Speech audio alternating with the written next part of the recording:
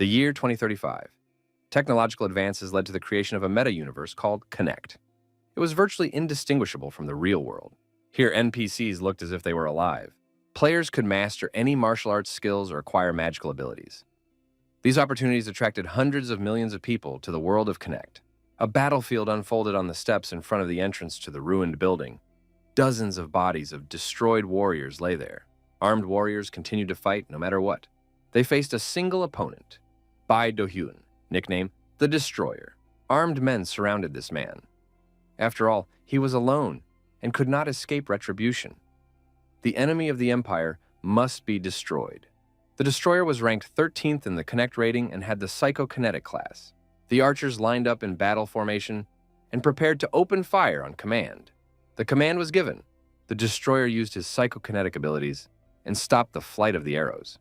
The attackers noticed that the arrows had frozen in midair. A moment later, the arrows turned around and flew back at those who had shot them. The archers were struck by their own weapons. Baek Do-hyun armed himself with blades and prepared for hand-to-hand combat. The attackers realized that the Destroyer possessed the art of telekinesis. It was a stunning power. The weapons of the fallen warriors, scattered across the battlefield, flew upward and hung in the air. Baek Do-hyun pointed in the direction and gave momentum to these weapons. Blades, swords, spears, and axes rushed toward the armed warriors. Their speed increased. Baek Do-hyun left the battlefield, leaving bloody traces behind. All his opponents were destroyed. The Destroyer looked around. Where was it? The wounded priest lay on the floor. He thought, is this the end? The warrior noticed the pendant on the priest's chest and realized he had found what he was looking for. The priest said that the prophecy stated, the saviors will reveal themselves. The priest grabbed the young man's hand and asked where they were. Who would stop these endless wars? Why had the stranger brought chaos to this world? Why was he burning cities and destroying innocent people? Why was he enslaving their people? Baek Do-hyun took the pendant from the priest's chest and told him not to blame him, but the guilds working for the government. Baek Do-hyun looked down the corridor and realized that reinforcements were arriving for his opponents. The priest said goodbye, saying that everything would be as God intended. Everyone would pay for their actions. Baek Do-hyun approached a huge box standing between the columns. The Destroyer placed the pendant on a recess in the lid of the box. Magical circles appeared between the pendant and the box. The warrior's actions proved to be correct. The mechanism worked and the box moved aside. In its place, an entrance to the underground opened up. According to the information received, this was where the first mythical artifacts of Connacht were kept. 5 years ago, the major guilds signed a treaty with the Empire and destroyed this world. Baek Do-hyun thought that the old man's lamentations were trivial compared to what he himself had gone through in the last 6 months. The guild took control of Connect, and the Crusher remained the only solo player in the top 100. Baek Do-hyun decided to take all the available inventory and leave. Having finished his business, Baek Do-hyun realized it was time to leave. However, his gaze fell on a game cartridge lying on the floor. What was it doing there? The young man picked up the cartridge, and at that moment something incredible happened. Everything around him began to shake. Was there a connection error? But why? A bloody stain appeared on his chest. The player heard an order not to move. People in black suits stood in front of the chair where the young man was sitting. One of them asked why he was trembling. He had a knife in his hand. The young man could not imagine that these scoundrels were capable of going so far. The villain was talking on the phone. He reported to the president that they had this man. After finishing the conversation, he reported that the president had ordered him to be killed and his head brought back. The villains grabbed the young man by his arms and legs and told him that he shouldn't have gone to the next level. Did he really think he was too cool and that he was too good at the game? Had he completely lost his fear? The young man replied that this was not the case.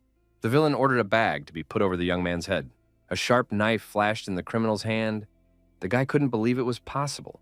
Could he really die because of a game? The young man jumped out of bed after a nightmare. He was terrified and covered in cold sweat. The young man did not understand what had happened. He thought he had really been killed. The girl sitting by the bed asked if Mr. Raul was okay. The young man was very surprised when he was called Raul. The status window indicated that the girl's name was Anna. She was a level 3. Anna said that Mr. Raul was covered in cold sweat. Maybe they should call a doctor? The young man glanced at the status window again and felt that he had gained access to restricted information. The soul transfer was successful. The closed beta version of Connect was activated. The user interface became available to the player. The young man was surprised. Was this a joke? Had he really entered the world of Connect? The young man went out onto the veranda. All his senses seemed to be heightened. The sensations in the body of the destroyer were completely different. Synchronization was taking place. The player's strength depended on the level of connection to connect. Usually, synchronization did not exceed 30%. But Bai Do-hyun merged with the character by as much as 90%. He managed to stay at the top of the Connect rankings for a whole year until the guilds appeared. The young man considered himself unlucky. He had spent too much time getting into such good physical shape. And then everything fell apart. The notification mentioned a closed beta version and the number of users. So he was the only one who had entered the system? In that case, he still had access to his previous inventory. The information scan began. Hidden user data was discovered. Updates were being downloaded. With the knowledge and strength he had gained in his previous life, the player hoped to become #1 again. The young man clutched his head. His name was Raul Ashton, the youngest son of the 5th Earl of Ashton from the Kingdom of Reuben. His county would soon fall. The Ashton family held orthodox views. The Count and his eldest son died suddenly, and the middle son disappeared without a trace. When the youngest inherited the throne, a coup took place. At the same time, the barrier protecting the forbidden territory collapsed, releasing monsters into the wild. The inhabitants fought back, but were unable to repel them. The young man realized that he was in the body of Raul Ashton, the Count's youngest son. He looked ahead. In 3 years, this beautiful city would be completely destroyed. Our hero decided that he would not allow this to happen. Bae Do-hyun and the Destroyer remained in the past. Now, his new life had begun. Raul Ashton thought that a sad end awaited him in his past life. But if he missed the second chance that fate had given him, he would never forgive himself. Raul Ashton realized that there was only one way to prevent the county's collapse. It had to become stronger. In a month, the traditional coming-of-age ceremony would take place.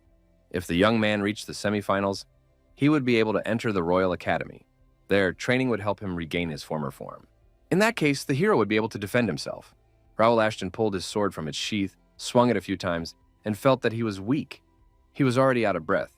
He was only at the 5th level. He hadn't gotten very far from that maid. He needed to start preparing for the tournament urgently. After a month of training, the day of the competition arrived. Raul Ashton glanced at the number of participants and thought that there were a lot of them this time. The guy was surprised. Would he really have to fight these big guys? It took him a lot of effort to get to the qualifying rounds. The last time Raul Ashton looked at the status window, he was at level 13. His endurance had increased. The guy also had a backup plan. Raul Ashton was confident that he could make it to the semifinals.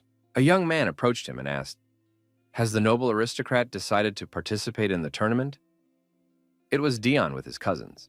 Dion said that there was no place for crybabies here. Raul Ashton realized that this was the middle son of Viscount Austin, his uncle. That is, his cousin. Dion always picked on Raul during martial arts classes. However, the instructor and the Count did not intervene, strictly following the family charter. The charter stated, "You must fight as if you were on the battlefield. Treat your opponent as an equal, and take responsibility for your own injuries." Raul Ashton thought that Dion could bully the younger ones as much as he wanted. Dion promised to smash him to smithereens if he didn't leave. Dion told his cousins to let the weakling go. Let him go cry into his pillow. Many assumed that Dion would be the winner of the tournament. Raul Ashton decided that this guy could laugh while he still had the chance. In the final, there would be no trace of him left. The assistant reported to his master that the report on the first day of the competition had arrived. After studying it, the master asked where Raul was. The assistant replied that the young man had eaten and was now resting in his chambers. The young man needed to regain his strength after the intense qualifying round. Count Melvin Ashton, Raul's father, told the assistant that he could leave. The Count laughed and said that his son was simply brilliant. He had managed to get through the group stage after all. Melvin Ashton thought that Raul had always been the weakest of his sons, so no one insisted that the young man learn sword fighting. However, just a month before the tournament, Raul began to practice and achieved outstanding results. Although his first training session was a complete failure, it did not discourage him. Raul was teased and mocked, called a weakling, but the Count did not want to interfere, so as not to aggravate the situation and put his son in an awkward position. Melvin Ashton waited for the moment when Raul would be able to stand up for himself. The Count thought that his younger son had exceeded all his expectations. Melvin Ashton planned to talk to his son after the tournament ended. The day of the final competition arrived. Dion didn't understand why Raul was still standing. The audience demanded that Dion finish off the boy quickly. Dion attacked his opponent and asked if it was time for him to give up. But our hero blocked the blow. The audience was surprised. Raul took the attack again. How long would he keep defending? It turned out that this guy could really stand up for himself. Dion shouted that this kid couldn't keep running away forever.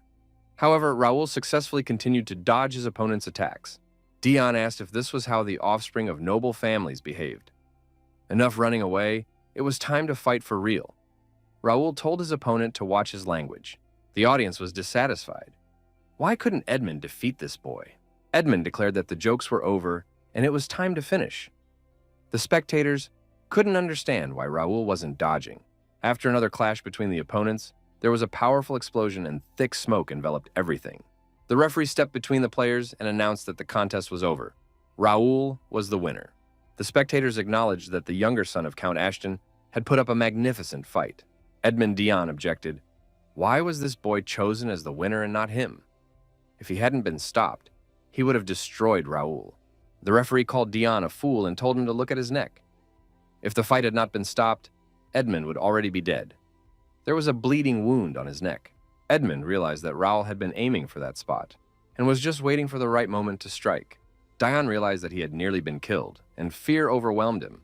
Raul declared that Edmund would be punished for insulting the county of Ashton. The young man added that they would have a serious conversation after the tournament. Our hero couldn't hide his joy at having managed to win after all. An update appeared in the status window. The player had improved his sword skills, reaching the 9th level of the novice rank. Raul thought that his plan had really worked. He took advantage of the game's features and gained experience and skill points by fighting stronger opponents. The longer the battle lasted, the more points he earned.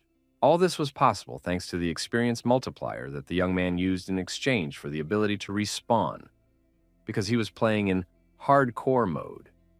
More risk, more reward. Initially, our hero was unhappy with this, but if it weren't for hardcore mode, he wouldn't have been able to achieve such results in a month. Raul was most pleased with the 5 unique characteristics. Telekinesis was an ability possessed by Bai Do Hyun. Noble blood was Raul's special feature. The other 3 were to be revealed as the hero's level increased. Raul Ashton tried to use his abilities in the next competition. Raul Ashton also emerged victorious in the following battles. The audience said it was amazing, he's just lucky. There were even speculations that the guy was using various tricks to win. The residents of Connect had no idea about the abilities possessed by the players. The hero decided that it was better not to use telekinesis unless absolutely necessary. It was good that his acting talent did not go to waste. A servant entered the room and asked if Mr. Raul was injured. The young man replied that he was perfectly fine, but if he received a serious wound, he would call a doctor or a priest. Ivan told the young gentleman to remember that not every wound could be healed by healers, and urged him to be careful. Raul replied that he would take note of this. Raul Ashton thought that Ivan genuinely cared about him. This was unusual. In his past life, the hero had been left to fend for himself. Ivan handed him a piece of paper and said that he had fulfilled his request. But was Mr. Raul sure? The hero replied that there was no need to worry. Raul Ashton declared that he would definitely win. Ivan bowed and said he believed in the young master. The servant thought that Raul reminded him of Mr. Melvin in his youth. He too was a confident young man. However, this time his opponent would be Sir Dion. This player spared no one who stood in his way. After reviewing the information, the hero realized that there was a betting system in Ashton County. It was created to promote the tournament. Part of the money collected went to the participants. That would be enough to become a worthy member of the Count's family. Raul decided that all that remained was to crush Dion. Dion was an overly confident player. The time had come for the final match. The protagonist was determined. Some of the spectators shouted for Raul Ashton to show a real fight. Others were sure that Dion would knock the wind out of him. Dion wondered how this little boy had made it to the final. He would prove that participating in the tournament was the worst decision of Raul Ashton's life. Dion added that his opponent's fans would soon realize how pathetic this guy was. He couldn't wait to see Raul crawling on the ground and spitting out his lungs. Raul yawned and asked if Dion was done with his empty talk. Dion got angry, and the audience noticed that this player was bursting with excessive mana. Raul was clearly no match for him. The hero thought that Dion was pretending to be tough, but his potential was almost zero. Right now, he seemed like a strong opponent, but it was just empty boasting. The referee announced the start of the competition. Dion said he was going to destroy Raul. Now our hero's fighting technique changed a little. He not only defended himself, but also attacked his opponent. Dion said that Raul was just showing off, but was nothing special. The protagonist noted that his current opponent was not as quick as previously assumed. Raul decided that Dion's strength was not worth paying attention to. Dion was indignant. Why couldn't he even hook his opponent? Our hero effectively parried Dion's blows, as he could clearly see the trajectory of his sword. Raul tripped him, and Dion fell to the ground. The hero thought that he was facing an ordinary guy who knew how to wield a sword, but lacked sufficient practice. Dion jumped to his feet. He couldn't believe that his opponent had tripped him. Losing his composure, Dion declared that he would now definitely destroy Raul. Raul thought that Dion, using the mana flowing through his body, was able to charge his sword, but that was the extent of his knowledge. The protagonist prepared to repel another attack, and said that it was rather boring. Dion was a real nobody. His opponent got angry and tried to grab the hero with his bare hands. Raul tripped him again and noticed that Dion had serious anger management issues. On top of that, he fell for the same trick twice. Wasn't he embarrassed? Dion was tarnishing the good name of Viscount Austin. Dion felt nothing but anger. He jumped up and rushed at his opponent, saying that he would destroy him. However, our hero was in control of the situation and sent Dion to the ground with a right hook. Dion was safely deactivated and lay on the ground. The audience exclaimed that it was unthinkable. How could Dion lose? Raul asked the referee if he had won. The referee announced that Raul Ashton was the winner of the coming-of-age tournament. Our hero was delighted with this victory. However, his stamina remained low, and he collapsed to the ground, unable to stay on his feet. The audience shouted that a doctor should be called. The system announced that the tournament task had been completed. The player receives a reward. The protagonist realized that now he would be able to enter the Royal Academy. Ivan told the Count that he was very proud of Raul. The servant added that in just 1 month, the young master had achieved tremendous success. The Count thought that for his younger son, the battle with Dion was nothing more than a game. If he had really progressed so far in such a short time, then he was a true genius. Raul realized that his father had seen everything and waved to him joyfully. The young man hoped that his father was convinced that he was worthy of studying at the academy. However, Count Melvin Ashton said that was out of the question. Raul was surprised, because he had made it into the top 4 and even won the tournament. But the Count said it was not up for discussion. His father explained that he had come to the conclusion that it was too early for Raul to leave home. The Count noticed that his son had almost fainted. It would be better for him to stay for now. Raul objected, reminding him that mastery of the sword is learned throughout one's life. Raul noted that his father always said these words. The young man added that this was exactly what he wanted, to improve and learn new things. His father would not be able to stop him. The Count thought that his son had indeed grown up. He grabbed his sword and said that he would let Raul go if he could defeat him. Melvin Ashton added that he would not go easy on the young man. Did Raul agree? A month passed. Our hero finally managed to leave his father's house. Raul couldn't believe it.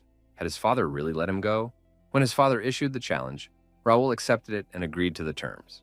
In this duel, the hero had to show everything he was capable of. The Count did not stand on ceremony with him.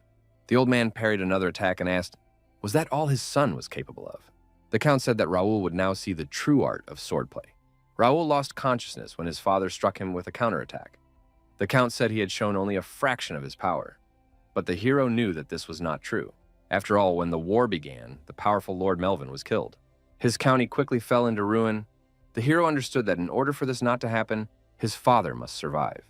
Raul Ashton decided that he had to live up to his father's expectations if he allowed him to leave the estate. The protagonist promised himself to become stronger and protect his family. He would not allow himself to lose what was dear to him. Count Melvin Ashton watched his son's carriage from his office. The Count said that Raul had tried many times before. That was enough. However, the hero, without lowering his sword, declared that he would not give up. The Count acknowledged that his son's persistence was commendable. That was how the men of the Ashton family behaved. During his son's next attack, the Count was surprised by the changed trajectory of the sword. He did not react in time, and a bleeding scar appeared on his face. Raul realized that even using telekinesis, he could only slightly scratch the Count. The Count realized that it was only a matter of time before Raul became a man, and everyone recognized him as a great swordsman. He mentally told his son to go forth and conquer the world. Raul Ashton asked Sir Philip how far they had to go to reach their final destination. Philip, who held the title of Swordbreaker, replied that the journey would take another 5 days, but if his lord wished, they were ready to pick up the pace. Raul said that they should continue in the same vein. It would be good training for the soldiers. Apart from the hero and his servants, the Count allowed 50 people to accompany them. 3 regular knights, including Philip, 6 instructors, 15 apprentices, and 20 cavalrymen. Each of them had a potential level of B or higher. The number and condition of their other skills were also normal. However, they would have to work hard to prevent the county from falling. The assistant told the young master that the luggage wagon was ready and they could leave at any moment. The young man thanked Jake for his good work. Jake asked his master if he was sure it was necessary to go there with such a large group and for a whole month. Philip told Jake that he should not question Master Raul's orders. Our hero promised to explain everything when they got there. Raul added that something very interesting awaited them ahead. It was the free city of Mira, one of the first cities players visit after completing the training mission. Here players will find many quests and hidden artifacts. There are also restrictions on the use of mana to avoid senseless slaughter among newbies. Mira's resources are practically limitless, which is why players love this place so much. The Domain of God is an area where you can destroy as many monsters as you want. This is the place Raul wanted to show his fighters. His goal is to raise their skill level as quickly as possible. Our hero noted that as soon as he arrived in Miru, the next task appeared. He did not expect any options to be available to him before the official launch of the game. Perhaps he would be able to get more if he fulfilled all the conditions. Jake reported to Sir Raul that the mayor was ready to receive him right away. There was a knock at the door. The mayor of the free city of Mira, Ronaldo, asked who was there. The mayor was informed that the younger son of Count Ashton, Raul Ashton, had arrived. He and 50 other people had decided to visit this city. The mayor was surprised. Why had this weak boy appeared here? Had he decided to just look at the sights? He should be let in. The Ashton family makes good money selling monster products. That could come in handy. The protagonist entered the office and greeted Mayor Ronaldo. The mayor smiled and said he was very pleased to meet Sir Raul. Welcome to Miru. The mayor invited him to sit down. Raul thanked him for his hospitality and thought that this mayor was a real scoundrel. Ronaldo asked what had brought the young man here. Raul replied that he had heard about a suitable place for training. The mayor said that the young man had made the right decision by coming to Miru. It was the safest area. The young man noted that he was not talking about the city as a whole. Raul pointed out that he was referring to the Cursed Forest, which he would like to visit with the mayor's permission. Ronaldo said that it was too dangerous there, especially for young people like Raul. The protagonist had anticipated this and said that in that case, he had no choice but to throw away the 500,000 gold coins he was going to give to the mayor in gratitude for such a warm welcome. The mayor grabbed the money and said he was joking. The Cursed Forest would pose no threat to Mr. Raul. The young man could go there right now. Our hero noticed that the mayor's generosity knew no bounds. Raul Ashton thought it was time to hunt monsters. Soon he would be at the top of the Connect. The free city of Mira is where the Connector players live. However, since it is a closed beta version, the city is currently empty. At the moment, there was only one player in the city, Raul Ashton. Therefore, critical times had arrived for Mira. No one could appreciate the wide range of amenities, places to stay, shops, and opportunities to accommodate entire guilds. For the same reason, land prices have fallen significantly. The real purpose of our hero's visit here was to purchase real estate. If our hero buys the land in Mira now, sooner or later it will be possible to build luxurious mansions for aristocrats on it. Guild houses and housing for ordinary players could also be built. In the future, the value of these lands will increase hundreds of times over. Raul thought, when players appear and war breaks out, this city will be the perfect place to hide. Previously, it was possible to lease land and earn money from it. However, now that is not enough. Our hero must be fully prepared, calculate all the risks, and prepare for the coming war. In his past life, he was unable to resist the financial prowess of the vile guilds that had seized power. However, this time everything will be different. The knight asked if he just needed to sign his name. Sir Raul replied that this was indeed the case. Everyone else had already signed this sheet, and only this one autograph remained. After the signature was affixed, the administrator confirmed that everything was in order. The creation and registration of the first guild was complete. The guild consisted of Sir Raul and 50 other people. Our hero thought that he had formed the very first and most progressive guild in the world, without players, and named it the First Guild. Now, all of its members were entitled to the support of the system. Soon, the confusion on their faces would be replaced by enthusiasm. The young people arrived at the Miri Combat Association office. The receptionist asked how she could help. The protagonist asked how high-ranking the skill books were here. A skill book is a collection of skills of varying complexity.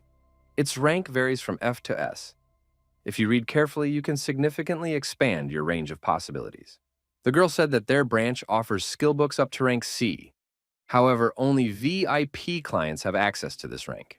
Raul asked what it takes to become a VIP customer. The girl replied that a player can contribute to the association by completing a task or making a certain number of purchases. Raul asked how much money would be required for this.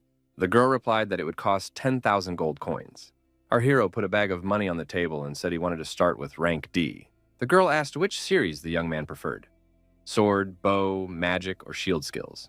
Raul Ashton replied that he would take everything that was available. The knights were puzzled. Did Mr. Raul really need all these books?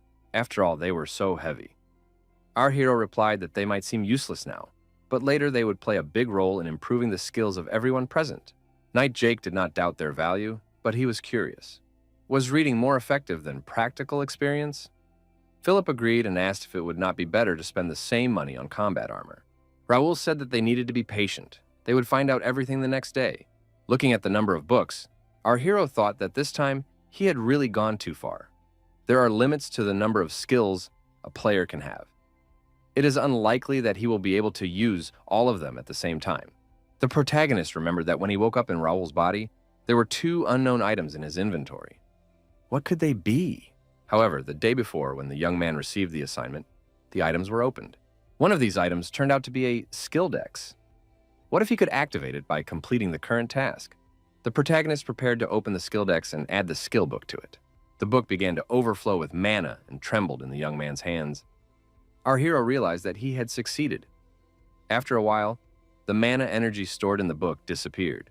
However, the young man thought that he would be doing this forever. Was there a way to add all the skill books at once? Using his unique abilities, Raul Ashton realized that he should be able to do this too. It turned out that the system understood his intention instantly.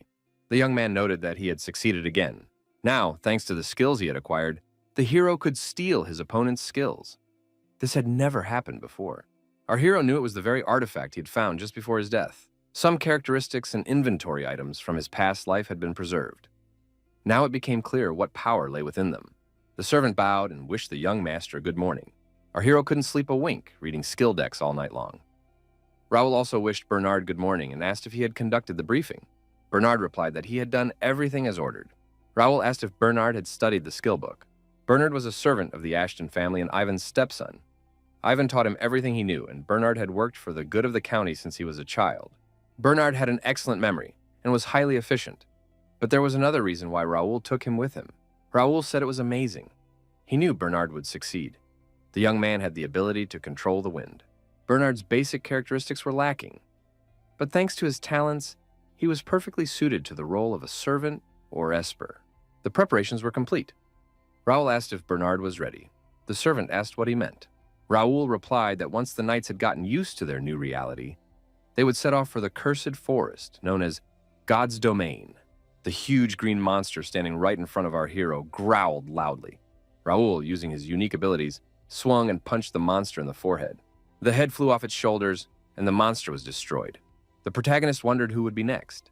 The monsters thought this man was too strong and decided to group together to destroy him. The boss monster shouted, ordering everyone to attack this man immediately. Raul Ashton found himself surrounded. The ring was closing in. Our hero was not afraid and, luring the monsters, told them not to stop and to continue attacking. The cursed forest, God's Domain. This forest is not only a territory for hunting monsters, but also a symbol of the world. If players are injured, they are healed, and if they die, they are reborn in the city. Therefore, it is believed that there is no better refuge than Mira. As for the monsters, even if some of them are destroyed, the total number of monsters will remain unchanged because Mira blesses them. People cannot be reborn in the cursed forest, or use items received as rewards for hunting monsters outside of it. If they are taken out of the forest, they will immediately turn to dust and disappear. This is because humans are forbidden to touch the property of the gods. However, this rule only applies to the inhabitants of Mira. Players are allowed to take trophies obtained in battle out of the forest. Knight Jake hoped for help from the system. After our hero took the blow, the monster boss asked in surprise what kind of power this man had. Raul Ashton proudly said that this power is called telekinesis. Jake acknowledged that it was a useful ability. Philip asked his partner to cut up the fence in silence. Jake asked if that was why he had come all this way to Mira. However, they gained a lot of experience after this training. Sir Raul continued to fight all kinds of monsters. Our hero thanked the knights. It was only thanks to their joint efforts that such an excellent result was achieved. Now the knights will be able to become stronger by studying the skill books. The leader asked Philip if he now understood why the skill book was preferred over combat armor. Philip admitted that it was amazing. This time he had mastered the new skill very quickly. Where did the young master get such knowledge? Philip said that a new notification had appeared in the guild chat. Sir Raul should take a look at it. After looking at the notification, our hero ordered an immediate return to Meru. The player stabbed his opponent in the back with his sword and said he should have done it sooner. It was hard to hold back, watching these Ashton kids do whatever they wanted. The player noted that if his opponent had listened to him, they would have put their opponents in their place long ago. The knight asked the enemy what they were trying to achieve. The villain swung his weapon and reminded them that their great-grandfather had taught them to be cautious and told them to avoid trouble. The villain turned out to be Ramon, the eldest son of Viscount Randall. Jerry, the Viscount Randall's middle son, was also there. The youngest son of Viscount Randall was named Kyle. The wounded knight, bleeding profusely, said that the young master would regret this. Ramon struck the knight again and demanded that their master hurry up. They were happy to talk. Ramon became wary. Something was wrong. Why weren't these knights dying? Jerry Randall said he couldn't wait to teach little Raul a lesson. Kale pointed out that members of noble families were forbidden to draw weapons against each other within the free city. Ramon replied that he didn't care. If anyone asked, they would claim they had nothing to do with it and find a way out of it. Ramon added that it was a great idea to put an end to the Ashton family. Ramon noted that their great-grandfather might even praise them for it. Suddenly, the unbelievable happened. His older brother's head exploded in all directions, and a fountain of blood gushed out. Jerry and Kyle looked back. Who could have done this to their brother? Raul Ashton stood behind them. He was furious. How dare they commit a crime against Ashton County? Now, there was more at stake than their worthless lives. The brothers would pay dearly. Jerry said the man was insane. How dare he destroy a member of the Randall family? Kyle shouted for the guards to come immediately. Who had let this man in? The knight reported that he seemed to have found the Ashton County detachment. Philip said that Viscount Randall's knights were surrounded. We must make sure there are no townspeople nearby. Raul Ashton praised them. It was a job well done. Our hero ordered Bernard to take the bloodied knights to the temple. The protagonist turned to his inventory. The young man drew his sword and said that he would deal with this trash himself. The Viscountcy of Randall, like the county of Ashton, was one of the 5 military families of the Kingdom of Reuben. However, the history of the Randall family was not so eventful. It joined the 4 military houses when the head of the family, Viscount Hudson de Randall, became a master swordsman. Since they had no particular merits, the family had to look for other ways to strengthen their status, to create great knights and make a worthy contribution to the prosperity of the kingdom, and also to destroy their rivals. Their target was the county of Ashton, which had ceased to train masters of the sword and had lost its former power. In addition, the Ashton family was easy to manipulate, as it was politically inept. Conflicts and skirmishes occurred regularly. Most often, the instigators were the Randall family, and the number of artificial swordsmen in their army left no doubt that they would emerge victorious. The sons of Viscount Randall shared the same opinion. Jerry was amazed. What was this unseen force? His sword appeared out of nowhere. Philip ordered the knights not to interfere. The young master declared that he would handle it himself. A representative of the Randall family noticed that the opponents were sheathing their swords. In his opinion, it was a foolish move, but it turned out to be advantageous for the Randall house. Kyle was surprised. Had Raul Ashton really decided to fight them alone? But this was not a training ground. Kyle didn't have time to do anything. He was immediately cut in two by our hero's sword. Jerry's middle brother, in fear, ordered his warriors to finish off their opponent immediately. The officer said they had no choice and grabbed his sword. He added that he didn't want to intimidate a 15-year-old boy, but he couldn't stand by while his comrades were being torn to pieces. This was Jeremy, captain of the Knightly Guard. Raul Ashton knew that Viscount Randall's main weapon was a rapier. Now he was dealing with elite knights. Our hero stood alone against Captain Jeremy and his Randall knights. The protagonist thought that his level was now 45. He could not defeat these opponents in a fair fight. Captain Jeremy said that the young man still had time to surrender. He should think everything over. They didn't care that he was from a noble family. If he continued the fight, there would be no mercy. Our hero repelled the attack of the Randall Knights and destroyed them with a single blow. Captain Jeremy and another knight survived and prepared to attack. Jeremy thought that 2 of his elite warriors had just been killed. He had heard that Raul was weak and did not know how to wield a sword. Jeremy realized that the rumors were false. From that moment on, he was going to fight with all his might. Raul Ashton said he had no objection and invited the captain to attack. Our hero noticed that the captain had a dagger and a rapier in his hands. This meant that he was skilled in the Randall family's meteor style. Captain Jeremy said that the young man's courage was admirable. However, it should not be forgotten that Mira is a sacred city that heals all wounds.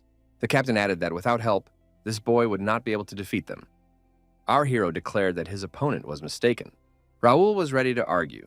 The Randall Knights had not trained once since arriving in Mira. Jeremy was frightened. How did this boy know everything? Raul replied that he had noticed that his opponents had healed, but continued to lie on the ground, paralyzed by fear. He added that these Randall Knights were not used to facing death. Jeremy thought that this boy was not just familiar with the art of combat. He seemed to see right through his opponents. The captain ordered the knight to cover him from behind. Two attacked Raul at once, but he repelled their attack. The knight rushed into battle again, but the captain shouted for him not to. It was too late. Raul had destroyed his opponent. The captain said that the knight had acted foolishly, but there was nothing that could be done now. Captain Jeremy decided to act immediately. The meteor attack was activated, but the protagonist was ready and blocked the attacker. Raul understood that a powerful skill used in combat had been used against him. It was difficult to fight back. Even telekinesis did not help. He told himself that he had to hold on. The advantage was clearly on his side. He had to attack again and again, leaving his opponent no chance to counterattack. Jeremy shouted at the young man to wipe the arrogant look off his face. Raul continued to behave defiantly and fended off Captain Jeremy's attacks. After another unsuccessful attack, the captain dropped his sword and Raul threw it aside. The system suggested using Imitator to repeat the opponent's movement and save the skill in the skill deck. Our hero decided to activate Imitator and repeat Randall's meteor sword skill. Raul took the appropriate stance, and the necessary weapon appeared in his hands.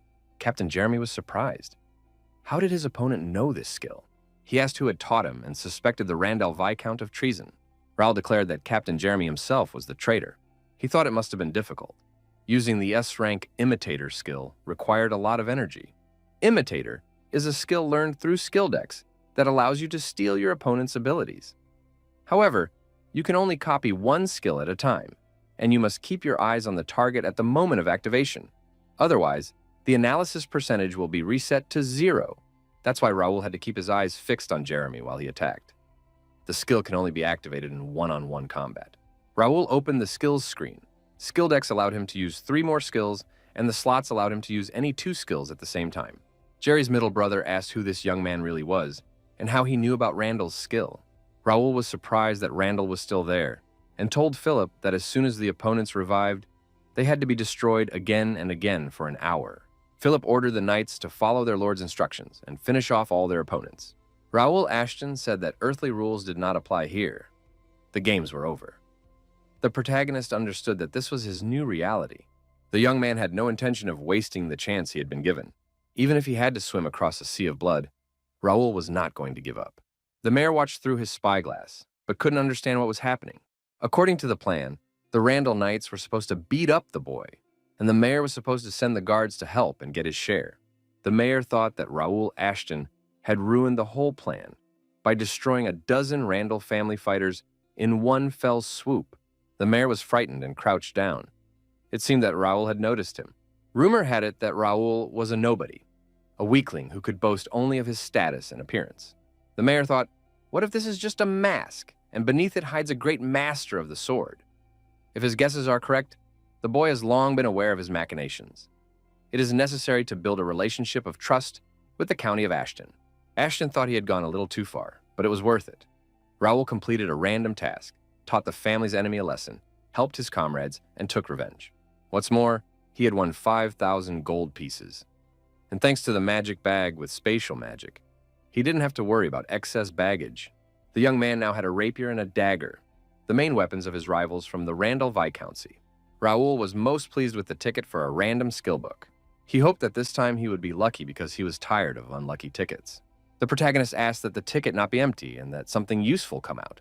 The player received the skill book, Riviera's Spear Mastery. Raul thought that this was just what he needed for his trip to the capital. Today, fortune smiled on him.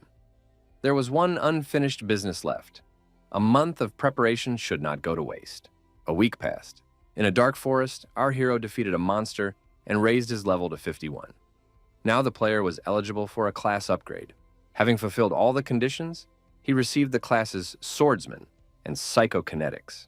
The young master was congratulated. Being a sword expert at the age of 15 was a rarity. Our hero immediately tested his new abilities by lifting air and heavy stones. Raul Ashton activated the Bear Strike. The young man was surprised himself. He did not expect such a powerful recoil. The ground beneath his feet split in two. Philip said that the master's power was impressive. Jake suggested that they were no longer needed by the master. Jake added that now they could rest a little. Philip said that Jake would think about resting when he reached the level of a young master. Jake admitted that it was a joke. Jake just wanted to emphasize that with Master Raul, they were now as safe as behind a stone wall. Philip suggested they stop the idle chatter. Raul said that the jokes were over and it was too early to relax. Philip asked what Mr. Raul planned to do next, whether he wanted to send a message to Ashton County. His Excellency would be very pleased. The young man replied that he would be in touch later, but for now he would keep his successes a secret. The protagonist thought that he had crushed many monsters, thereby increasing his skill level. He also threw out bait so that someone would take the bait. The alchemist Nakia stretched and said that her workday was over. Potions had been in high demand lately. The girl understood that it was all thanks to the Ashton County. To create a potion, you need monster body parts. However, they are rarely found in the Cursed Forest, so it is not easy to obtain the ingredients. The Knights of Ashton County suddenly kindly offered their help, and now Nakia can brew potions every day. In addition, Mr. Raul is now a frequent visitor to her shop. He always asks if she needs anything and inquires about her work and business in general.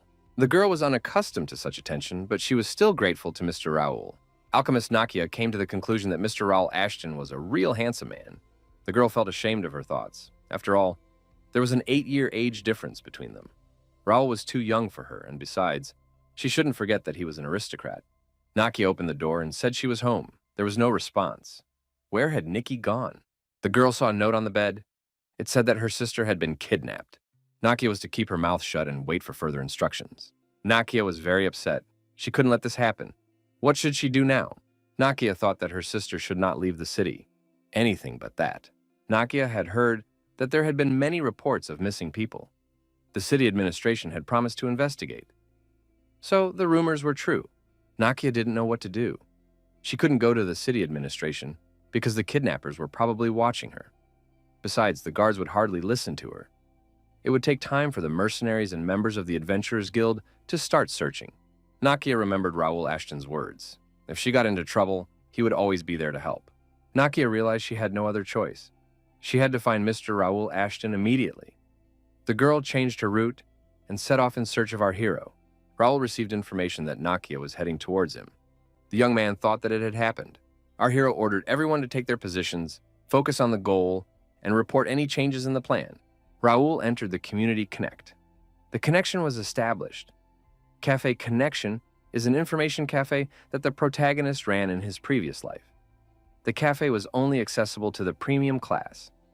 As a star player, our hero received the necessary information from fans and informants. Gradually, the cafe turned into an information treasure trove, where all the hidden information of the Connect was stored.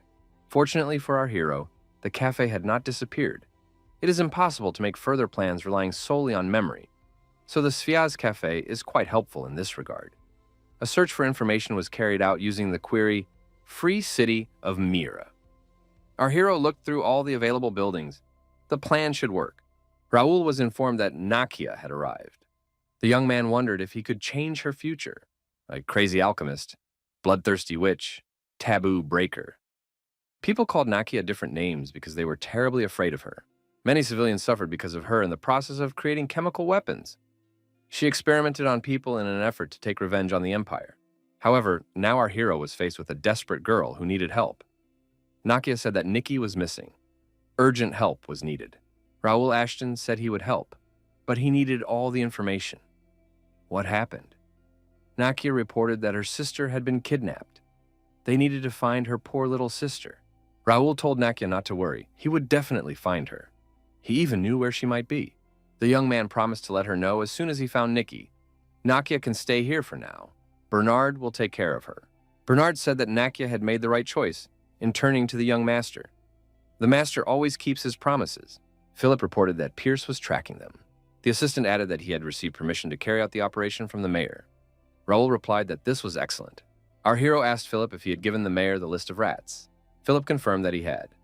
The mayor said he would definitely reward him for this later. Our hero wrote down the names and locations of all the criminals in the city on the list. All available channels of communication were used to obtain the necessary information. Raul Ashton told his people that they were moving forward. Jake was the most excited of all.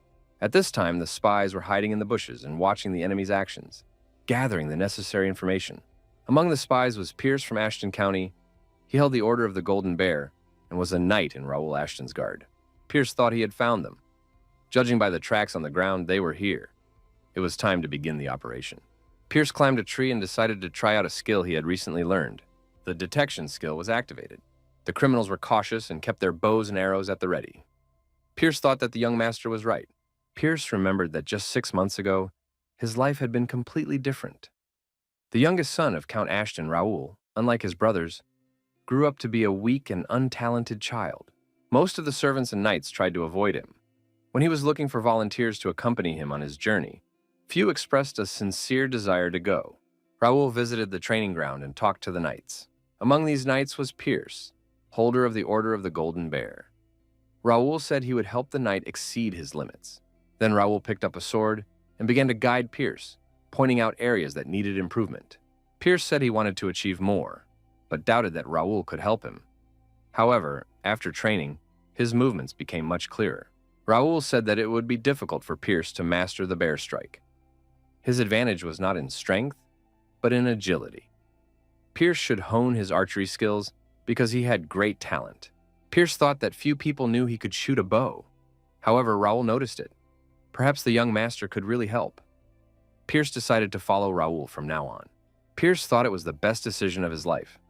Those who had refused Raul's offer must be kicking themselves now. But why did the young master hide his strength? Thanks to the skill books that Raul bought, Pierce not only reached the level of an expert in archery, but even improved his skills. Without the help of the young master, nothing would have worked out. Pierce assumed that Raul Ashton would demonstrate his true power today. Climbing down from the tree, he greeted Raul Ashton with his arrival. Our hero assessed the situation and thought that all criminal gang hideouts were similar, no matter what city they were in. However, spies from the Kranen Empire were hiding here. Usually, Connect players receive tasks while at starting points such as Miri, and then they receive rewards for destroying monsters or villains.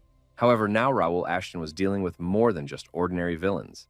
A slave trader who kidnaps people or a mercenary who wants to earn more money is no match for Kranen spies. They are also called Imperial Trackers. They track down players, blackmailing them and depriving them of the opportunity to cooperate with others. The trackers cause a lot of problems, so our hero cannot allow them to continue their rampage. Raul Ashton gave the command, and Pierce fired his bow. The arrows hit their target, and the way was clear. The protagonist hoped to dispel the magic circle with a scroll he had recently acquired.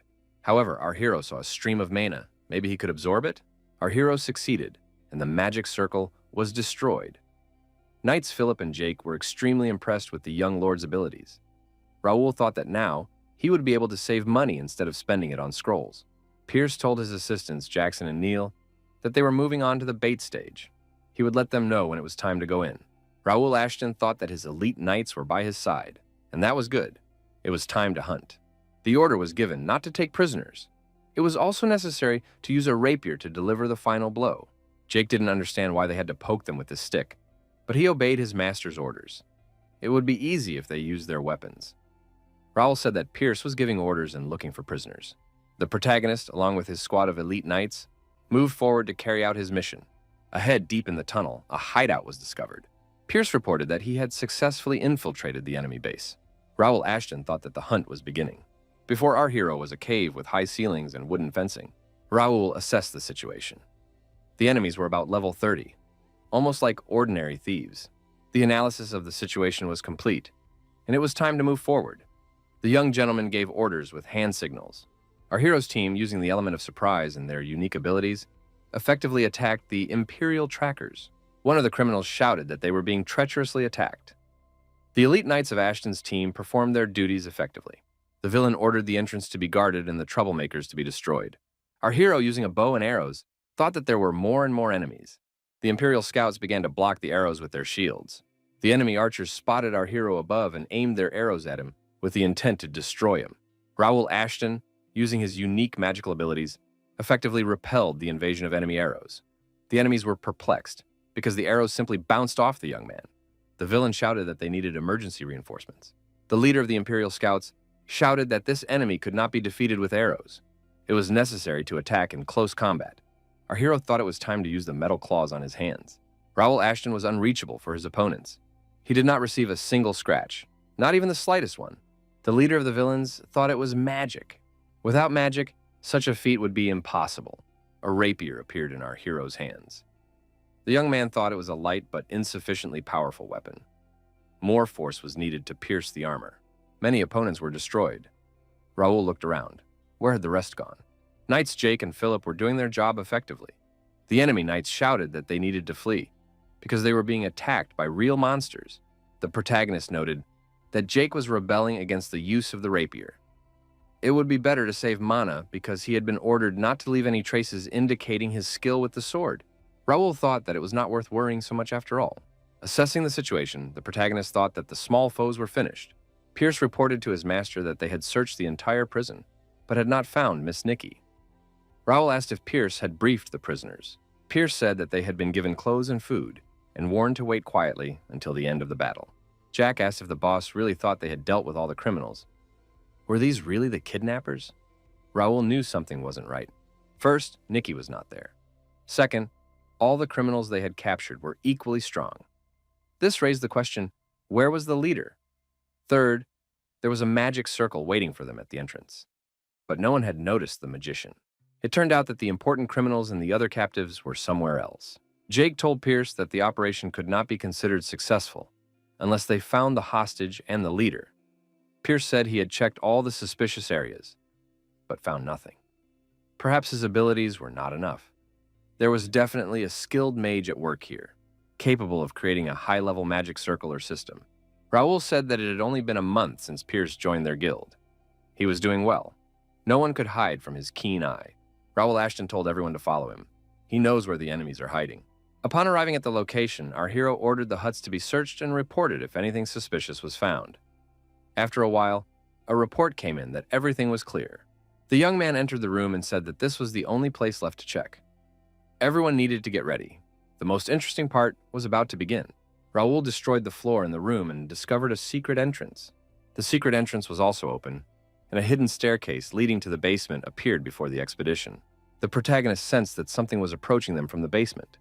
A huge monster burst out. Philip ordered everyone to stay close together. There was no point in spreading out. In that case, it would be more difficult to suppress the monsters. These were demons of the Imperial Cavalry.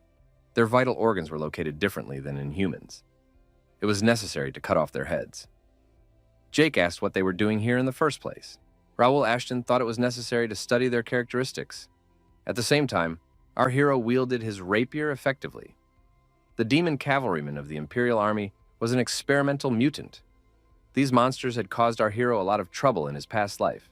After 6 months of playing Connect, the protagonist received an order to raid the Empire's lair in the starting city. Just as the best players had almost cleared it, 10 of the best players changed classes twice and formed a punitive force of 100 guilds to capture the fortress. However, as soon as the secret Imperial cavalry appeared, most of the players didn't last a minute. That day, our hero miraculously escaped, and for the next 6 months, none of the rankers dared to approach the Empire's lair. At that time, the demon cavalry numbered about 50. It is not surprising that players who had barely reached level 50 were unable to defeat them. What will be the outcome of the battle this time? Our hero noted that there were far fewer demons today. Moreover, their level of training was no match for the skills of Ashton's elite knights. Moreover, our hero saw all the enemy's weak spots. Raul thought that all that remained was to strike, which he did effectively. After some time, the demon cavalry was destroyed. Our hero's squad suffered no losses. The protagonist did not understand what they had forgotten here. Was it the entrance to the front courtyard of the Imperial Palace? Philip asked what their next steps would be. Going downstairs was definitely dangerous. The leader said they had no other choice. Pierce said that in that case, they would need help. Raul told the others to take care of the prisoners. They had to find the main criminals as soon as possible. Philip said that in that case, The young master should stay behind. He and Jake would deal with the enemies while the master and Pierce searched. Our hero thought that it was impossible to do everything at once. He would still get experience points even if he didn't destroy the villains with his own hands. It was time to delegate responsibilities. Raul thought it was good to have reliable subordinates. Philip and Jake were the first to go down the stairs. The knights went downstairs and discovered a strange laboratory. There were many monsters and glass flasks. Pierce said it was bold of them to set up a laboratory for conducting experiments on chimeras in another country. It turned out that those demons were most likely missing civilians from the world. The kidnappers were crazier than previously thought. Our hero even shuddered at the sight, although he had seen similar scenes many times before. When the protagonist was reborn, he thought about joining the Empire, because in 10 years it would completely take over the continent. However, the Empire is ruled by a madman. Carrying out the orders of such a person is like sitting on a powder keg. There are many rumors about the Emperor, but our hero knew one thing for sure. He treats people as a means to an end. For anyone who does not have noble blood running through their veins, class division is based on the usefulness they can bring. Living a life full of endless hardships and suffering, they eventually become useless and are turned into guinea pigs or fodder for the demonic cavalry. If members of the upper class act against the Emperor's will, they are executed. Once, a general spoke out against the tyranny under which the people lived. As soon as the general uttered a word about it, the mark on his shoulder flashed red. The general was immediately torn to pieces. This scene was forever etched in the protagonist's memory. Our hero abandoned the idea of joining anyone else in order to save his own skin. Now he must do everything he can to stop the experiments on innocent citizens. Our hero saw magicians below who were making the necessary preparations in front of magic circles. Even lower were enemy knights. The magicians were trying to activate the circles because they needed to secure their return route. Pierce counted 4 knights, 3 mages, and 10 demons. It seemed that the mages were setting up magic circles at the entrance to the cave. Philip said he would take care of the knights. Pierce would deal with the mages, and Jake was responsible for the Imperial cavalry. Philip asked the young lord to cover them. The Imperial warriors spotted the intruders. The alarm sounded. Pierce opened fire with his bow. Raul Ashton ordered everyone to attack and act according to plan. Our hero fired a charged shot from his bow and thought that there was a 5th-level mage among the enemies. He had to deal with him first. Normally, arrows cannot penetrate such a barrier. However, with the use of telekinesis, everything is different. Our hero could set the necessary trajectory for the arrow. The arrows hit their target, and now the enemies would not be able to escape through the teleportation gate. The magic circle was destroyed. The enemy knights shouted that the retreat route was blocked. It was necessary to break the seal and finish off the attackers. Philip used his shield and effectively repelled the enemy's attack. Raul thought that Philip was barely holding them back. Was the power of a high-class knight, whose skill level was above 90, not enough? The enemy commander, McDowell, was a level 71 swordsman with the title of Red Tracker. The mark affected the growth of all his characteristics. Jacob asked his master for permission to use the sword. It would be difficult to destroy them with this insignificant rapier. Raul said that Philip and Pierce were doing a great job against the enemy. Was Jake having some kind of difficulty? Was it a mistake to take Jake with them? Jake got angry. He was just worried about Pierce, so he asked for clarification. The protagonist thought it was time for him to do his part. Raul Ashton, using his rapier, joined the fight and began to effectively destroy his opponents. Jake was surprised. How did the young gentleman manage to find the enemy's weak spots so quickly? McDowell was puzzled. How could the attacker surpass them in strength? The enemy commander asked loudly who they were. They were fighting with rapiers, which meant they must belong to the Randall Viscountcy. However, their movements were so skillful that it cast doubt on this assumption. Jake asked why his opponent needed to know, since he would soon be dead anyway. McDowell said that the opponent had no right to insult the Imperial scouts. He saw the young man protected by the knights. Could that youngster be their commander? The enemy commander assumed that he had figured out how to get out of there alive. McDowell shouted to his soldiers to give their lives for the Emperor and the honor of the Empire. Raul Ashton realized that the enemy commander had decided to use the Black Sacrifice. A Black Sacrifice is a skill that deprives the bearer of mana and life energy, but allows them to gain incredible strength for a short period of time. Our hero assumed that the enemies were up to something if they resorted to this measure. The protagonist noticed that the enemy commander had activated the power armor of the Imperial Army warrior. Philip shouted that he would try to distract him and rushed forward. The armor proved effective. The force field blocked Philip's attack. McDowell directed his fury at our hero and shouted that he was finished. Raul Ashton blocked his opponent's blow. McDowell realized that this young man possessed power armor. Moreover, he was able to change its details. Judging by the filling, it was level F. But intuition suggested that when the transformation process was complete, something terrible would happen. McDowell swung and once again shouted that he would destroy his opponent.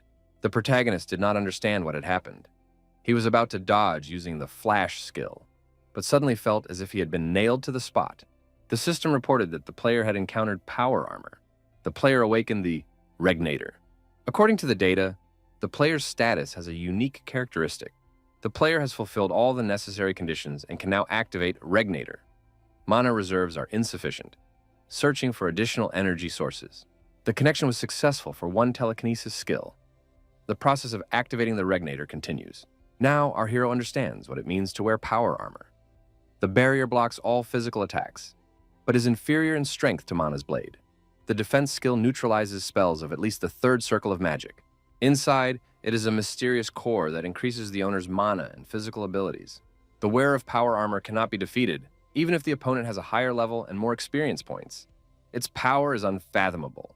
However, this armor was created for the inhabitants of Connect, so players cannot use it. The armor remains their unattainable dream. For non-player characters, it was the only way to fight back against players. Raul Ashton realized that the power armor now belonged to him. McDowell did not understand what was happening. Why were the attacks not working on the enemy? Captain McDowell noted that his opponent had broken through his barrier. Was this the end? The enemy decided to take everyone with him to the grave and shouted that he was acting in the name of the Empire. Raul Ashton thought that in a moment, his opponent would merge with the power armor. The system reported that the Regnator had detected a forbidden fragment of power. Our hero wondered, what did that mean? According to the oath, part of the seal was released. The system reported that Regnator was ready to reveal its true power. Now our hero was fully armed and ready to fight his powerful opponent one-on-one. The creature that McDowell had turned into was now impossible to restrain. The opponent lunged at the protagonist and attempted to deliver a series of powerful blows. However, Raul Ashton, without dodging, deactivated all the blows. All the knights of the Ashton clan looked at their lord in amazement. Jake, Philip, and Pierce felt the powerful energy emanating from Raul Ashton. The protagonist knocked his opponent down and began to beat him methodically, saying that they would never see each other again. Our hero thought that he had done it because he had stayed within the time limit. The protagonist felt something like this for the first time. It was as if he had lifted the veil of eternal power. The knights ran up and asked if the young master was all right. This time, Raul Ashton borrowed energy from other sources. But one day, he would manage on his own. Our hero had a pocket teleport and a mana stone in his hands. He would find a use for them later. Pierce reported that they had found Nikki and the other hostages, but not all of them. Our hero noted that they had done everything they could. The surviving hostages should be told that they would soon be reunited with their families. Pierce added that Miss Nikki was not feeling well. Raul Ashton said that in that case, they needed to hurry. They had to leave quickly. Jake asked, "What about the treasure?" Raul asked, "Does the knight want to take it for himself?" Jake was surprised. How could you leave such valuable things in an unknown place? Raul thought Jake was right. Our hero thought that he would not be able to wear McDowell's power armor, but it would serve as proof that they had caught the Imperial trackers, and it would also be an excellent object of study. The trackers were not easy to defeat. Many users had previously left the game because of them. However, there was no need to provoke them into new battles now. It was better to focus on strengthening combat power and increasing authority. Raul told Jake to forget about this armor. He needs it for his plan, and besides, it's his trophy. Jake noticed that the young lord did not give them the opportunity to obtain this armor. Raul said that the knights would be rewarded for their work. Now they had to return to the city and get some rest. Jake was delighted. A bonus and a vacation were just what he needed right now. Pierce informed the young master that the bait had worked. They had done everything in the best possible way. It was interesting to see how the enemies would react. Although it seemed there was nothing much to see.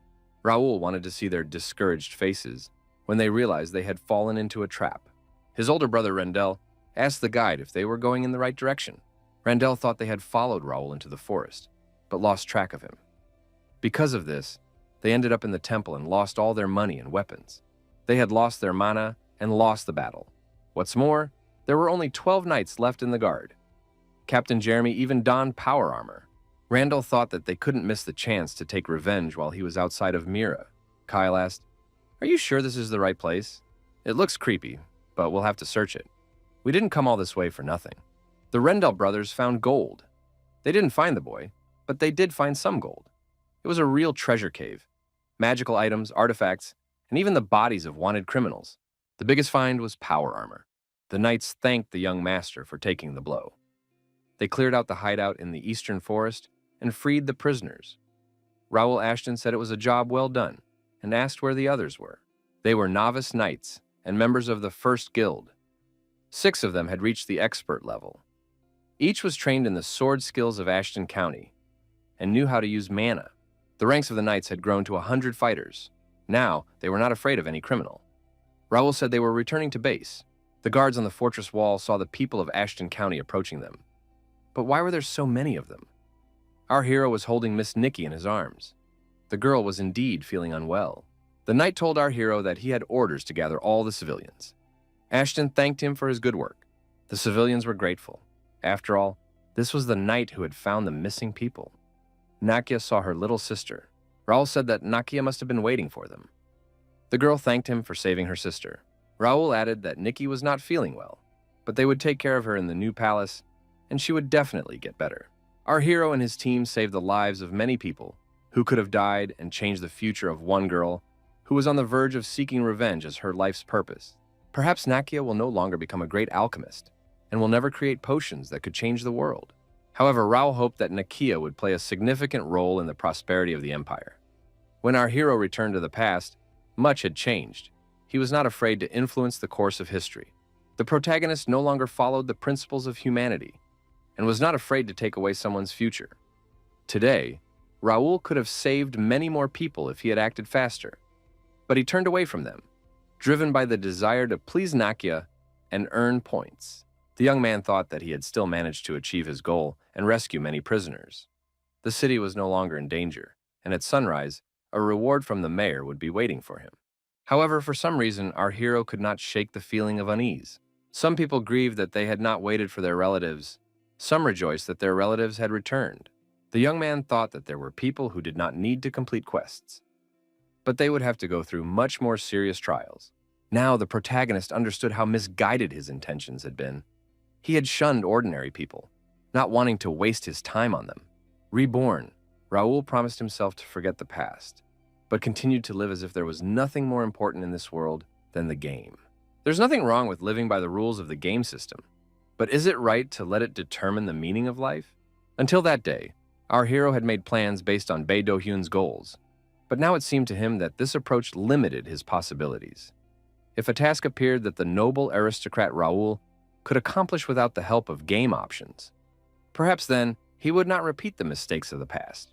Raul Ashton told Philip that some townspeople were grieving the loss of loved ones. Could he gather their personal information, given the circumstances?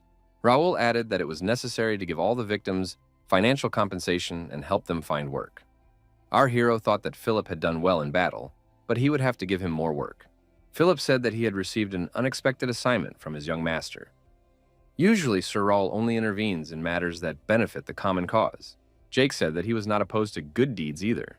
The townspeople welcomed the young master Raul Ashton. Our hero thought that the support of the townspeople would be a great help to him in his fight against other guilds. Even though it was part of the plan, he liked seeing them happy.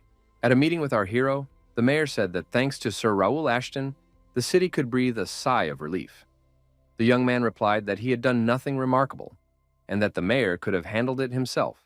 Raul said he was surprised that the dark forces of the empire had reached the territory belonging to the kingdom of Reuben.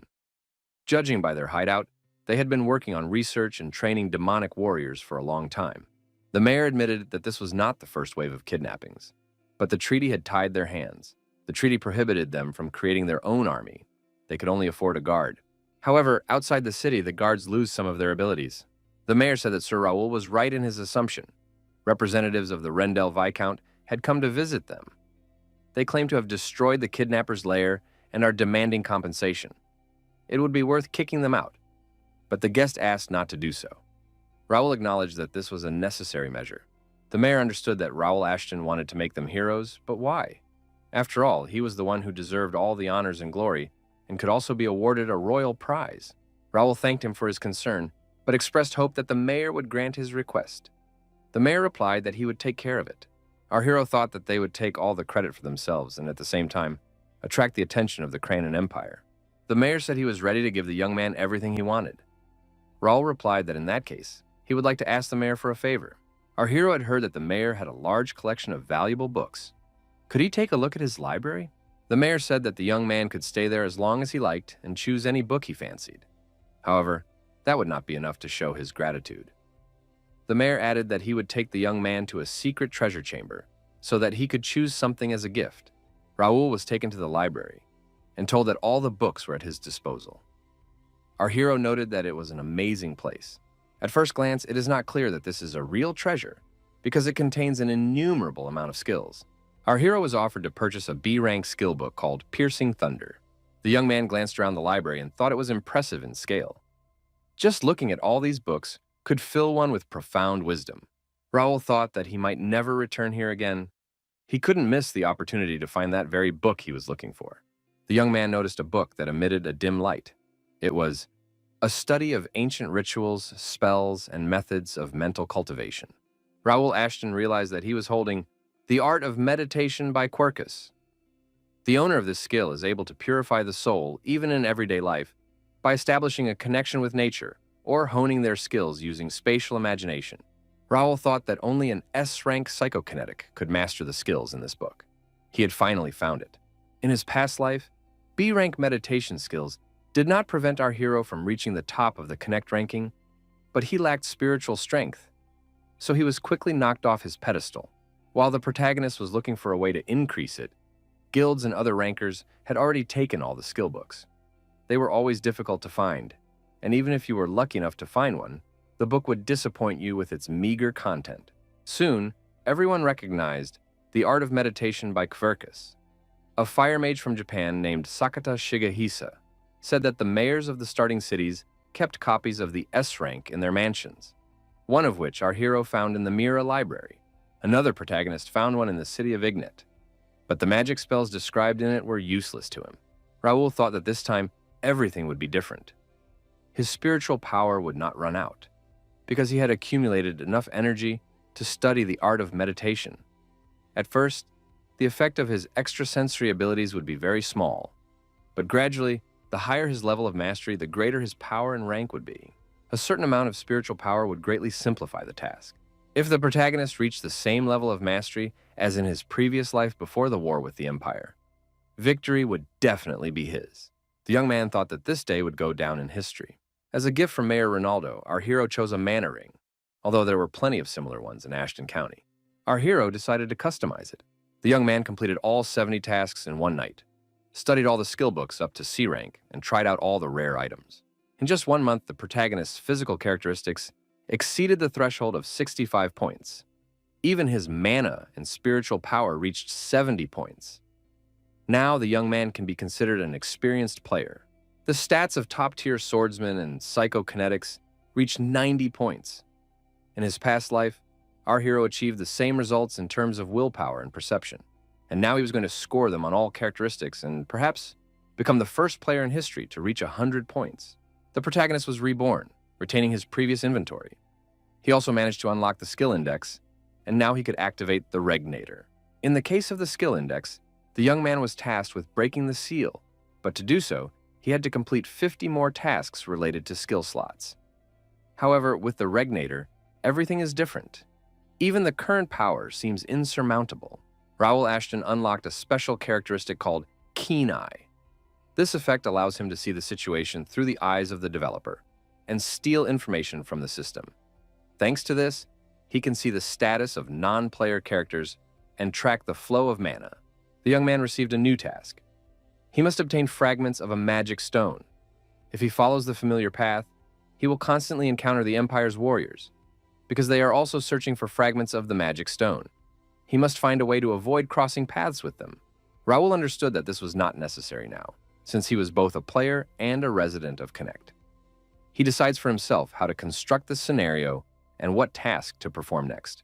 Our hero no longer wanted to dance to the system's tune. If his goals did not coincide with its plot, he would follow his desires, even if they conflicted with the tasks and scenario. The next day came. The assistant looked into the office and asked if the young master was there. Bernard said that Miss Nikki had regained consciousness. Her sister requested a meeting with Mr. Raul. Our hero replied that he would be happy to meet with the girls. Nakia thanked our hero again and asked how she could repay him for his kindness. Raul told Nakia not to worry and to take care of her sister until she was back on her feet. Raul thought it would be a good idea to check her status. Nikki thanked our hero for saving her. Nakia warned that her sister was a little shy. He understood. Our hero thought that Nikki was clearly unwell. The protagonist looked into Nikki's eyes and was surprised. Could it be that the others didn't see anything? To be sure, the young man decided to use his keen eye. Raul Ashton said again that this couldn't be. He thought Nikki was an ordinary person. However, the girl had SS rank potential. Her illness was suppressing her abilities. But what if she were cured and her abilities returned to their previous state? It was frightening to imagine how powerful she would become in the future.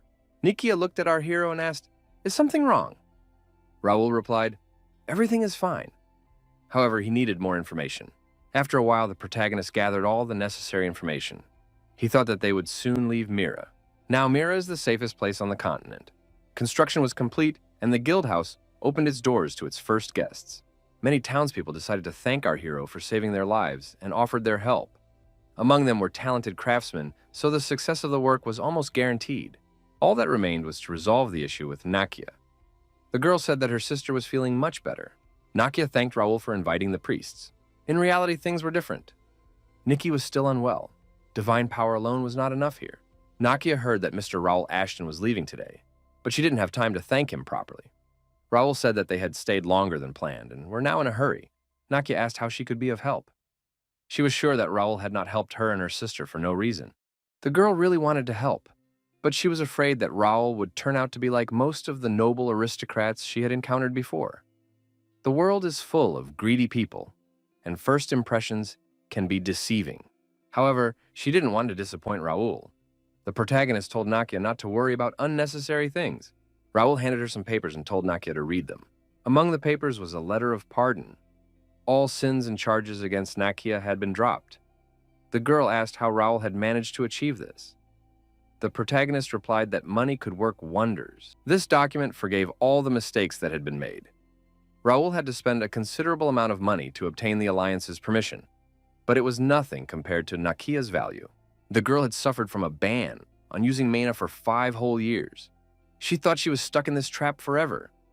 Raul solved all her problems in no time. How could he be compared to others? The protagonist asked how Nakia had been banned from using mana. The girl replied that she had left home when she was still young. Her mentor saw her talent and helped her join the Alchemists Association. Even as a young girl, she became famous as a gifted alchemist and mastered the 3rd circle of magic by the age of 13. Nakia said that her hometown had been struck by an epidemic, a disaster that had struck suddenly. During that time, she lost her family. When she got home, only Nikki was waiting for her. She took her sister with her, but the misfortunes did not end there. When Nikki turned 6, she was diagnosed with an incurable disease. Perhaps Nakia was to blame for constantly working with dangerous substances. Nakia spent 2 years searching for a cure. At 18, she reached the 5th circle of magic, but it no longer mattered.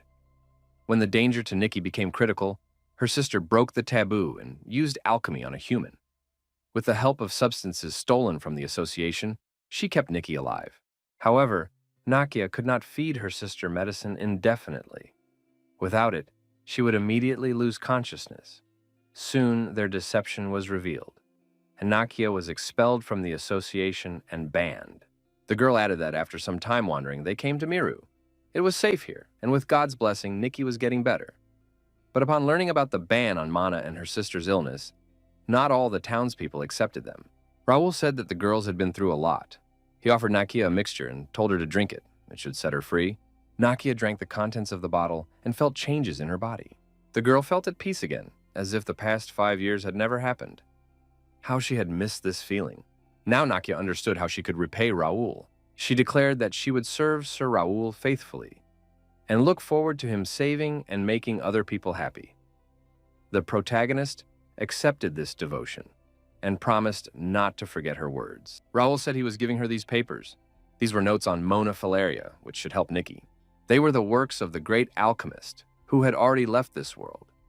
However, a fragment was missing, so they would have to work on them. Now Nakia can create the perfect medicine for her sister. This will be her first task. The girl declared that she would create the best medicine in the whole world. Nakia once again thought that she would serve faithfully until the end of her days. After Nakia left, the protagonist noted that he was not used to such conversations, but he would have to get used to them. It was necessary to find common ground with the inhabitants of the Connect. Raul thought that today was a big day. For the first time, he had put a lot of effort into getting a new member to join the first guild.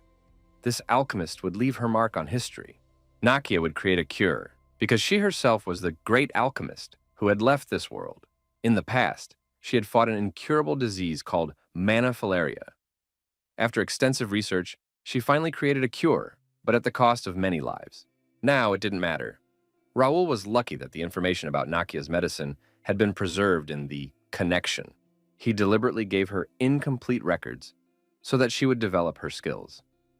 When his sister recovers, the burden on Nakia's shoulders will be lifted. If she fails to make the medicine in time, she will have to return the missing fragment. The protagonist thought that his mission in Mir was over.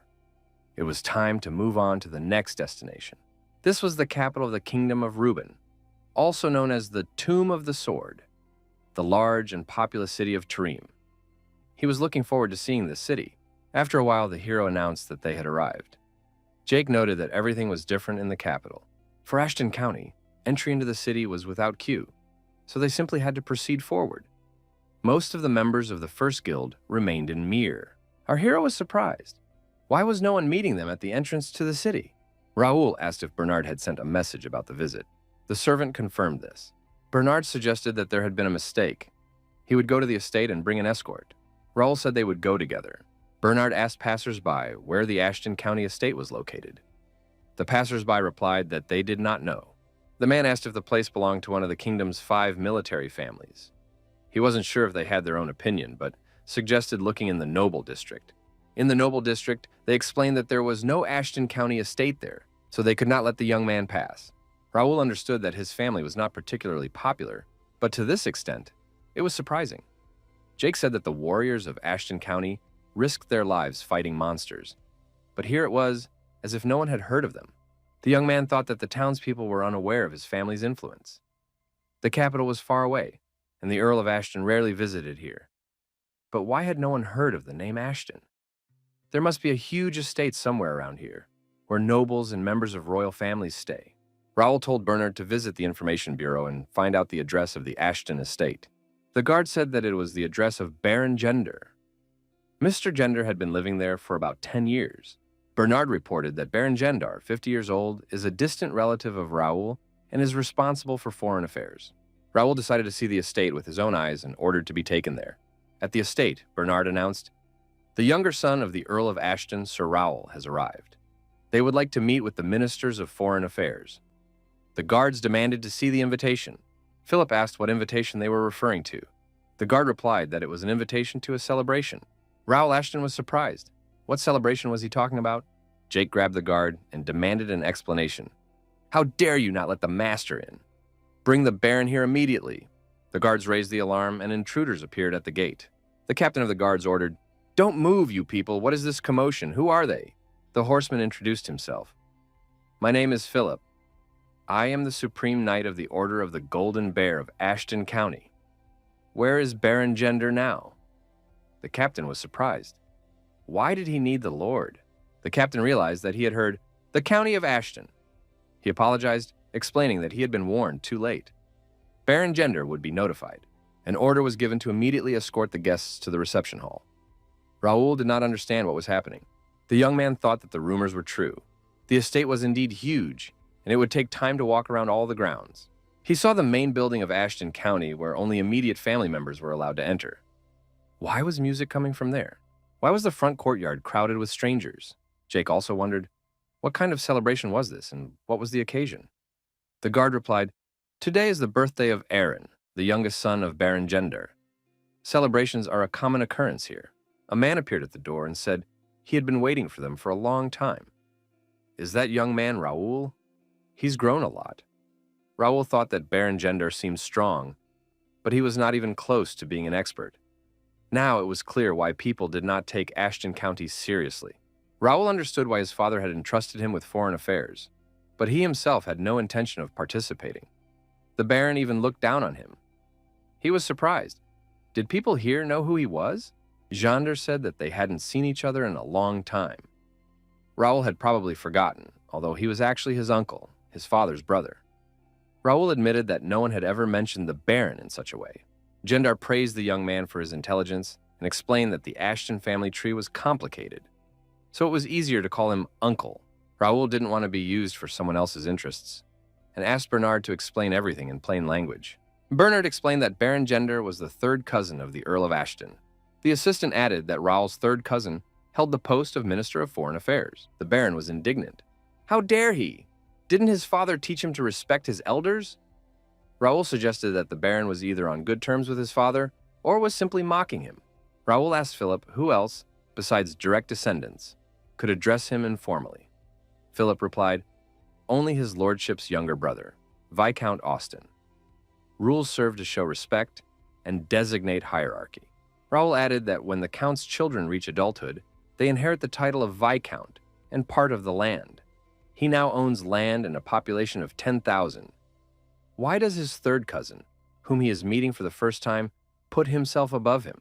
Baron Dronzer softened his tone and apologized for his mistake. He had forgotten that Raul was an adult and would now treat him with respect. Raul was curious about what was going on here. Philip asked why the Baron had not sent an escort for Raul, even though they had been notified of his visit. The Baron replied that sending the carriage was a mistake. Today was hectic, and it was impossible to keep track of everything. Raul asked why the Baron was celebrating his birthday in the main building of Ashton County. The Baron explained that in order to show the family's status, it was necessary to hold a big celebration. This was important in the context of international relations. Pierce handed him a piece of paper and said he had found it in the courtyard. Raul noted that the invitation had nothing to do with Ashton County, only the surname and coat of arms of the Dronzer family. The Baron said that it was a formal reception on behalf of the county.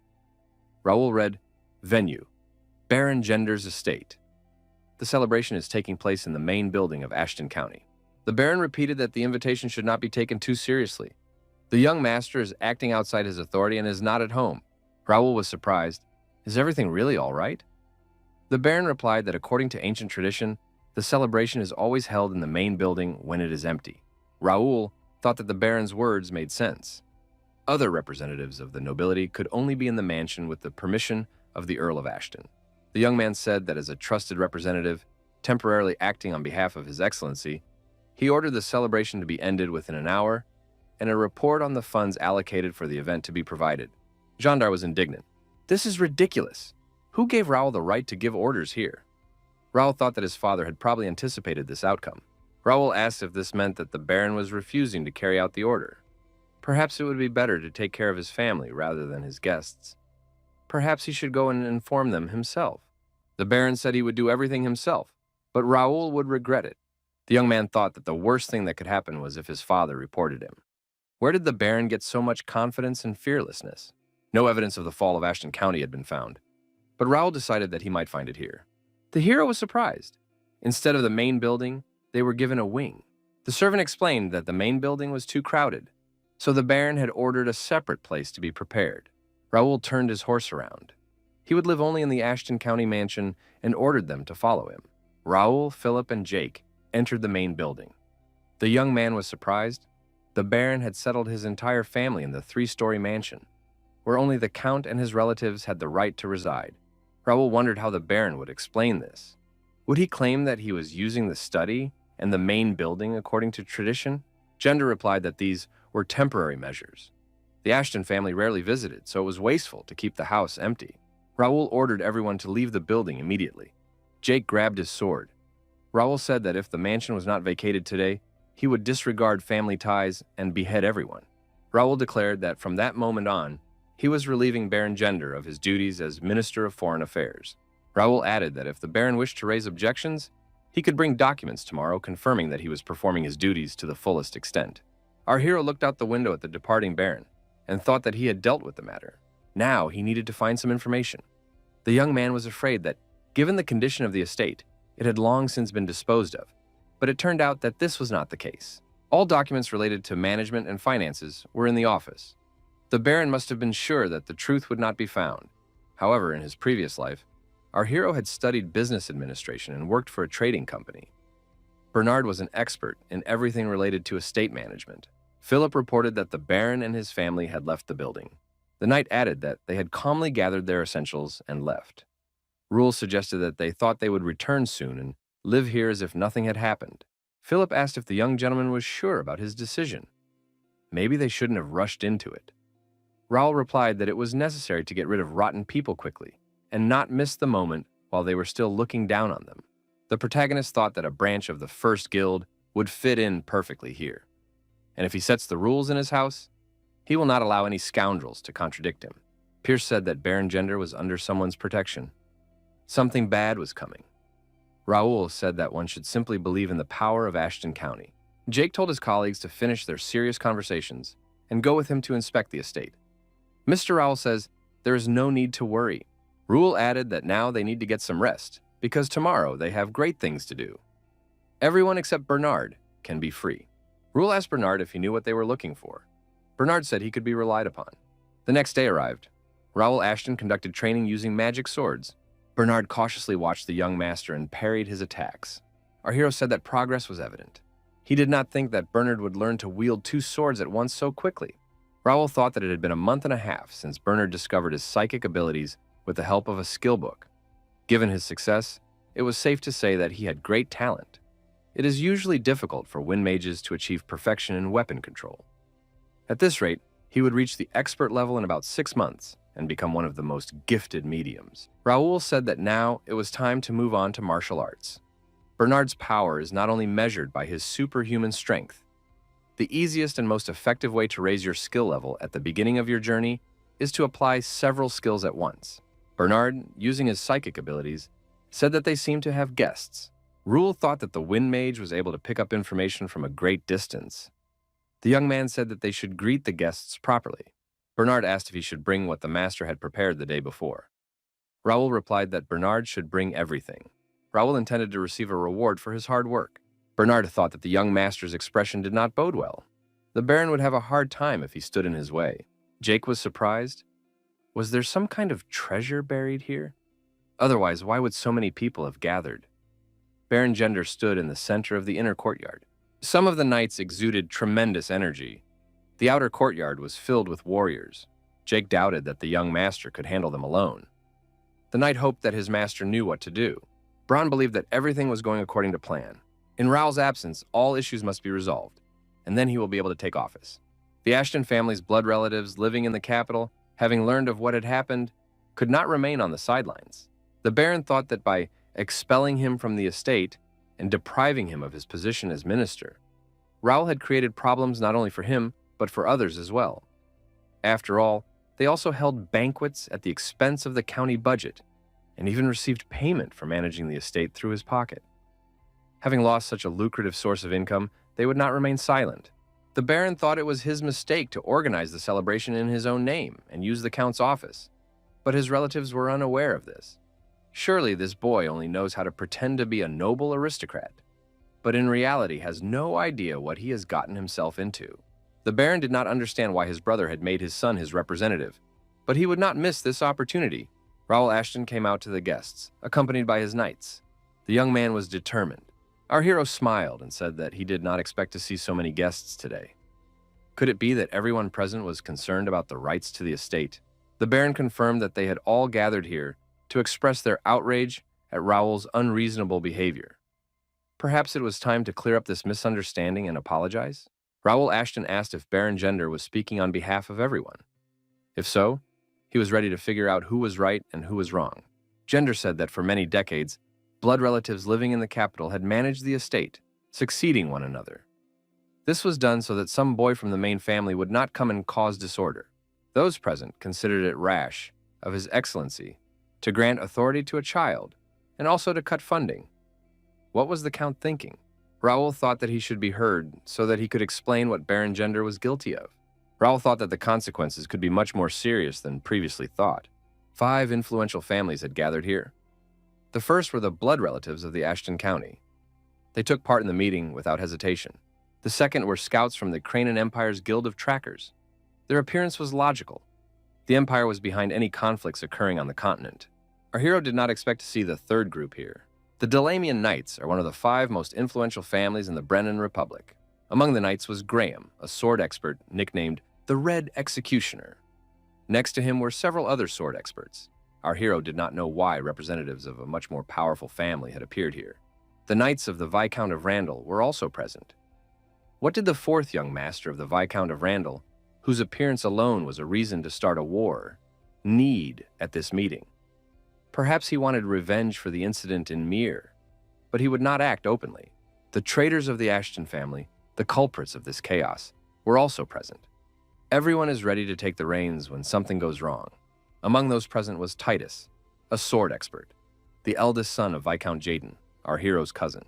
Count Melvin Ashton had 2 brothers, the elder Jaden and the younger Austin.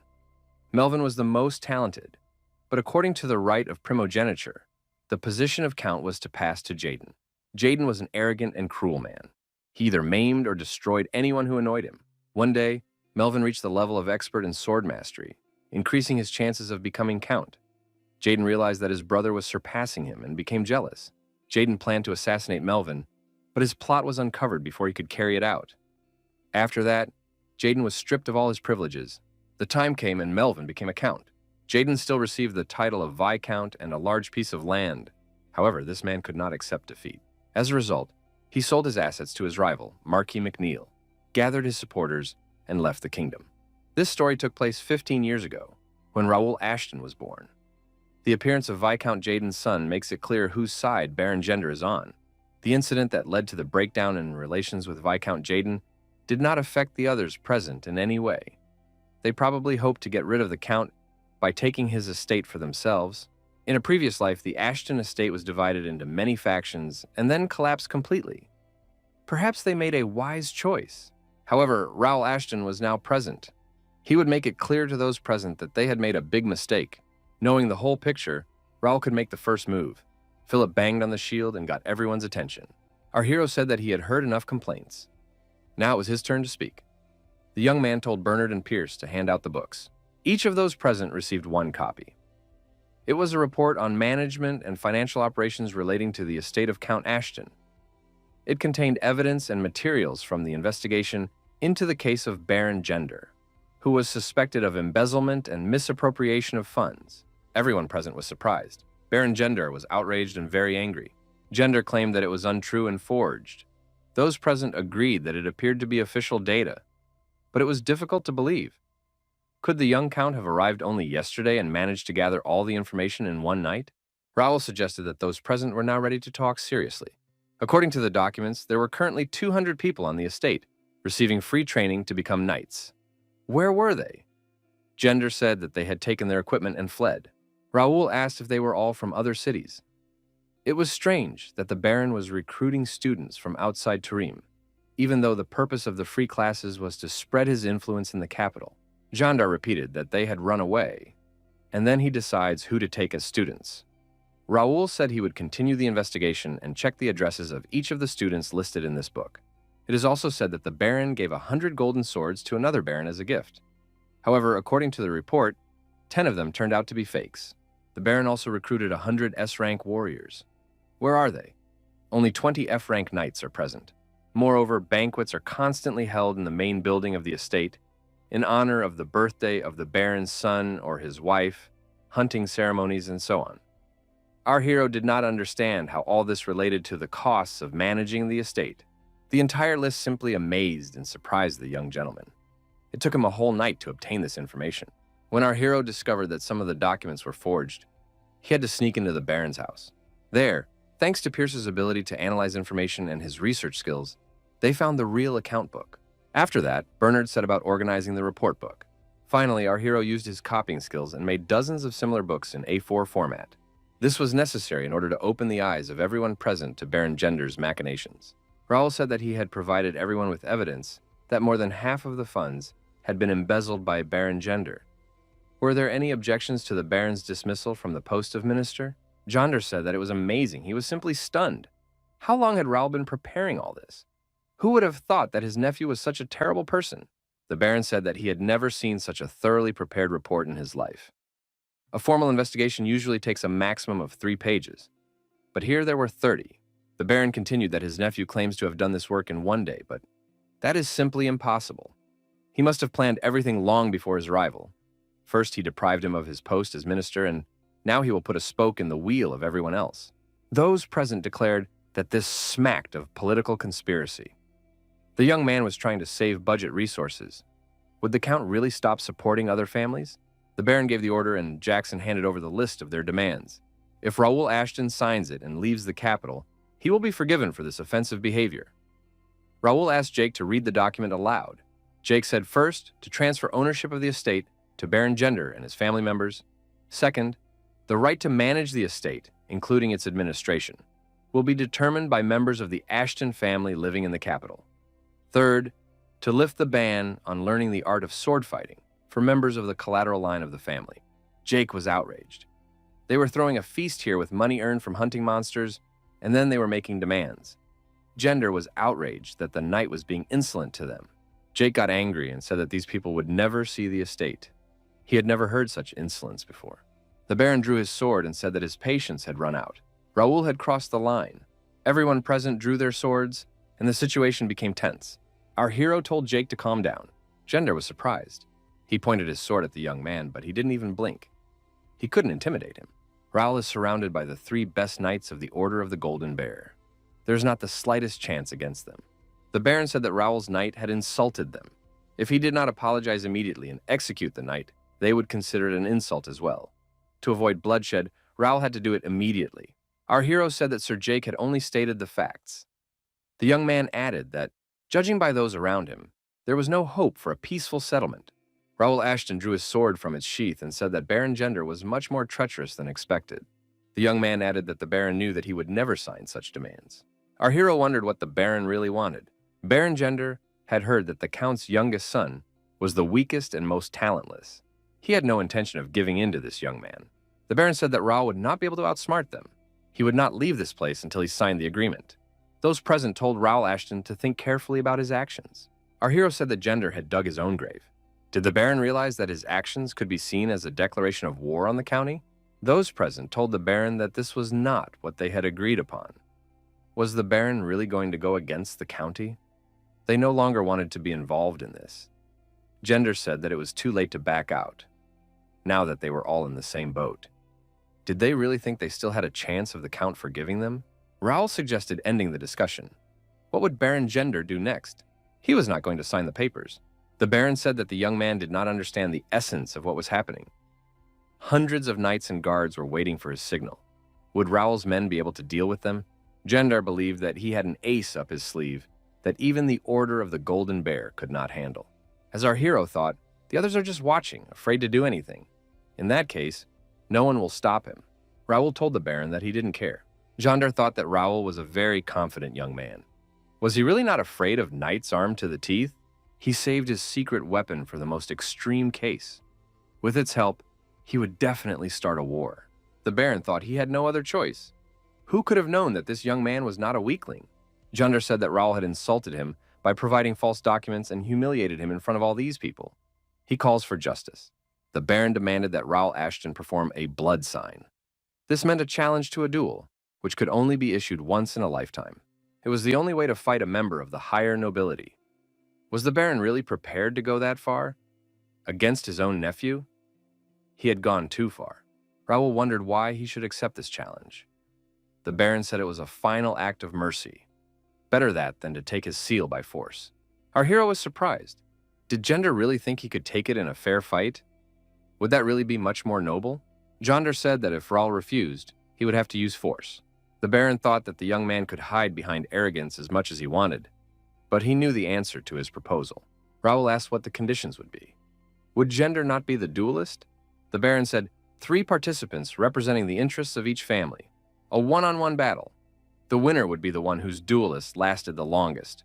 Only direct relatives would be allowed to participate. Philip said he objected. Only Sir Raul was representing the Ashton family. It wasn't fair. The Baron replied that there were many representatives of the Ashton family present in the hall. If anyone supported Raul in this dispute, they could take his side.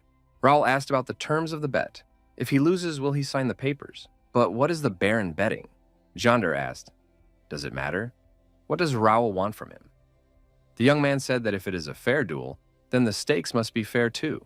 Raul declared that if he won, he would confiscate the houses of everyone whose signature was on the accounting documents. Our hero added, if his opponents did not agree, there would be no duel. The Baron thought that with such antics, the young man would turn everyone against the Ashton family. That suited him fine. The main thing was to force the young man to comply with his demands. Jandar said he agreed. Would Raul accept this challenge? Philip said it was a bad deal. There were other ways to get what he wanted. Raul thought Philip was right, but he had already decided to accept the challenge, and had even received a new assignment. Therefore, there was no turning back. According to the assignment, our hero must win the duel alone. Raul asked Philip if he really thought he wouldn't win. Philip suggested that unforeseen circumstances could arise. Our hero said that if Philip thought the duel was getting out of hand, he could intervene and stop it. The duel was being staged for entertainment. In any case, they would not admit defeat and would refuse to comply with the terms. Raul Ashton said he accepted the challenge. A second was needed to ensure that the Baron kept his word when he was defeated. Gender said that a special guest would be the second. The Baron asked one of those present to take the place of the second. The man replied that it would be a great honor for him. Those present looked around. Who could it be? The Baron said that this man was known for his excellent sword skills. He was a prominent figure, a rising star in the kingdom of Reuben. Everyone saw that it was Raphael Rendell, the fourth son of Viscount Rendell. Jake said that he was an enemy scoundrel and asked what he was doing here. Raphael suggested that everyone remain calm. He had not intended to come, but it would have been rude to decline the invitation. He was here to greet Sir Raul. He had not expected such a tragic event to occur. Raul expressed his hope that Raphael Rendell would judge the duel impartially. Raphael confirmed this. The second asked all participants to come to the center of the hall. Raul Ashton found himself alone. He knew that no one would dare to support the Ashton family. That meant he wouldn't have to deal with the scum. The time for the first match had come, and our hero's first opponent was the third son of the Gender family, Aaron. Aaron thought that this boy had ruined his holiday. He was the weak link in the Ashton family. Raul had become too cocky after winning the tournament. He needed to be knocked down a peg. Aaron swung his arm and shouted that Raul's end had come. The duel did not last long. Raphael announced that Raul was the winner. Baron Gendar didn't even notice when his son lost. Aaron let his guard down for nothing. He missed his chance to restore his family's honor. Raphael asked if the participants were ready for the next duel. Baron Kesby, one of the best swordsmen in the capital, was next to enter the arena. This fight promised to be exciting. He was the second representative of the Gender family. During the battle, Kesby noted that his opponent had good technique. His movements were confident, his reflexes quick. Now it was clear why Aaron had been knocked out with a single blow. Baron Kesby thought that this boy had incredible sword skills, even though he was 20 years younger than him. Kesby activated Bear Strike. Raul blocked the blow and remained standing. The protagonist thought it was a pathetic parody of his family's technique. What was his opponent thinking, using this technique now? Now our hero could easily block the sword filled with mana. Kesby was surprised when Raul fought back. Was he really familiar with this sword technique? Baron Kesby attacked his opponent again and said that the young man would definitely not be able to withstand it. Raul thought that his opponent had learned new techniques in the capital and was now trying to use them in the fight. They were, of course, much more powerful. Those present said that the boy did not have enough combat experience and would not last long. Raul found this amusing. Were these the words of losers with inferiority complexes who had left their hometowns for life in the capital? They were just jealous. Raul thought that his family had strong personalities with many virtues who had gone to Turim in pursuit of a big dream. But these honorable aristocrats chose a different path. They refused the Count's support and built their own families. Raul said that if his rival had delved deeper into studying the Ashton family's techniques, instead of spreading himself too thin, he would have achieved much more. Kesby was indignant. Who was this boy to teach him? Wasn't he being too presumptuous? Did he really think he could defeat someone who had 15 years of experience with the Bear Strike? His opponent used the Stormwolf Strike. However, our hero was not afraid at all. The spectators thought that Kesby's service in the guard had not been in vain. This time, he would definitely win. Raul said that it was not important what skills a warrior had been taught, but how masterfully he wielded them. Kesby said that Raul would not be able to defeat him with the basic sword form. Kesby prepared to block his opponent's blow, but something incredible happened. In a split second, Raul changed the trajectory of his blade. Was this the fifth form of the bear strike technique, piercing charge, or the eighth form, horizontal slash? Had his opponent now used the third form, fiery whirlwind? How did this boy know the sixth form, vertical slash? Kespi didn't understand anything. His opponent was changing from one form to another very quickly. It was simply impossible to keep up with him. Kespi did not believe that such a fusion of forms of a single technique was possible. Sword technique consists of several forms. They are a combination of basic styles, such as horizontal slash, vertical slash, and piercing strike. Therefore, when using sword technique, they are often changed, creating various combinations. However, Raul's movements were too unpredictable, and in a short period of time, he changed forms at lightning speed without losing any quality. Who knew that such a gifted offspring was growing up in the Ashton family? Raul said that a simple combination of forms could achieve a lot. Did his opponent understand that this technique had enormous power? The judge announced that Raul had won. He understood that sharp eyesight, quick reflexes, and the ability to assess the situation were what was needed. Sword skills were irrelevant. Those present were frightened because Baron Kespi had been defeated. Events took an unexpected turn. Baron Gendar believed that there was nothing to worry about. After all, he was just a boy who had recently taken up the sword. Those present believed that Raul had no chance of defeating the third participant. Raphael told those present to welcome another duelist. Raphael wanted to see the weaklings of Ashton County eat dust as soon as possible. He would have thoroughly enjoyed seeing the boy defeated, but in reality, he didn't care about the outcome of the duel. Another participant said it was his turn to go. Raphael thought it was Dave, Baron Gendar's son. They say he's not one to shy away from a fight. Raphael mentally wished Raul a painful defeat. The start of the third match was announced. The spectators wanted Dave to crush his opponent. Raul did not expect them to put forward a really serious opponent. Dave said he wouldn't repeat himself twice. It would be better if Raul surrendered peacefully. Otherwise, he would have to cut him into small pieces with this sword. Those present looked at the white blade, sparkling with the purest mana. Raul had no chance. A sword expert was on a completely different level. Our hero told his opponent to shut up and suggested that he attack. Dave told Raul not to hold back and go on the offensive. The protagonist parried the attack and asked if that was all Dave was capable of. What happened to his magnificent attacks? Raul suggested that his opponent's sword had a mana-enhancing effect. Our hero was curious to see how long it would last. As expected, the mana gradually began to dissipate. Dave swung again. Would Raul continue to block his attacks? Raul was surprised. Had his opponent broken his sword? When a swordsman with average mana levels clashes with an expert, the former's sword is destroyed. Apparently, his opponent had a fake mana blade. Raul decided it was time to wrap things up. Our hero declared that the cheater had lost and called him an imperial dog. Raul struck his opponent's blade once more, and Dave's sword was completely destroyed. The young man did not lose his composure and deactivated Dave with a punch to the jaw. Dave couldn't stay on his feet and fell to the floor. Raul called out to the second. Raphael acknowledged that Raul was once again the winner. The hero said that it was very unfortunate because he really liked that sword. Philip and Pierce said it was a good job. Raul said it was very easy. Our hero told Philip to detain his last opponent when it was all over. It seems he has an imperial stigma on his body. Philip also found Dave's behavior strange. Pierce brought the gentleman a new sword. Raul took the new sword in his hands and asked what they would do next. Jandar couldn't understand how this was possible. Dave broke the rules of the duel, but that doesn't change the fact that he is a sword expert. That boy should be in his place now. It was Raul who should be lying unconscious. The Baron called our hero a cheat. He must have pulled some trick behind everyone's back. The results of the duel should be annulled. Jandar thought, is he doomed? The Baron decided that his last chance was to enlist the support of the Jaden or Rendell families. Jandar ordered that the young man's documents be taken away immediately. The Baron said there was no turning back and ordered an attack on Raul Ashton. Our hero thought this was predictable. He asked his knights if they were ready to have some fun. Jake replied that he was always ready. The servants of the Ashton estate lined up in front of our hero, deciding to support him, and shouted that Raul Gendar and his men should not approach. Otherwise, they would have to deal with them. The young man thought that this was really unexpected. The servants armed themselves and formed a circle of defense. No one should touch Mr. Raul. Raul decided to find out what was going on and seemed to have stumbled upon an unexpected treasure.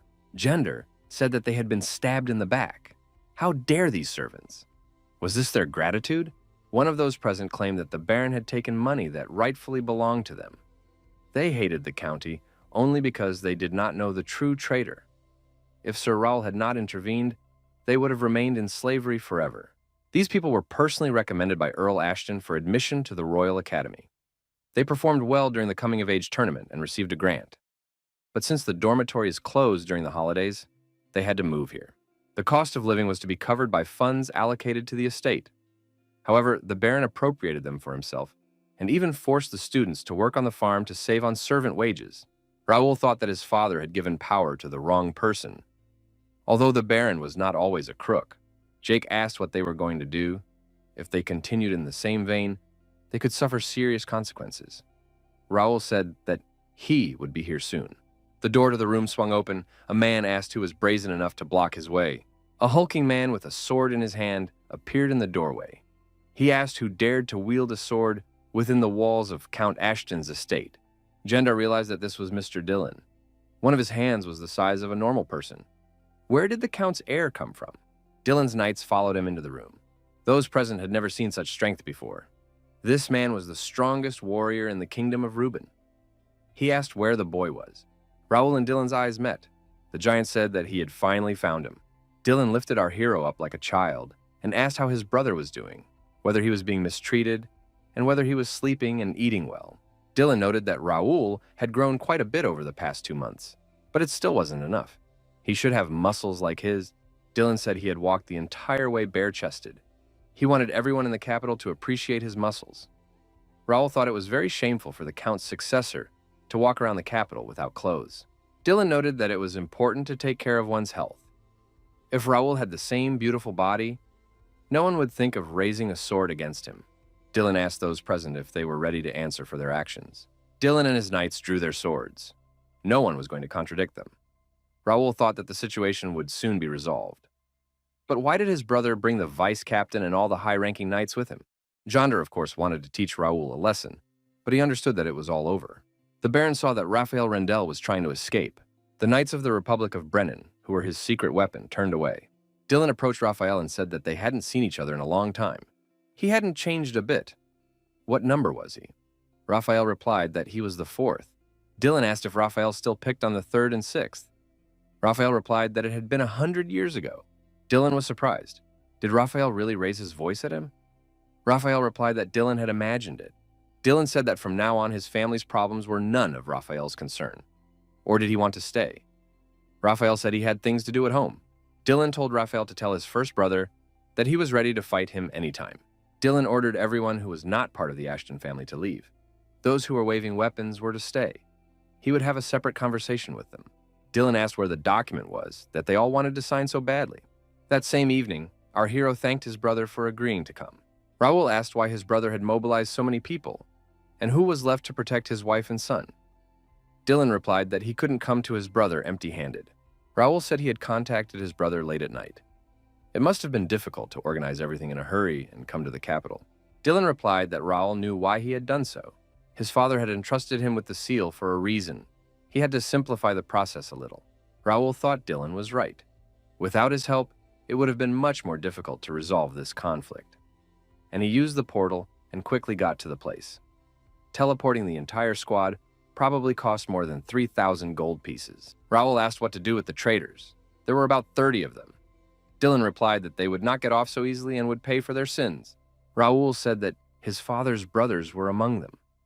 Would the Count take this news calmly? Dillon said that his father had not said anything against it, which meant that this was a chance to get rid of the traitors. They had already gotten away with a lot, and the Ashton family's capital had been significantly reduced thanks to their efforts. Raul suspected that Dillon was behind everything that was happening. According to the connection, he was a politically active and calculating person. He had both muscle and brains. A strong opponent. Dillon said he wouldn't touch them. He would just cut their funding. Raul said they had taken too many liberties, so he had to intervene. Dillon called his brother Sweetie because he had written a whole report and defeated everyone in a duel. Raul replied that he was too old for such tenderness. Tenderness could be left for Libya. Dillon remarked that he would be happy to, but his wife forbids him from touching their daughter. Raul showed his brother the report on the results of the blood sign. What should be done next? Dylan looked at the report and said that all 27 mansions belonging to those who had demanded that the young man sign the papers now belonged to Raul. He could do with them as he wished and ask for help if necessary. Raul was surprised. Did all this really belong to him? He thought that if it was a family matter, they would deal with it together.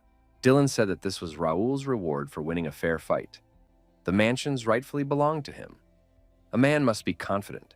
Dylan added that Raul was the son of the Ashton family, which meant he should be much more confident. He deserved it. Raul thanked his brother and said he would try to follow his advice. The young man handed the documents to Dylan and told him to take care of it. He would keep only Baron Gender's house for himself. The value of the papers depended on who disposed of them. Besides, it would be incredibly difficult to sell all the mansions. Dylan said he could be relied upon. He promised that his brother would lose nothing. As a reward, he would teach Raul something. Dylan said that Raul would be able to learn the secret of the perfect body. Dylan asked if his brother was already excited, thrilled, and inspired. Raul replied that he certainly was. Dylan said that his father and Lawrence were also eager to learn this secret, but he would only reveal it to Raul. Our hero was surprised. Did his brother really have some secret that could build muscle mass? The protagonist was in for a hellish month of training with his brother. Raul swore he would never train with him again. The day of the academy entrance exam arrived. The young master was wished a safe journey and high results on the entrance exam. Raul promised not to try too hard. There was no need to give it his all in a children's test. Dylan asked if his brother was sure it was a good idea. Raul was surprised. Did Dylan really think he would have to sweat? Dylan said there was nothing to worry about. He would wait for his brother after he passed the exam. Our hero wanted to pass the test quickly and leave the academy. Studying was just an excuse to get out of the house. His real goal was something else. Trying to fit in with the group, Raul thought it would be a waste of energy. He didn't need it. Our hero did not expect it to be so crowded on admission day. Dylan noticed that there were more people than usual in the city because some of them had postponed their admission. Our hero was curious about the real reason. He couldn't find any information in the connection. Moreover, there is a waiting list consisting of aristocrats who are supposed to enroll this year. Something is clearly wrong here. Raul didn't expect much from life at the academy, so it hardly mattered. Raul heard the congratulations and was surprised. After all, Philip said that there would be no applicants from military families this year. Why are there so many of them now? Philip replied that when they left Miru, there was no news. Raul thought he had spent a whole month training with his brother. Bernard was dealing with estate management issues. The young man asked if Dylan could explain what was going on. Dylan winked and said that his brother would soon find out everything. He must remember not to try too hard on the exams. Raul asked Jake and Pierce to gather information for him, including about the training ground. Our hero did not even imagine that there would be so many strong applicants this year. Even members of the highest aristocratic circles arrived. Raul told Philip that he didn't want to compete with his peers. The young man decided that it was not worth worrying about this, and that it was better to focus on carrying out the plan. The solemn initiation ceremony for students began. The speaker sincerely welcomed everyone to the Academy of the Kingdom of Reuben, and added that he would now introduce the professors. Raul had already studied the staff list, and there was nothing remarkable about it.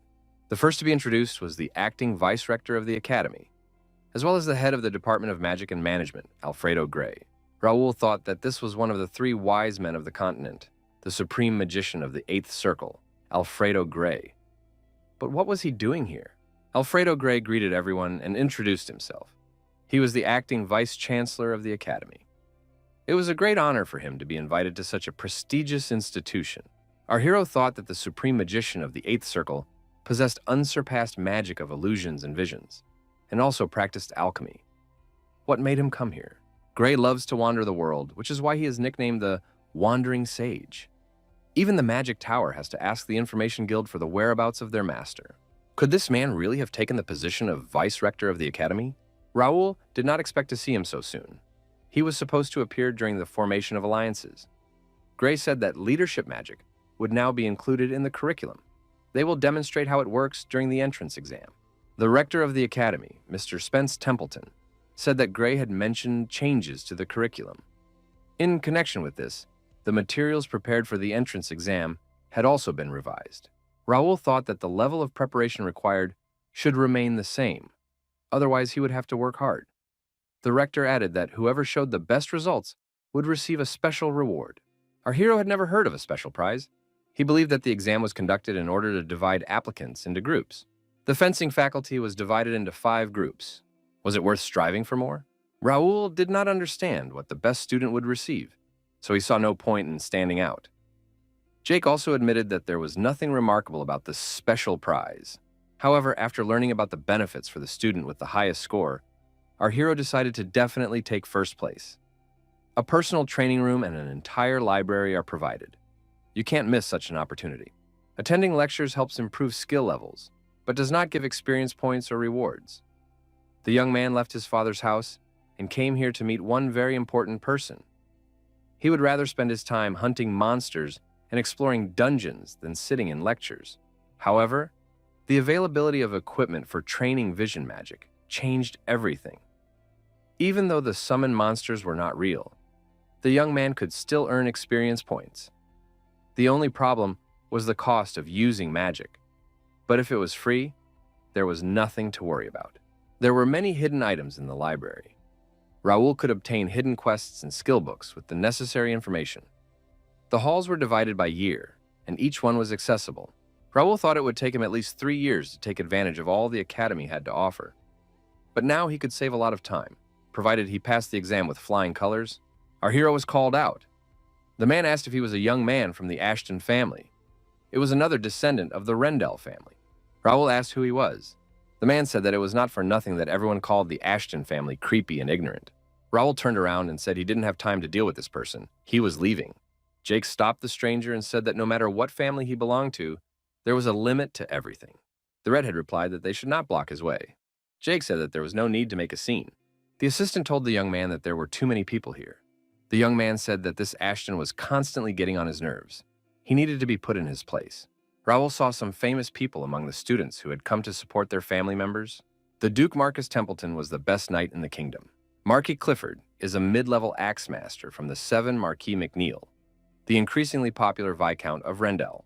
The rising star of the Rendell family, Sir Caleb. Many members of these families are already studying here and have a lot of influence. They probably run the entire academy. Jake was sure that his master would defeat everyone here. They would be speechless when Raul Ashton took first place. Some of those present had come to support the Ashton family, among others. Jake couldn't believe they were standing in the back. He promised to take care of it and wished his master good luck. Our hero decided to look at the rules and the list of first-year students. What were they all doing here? In their previous lives, they had become famous across the continent. This was especially true for Dalton Templeton and James McNeil. They would reach master level in 10 years. It would not be easy to defeat them. The imminent start of the first test was announced. Everyone was invited to proceed to a small auditorium. Raul believed that first place would be his. The first test was a written exam. Raul did not prepare for the written test because all the necessary information was available in the connection and community systems. The second test was a physical strength test. The applicants were invited to enter the training hall in groups. They had to follow the instructions of the observers. In the training hall, there was a field that limited the flow of mana. The instructor said that it was not even necessary to try to use mana. The physical strength test was conducted without its use. It was necessary to approach one at a time and follow the instructions. In front of the applicants was a force gauge. The database mentioned a strength meter, but there was no mention of a pair. You had to approach and hit the meter. The higher result of the 2 attempts was recorded. On average, the force of the blow reaches 1,000 to 1,500 units. Raul looked and determined that this guy's endurance was 43 points, and his strength was 50 points. He is among the top 5 in the group. I wonder how he will do. The young man struck a blow. The result was 2,250.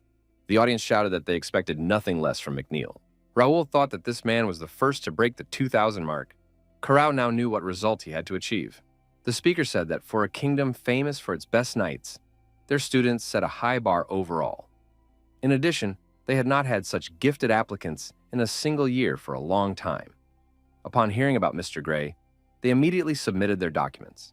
Gray said that the physical strength of young men under the age of 20 reaches over 1,000 units. Representatives of the Kingdom of Leslie would surely impress them all. He added that their academy focuses on magic. The professor was curious as to what had prompted Gray to join them. A month ago, the Magic Tower had made it clear that they should not wait for anyone. Gray said he wanted to evaluate the actions of the new magic circle. It sounded as if Gray was going to use the students as test subjects. The professor said it was a great honor to participate in Gray's projects. Gray said he was delighted to be here and see the young talents. He had heard that many of them came from military families. The 13th son of the Randall family was introduced. The young man's name was Caleb. He was introduced by Viscount Mackenzie Rendell. Seeing the boy's outstanding abilities, his lordship volunteered to train him himself. After that, Caleb asked for permission to enter the academy. Now everyone was eagerly awaiting his performance. Caleb scored 3,500 points. The young man was incredibly talented. It was no wonder that Count Rendell favored him. One of the participants thought that their competitors were several steps ahead of them. They would have to work hard to even the odds.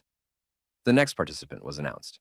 Next was James, one of the 7 Marquises of McNeil, grandson of Lord Clifford. Wasn't he the one the Order of Knights wanted to recruit? This young man's talent goes beyond the academy. James scored 3,500 points. It was the highest score among first-year students in the history of the academy. Vice-Chancellor Gray said it was amazing. Even Knights barely managed to score 3,000.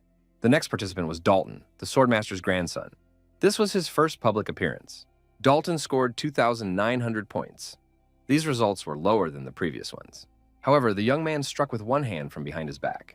The Swordmaster said that he had forced the young man to attend the academy, but the young man was not very happy about it.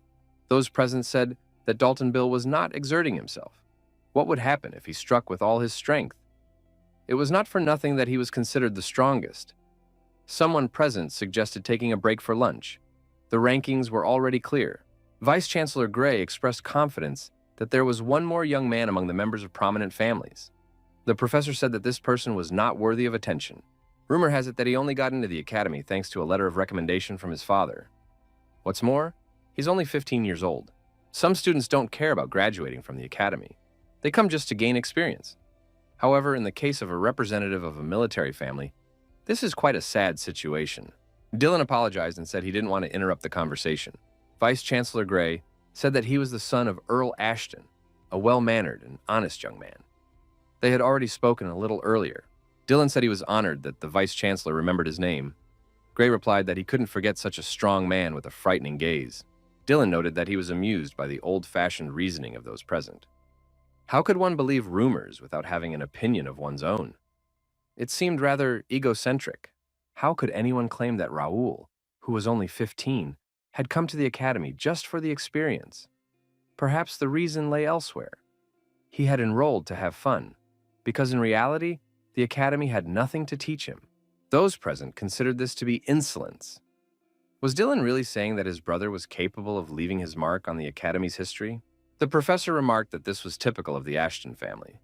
They only engage in empty talk. Gray asked where the freshman from the Ashton family was.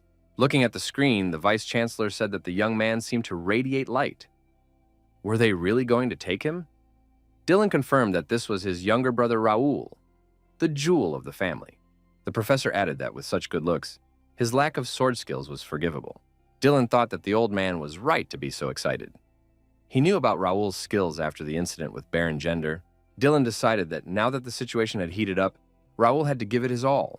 Raul approached the stand, swung his sword, and struck. The professor said it was excellent. If he could grade students on tests, he would give him the highest mark.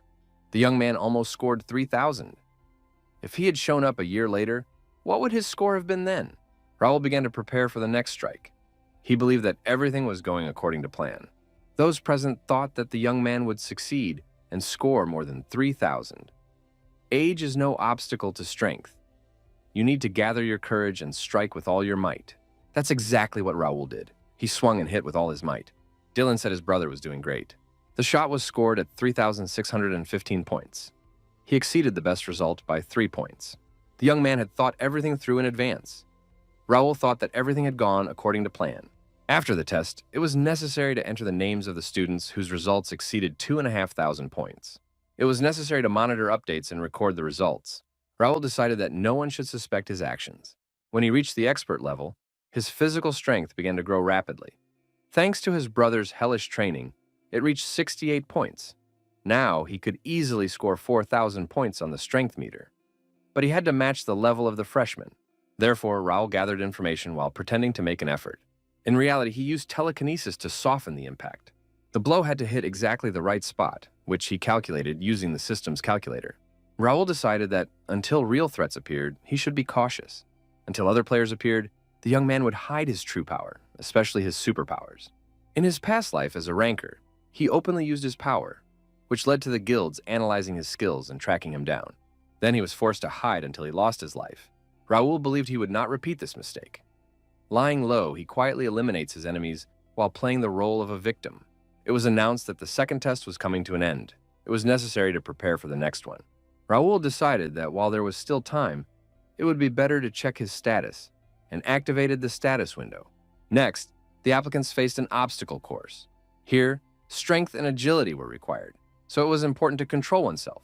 Raul hoped that Dalton and James would give it their all. He also wanted to test his abilities. Being a descendant of the great master of the sword, the Duke Marquis, was a blessing. However, such status implied responsibility. The Duke Marquis never forced his children to learn the art of sword fighting, but they tried not to lose their position. Relatives told the young man not to tarnish his grandfather's honor. As the grandson of the master of the sword, he was obliged to win the tournament. The pressure was heavy for Dalton. His talent obliged him to be the best. Dalton surpassed many of his peers, but he was carefree by nature. Constant competitions drove him crazy, so he decided to enroll in the academy to get rid of boring training. He didn't want to take the test on the first day. He would have preferred to stay home. Why was everyone so excited? Dalton noticed that James had unexpectedly taken second place.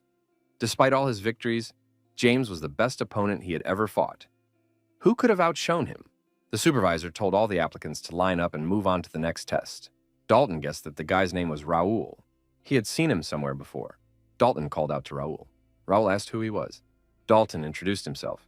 He thought he saw a golden glint in Raul's eyes. They were on different levels.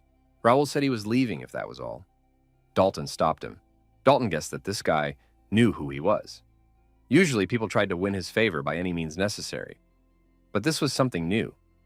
What would Raul's expression be if he lost? The start of the third test was announced. Raul thought it would be an easy test. The task was to run as fast as possible, but you had to do it wearing steel armor and avoiding obstacles along the way. Raul noticed that some applicants had already been disqualified. Raul thought that the skill level of the other applicants was already low. 100 people couldn't fail the test at the same time. Something was clearly wrong here. After Vice Chancellor Gray arrived, some changes were made. What was the point of that? Now no one would be able to complete the test? Our hero was curious to see how quickly the other participant would reach the finish line. The young man was also interested in what the next group would show. Dalton thought that his turn would come soon, so it was time to get ready. Too many students were taking the test at the same time, and it was difficult to keep an eye on everyone. But our hero tried to keep everything under control. Raul was told that all the traps and obstacles were created using illusion magic. However, this does not prevent them from causing real damage, which also affects the results. The time started, and our hero took off. The armor seemed heavy to the young man. It was not easy to move in it. Now he understands why many participants dropped out at the very beginning. However, with his expert level, it will not be difficult for him to pass the obstacle course. The first obstacle was a raging torrent. Raul thought that it took a lot of mana stones to create such a realistic illusion. Was it all for the sake of an entrance test? He considered it a waste. The second obstacle was forest traps. Our hero successfully overcame them and even understood when new ones were about to appear. Raul was informed that James and Dalton were moving very quickly. At this rate, they would complete the test in 5 minutes. Raul told them to continue monitoring and keep him informed of James and Dalton's progress. Ahead was another obstacle, a suspension bridge over a cliff. On the other side of the cliff were cannons firing fireballs. Our hero decided that nothing could stop him. The wind blew and the bridge began to sway. Raul began to lose his balance. The cannons began to fire and fireballs appeared all around. They couldn't be allowed to hit the wooden bridge. The protagonist sprang into action and began to effectively deflect the fireballs with his sword while moving forward. The young man thought that it would be much easier to fight back with a mana blade, but he couldn't draw it yet. Our hero crossed the bridge and made it to the other side of the cliff. He succeeded. The last obstacle was a cave. The protagonist approached it. Raul thought that it would be much more difficult to dodge traps here. Moreover, they were more dangerous than the others. However, he had to continue. The young man knew that he was heading towards the exit. Another participant defended himself with a shield from the arrows flying at him. The young man thought that he had had enough. What was he doing here anyway?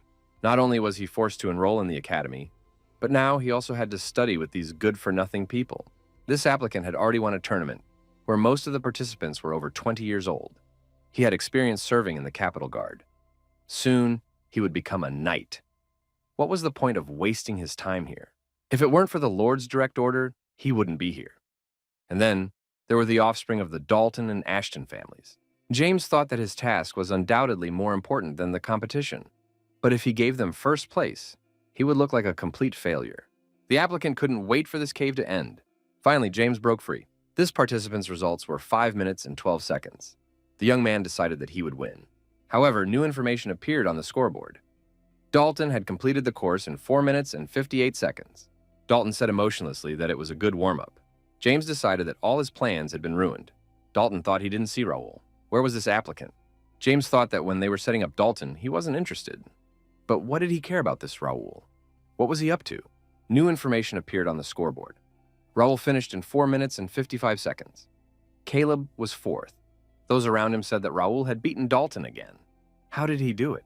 Raul thought he had timed it perfectly. James was surprised. How did this kid do it since he wasn't even an expert yet? Dalton thought it was very interesting. Student life would not be very boring. The observing professors noted that Raul had again scored the highest mark. That meant first place would be his. Vice Chancellor Gray congratulated Dylan. It was an impressive performance, especially Raul's movements. It turns out that in Ashton County, they studied the techniques of wanderers at such an early age. The Vice Chancellor believed that, unlike James, Raul would act more openly. Dylan acknowledged that Raul was a special boy. He had already mastered more than one skill. In fact, Dylan himself was surprised to see how Raul navigated the obstacle course. James McNeil tore the traps to pieces. The precise movements of Dalton's long blade resembled the techniques of the Marquis's swordmaster. In this test, they both resorted to the well-known techniques of their families. Raul used the great two-handed sword like a true representative of the Ashton family. However, his high-precision movements impressed everyone. But what was most surprising was that Raul did not activate a single trap in the cave. Only professional wanderers and robbers possess such skill. Unlike James and Dalton, Raul did not even use the mana sword. Raul hid from his brother the fact that he had reached the level of an expert, and he also kept quiet about his wanderer's navigation skills. Dylan decided that he and his brother needed to have a serious man-to-man talk, but he was still proud of Raul. The end of the third test was announced. The entrance exam was over. After the long trials, his brothers congratulated our hero on his victory. Raul got into the carriage so as not to attract any more attention. The young man thought it was quite tiring to restrain his power, but fortunately, he managed to fool everyone. Our hero believed that this time he had accomplished his task. Now he could lie low. It was time to rest a little. The hooded man held the girl in his arms and shouted, "Why did he do it?" Han Gilju, the head of the Dason Guild, was surprised why he was acting as if he had lost his family. He laughed and added that he had forgotten, because his interlocutor was an orphan. The guild leader had a bloody knife in his hand. Gilju reminded him that he had politely asked this guy to join them. If he had agreed right away, this would not have happened. He knows that his opponent is at the top of the rankings, but does he really think he can defeat them? He shouldn't be so cocky. Han Gilju added that this young man had a frightening look in his eyes. Why was he so upset about the death of a non-player character? The hooded man thought that these people couldn't even imagine how much she meant to him. They met while completing a main scenario quest, and since then she had become his guide. For over a year he had cared for her and protected her. She was his family, and now she had been killed by a guild that had nothing to do with the storyline. Han Gilju said that he was going to destroy this man anyway, and ordered his men to deal with him. However, no one could get close to him. The young man began to emit a protective energy cloud. Energy swords rained down on the villains from above, and they were destroyed. The guild leader was surprised. How was this possible? Even for the #1 ranger, this was an incomprehensible power. This guild had deprived him of his skills, even though he had invested a lot in it. The hooded man used magic to direct the blade toward his opponent. The mage said he wanted to know, why was this guild destroying the guides? Why were they destroying non-player characters? Were they not afraid of being penalized? It is extremely disadvantageous for a player to destroy NPCs that affect the main scenario. In such cases, their account is permanently deleted and related profiles are banned. The mage said that new ones would come to replace them anyway, and their deaths would not affect the course of the game. Why then take the risk and take the lives of innocents? Han Gilju was surprised. Does the player really think that he cares about such a trifle as a penalty? Only worthless players are afraid of this. Let's face it, many dream of destroying an NPC for 10,000 coins. The player grabbed the guild leader by the throat and demanded a clear answer. Gilju asked why he needed it, since his opponent would destroy him anyway. But then he would return to the game, and resurrection would cost him a few coins. The player had heard about this. Gilju was the grandson of the owner of one of the 5 richest companies, Decent. Gilju said that this player would crawl at his feet anyway. In life and in the game, the one with more money always wins. However, the player did not change his decision. The guild leader was destroyed. That day, he knelt before the girl he couldn't protect and made a promise. He promised to do it. He would destroy them again and again until they got tired of being reborn. He swore to get rid of the Dason Guild forever. Raul thought it was strange. It was the first time he had dreamed about his past life. The propagandist regretted that he had not been able to keep his promise. Our hero received a message from the system. Another update was released. The young man knew it would come someday, but he didn't think it would be so soon. That meant he would meet her again soon. This time, he wouldn't let her die. The problem was that the young man couldn't predict the exact time of the update. Therefore, at the moment, his preparation left much to be desired. Raul understood that he only had a month left. Nothing spectacular would happen immediately after the update. But if he missed this chance, he would not be able to carry out his plan anytime soon. He needed to speed things up. He had to take control of the scenarios and gain as many advantages as possible before other players appeared. Raul thought that his future depended on how well he used the time he had been given. First, he needed to improve the guild and expand its ranks. Then, he needed to visit the academic library. After that, he needed to visit other free cities. Where could he find the time for all this? He needed to make a schedule today. Our hero spent the whole night figuring out the tasks ahead. He managed to come up with the most effective and precise plan of action. The leader of the Imperial Hounds, Silver Zero, said he was ready to begin. He decided to start with the royal family. He was informed that, apart from mandatory meetings, the king had not been seen anywhere else. The Swordmaster did not appear at his grandson's academy entrance ceremony. Silver Zero said that good work had been done. This morning, a message arrived from the main base. In exactly 1 month, they would begin to execute the great plan. Finally, their efforts would pay off. However, it was important to remember that for now, they must continue to play their roles. Silver Zero asked if Number 7 had conducted an investigation into Mir. Number 7 reported that the first stage was complete, but he was unsure of the outcome.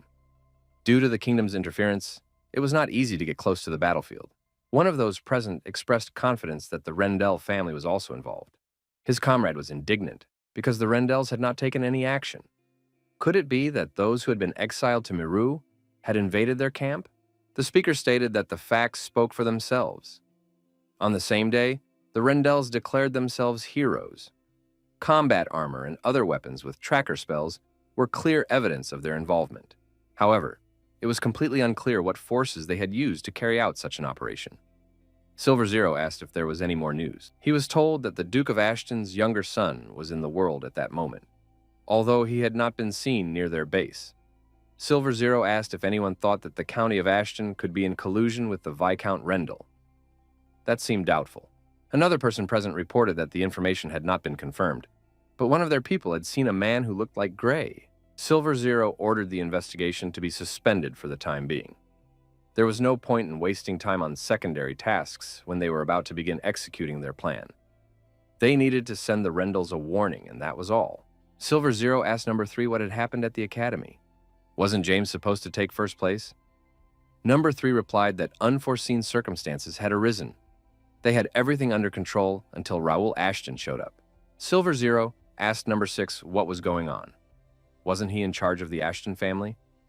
Number 6 replied that he was at a loss. Last year, Raul showed no sign of talent, but this year he suddenly began to demonstrate excellent skills. They keep a close eye on him, but there is a feeling that the young man is hiding something. Silver Zero asked if there was a chance that Raul would interfere with their plans. 6 replied that he didn't see that as likely. Raul was just a 15-year-old boy. He was going to use Raul, but if that didn't work out, he would choose a different approach. Silver Zero thought that Raul had been popping up too often, but now was not the time to waste on him. Right now, it was more important to focus on Gray. He needed to find out the reason for his sudden appearance. If the option with the best freshman failed, he would have to try another approach. Had number 8 finished with the criminal world? The 8th replied that there was one problem left to deal with, but he would take care of it before the great plan began. Silver Zero said he would repeat this one last time. Those present had a month to make sure that nothing and no one would interfere with their plans. They must remain vigilant. One random variable could spell disaster for them. The next day arrived. Raul thought that it was difficult, without sleep, of course. But now he didn't have to worry about anything. He refused to live in the dormitory because it was more convenient for him to get to the academy by carriage and solve problems on the way. He also made his schedule so that he could attend the academy only for specialized subjects 3 times a week. People said he was the best freshman, even though he was only 15. This year, some really talented kids got into the academy, but this young man beat them all. With his sword skills, he could even become a knight. Doesn't he belong to one of the most influential families? Raul thought that the academy was a negligible part of his journey. Our hero saw the entrance exam results posted on the wall. Raul Ashton was enrolled in the S-rank group and took first place. The young man thought it was a fairly easy task, so the reward was small. What could the bonus reward be? The lectures turned out to be not as useful as he had expected. Although they were elective subjects, the teachers only provided the basics. Raul noticed that his classmates were avoiding him. James, Caleb, and Dalton were acting calmly. It would be great if they continued to ignore him. After the first day of classes, a messenger arrived and said he was looking for Mr. Raul. Our hero was presented with information about benefits for achieving the best results on the entrance exams. He had to show this at the entrance to the library or training hall, and the young man would receive official access. Raul Ashton was also expected by the vice-chancellor, and the young man could proceed to him. The bonus reward was a meeting with the great sage Alfredo Gray. He's a significant figure in the history of Connecta, a hero who led the fight against the Empire. The protagonist was happy to have the opportunity to talk to this man, but at the same time he was concerned. Raul Ashton entered the office, and Alfredo Gray greeted the young man. The vice-chancellor asked the young man to wait a moment while he finished some paperwork. Our hero was meeting this man face-to-face for the first time. Previously, he had only seen him in photos and videos of other players. Alfredo Gray seemed like a typical aristocrat, but in reality, he was surrounded by an unusual aura. Raul wanted to know more, to get at least a glimpse. However, the relevant information was not available to him, only the well-known facts. The vice-chancellor asked if the young man had seen anything interesting. Raul was surprised.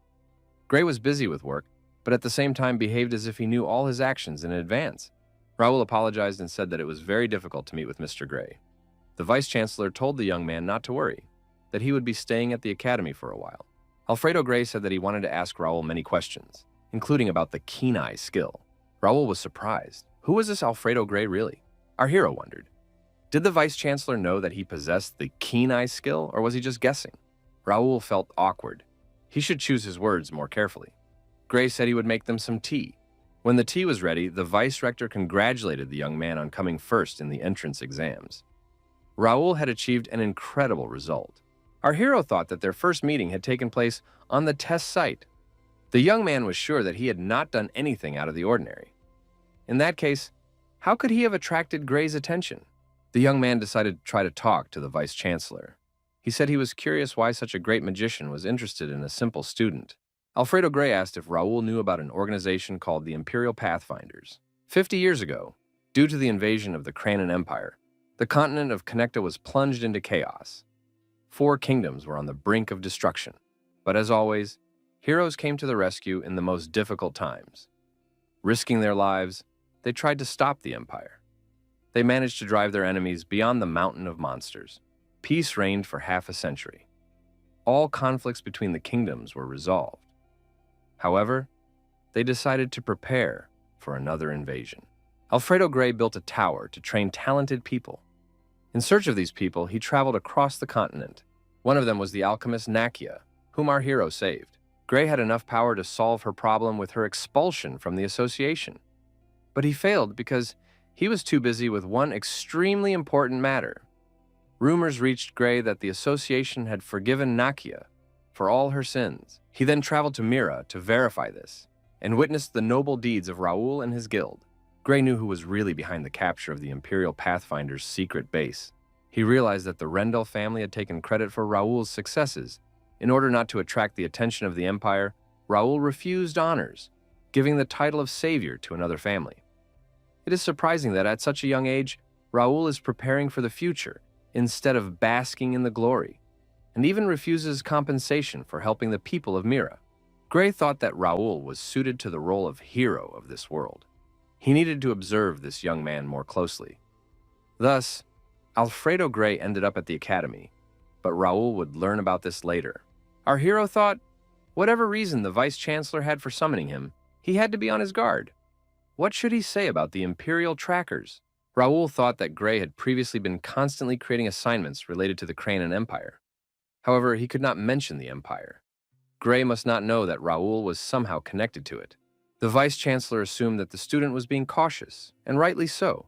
Such questions should be answered with silence. It was too dangerous to get involved in this. Gray said that he had been watching Raul since his stay in the world. Thanks to his outstanding skills, the young man skillfully resolved all conflicts, causing trouble for the Randalls in the process. Raul was surprised. How did the projector know this? If the Randalls found out that he had set them up, there would be trouble. Gray told the young man not to worry. He wouldn't tell anyone about this secret. Raul made the right choice by remaining anonymous, although people his age usually crave to show off their achievements. Our hero asked what else the vice-chancellor knew, and why he decided not to spread the word about it.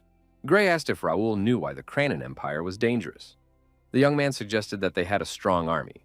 Gray said that the young man was right, but suggested digging deeper. Does the Empire exceed other states in terms of territory and population? The young man would not say so. The Empire covers a large area, but most of the land is uninhabited. Due to the harsh climate, the population is the same as in one of the kingdoms. Gray suggested that their advantage lies in their possession of information. They know nothing about the Empire, while they themselves are like an open book. The Empire is located behind a mountain of monsters and a forbidden barrier. The only way to it is through a gorge. Imperial spies managed to sneak into the kingdom of Reuben. This means that the Empire has a great advantage. If they wanted to, they could attack right now, knowing that they have a good chance of defeating their opponents. Raul thought that this is what happened in his past life. Using pawns, the Empire started a war, and by the time of his death, it was already close to victory. Gray said that the kingdom needed people like Raul. Raul could be their secret weapon.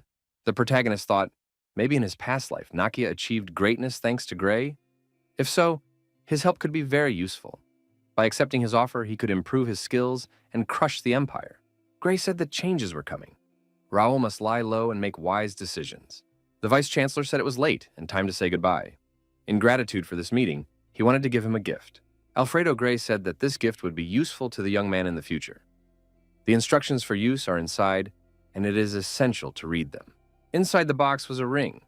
It looked quite expensive and seemed to be imbued with mana. Gray said that the young man could consider this ring a reward. Our hero thanked the vice-chancellor for everything. Gray expressed his hope that academic life would not disappoint the young man. Raul thought that the meeting had gone much better than expected. He even received a gift. What kind of ring was this that exuded mana? It was Gray's polymorphic ring. The body of the owner undergoes a transformation and takes on the desired form. Our hero was delighted because it was an item that gave superpowers. Raul thought that until that moment, his status had limited him in many ways. He had to think through every step and travel everywhere with guards. He sorely lacked an item that could hide his identity. The young man was surprised that the ring also changed his appearance. Such a spell belongs to the 6th circle of magic and is only available to a small group of magicians. Moreover, he can summon the great sage Gray. Raul decided not to worry. Gray had been very supportive of him anyway, and the young man decided to use the gift wisely. 2 weeks passed. Life at the academy went on as usual. Our hero had not made any enemies. Everyone was friendly to him because he tried not to stand out. However, a guy named Dalton stuck to him like glue and followed him around all day long. Dalton said he had found a good weapons workshop. Raul reminded him that he was busy and asked him not to wait for him. Dalton told Raul not to refuse. If he went home now, he would be forced to train immediately. The young man wanted to study in peace, but Dalton appeared on the horizon every day. Every day, Dalton got on Raul's nerves and didn't even try to talk to anyone else. At least Dalton didn't start fights, and thanks to his company, the other students didn't bother our hero. Raul said he had a lot of important things to do. Dalton could call someone else, and it was time for him to go to the library. Dalton said that it was better to swing a sword all day than to read anything. Raul thought that one of the privileges granted to students for passing the entrance exams was access to every floor of the library. But in reality, access was restricted beyond the 4th floor. Only royalty and certain professors could enter the 5th floor. However, this did not upset the hero. Even the doors to the 3rd floor were open to only 50 students. It was time to look for valuable copies. A fairy flew around the library. She saw familiar faces, but not a single freshman. The books were all old. The fairy decided to look for something new, rummaging through her bags. She said that this girl always works tirelessly. It's nice to see diligent students. The fairy saw a sleeping student and was indignant. Isn't it shameful to sleep in the library? The young man was slapped and woke up immediately, not understanding what was going on. The fairy said that sleeping over a book in the sacred library was not allowed. She, the guardian of the library, would not allow it. Raul thought that there were many more useful books and skills on the 2nd floor than on the 1st. The students laughed at their sleeping colleague. He got a slap on the back of the head from the ghost and woke up instantly. "You can't sleep here, or you'll get a slap." Raul thought that a protective spell had been cast on the library. Where could a ghost come from here? The fairy thought that many students were trying to annoy her today. It was exhausting. Something seemed strange to the fairy, and she decided to check it out. She saw a glowing book. This book could no longer relieve her fatigue. Would she have to find a new home? A high-quality spellbook could sustain her life force for about 1,000 years. She needed a book of the same level. However, the shelves were filled only with low-quality editions. In such conditions, she would not last a year. The fairy thought that she had one cherished wish left. She felt that something special was coming. The fairy saw our hero and became interested in the books he was holding. The girl hoped that this book would help her. The fairy said that this book must be the one and rushed towards it. Raul realized that finding a unique book of skills was not easy. He would not be able to use the copies he had already acquired. The young man hoped to get at least one book on telekinesis. Even the knowledge he had gained from another psychokinetic couldn't help him. He needed more information. The protagonist found one book on the shelf, and it seemed suitable to him. It was Horse Acrobatics S rank, a martial art. Raul thought it was a great compensation for the artistic skill, Touch of the Brush, that he had stumbled upon earlier. It was time to add it to skill decks. There is a restriction on saving skills. You must delete an old one to add a new one. However, this rule did not apply to unused skills. The young man added the book to skill decks, and it worked. After adding the content to skill decks, the book itself became useless. Any other player could take it in the same way. It was necessary to extract as many skills as possible. While the book was being saved, our hero decided to continue his search. The fairy watched him, thinking that this man was behaving suspiciously. The young man takes several books with similar skills and reads the same page over and over again. His preferences were also somewhat strange. Raul thought, the will of the creator, the power of time, unique handwriting. They stand out from the crowd. The fairy thought that this young man was unusual because he understood such books. But it didn't matter. He still couldn't save her. Only great sages and archmages were capable of interacting with her. However, even that didn't bear fruit. The fairy owed her existence to numerous sacrifices, a harsh fate, and a combination of circumstances. She barely managed to maintain her life force, and placing her hopes in people was very exhausting. The fairy thought that, despite their uniqueness, these books were not suitable for her. She thought she had sensed something, but it seemed that her intuition had failed her. But what is this young man doing? At first glance, the book does not seem to be anything special, but the symbol on the cover suggests otherwise. She had the feeling that the book was calling her. The fairy noticed that the power of one book had been transferred to the other, or rather, that the other book had absorbed it. But why hadn't the book changed at all? It was the first time she had seen such a spell, and she wanted to take a closer look at it. Raul moved away from the table with the books.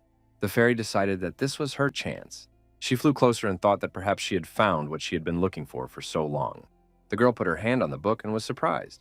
Why wasn't anything happening? Even the great book of spells and sacred manuscripts told her their stories and allowed her to stay close. But the fairy decided not to give up so easily. No matter how hard the girl tried, nothing worked. Suddenly, a human shadow appeared over the book. Raul asked in surprise why she was sitting on his book and what kind of creature she was. Our hero couldn't understand. Was it a ghost or a fairy? Why did she look as if she was about to disappear?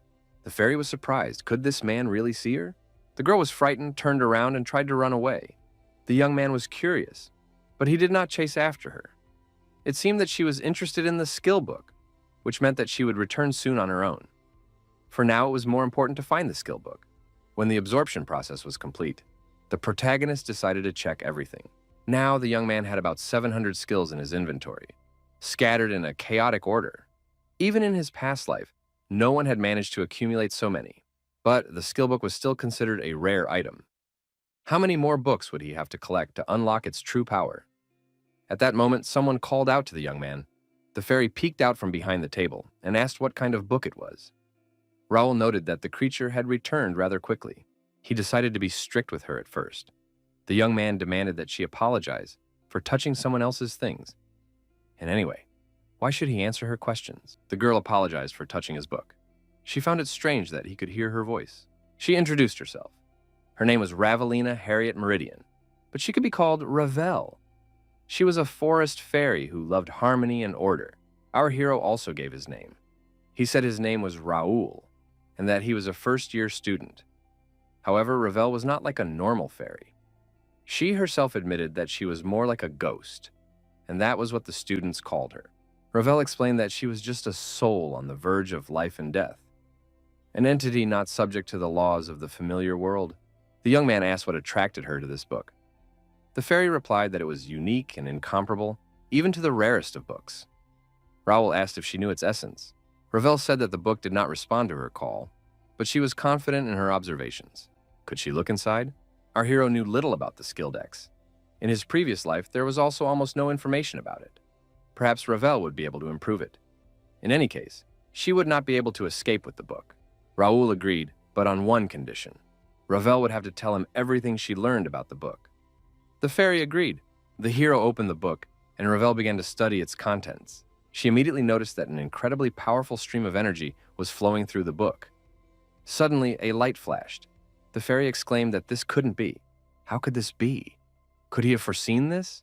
But the appearance of this book at this time broke the rules. Raul asked if she was all right. The excited fairy asked where he had found the book.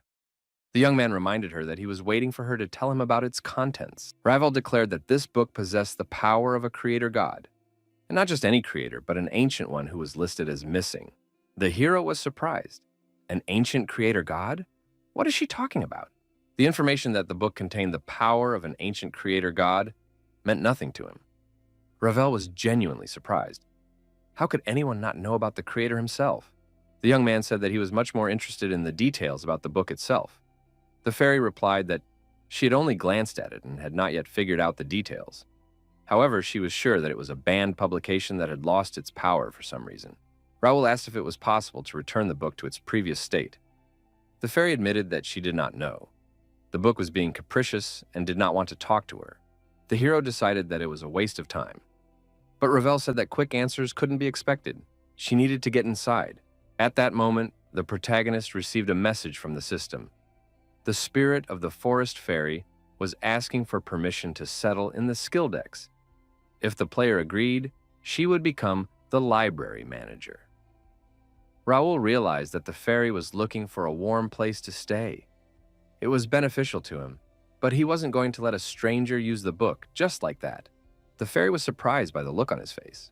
Raul doubted that she needed his help. Now he knew that something was wrong with the skill decks, but he hoped to fix it himself. The protagonist said it was late and he had to go home. The fairy asked him not to leave and to listen to her. But Raul said he had things to do and they would talk later, although he himself doubted that he would return. The fairy apologized if she had accidentally upset him. She hadn't talked to people in a long time. The hero decided to put a little more pressure on her.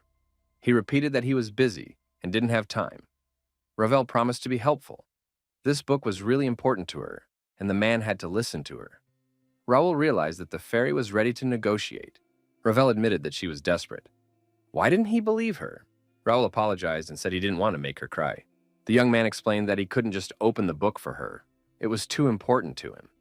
First, he wanted to know what had happened and how the fairy had ended up in such a hopeless situation. Only then would he decide what to do with her. Ravel decided to tell him because she had begun to trust Raul. She warned him that it would be a long story. Long ago, the continent was engulfed in a great war between different races, gods, demons, and even extraterrestrial beings. The world was on the brink of destruction. The forest fairies were threatened with extinction. Then Ravel's kin tried to save her, the youngest descendant of the clan, by sealing her inside a book. She was their last hope. However, due to the disruption of mana flows and spatial instability, her soul was trapped in the book, and her body disappeared into a rift.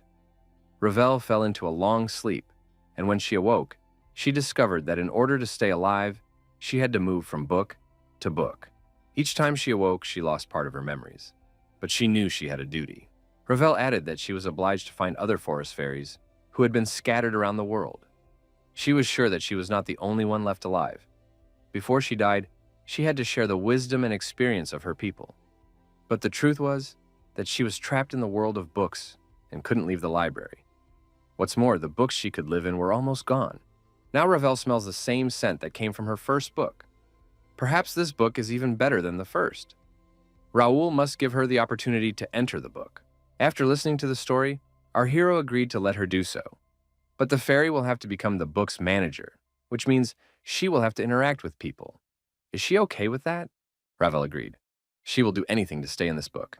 But first, she wants to know, why does this person need this book? Raul said he wants to protect his family and his homeland. The book will help him do that. It is very important to him. The fairy noted that this was a wonderful goal and offered to work together. Ravel admitted that she could hardly help the young man right now. She needed time to settle in. The fairy said that she would fall into hibernation for about a month, but the book would continue to function as usual. She thanked Raul. As soon as she wakes up, she will help in any way she can. Ravel promised to meet with him in a month. Thus, our hero found a new ally. After meeting Ravel, time flew by quickly. There was 1 week left until the update. The hero still had a lot to prepare, but there was little time. Dylan said he was proud of his brother. Dylan noted that Raul was right about the oracle from the temple. But how did he know? Raul asked what the prophet had said. Dylan replied that it was strange. In a week, the things that disappeared will return to their places and the broken connections will be restored. To prevent the emergence of evil, the Savior must open the door and obtain the fruit of emptiness from within. Raul thought the prophecy was too vague, but it could not be ignored. The young man asked his brother how the temple had reacted to it. Dylan replied that, on the whole, they were calm. They had only strengthened the army to prepare for possible danger. Dylan added that the nobility had ignored the prophecy and taken it as a joke.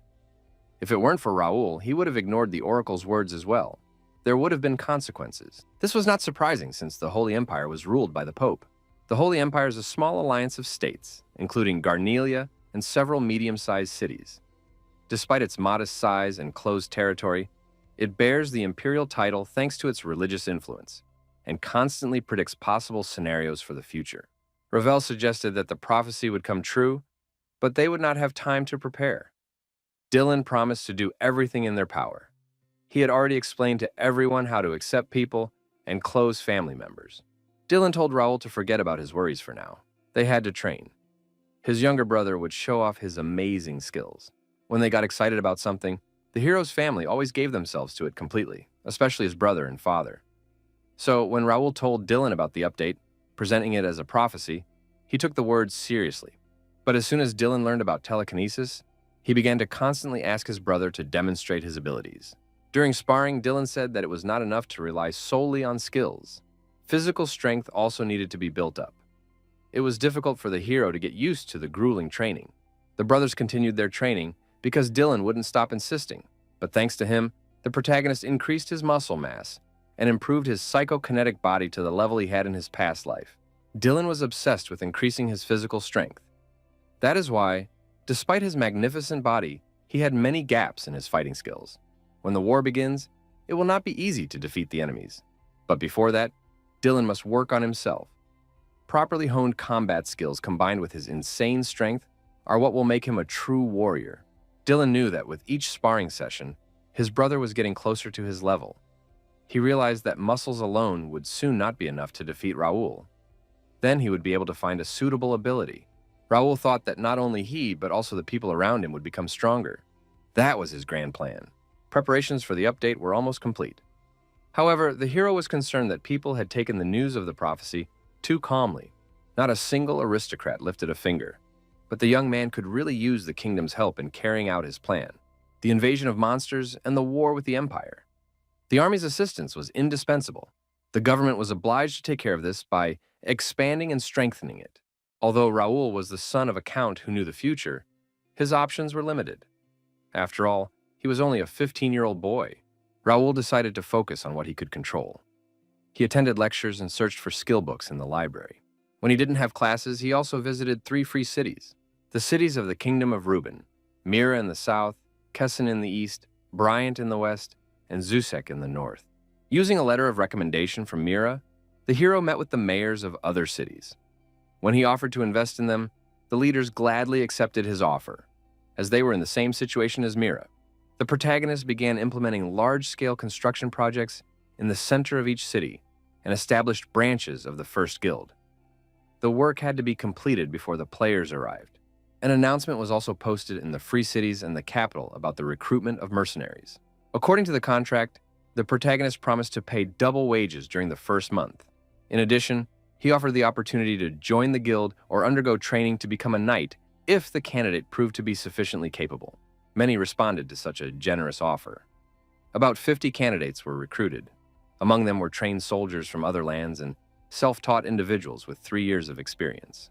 The hero believed that his investments would pay off. They were good investments. This meant he could remain calm even in the face of a high-ranking battle. However, some still treated him with distrust. Raul Ashton asked Sir Philip if he had contacted the members of the guild. Philip replied that, apart from the leaders, all 45 members had arrived, divided into 10 groups. They had completed their training. Ordinary knights had also been summoned. Raul said that the work had been done excellently, but Philip should not let his guard down. Today, a mission awaited them. The hero thought that a lot had changed. 6 newbies had reached expert level and were promoted to ordinary knights. 9 players, including Philip, Jake, and Pierce, became elite knights. Newbies and other soldiers also joined them. Raul noted that now his first guild and elite knight squad were ready for action. The protagonist selected talented players of B rank and above, and they exceeded all his expectations. How would they perform in the future? Raul did everything he could to prepare for the update. Now everything should go according to plan. Silver Zero was waiting for the next report. The third reported that the royal family was not taking any special action, only increasing patrols. The fourth stated that the Templetons held the same position.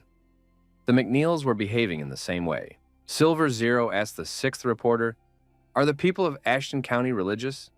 The answer was no. The 6th added that they maintain good relations with the temple, but do not adhere to any religion. The boss was informed that Alfredo Gray was currently focused solely on the academy. Silver Zero asked number 8 if they had managed to infiltrate the mercenary squad. The 8th replied that they had tried but failed. The 6th was surprised. Was it possible that none of their people had made it through among 1,000 fighters? The 8th explained that they had easily passed the preliminary test, but failed the main one. It could be assumed that Raul possessed some kind of special ability.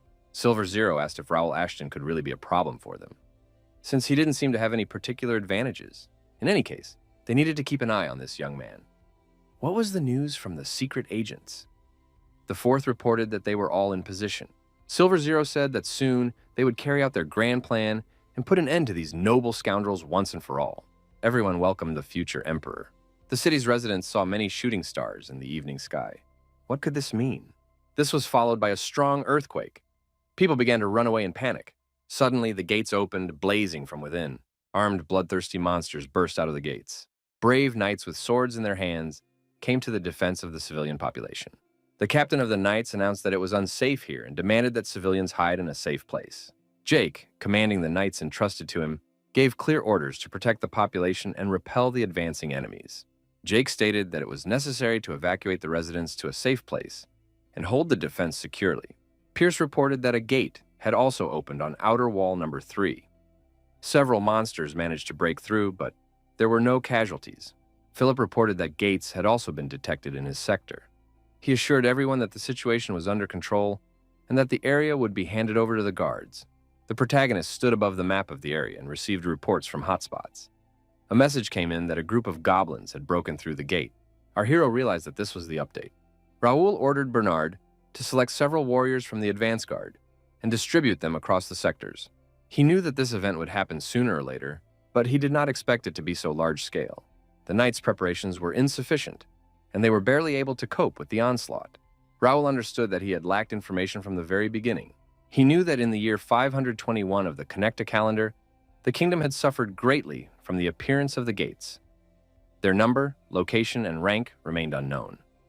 The young man would have liked to clear them out himself, but now he was not alone. Using the power of his guild, he could minimize casualties among the civilian population. If our hero knew the rank of the gates, he could distribute his troops more rationally. A new task was received: to close as many gates as possible, stop the monsters, and save the civilians. The gates were refreshed every midnight. Was there really no way to avoid this? Connect had a protection system that could interrupt the game in case of a threat to the scenario. It was a forced scenario. The system could impose additional requirements, as had happened now. Usually, the player was sent a sudden task or a series of additional quests.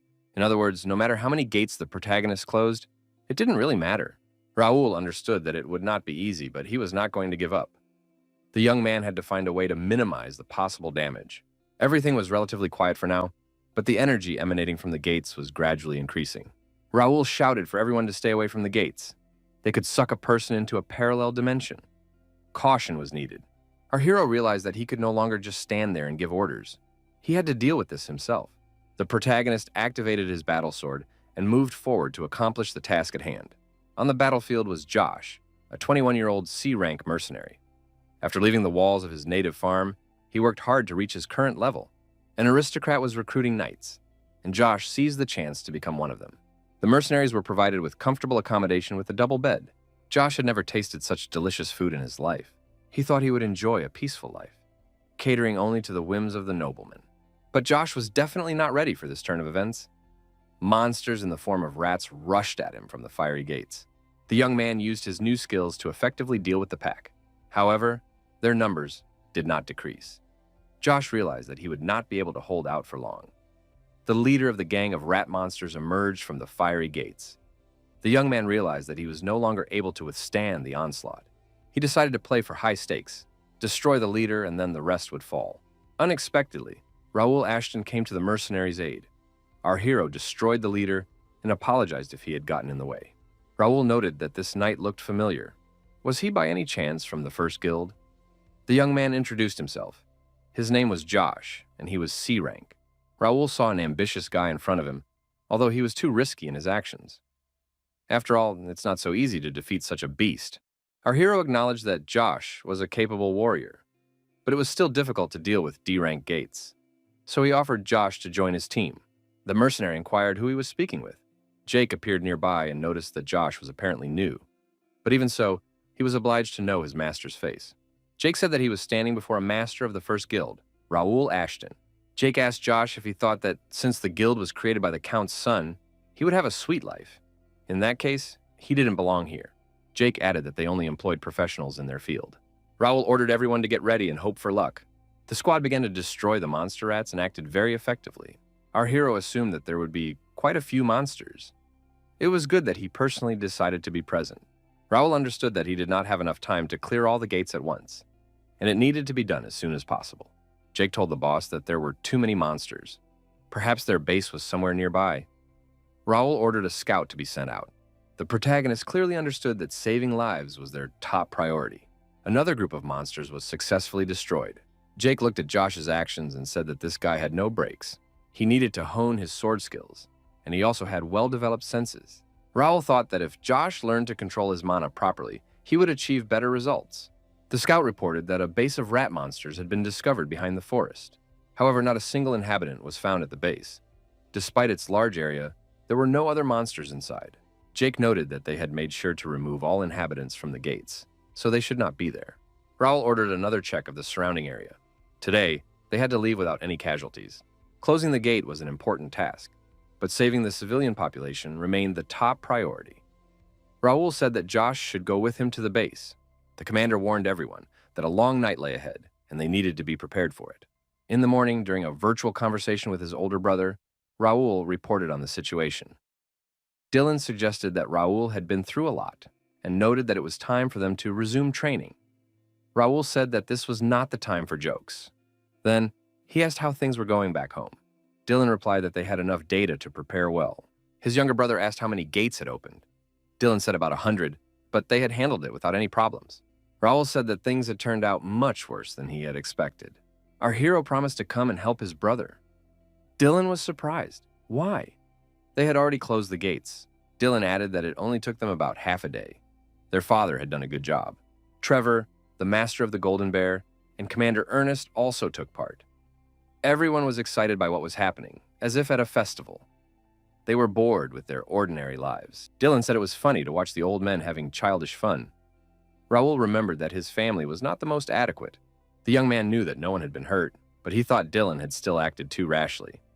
The D-rank gates were too dangerous and it wasn't worth getting close to them. Dylan was surprised. Did his brother really suggest waiting until he arrived and used his superpowers? Dylan said that Ashton was a powerful state. He and his father were far from weak, and there was no need to worry about them. They were always ready to fight back against the enemy and could handle any number of gates. He added that the Ashtonians possessed enormous power and did not need help. They could easily close even several hundred gates. Dylan told Raul not to worry about the house and to go about his business. He and his father would take care of everything. Raul admitted that his brother was right and realized that he had been too arrogant. Dylan reported that some of the gates had not disappeared after they had been cleared. What could have caused this? Raul was surprised. What did he mean they hadn't disappeared? Could it be that not all the gates could be destroyed? After talking to his brother, our hero gathered the knights and informed them that the E and D rank gates, unlike the others, had not disappeared. Jake suggested that they had serious problems. Such gates could not be left unattended, but this situation could not continue indefinitely. He noted that if surveillance was increased, the defense forces would have to be reduced. This issue needed to be resolved as soon as possible. Raul promised to find out why the gates were not disappearing and to find a solution. Bernard asked if it was worth preparing a squad. He suggested taking only the 3 best fighters with him, Philip, Jake, and Pierce. Philip was surprised. Was the young master sure of his decision? Raul replied that the elders in Ashton County were giving it their all, so he couldn't just sit idly by. Raul suggested that they might encounter survivors, so a dozen soldiers should be sent to the gates. Jake recommended taking food with them so they wouldn't be uncomfortable. Philip reminded them that this was not a picnic and they couldn't relax. During the battle near the gates, the monsters were destroyed as expected. Jake said he didn't even have time to warm up, and that they didn't have any extra time. It was time to speed up. Jake efficiently destroyed the monsters and remarked that it was too boring for him. Pierce shot 2 arrows into the nearest monster and told Jake not to thank him. Jake was indignant. Why did Pierce interfere? He could have done it perfectly well himself. Jake suggested they have a bet to see who could destroy more monsters. Raul stopped the argument and reminded them that they had no time to play childish games. Our hero thought that apart from the rugged terrain, there was nothing remarkable here. Josh reported that he had information. The terrain was difficult to navigate, but he hadn't noticed anything unusual. There were no civilians here. Raul suggested that the gates were designed in such a way that only players could approach them. Non-player characters are also capable of clearing gates or dungeons because they are much stronger than players. However, this does not suit the players. Therefore, there are certain restrictions. NPCs cannot cross the gates, fight the Guardian, or block his passage to the dungeon boss's room. No matter how strong an NPC is, unlike a player, he cannot close the gates. Our hero was thinking about what to do. A message came in that a hidden location had been discovered. The player started the mission, Destroy the Guardian. Usually, our hero was happy to do secret missions, but now he didn't have time. Raul told his people to familiarize themselves with the available information. It turned out that they had to find the gatekeeper themselves. Josh asked Raul if that monster could be the Guardian. A huge monster appeared, the gatekeeper of rank E, a cursed dark goblin. Philip looked at the goblin and guessed that it was indeed the gatekeeper. Jake was delighted because the big guy had fallen into their hands. They didn't even have to search for him. Josh asked permission to take on this monster himself. He decided to deal with it on his own, but Raul wouldn't let him. The protagonist declared that he would finish off this monster himself and ordered everyone to disperse. Jake was surprised. What was wrong with the young master? Philip reminded him that Raul had always led the battle. Our hero thought that if the Guardian was destroyed by an NPC, there would be no reward. Raul Ashton approached the huge goblin. He was curious. If he defeated the Guardian alone, would the gate close? Destroying the goblin was not difficult for a player like Raul Ashton. A few swings of his sword, and the job was done.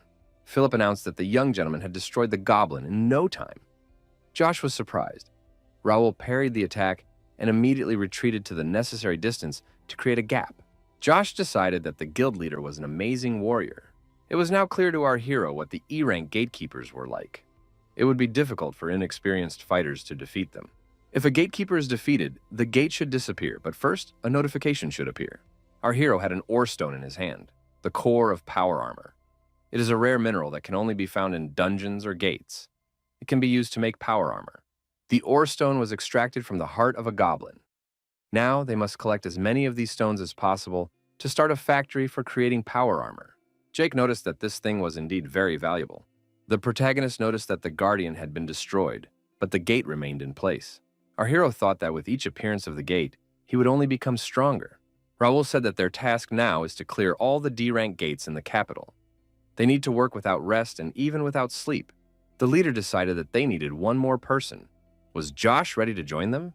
Raul said that this time, he didn't give Josh a chance to prove himself, so he was offering him a new opportunity. Josh was delighted and said he was grateful to the gentleman for such a chance.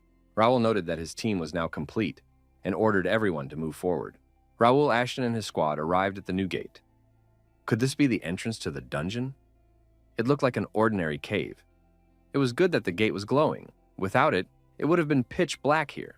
Raul told everyone not to stray too far, as it could be dangerous here. The young man lit a lamp and suggested they take a look around. Jake said it was a magic lamp, and that he had heard that such lamps were very rare. Philip also admitted that he had never seen such beauty before. Raul ordered the knights to explore the cave, but to stay together. It was better not to spread out in case they had to fight.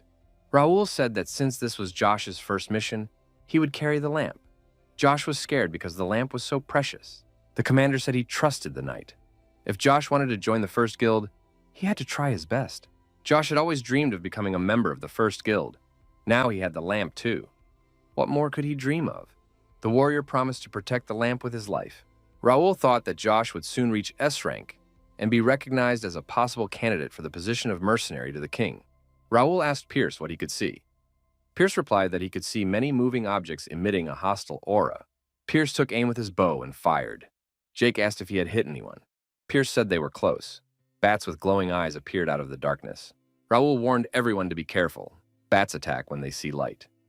Josh didn't like this information because he was holding a lamp. The next moment, Josh was attacked.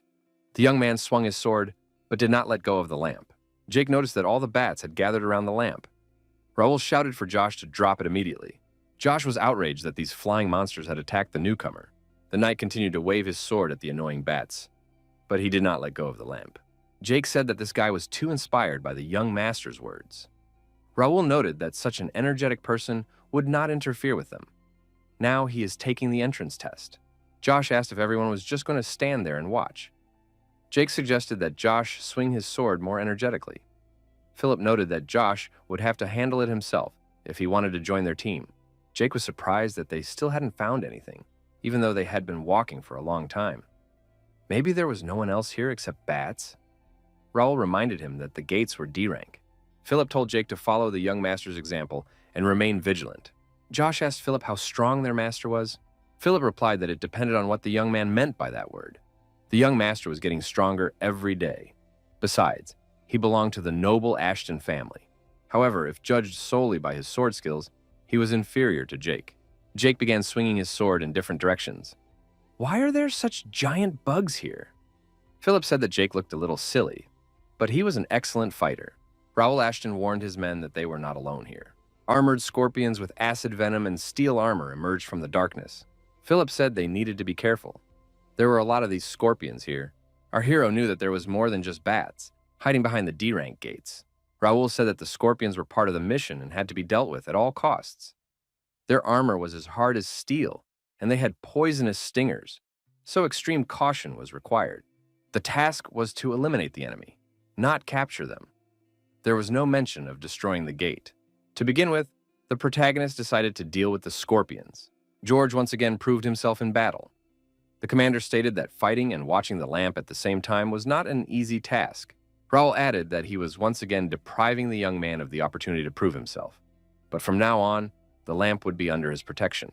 Jake said that the young gentleman had destroyed all the monsters again.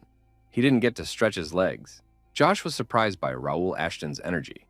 Was he really only 15 years old? He was clearly not one of those aristocrats who only pretended to be knights. Raul Ashton was a true master, and Josh decided to serve him without fail. Exactly 50 scorpions were destroyed. That was the minimum requirement for clearing the gate, and it had been fulfilled. Raul said that since they were already here, they had to see it through to the end. It was dangerous to abandon a D-rank gate halfway through. Jake thought he had been premature in rejoicing about getting out of this cave. Philip told him to keep his cool. Raul reasoned that the minimum requirement had been met. But then why hadn't the hidden task of destroying the gate appeared? Apparently, they hadn't found the Guardian yet. It was dangerous to leave him alive. The search might take some time, but the gatekeeper had to be found. Pierce reported that he had reached the end of the cave. However, it would be better for the gentleman to see with his own eyes where the cave had led him. Before Pierce stood a huge, ruined amphitheater. It was a very strange gate, with an arena in the middle of the cave. Jake suggested that the Guardian was standing in the center. Raul agreed with this assumption. But why wasn't the Guardian moving? Was he waiting for them in the arena? The Guardian of the D-rank gate was a level 64 Scorpion champion. Raul found this amusing. The Guardian was inviting them to fight, and they simply had to accept the challenge. Raul stepped forward, apologized to the knights, and said that this time he would not back down. And it wasn't just about the reward. Raul declared that the Scorpion champion had been waiting for him. Could he show what he was capable of? The battle was fierce and spectacular. Raul Ashton behaved with dignity as a representative of his family. The monster had no chance of winning. Philip said that this monster turned out to be a strong opponent. It's not so easy to defeat the guardians of the D-rank gates. Josh offered to help the young master. Jake objected that the master had an undeniable advantage. Against the sword, claws, and poisonous sting of the guardian, Raul Ashton used only his sword from the very beginning.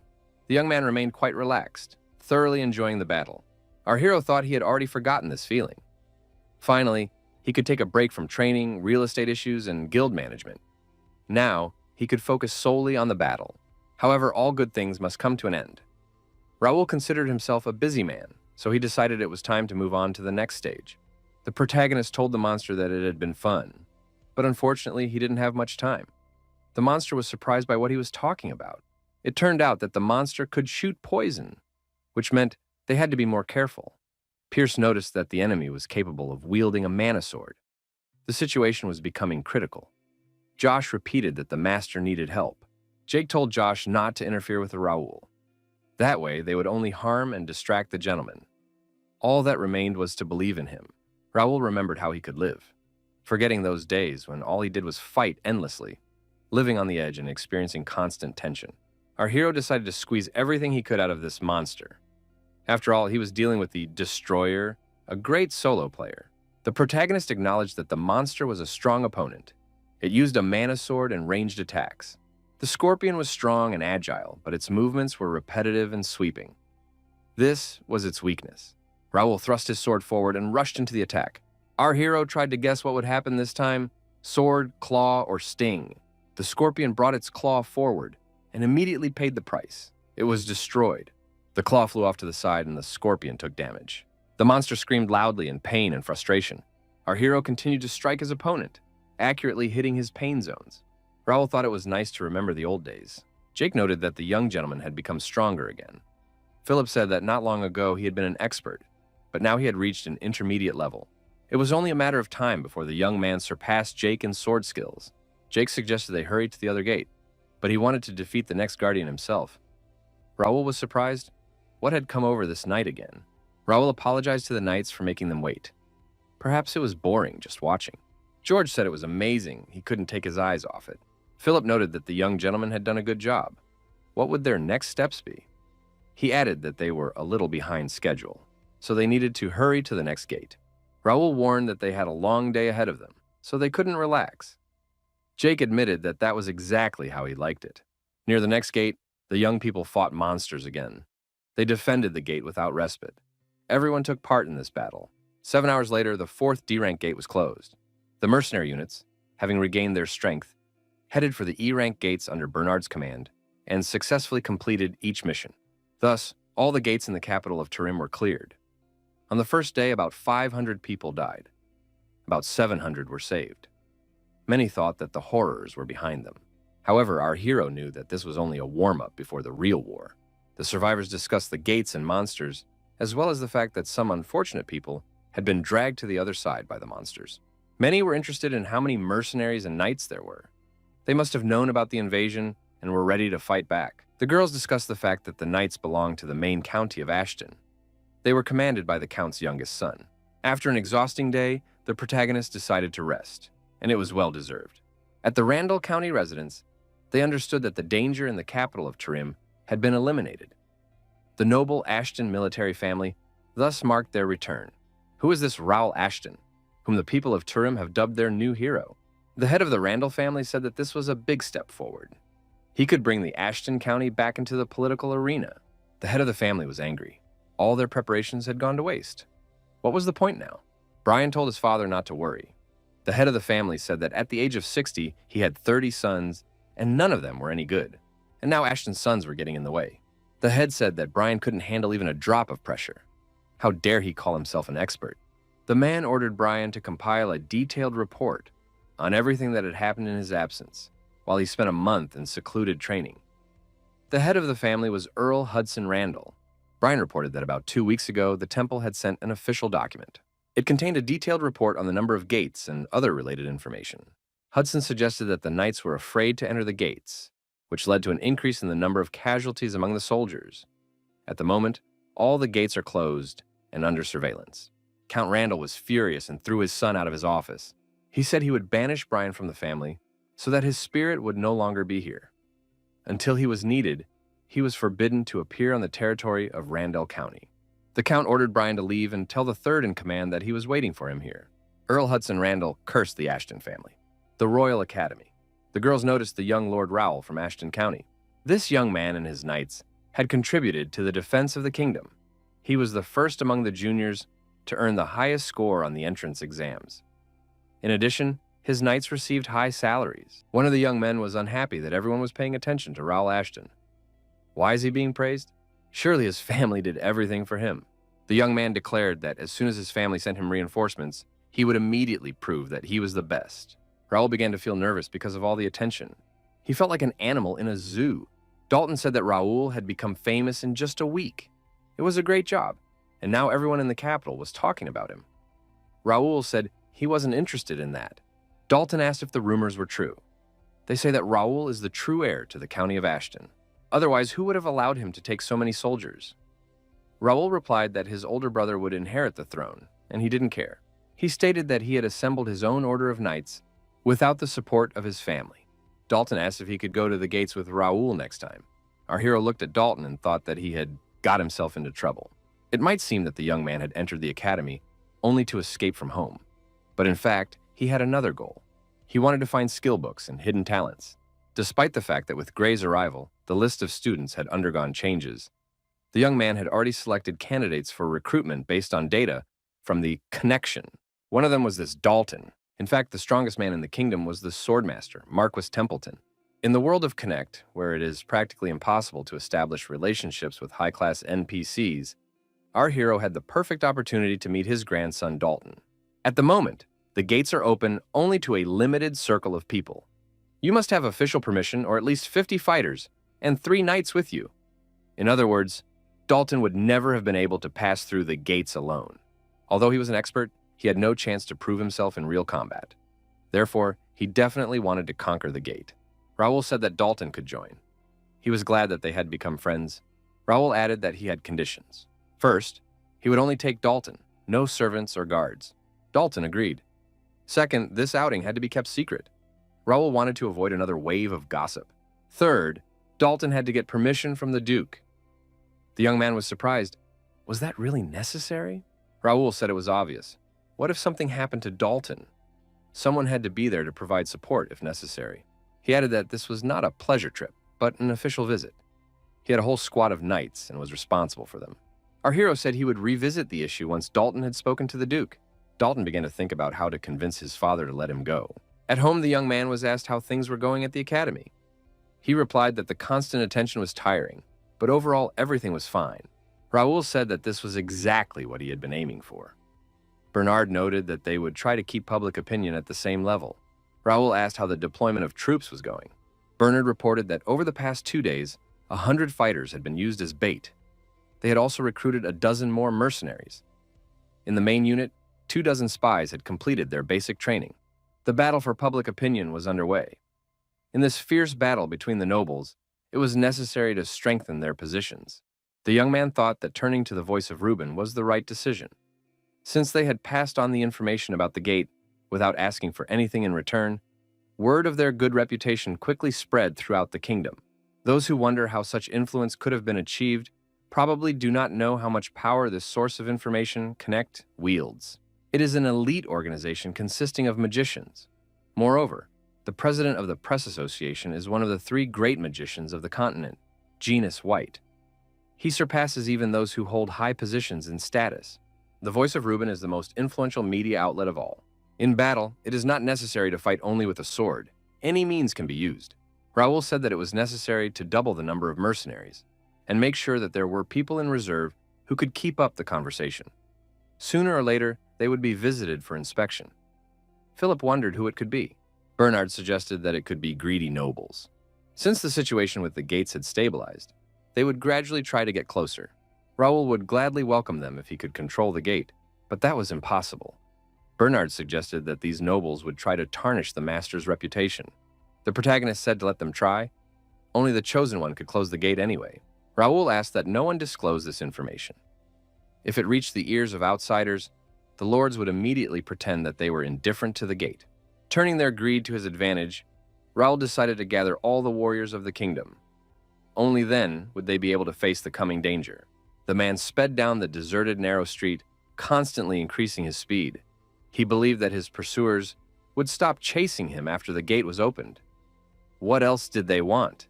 His task now was to distract as many villains as possible so that his comrades could escape. The man's path was blocked by people in cloaks, their faces hidden under hoods. The hooded man with a mask on his face said, "I am Elias Faceless, leader of the information organization Wings of Freedom. Pleased to meet you." The man replied that they had been pursuing criminal guilds for 6 months. The masked man noted that Faceless was quick-witted. It was no wonder he headed the kingdom's best information organization. Elias asked what had brought them here. Was he their next target? The masked man said that at first he wanted to destroy Faceless, but decided to make him an offer instead. Elias could surrender.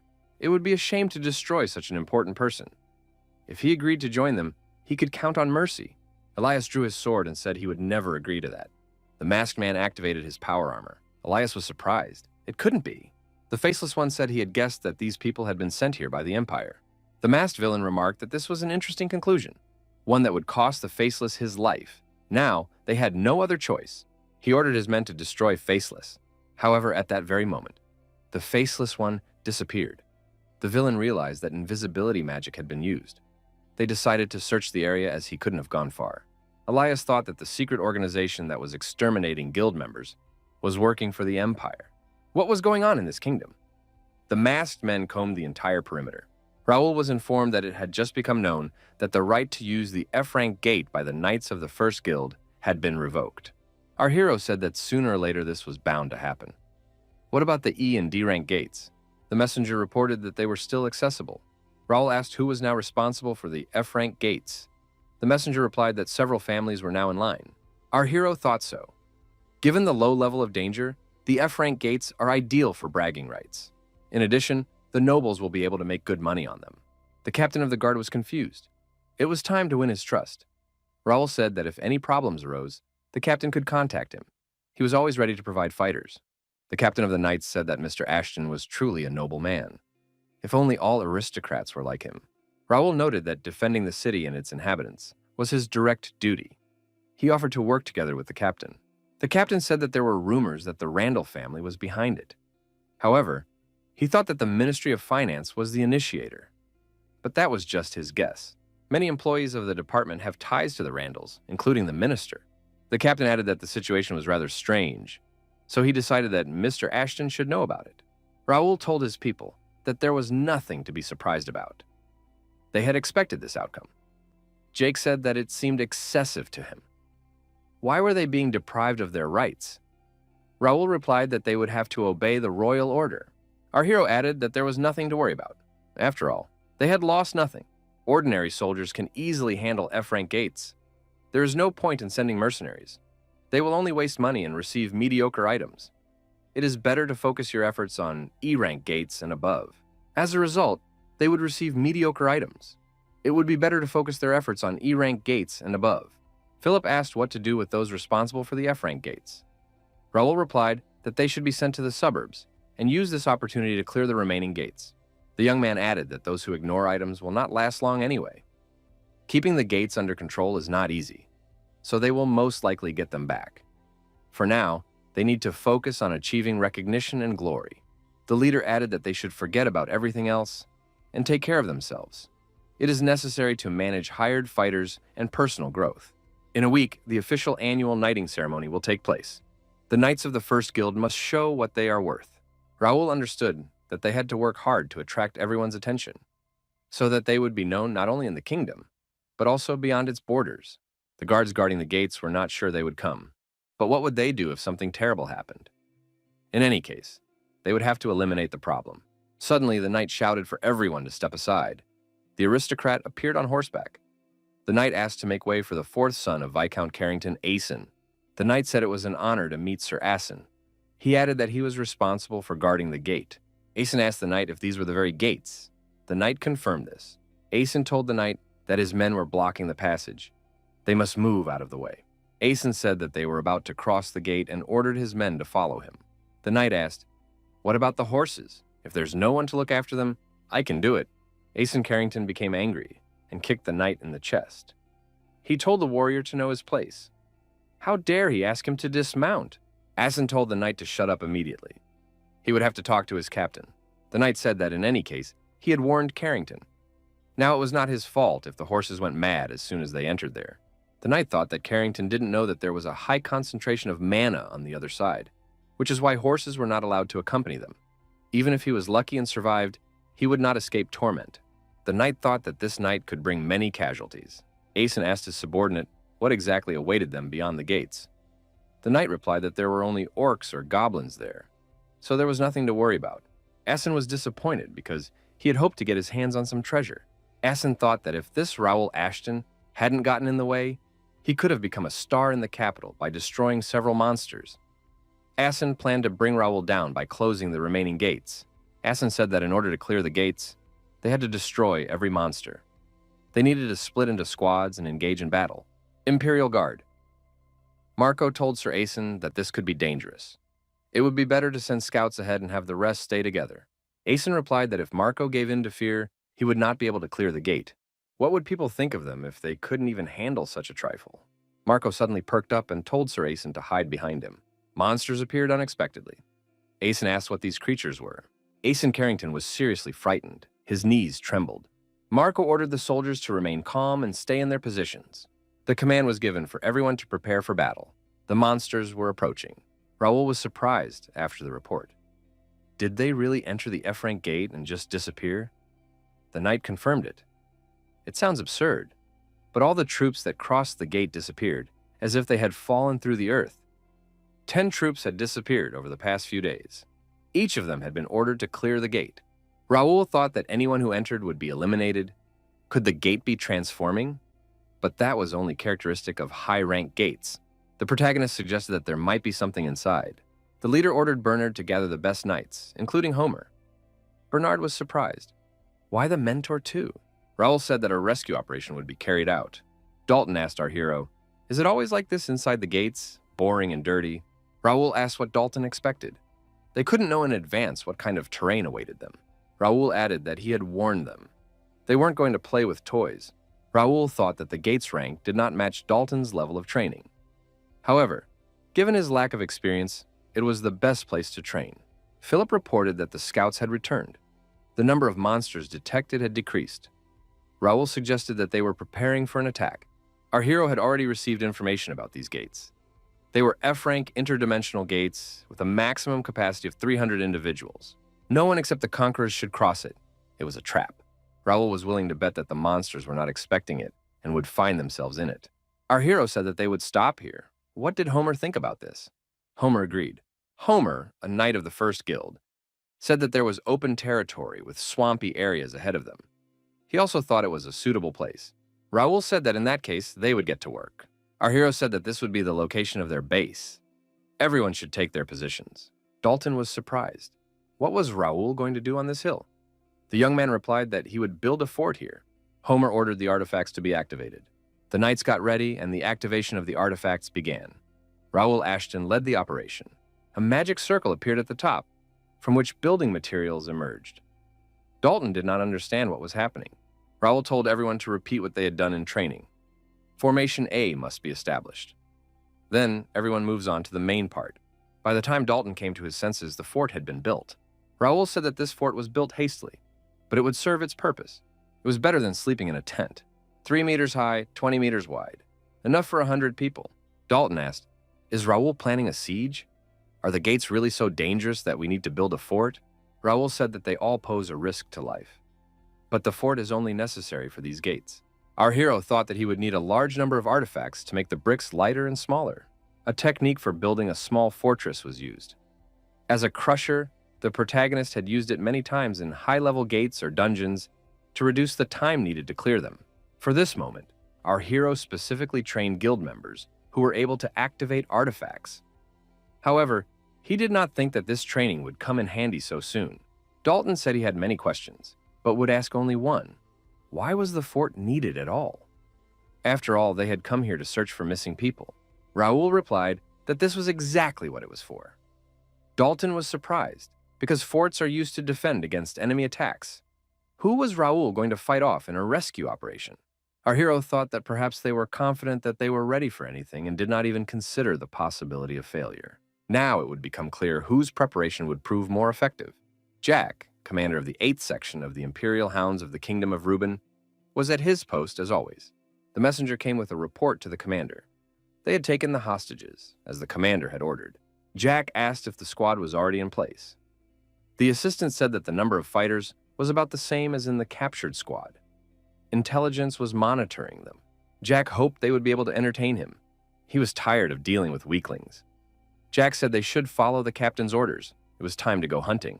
The assistant said that there was information from intelligence regarding the rescue squad. They say they are hiding in the fort and are not doing anything. Jack was surprised. Dalton wasn't doing anything. It was boring. He thought that this wasn't what he had agreed to. Was Raul sure they would come after them? Raul told Dalton not to relax too much. They could show up at any moment. Dalton realized that Raul had built this fort for a reason. But could he say who their enemy was? Raul said he had no intention of hiding it. Our hero said that Dalton could ask them himself. The young man looked into the distance from the fortress wall. Jack and his warriors were approaching the fort. Dalton asked, "So, will we be fighting them?" Jack was outraged. When did they have time to build this fort? Where were his scouts looking? Raul thought that everything was going according to his plan. His rivals were sure that they would catch them in a trap. How confused were they now? The rivals realized that they had fallen into a trap. Raul gave the order to the archers to get ready. Raul understood that his rivals did not expect to be ambushed at the gates. He should take advantage of the enemy's confusion. Raul looked at Jack and guessed that he had a quick temper. That meant he could be provoked. The protagonist asked why these imperial dogs were walking around without a leash. Our hero added that in their ridiculous gear, they looked like morons. Maybe they were lost? Jack asked our hero if he was from Ashton. Jack added that he would gladly destroy these enemies. He would personally deal with their leader. This fort would belong to them. Jack commanded his warriors to attack. Our hero thought that now the rivals were definitely caught. He still didn't understand what was going on here, but he was sure that his opponents were from the Empire. Raul gave the command and the archers began firing to kill. Our hero also joined the battle and began to effectively destroy his opponents, using his sword and unique abilities. Dalton thought that it would be more pleasant to deal with toads than with these imperial dogs. Jack said that another upstart had appeared. That's interesting. Isn't it time for them to show some respect? The commander sounded the alarm. Raul couldn't help but notice. Huge monsters came to the aid of Jack and his warriors. Dalton was surprised. What kind of monsters were these? Raul replied that they were Imperial soldiers. Since their last encounter, the Imperial soldiers had undergone a significant upgrade. They were probably their best warriors. Raul thought that in that case, everything would go even better than planned. The knight on the fortress wall explained that these were the Empire's magical warriors, and that there was no need to panic. The Imperial soldiers roared loudly and rushed to attack the fort. Philip said that they must not be allowed to approach the fort, and that fire must be opened. The Empire's magical warriors came under heavy fire. Dalton said that arrows were useless against them, and that ordinary weapons would not even scratch them. Raul said he had a plan, but he would need help to carry it out. Dalton said that was why he had come here. Philip ordered them to hold their position and gave the spearmen the command to attack. Jack laughed. Did they really think they could hide in the fort? He would show them that the Empire was not to be trifled with. The fort would be destroyed. Raul, Ashton, and Dalton simultaneously rushed into the attack. This was unexpected for Jack. The Empire's magical warrior was attacked. Dalton said that his sword could not pierce the monster's strong armor. Raul admitted that they would have to work hard. Jack said they had no business being here and should try to defend their fort instead. He had never met such fools before. Dalton said that this guy was starting to annoy him more than the monsters. He didn't want to listen to him anymore. Raul said that in that case, they would have to shut him up. Our hero activated his huge two-handed sword. Dalton wondered if he really had complete freedom of action. That's exactly what he needs right now. The Empire's warrior was attacked by the protagonist and, bleeding profusely, fell to the ground. Dalton did the same, and another monster was taken out of action. Philip and the knights watched the battle with interest, as Mr. Raul defeated the magical warrior. Raul asked his opponents why they had fallen silent. Was this all their fighting power? The young man said that the knights' loyalty to their lord depended on the presence of magical warriors. Jack said that it was getting even more interesting. Finally, he would be able to have some fun. He should thank the Ashton family for providing him with a worthy opponent. Dalton said that if this warrior commanded the Imperial army, then he was stronger than these monsters. Did Raul need help? The protagonist replied that he could handle it himself. Besides, Dalton had another opponent. Another magical warrior of the Empire appeared, armed and even more terrifying. Raul warned that their opponent was well armed. Dalton reminded him that he didn't come from a simple family, so there was no need to worry. Raul thought that this young man, Templeton's grandson, really was nothing to worry about. Even if this was his first real fight, he could be relied upon. Raul thought that the young man was covered. It was time to finish off Jack. Our hero apologized for the wait and said he was ready to begin. Jack asked the young gentleman from the Ashton family his name. The protagonist gave his name. Jack said that everyone in the Empire had heard of this family. They say that the Ashtons use a two-handed sword, but he believes that this is not the case. Raul thought that this opponent talked too much and looked like a gorilla. However, one should not look down on him. His characteristics and level are similar to those of an advanced sword expert, but he is nevertheless the strongest of all the opponents he has ever fought. Jack said he had hit the jackpot because he was facing two young gentlemen from noble families. Would they be able to surprise him? Raul thought that he must remain vigilant. His opponent had strong characteristics and powerful armor. However, by leveling up, our hero had improved his stats and invested in equipment, so he also had something to boast about. Now Jack can assess what a reborn, fully equipped player is capable of. Jack thought that his opponent's mana blade was quite powerful. He didn't seem like a typical homegrown nobleman. Jack found this very interesting. Perhaps this Ashton would be able to entertain him. Jack warned that holding back was not in his nature. He had no rules at all. The villain told the young man not to cry when he knocked him off his feet with a single blow. A flash appeared between the rivals, and an explosion formed. The shockwave spread in all directions. The Empire's magical warrior roared loudly and rushed at Dalton. Dalton heroically withstood his opponent's onslaught. The monster couldn't push him back. The young man noted that this monster was quite strong. He had to approach this issue technically.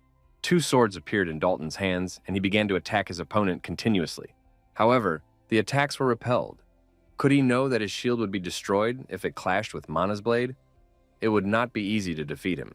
Dalton thought that if he ran away without fighting back against the Imperial hounds, his father would not leave him alone. The young man was interested in what Raul was doing. It seemed that things were much more difficult for him now. Raul continued to fight face to face. Jack did not lose hope and was confident of his victory. The villain said that this young man was good at imitating his opponent's movements. But was that all he was capable of? Jack thought that this guy was fast and strong. He couldn't afford to make a single mistake. Jack said that Ashton had exceeded his expectations. He almost felt sorry for destroying him. Jack loved watching the people of the kingdom continue to defend themselves, unable to do anything else. The young man could resist even more. Raul didn't understand how anyone could talk so much. At this rate, he was sure to suffer psychological damage. But the main problem was something else. The longer and harder the fight, the more the regnator trembled. If he activated it, he could probably end the fight in an instant. But his comrades could suffer because he couldn't gain complete control over it. It was necessary to distract them to buy time to carry out the plan. Bernard reported via internal communication that the situation had been resolved. The prisoners had been rescued, the enemy had been defeated, and the plan had been successfully executed. Jack asked why his opponent was smiling. Did he really want to surrender? What about the rescue plan? Raul used his magical abilities. He said that his plan had been in progress all along, and now that it was complete, the moment of the real battle had come. Jack could try to attack one more time. A little earlier, the man in the mask and hood saw a broken weapon on the ground. It seems that they are right when they say that aristocrats are not cowards. Aston sent his knights forward in hopes of avoiding a confrontation. The masked man said it was unfortunate. An aristocrat stood surrounded by knights and trembled with fear. Marco told his master to remain calm. In moments like these, it is important to be able to control oneself. Aston could not imagine that the Empire was involved in this matter. That is why they fell into the trap so easily. Aston thought they would not be able to escape. The masked man said that they were not going to kill these people. But if they resisted, someone would certainly get hurt. The masked man thought that the young master was enough, and his guards could be disposed of. The villain ordered the noblemen to be captured, and the rest to be destroyed. Suddenly, the masked men were attacked and destroyed. Their leader did not understand what was happening. Marco and Aston were also surprised. Who had come to their defense? The Knights of Ashton appeared on the battlefield. Jack asked how they dared to set foot on the territory of the kingdom. The Imperial soldiers would be destroyed. The leader of the masked squad was surprised. The attackers instantly defeated the warrior who wielded magic. He didn't even have time to use his mana blade. Jake said he got a little carried away. Initially, he didn't want to start all this. Jack smiled and said that one prisoner would be enough for questioning. Why spare the rest? Marco recognized Jake from the Order of the Golden Bear. So, the Knights of the First Guild had come to rescue them. Jake looked at Aston and asked in surprise why his knees were buckling. Josh said that in such a situation, this aristocrat couldn't even stand firmly on his feet. It was a sad sight. Apparently, not all young gentlemen were as brave as Raul Ashton. Aston thought that just a few warriors had defeated the monster and the Empire's elite soldiers clad in power armor. This is what Raul Ashton's first guild is like. At that very moment, Bernard reported to his master that the situation had been resolved. The prisoners had been rescued, the enemy had been defeated, and the plan had been successfully carried out. Raul Ashton accepted a one-on-one fight against Jack. Our hero repeated that the rescue team had already accomplished its task. It was easier than easy, because all of the enemy's forces had been thrown here. Having captured the prisoners, they focused on attacking the fort. Or had they already forgotten why they had come here? Raul noticed that his opponents were too confident, assuming that everything was under control. However, they themselves had fallen into a trap. Jack said that developing an effective plan was not his strong suit. Hiding and setting traps was no fun at all. It was time to act in his own style. Now they would fight with full force. Our hero thought about the Phantom Blade. As a crusher, the protagonist had dealt with this unusual technique of the Imperial Knights several times. It consisted of terrifying swings of the blade, moving in a chaotic direction. Finally, his opponent used it. Jack shouted that he had managed to knock the arrogance out of his opponent. Ashton only has time to put up blocks. After a while, there was a loud explosion. Jack was confused. The protagonist activated Mimic Mode. Activation complete. The young man said that now it was possible to work with it. Dalton struck and ran to the side. The Imperial Magic Warrior was angry but couldn't reach his opponent. Dalton thought he was acting too weakly. His opponent was fast and smart enough to come up with a strategy. However, his attack tactics were simple. The mace surrounded by mana was dangerous. Dalton was at a disadvantage because he did not possess a mana blade. Dalton decided to improvise with whatever was at hand. The knights watching from the fortress wall thought that Dalton was having a hard time. Jake asked again if they really had just watched from the sidelines. Why not help him? Philip reminded him that they had been ordered not to interfere. So they stayed where they were. The most important thing had already been accomplished. The prisoners had been rescued. Now all they had to do was trust the young master. Dalton asked the knight on the fortress wall if his name was also Philip. The knight confirmed this. Dalton said he had a request. He needed to tell the others to hold on tight to something. Dalton added that he was going to use the fort now. They would be shaken a little. Philip shouted for everyone to crouch down and brace themselves for the jolt. They had to hold on tight so they wouldn't fall. Dalton thought that Philip had quickly prepared everyone. Now it was clear why Raul could rely on his subordinates without any problems. The young man held his sword forward, pointed it at his approaching opponent, and said he was ready to begin. Would he be able to fight back this time? Dalton gathered speed, pushed off the fortress wall, and flew high into the air. The monster tried to attack him and hit the wall with its mace. The fort shook. Dalton was high up and prepared to attack. The huge magical Imperial warrior was attacked and destroyed. Dalton thought it was risky, but it worked and got results. The young man said that the wall was slightly damaged, but nothing terrible had happened. The knight said that even though this was Dalton's first real battle, he was holding his own. Philip added that he was even a little proud. After all, he was a Templeton wolf and the grandson of the master of the sword. Raul looked at Dalton and thought that their enemy had been defeated. Our hero decided it was time for them to wrap things up. How long could they stand around doing nothing? Jack said he agreed. However, Ashton shouldn't count on victory. He had imitated his opponent's technique quite well, but simply repeating the movements was clearly not enough. Jack, swinging his sword, said he would now show the difference between them. The battle continued with renewed vigor. Raul Ashton continued to put up a worthy fight against his enemy. Our hero successfully counterattacked, and Jack ended up lying on the ground. Raul asked if his opponent now understood the difference and what he had to say about it. Raul thought it was a pretty powerful and useful skill. It had been a long time since he had come across anything worthwhile. The system reported an error. Invalid actions detected. In accordance with the rules of using the regnator, the imitator skill will be removed. Our hero was surprised. Would he really not be able to use imitator now? Raul thought he had found a good skill, but in the end, he would lose it without even trying it out properly. However, it seemed that he would be able to use it until he found a replacement. During this time, he needed to finish the battle. Our hero decided to squeeze everything he could out of it. Raul gripped his sword tightly with both hands. The opponents clashed swords again, sparks flying in all directions. Jack said that this boy had become too aggressive. Had he decided to speed up? The protagonist decided to use his unique skills and concentrated his mana charge on his fingertips. Our hero's sword flew rapidly toward his opponent. The villain didn't understand what was happening. Jack managed to dodge at the last moment. The villain was surprised. Where did the flying blade come from? Jack looked up and saw a huge number of blades floating in the air and aimed at him. What was going on? Raul was surprised. Had his opponent only just noticed? Did he have tunnel vision? Now he would find out what a representative of the House of Ashton was capable of. Jack was indignant. What kind of ridiculous tricks were these?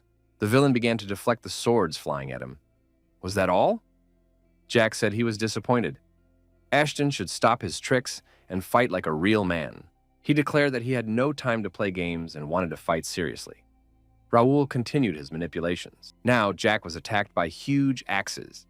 He barely managed to block them with his sword.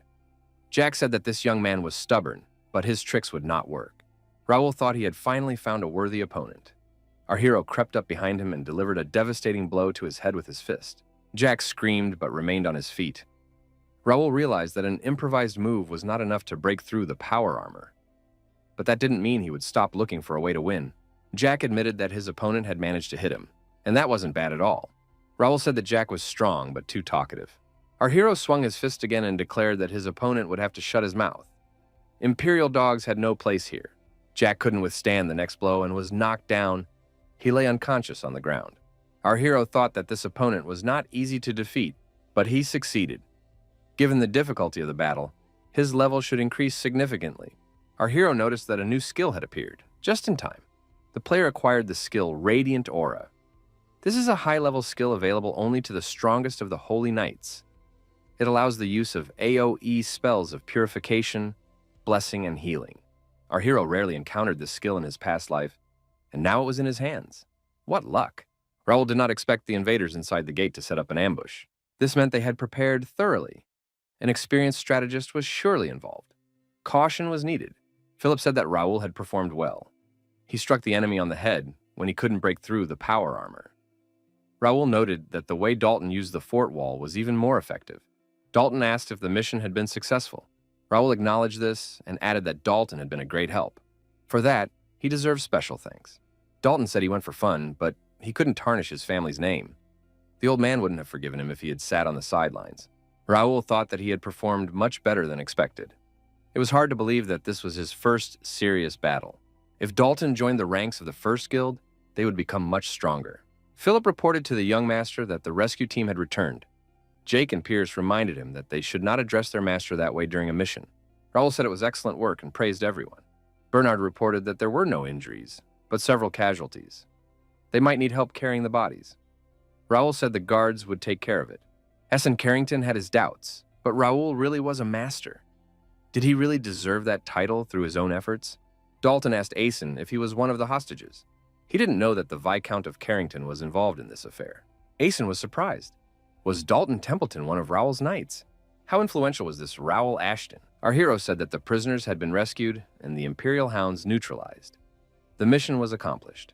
In addition, he had acquired an amazing skill and was more than satisfied with the results. The commander said it was time to return.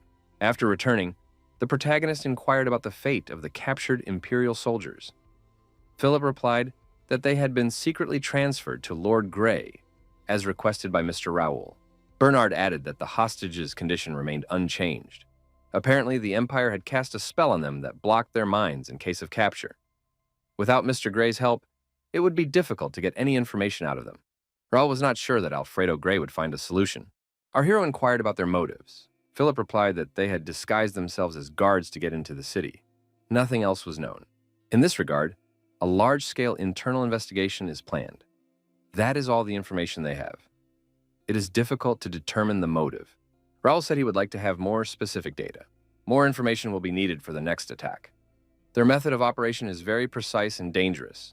A solution must be found. Our hero decided to leave the matter to the kingdom and Lord Grey. Tomorrow there will be a ceremony for the knights. The capital is currently in turmoil, so the ceremony will be small and quiet. Raul assumed that a real inspection awaited them, not just a pompous presentation. But that was for the best.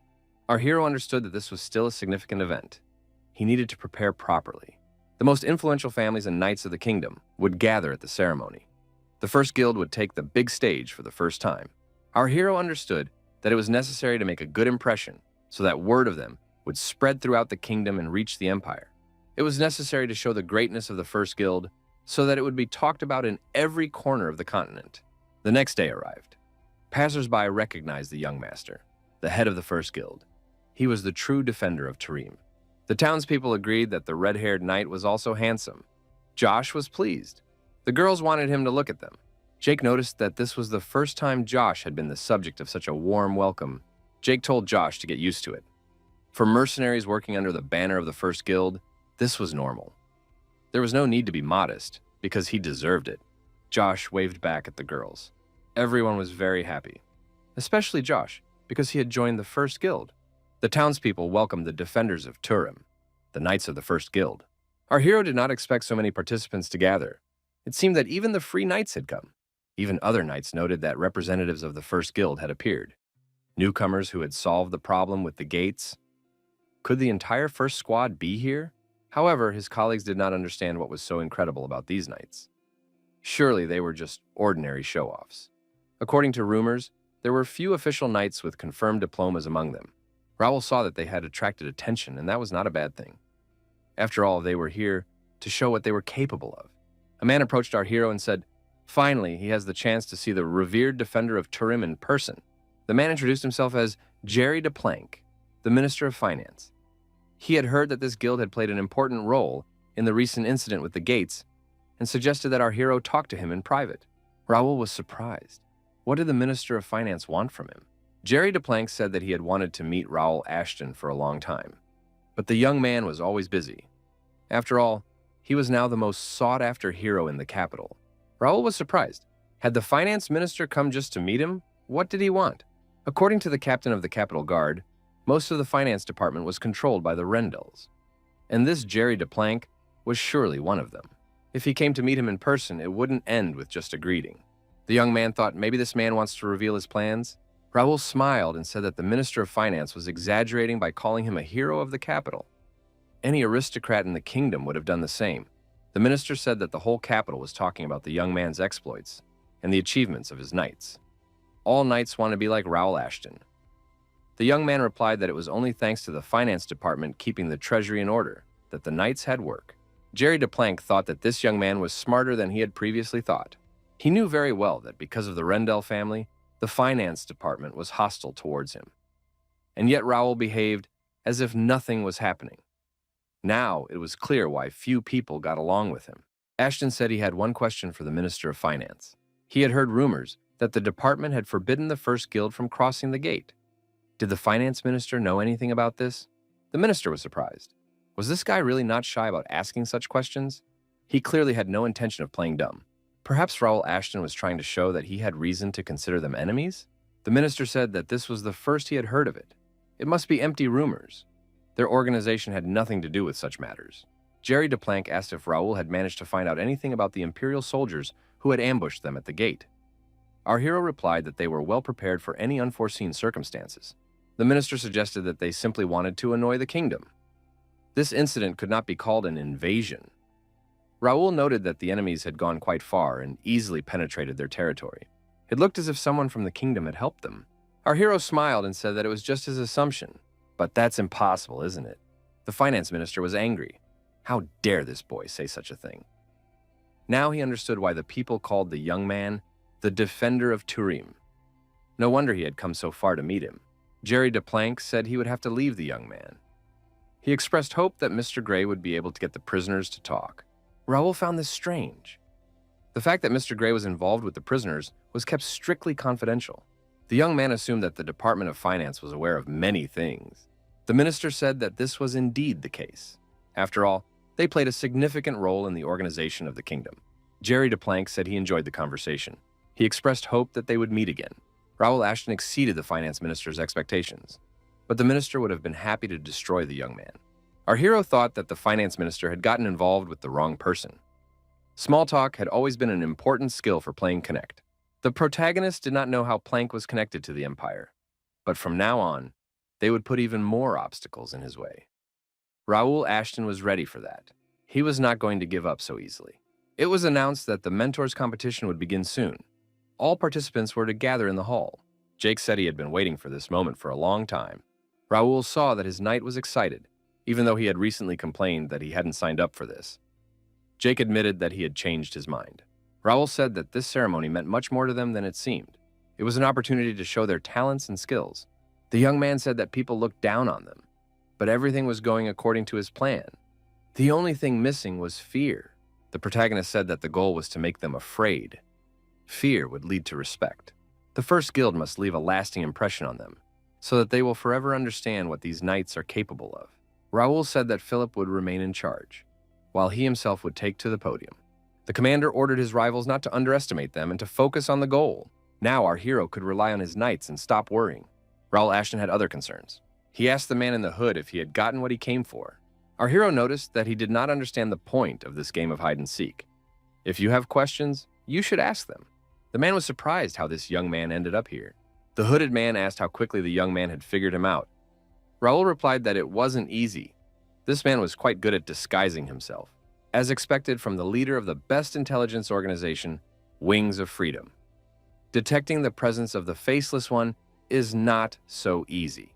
The protagonist suggested putting an end to these games and talking seriously. Raul asked why Wings of Freedom was following him. The young man hoped to resolve the issue peacefully. He had no desire to use force in a public place. The Faceless One said he had no right to disclose the information. Raul noted that his interlocutor had no choice. If the head of the Wings of Freedom himself had taken up the matter, it meant that there were problems within the guild. Faceless was surprised. Had this young man really understood everything so quickly? The rumors were true. This young man really did have a sharp mind. Faceless said that he had no reason to evade the question and would tell him everything. He really was the head of the Wings of Freedom Guild. Raul expressed his delight that his interlocutor had quickly assessed the situation correctly. Now he wanted to know why he was being followed.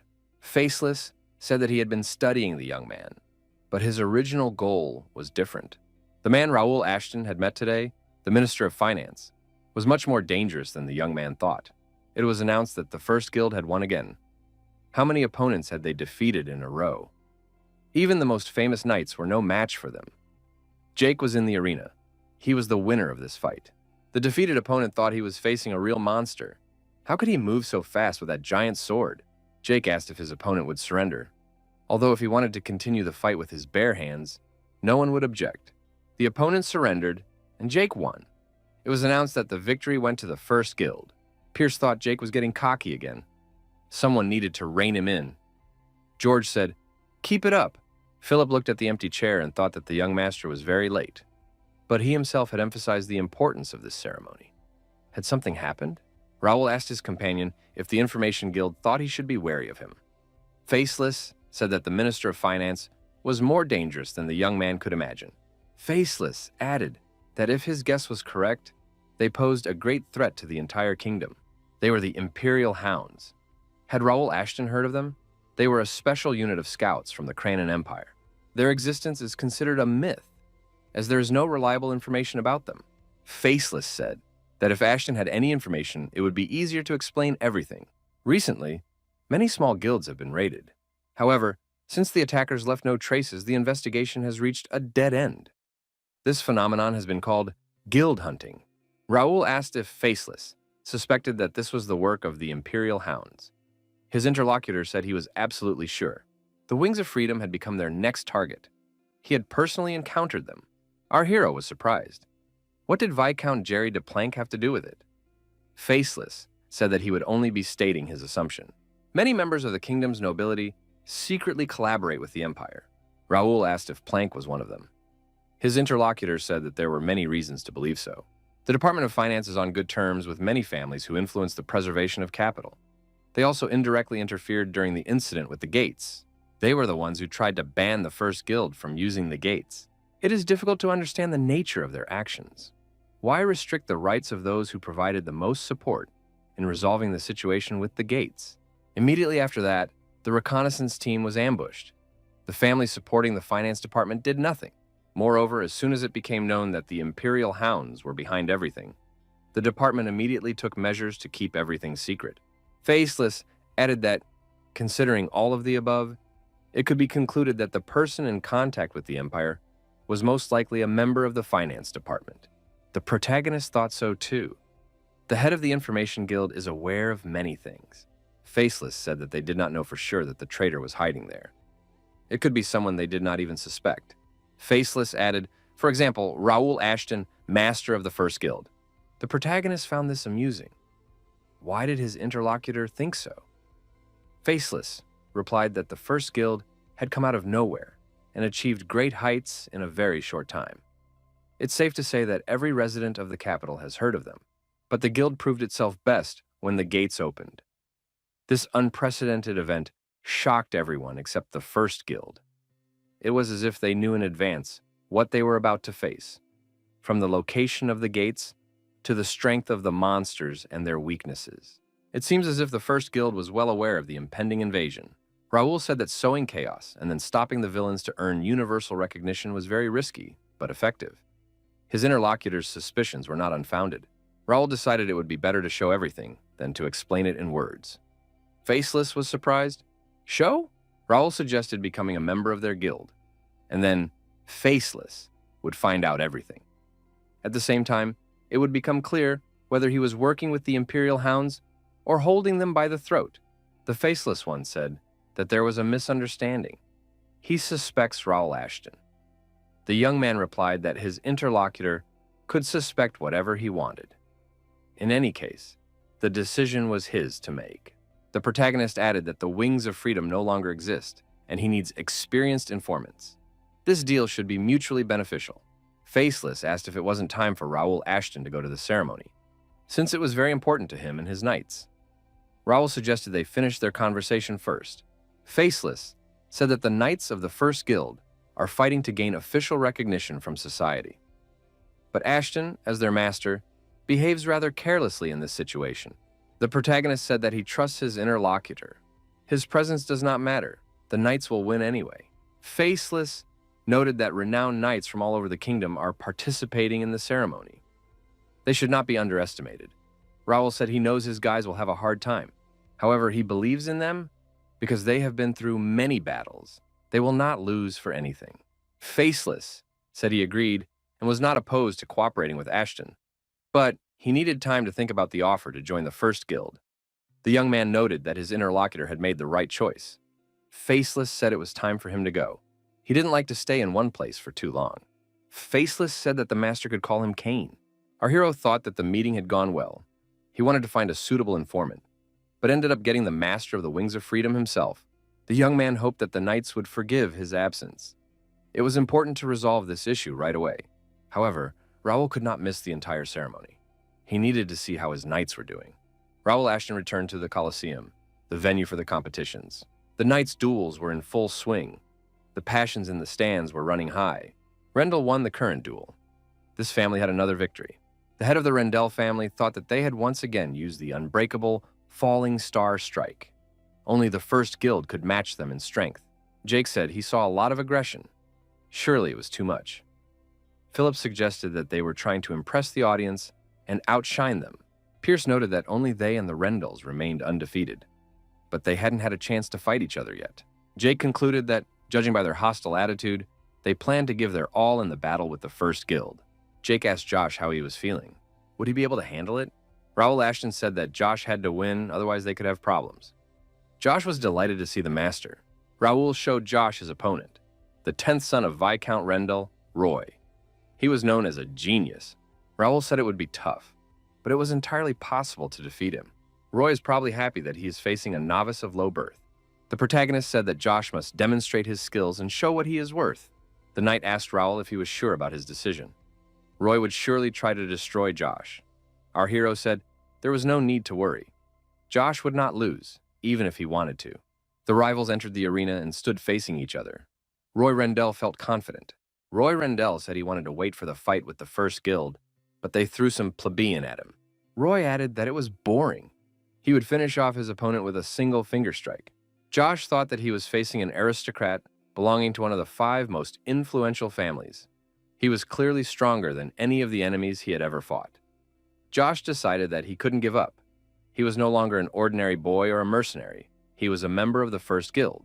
Josh was sure he had to win for the sake of his master and his comrades. Roy attacked, and Josh easily parried the blow. Randall noted that his opponent had managed to track the movement of his sword. Another attack followed, and Josh coped again. The audience saw that the first guild was blocking all the blows. The fighter didn't even look tired. Who was this guy? Josh tripped him, and Roy sprawled on the ground. This caused general laughter and was humiliating. Josh was surprised. Was that all his opponent was capable of? It was easy to predict his every move. There was no fear at all. Josh thought that if Roy was incapable of more, then victory was assured. The audience was puzzled because the Randall offspring couldn't fight back. Was this guy really a mercenary? Josh was clearly well prepared. Roy was puzzled as to how this pathetic plebeian dared to disgrace him. Josh thought that he didn't have to care about his opponent's feelings. No one was going to cater to his mood. Roy asked, "Does this boy even know who he's facing?" Josh was surprised. Did it matter? All participants in the tournament were on equal footing. Josh said that arguing about who was aristocratic and who was commoner was pointless. The only thing that mattered was who was stronger. Roy became even more angry and shouted at his opponent to shut up. Josh remained calm and continued to fend off his opponent's attacks. Jake said that there was nothing special about Roy, even though he initially seemed like a genius. Raul said that he was considered an artificial fighter among the Randalls. However, Josh was much stronger than him. Jake noted that this young man exceeded all his expectations. Perhaps Randall decided that he would defeat him if he acted tough. But he miscalculated. Raul said that Josh had successfully completed his mission in the goal and would not lose for anything. Josh asked his opponent how many blocks he could make. It was time for the aristocrat to fight for real. Josh successfully attacked his opponent, and Roy was forced to retreat. The first guild knight seized the moment and punched the Randall family representative in the jaw. Roy was outraged. How dare this mercenary swing his fists at him? After all, in this battle, it is customary to demonstrate sword skills. This is not a street brawl. Josh asked if Roy understood how real combat worked. There was no concept of honor in it. The punches continued to rain down. George reminded him that his opponent had intended to destroy him, so now he could surrender if he was afraid. Roy said he would shut that bastard's filthy mouth. The rivals continued to exchange sword blows. The spectators were glad that Randall wasn't giving up so easily. The spectacle was becoming more and more interesting. Philip noted that, unlike the others, Roy was very persistent. Raul said that was why he was called a genius. However, that wasn't enough to defeat Josh. Josh didn't hold back and headbutted his opponent in the face. It hurt. Roy asked what that was. Josh said that sometimes you have to use your head in a fight, and Roy should remember that. Roy called it a dirty trick. Roy said that he had already endured too many insults. His opponent had left him no choice, and now he saw no point in holding back. Josh realized that he was about to see the Randall's shooting star. Many of the kingdom's glorious knights had been defeated after using this technique. But when genius comes into play, the blow must be even stronger. Was it possible to block it? He rushed at his opponent, saying that now he would definitely destroy him. This nobody had the honor of dying by Randall's blade. Josh noticed that his opponent's movements had become fast and terrifying. However, compared to what he had experienced on missions with the First Guild, it was absolutely nothing. Josh delivered a devastating blow, and his opponent couldn't stay on his feet. Roy Randall was lying on the ground. The representative of the First Guild said that in a real fight, everyone is equal. The judge announced that the First Guild was the winner. Josh was the winner. The defeated Roy Randall was deactivated and lay in the dust. The audience was ecstatic. This newcomer had defeated the genius of the Randall family. It was simply amazing. The rising talent had lost to a newcomer mercenary. It was decided that the First Guild would be the winner of this competition. The young man said that these guys were very strong. It was just incredible. His interlocutor replied that the rumors were true. Now he believed that their master was the son of Count Ashton. It was worth sending him a congratulatory letter and contacting representatives of the Ashton family from the capital. Count Randall was furious. How could his 10th son lose to this mercenary? Count Randall did not understand how Raul Ashton had managed to gather such truly strong fighters without the help of his family. It was time to talk to him face to face. Count Randall rose from his seat and said that there was nothing more to see here. He was leaving. The Count told his assistant to leave someone in charge. He would take only a few knights with him. Count Randall said he was going to the finance department. He had to see Plank. Philip also fought a successful battle with his opponent, defending the honor of the First Guild. Philip said it was a glorious battle. The judge announced that the First Guild had won again. Jake said that Philip had easily defeated his opponent. It didn't take him long. One of the aristocrats said that he had crushed an advanced sword expert. A colleague remarked that there was no longer any doubt about who would take first place. An old man entered the room and said that the First Guild would take first place. The man saw familiar faces. They were the ones who were under Raul's command. The old man asked Titus what he could say about this young man. Titus replied that as a child, Raul had been calm and reserved. The incident with the gate had contributed to his maturation. The ruler of the Viscountcy of Jaden D. Ashton, said that the Ashtons had always been content to wave their swords somewhere in the field, but now this ambitious young man had appeared among them. Medeiros, commander of the kingdom's holy knights, had heard that the First Guild in the capital was considered the best guild in the kingdom. Now he understood why. They looked as if they were ready to go to war right now. Carson, commander of the Royal Guard and president of the Knights Association, said that the only influential family that took part in the ceremony was the Randalls. Neither the Templetons, nor the Greys, nor the Order of the Golden Bear showed up. Carson asked in surprise, "Is it possible to choose the best guild without taking into account the 4 military families?" Medeiros replied that the fact that the newcomers had defeated the Randalls was truly astonishing. Carson asked Mr. Gray if their master was really studying at their academy. Alfredo Gray replied that he had already had the opportunity to communicate with this master. Gray said that before he answered, he would like to ask one question. Did Carson believe that everything was calm in the kingdom now? Carson replied that knights were no strangers to peace. They must always be ready for battle in case of threat. Gray said that was a worthy answer. Alfredo Gray added that the truth was that he knew little about Raul Ashton, and did not dare to claim that he knew more about the security of the state than Mr. Carson. But if one day the kingdom of Reuben were to face a serious threat, it can be assumed that Raul Ashton will become their savior. Gray added that these were only his assumptions. Medeiros was surprised that the great magician Gray spoke so highly of Raul Ashton. Perhaps this young man was his favorite student? Carson said that if Gray thought so highly of this young man, he should be put to the test. Carson added that it was not honor or glory that made a knight great, but strength. Only strength could prove a knight's valor. That is why he himself must make sure that this young man's authorities truly deserved. The official knighting ceremony was declared open. Raul Ashton, representative and master of the First Guild, was asked to step forward. Professor Carson, also president of the Knights Association, interrupted the host and said that before continuing, he would like to ask Sir Raul for a favor. Carson noted that the debut of the First Guild was truly outstanding, but he was a little sorry that only one of the leading military families had shown up at the ceremony. In that case, he, the president of the Knights Association, wanted to personally verify the abilities of the First Guild's master. President Carson asked if Sir Raul would accept his challenge. When it comes to the strongest knights in the kingdom, Viscount Carson cannot be overlooked. He is not only the captain of an elite squad, but also a master swordsman. Even though he's only at the first level, the difference between an expert and a master is too great. Raul thought that if he accepted the challenge, The president of the association would become his strongest opponent after his rebirth. Carson said that he found it strange to see the young man hesitating with his choice. He thought that a master of the first guild would agree without hesitation. Pierce did not understand what was going on.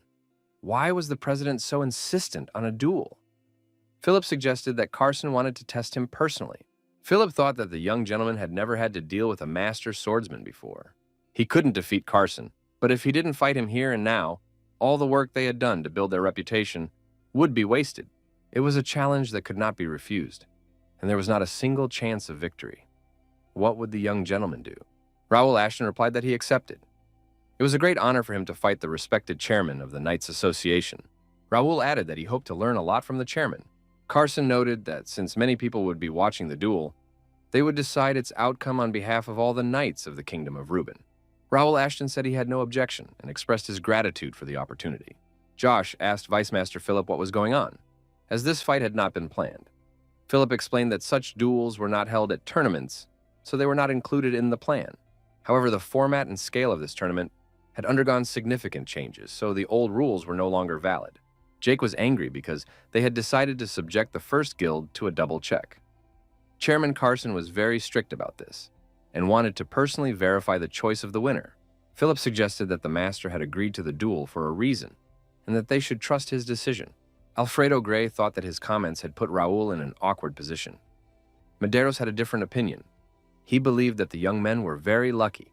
When else would they have the chance to duel with the chairman of the Knights Association? Professor Medeiros added that he had known Sir Carson for many years, but had not seen him so enthusiastic in a long time. Raul Ashton said he was ready for the duel and grabbed his two-handed sword. Raul Ashton attacked his opponent. The president of the association easily parried his opponent's thrust. Raul thought that he needed to deprive his opponent of space for a counterattack.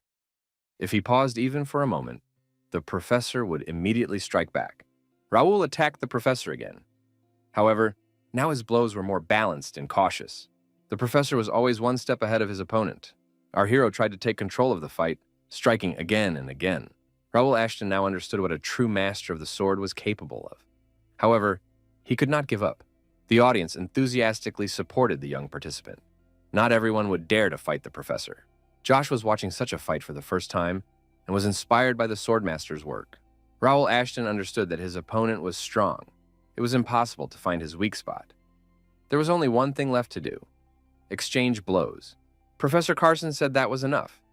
He appreciated the young man's skills, but there was something more important. If Raul Ashton was going to become the leader of a new generation, sword skills alone were not enough. Carson said that they would now proceed to the next test. Raul felt a very strange energy. What kind of artifact was this? How does Professor Carson intend to use it? Alfredo Gray asked what it was. Medeiros was surprised. Why did Carson take it out? In the palm of the association president's hand was a hybrid core, an artifact of the Holy Knights that allows them to detect dark mana. It is used on Imperial warriors, as they most often use weapons covered in dark mana. Medeiros said that the core was intended to detect Imperial spies at the tournament, but the plans changed because they were confident in the security of the event. However, Carson had already brought it. Professor Medeiros did not understand what Carson had in mind. Carson said that considering how much the First Guild had done for the kingdom, there was no reason to be suspicious. However, he wanted to be sure of everything. The president of the association expressed his hope for Sir Raul's assistance. Our hero felt a strange, heavy energy spreading throughout his body. Kingdom of Reuben, Ministry of Internal Affairs. The minister said he did not expect to see Count Randall here, as he was attending the ceremony. Was the Count sure he should be here? Randall replied that he wanted to ask the same question. Was the minister indifferent to such significant events? The Count couldn't understand why Plank was so calm. They shouldn't be underestimated. The minister suggested that the First Guild had caused a sensation at the ceremony. Randall had no doubt that they would try to stand in their way, but it was the minister's job to stop them. Mr. Plank said there was no need to worry. Such minor problems would not interfere with their plans. The minister added that if the entire county of Ashton had targeted them, there would be cause for concern. But with Raul and his knights, the situation was different. The First Guild operates independently of Ashton County. However, judging by how the kingdom's inhabitants praise Raul, he risks becoming more dangerous than the Order of the Golden Bear. The Count was surprised. Why then did the minister not see them as a problem? Minister Plank said that Raul and his guild were indeed a nuisance to them. Plank added that Raul may be a hero, but he cannot wage war alone. Perhaps he has no idea that the war has already begun. On the minister's desk lay a mask of the Imperial Hounds. President Carson continued to hold the object that emitted dark energy in his hands. However, the flow of divine power released was becoming more powerful. How was this possible? Raul reminded himself, "Knights know no peace. Only vigilance and combat readiness determine knightly valor." The young man added that he was familiar with the teachings that the chairman imparted to his students. As a knight of the Kingdom of Reuben, he was obliged to show his full potential in a duel. The president of the association thought that the young man had passed the test of the hybrid core, and was even able to use its divine power. Does this mean that at such a young age he has the highest divine rank? Our hero's back was adorned with glowing wings. Association President Carson was very surprised. The spectators in the stands had never seen anything like this before. Could it all be true? After the potential and energy calmed down, our hero asked the association chairman if he had passed the test. The audience decided that Master Raul was a divine apostle because everyone had seen his glowing wings. Could this young man really be a messenger of God, capable of wielding sacred power? The first guild is God's Knights. The spectators welcomed the defender of the tournament. Jaden D. Ashton said that he had seen enough and that it was time to return. Even though he was just a boy, it was understandable why Randall was so cautious with him. The old man did not expect such a unique talent to appear in their family. Jaden added that it would be fun. The leader of the knightly order, master of the first guild, was Raul Ashton. As a representative of the Knights Association of the Kingdom of Reuben, Carson asked Mr. Raul, did he swear allegiance to the kingdom and his majesty? The protagonist knelt, bowed, and said he swore. Does Raul swear on behalf of the first guild to defend the royal family and the people with his life, and to repel enemies who threaten the kingdom? Raul Ashton repeated that he swore. Does Raul Ashton swear to hone his skills with humility and diligence, and to follow the code, defending the honor of the country? The young man swore a third time. Carson said that Raul must be strong, noble, and loyal for the prosperity of the kingdom, the honor of the knights, and justice. Association Chairman Carson declared Raul Ashton and his order to be knights of the great kingdom of Reuben. After the ceremony, Professor Medeiros asked Carson what he thought. Carson replied that his colleague had seen everything for himself. The young man possessed all the qualities necessary to be worthy of the title of knight. Medeiros noted that it was not only about skills, but also about the true strength that emanated from him. Carson repeated that he wanted to test Raul because he wanted to verify Mr. Gray's words. 3 things had alarmed him. He had mentioned a threat to the kingdom and was confident that Raul would be their savior. But what puzzled him most was that these words were spoken by Alfredo Gray himself. Carson asked, Medeiros, have you ever heard Mr. Gray talk about danger or single out anyone as a savior? Although he claimed it was just his guess, he couldn't be taken at his word. Medeiros inquired, is Carson implying that Mr. Gray feels that a threat is looming over the country? Carson added that the threat was so great that they could not cope with it on their own. Medeiros asked if Carson now held the same views as Gray. Carson replied that he wasn't sure. However, he knew one thing for sure. If Raul remained Reuben's ally, he would be their savior. And if he turned against them, he would be their worst nightmare. Medeiros asked if he had failed the hybrid core test. Carson replied that the core only determines whether a person possesses dark mana. It is not known whether he will be an ally or not. Carson said that his uncontrollability raises questions. It is necessary to keep a close eye on the situation and monitor developments closely. Medeiros thought that Carson was, as always, very serious. He hadn't changed at all over the years. Jake continued to train Josh relentlessly. The young man was completely exhausted. Josh asked how Jake managed to block every one of his punches. Jake replied that Josh's attacks were fast and powerful, but too predictable. They might work on the Randalls, but not on those who had experienced real combat. Jake added that sometimes aggressive movements can be an advantage, but against experienced opponents, they become a weakness. Jake added that Josh needs to learn to change his fighting style. Jake added that after the ceremony, their ranks had grown considerably, inspired by Josh's fight. He would have to answer for that. The knight added that Josh is now a role model. We can't lower the bar. Jake noted that Josh was chosen as a role model among all the brave knights. This must not become a problem. Bernard informed the young master that everything was ready for the recruit's entrance exam. Raul suggested that the effort put into the ceremony had paid off. The atmosphere in the guild would become much livelier. Bernard wondered if there was a reason why they suddenly needed to expand. Brandon added that Steady growth was always good, but the gentleman seemed to be in a hurry. Raul asked if Bernard thought they were living in peaceful times. Small problems sometimes occur, but at the moment, the kingdom is not experiencing any misfortune. Will it stay that way for long? Raul added that in 5 days, an event would take place that would put an end to the peace in the kingdom. They cannot sit idly by, for it is up to them to prevent it. The young man on the throne sincerely thanked Sir Carson for organizing the ceremony on behalf of the royal family. Carson replied to His Highness that it was his job. Gerald de Reuben, the 6th Prince of the Kingdom of Reuben, said that due to the incident with the gates, they were not in a position to participate in such events at the moment. He hoped for understanding. Anything could happen, so it was important to keep the members of the ruling family safe. The 6th Prince heard that the newcomers were the most impressive at the tournament. It seems to be the first guild. Carson confirmed this. One of the military families participated in the ceremony, but no one was able to defeat the first guild. Gerald Reuben said it was amazing. When he met them at the academy, he realized that this was no ordinary young man. And when the gates opened in the capital, his knights fought on the front lines of the city. They even defeated the scouts who had crossed the border. The 6th Prince added that an order of such high standing was undoubtedly a credit to the ceremony. Perhaps they should be awarded a medal on behalf of the royal family. Moreover, they were still guarding the gates. The prince would like to visit them personally and reward them. What did Mr. Carson think about this? Carson replied that the first guild was forbidden to cross the gates within the capital. Gerald was surprised.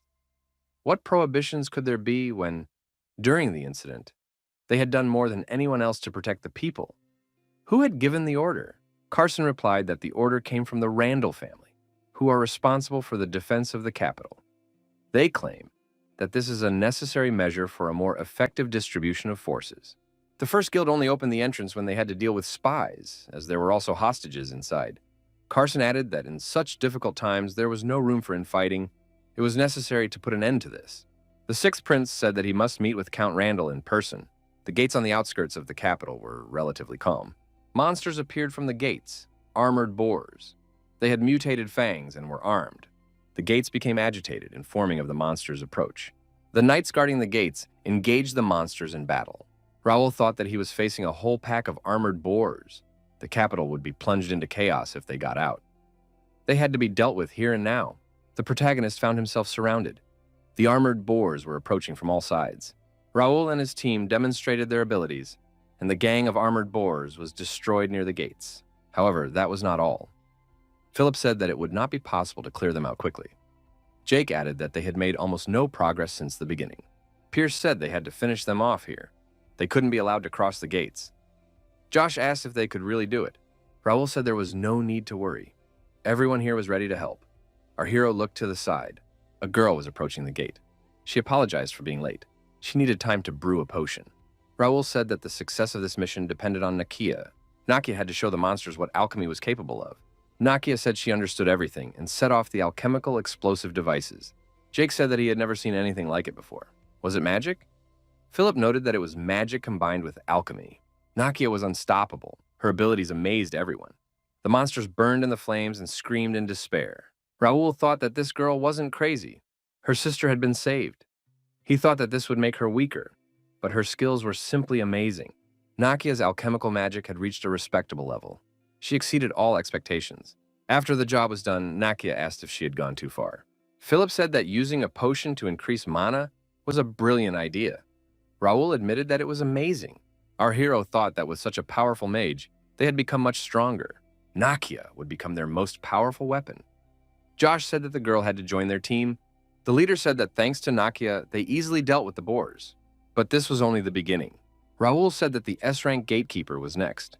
In Randall County, the host apologized. He did not know that the 6th Prince would visit them, so he could not prepare for his arrival according to protocol. The 6th Prince replied to Lord Randall that everything was fine. He had no expectations in this regard, so there was no need to blame himself. Randall thanked the prince for his understanding. Gerald Reuben said he would like to discuss one issue in detail. Since it was extremely important, they would get straight to the point. The 6th Prince stated that he was aware that Randall had demanded that the first guild be prohibited from crossing the gate. For what purpose was this done? Randall replied that it was a necessary measure for effective control of the gate. The decision had been agreed upon with the head of the Capitol Guard. This restriction applies not only to the first guild, but also to other orders of knights. The prince said he understood Randall's concern for the city's safety, but the current situation was such that every soldier counted. Therefore, he was lifting the ban on the use of the gates for both the First Guild and the knightly orders, as well as groups of mercenaries who were obliged to do everything possible to defend the capital. The prince added that he would personally inform the commander and asked Lord Randall to leave the control of the gates to the capital guard. Randall was angry. This prince didn't care about his family, Ashton, the First Guild, or Prince Gerald. Soon he would wipe the smiles off their faces. During the battle with the monsters, Josh didn't understand why the passage was so narrow. You couldn't even swing a sword freely. Philip said, but no one can surround them. Pierce said that the landscape would remain the same for a while, so they needed to prepare. Nakia accidentally stumbled and almost fell. Josh managed to support the girl in time. He said, "The road is uneven, Lady Alchemist. You need to be careful." Nakia thanked him for his help. The young people blushed with embarrassment. Jake looked at the young people and said that only this boy needed to get ready here. Raul thought that the C-rank gates were distinguished by their harsh terrain, among other things. The road alone took a lot of energy. They only managed to enter thanks to the guard who was indebted to our hero. But since the operation was considered unofficial, Raul was only able to take a few knights with him. Fortunately, Nakia was a great addition to the team. However, at this pace, everyone would be exhausted before the raid even began. With such terrain, even a rest stop won't help. What to do? Nakia asked if they could take a break. Everyone seemed tired. She could help them regain their strength. Nakia said she had brought something just in case. The girl took out a bottle of liquid and said that this potion would help everyone replenish their lost energy. Perhaps it was not as good as the potion from the monastery, but it would still help. Jake took the bottle of liquid and immediately emptied it. Nakia was frightened. After that, the knight grabbed his sword and said that an endless stream of power was raging inside it.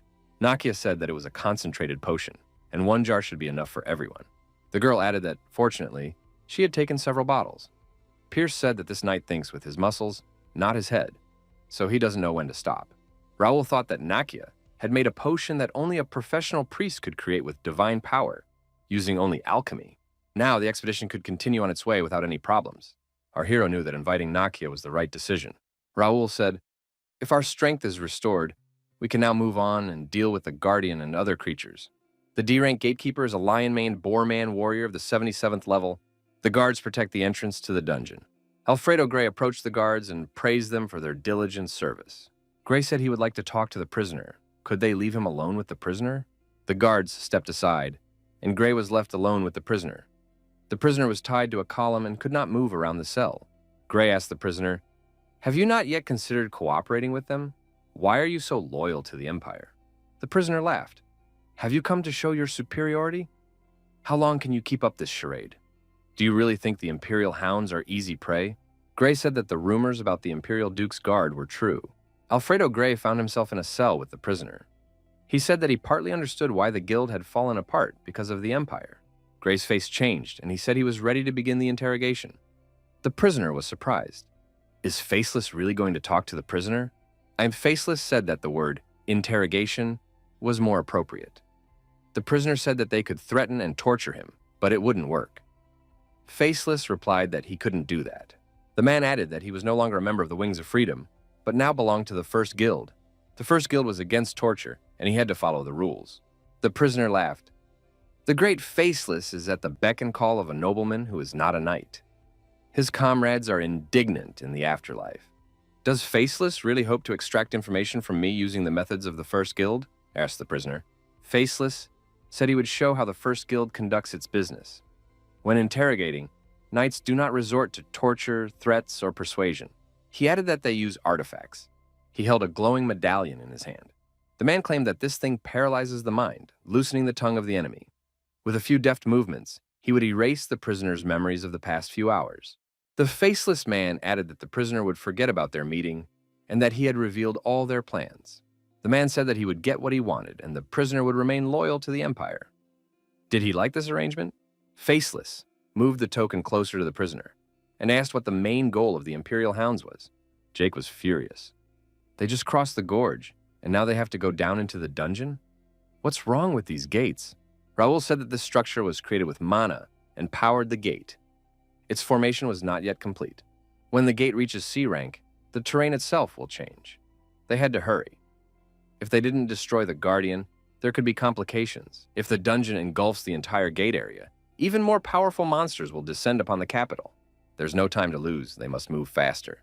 Raul thought it was too strange to be a coincidence. This place appeared shortly before the event itself, and C-rank gates and above are impossible. The captain of the Capitol Guard received an urgent request for support from the D-rank gate. The message said that the gate had undergone drastic changes and assistance was needed. It seemed as if someone had deliberately lured Raul Ashton and his squad here. Jake asked the master, "Are there any problems?"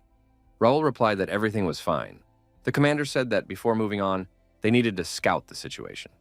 They had to prepare carefully because no one knew what awaited them ahead. Perhaps our hero was getting himself worked up because there was still time before the event. One way or another, they couldn't just leave the gate, so they would have to break through. Imperial hounds watched Raul Ashton and his squad from their hiding place. Under cover of darkness, using only the lantern traditionally held by Josh, the knights moved along their planned route. Jake said, "It's too quiet for such a large space." Perhaps this was because the dungeon was not yet fully formed. Pierce added that they must remain vigilant. The dungeon did not appear dangerous, but there was a distinct sense of dark energy here. Josh asked, "Do dungeons always look like this? I can't believe it appeared on its own." Philip noted that this dungeon was made of ruins and was relatively larger than others. Dungeons are formed by the concentration of a huge amount of mana per unit area. Their shape changes depending on the movement of its flow. Thus, not only gates, but also dungeons can create monsters. Philip added that, in other words, it is unknown what they might encounter. So it's best not to relax. Nakia said she saw amazing pillars. The moss here accumulates magical power. Can she collect some samples? Josh suggested that Ms. Alchemist wasn't worried at all. Philip noted that this was a privilege of the strong, and that they would have to be nervous. Raul thought that for the initial phase, the dungeon seemed quite large, but the danger level was low. This was unusual even for a C-rank dungeon. In addition, there was a very dense concentration of mana here. It was as if someone had deliberately suppressed the magical power of the dungeon. Josh lit up the wall and everyone saw a magic circle. Could this also be a common occurrence? He thought. That couldn't be. Raul didn't understand where the magic circle came from in the dungeon. Could it be a suppression spell? The commander shouted for everyone to be careful. It was a trap. Armed scouts, Imperial hounds, rushed at the heroes from all sides. The knights were surrounded. Jake asked, "Is this an attack?" The leader of the Imperial hounds said, "These knights have fallen into our hands." Just wonderful. Raul thought that the Imperial hounds were here too. Apparently, the pressure spell was their doing. But what were they doing here? The protagonist did not understand what these scoundrels were up to this time. In the kingdom of Reuben, the sixth prince greeted his older brother and said that they hadn't seen each other in a long time. The older brother was the third prince of the kingdom of Reuben, Herdian de Reuben. Herdian suggested that Gerald had gone to the city. Hadn't he heard the order to remain in the palace? The sixth prince apologized. He had been discussing the matter of the gates with Count Randall. The young man added that it was urgent. He would report it to His Majesty himself and accept the appropriate punishment. Herdian said that the king had no time for this. In any case, he would understand everything. However, next time, Gerald would have to send a messenger or hold an audience. The king's orders could not be disobeyed. The sixth prince said that it would not happen again. His older brother continued on his way. Herdian was surprised. Since when did Gerald care about the gates? Perhaps he had received an order from the king or his brothers. The girl accompanying the prince said that the sixth prince had acted of his own accord. The successes of his classmate Raul Ashton inspired His Highness. Herdian said that a secret message must be delivered to Viscount Plank. He must come here for an audience to discuss the plan. The leader of the Imperial Hounds did not expect Raul to take the bait. The rumors were confirmed. These knights really did have a fetish for the gate. The First Guild should not behave so irresponsibly. Jake was angry that the Imperial Hounds had ambushed them. Were they really targeting the invaders' squad? The leader of the Imperial Hounds said that in any case, these knights were caught. Raul thought something didn't add up. Had they really set a trap with such a small squad, without the help of the deputy captain or someone higher in rank? Raul asked Nakia, "This is a magic circle that suppresses mana, right? Can you determine how effective it is?" Nakia suggested that it was a high-level spell, and that it was very powerful. The dagger in the center of the circle was a powerful artifact that reinforced it. Raul said, "So all the mana of the gate is concentrated in this circle, accumulating and thereby increasing their rank." Raul was surprised. Why so much manipulation just to lure them here? What do they want to achieve with this composition? Maybe they have another goal. Jake wondered if their opponents really believed they could defeat them. The leader of the Imperial Hounds said they had no doubt about it. The knights would not be able to handle them. Bait is bait. Clear it out in 2 days. The dungeon would also be difficult to deal with. The knights drew their swords, hoping they hadn't been captured just to be used as entertainment. Philip swung his sword and 2 opponents were seriously wounded. Pierce fired a double shot, and the arrows struck 2 Imperial Hounds. Josh struck with his sword, and the enemy fell to the ground. The surviving leader of the Imperial Hounds said he knew this would happen, but he had expected something more. Philip asked, "Then why did he set this ridiculous trap?" The enemy replied that everything was going according to plan. There was nothing ridiculous about it. Nakia thought that this artifact contained another spell. The villain said that the Empire was stronger than the kingdom, and that destruction was only part of their plan. Now, the main task had been accomplished. The magic circle began to glow brightly, and Nakia cried out in surprise. The next moment, the glow stopped, and the magic circle went out. Nakia said that a self-destruct mechanism had been installed in the artifact. When the spellcaster dies, the collected mana is released and becomes uncontrollable. Raul heard a sound and thought that something was approaching from the depths of the dungeon. Monster boars appeared from the depths of the dungeon. Raul said they were in trouble. There were too many monsters, and they needed to leave immediately. The young man shouted that they needed to leave the area immediately. Everyone present supported this decision. The group decided to quickly leave the area and ran in the opposite direction. However, the path was blocked. The exit from the gate should have been at the end of the passage, but a powerful monster with a weapon in his hand blocked the way. The third prince apologized for the urgent summons. It was probably difficult to sneak into the palace, given the king's order not to let anyone in or out. Herdian knew that inviting Mr. Plank here was risky, but it was necessary to prevent their plan from failing. Plank said he understood everything and apologized for the disturbance. The prince said that they could dispense with formalities. The minister knew why he had been summoned. Herdian asked when Plank would complete his part of the work. Plank reminded him that during their first meeting, he had said that patience was necessary to realize his ambitions. Herdian said that he had not taken the risk just to listen to moralizing. Did he really have to wait longer? Plank said he understood the prince's concern, which is why he had willingly entered the palace to brighten the long wait with good news. Tonight, the prince would see what magnificent results could be achieved through patience. Raul shouted that he could see the exit. As soon as they got out of the dungeon, they had to head there. However, a huge monster stood in their way, its appearance clearly expressing its intentions. Raul thought it might be the gatekeeper, but why now? If they entered the gorge, they would have to climb a narrow path. Was it the Imperial Hound's idea to send them to the Guardian so that he would not allow them to leave the dungeon? Our hero thought he had been too presumptuous. Jake turned around and said that they were catching up and would soon surround them. Raul thought that the Guardian was one of the raid monsters, and it would be impossible to deal with it quickly. What to do? The protagonist remembered that he had a regnator. With its help, he could suppress the monsters and the gatekeeper, but the protagonist still didn't have complete control over it. In that case, the squad could be in danger. Was this really the only way? Suddenly, Nakia stepped forward. Josh was surprised. What was the alchemist planning? Nakia told the commander that she would stop the monsters.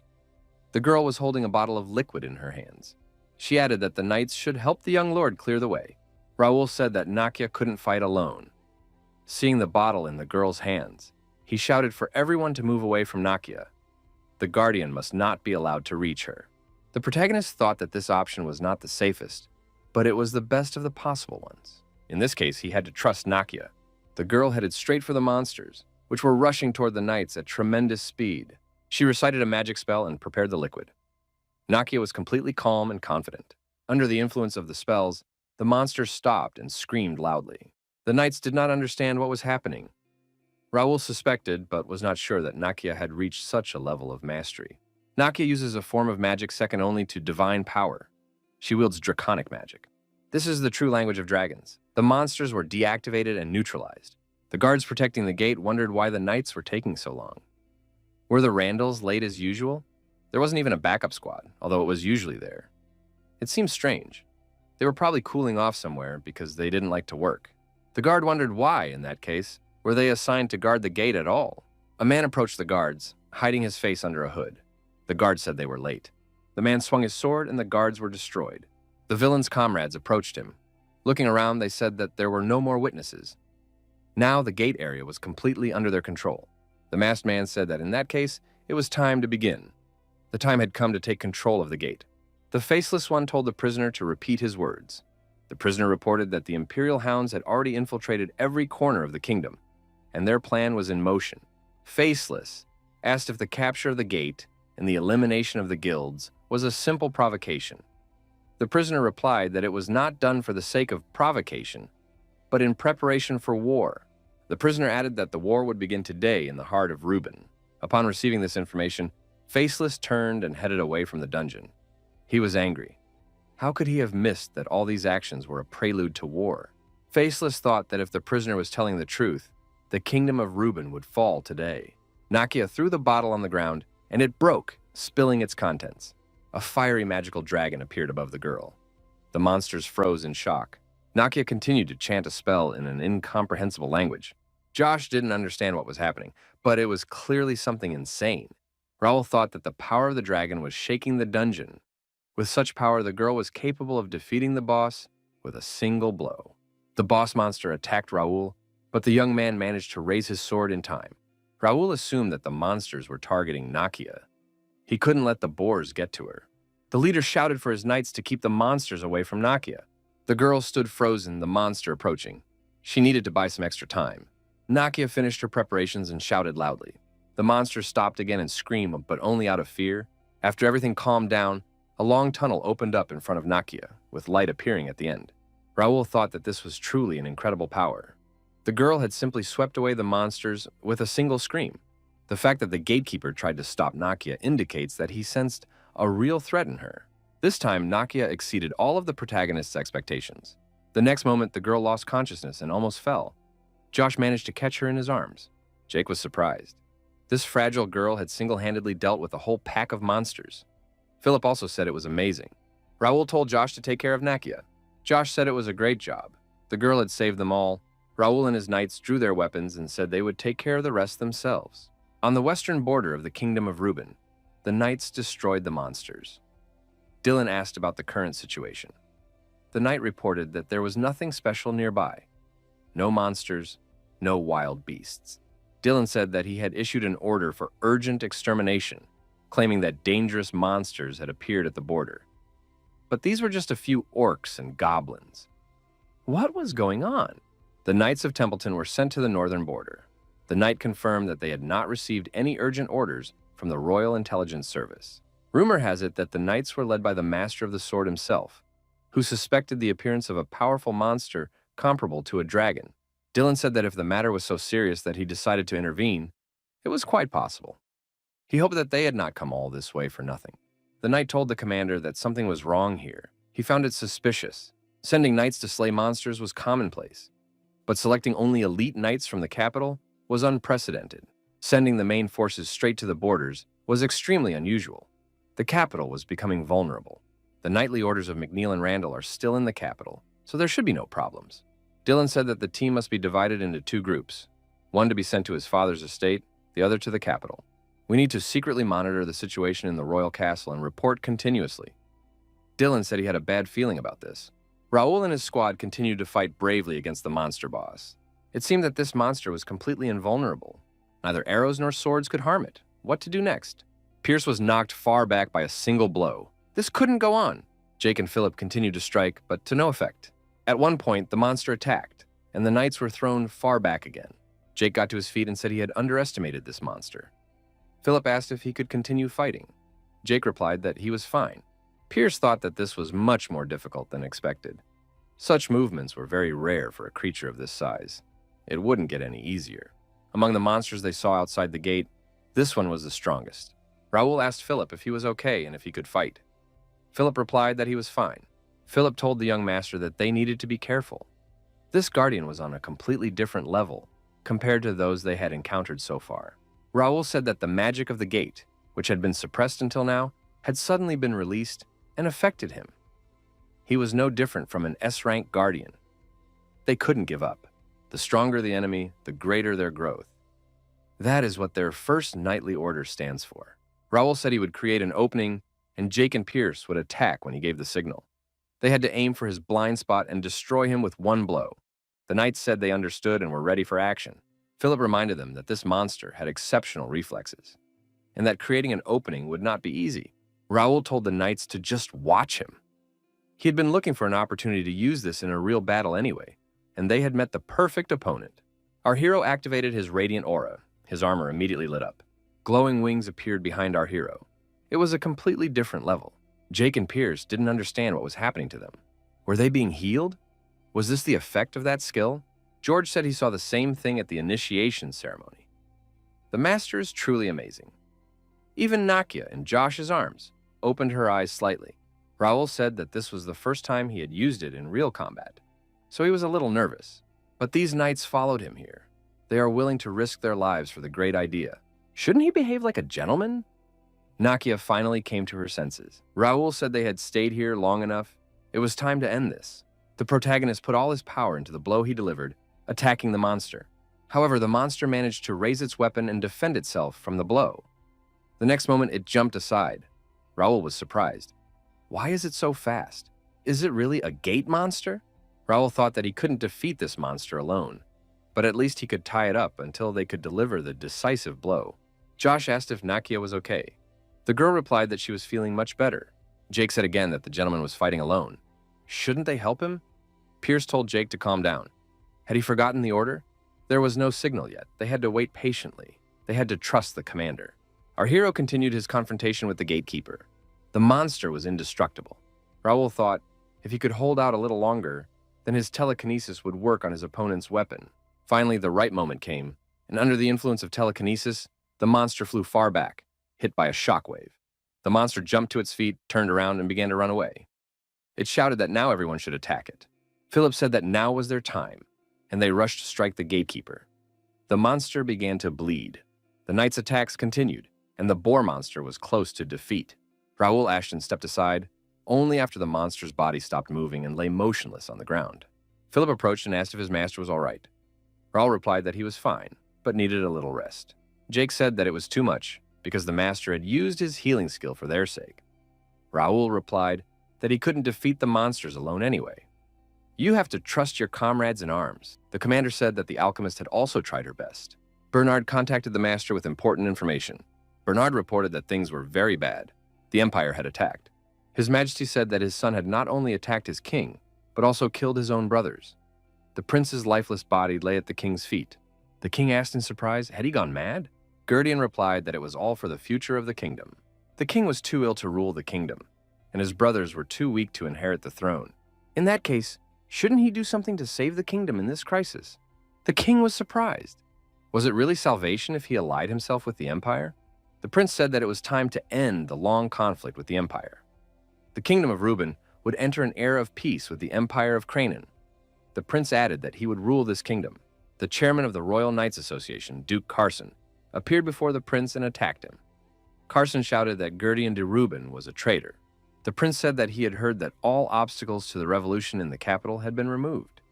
It seemed that the chairman was not considered an obstacle worth removing. Carson shouted that His Majesty must be escorted to a safe place immediately. The knights picked up the king and said they would take care of it. The traitor said it was useless. There was no safe place in the capital. Carson said that if they held out a little longer, Gurdian and the Empire would have no chance. The prince was surprised. Did Chairman Carson really hope for the arrival of Templeton or Ashton? Did he really know nothing? Carson said that it was Gurdian who knew nothing. The savior of the kingdom, Reuben, was coming. The Imperial hounds at the gate did not understand why they were guarding this place. They would not get out today anyway. They would not get out at all.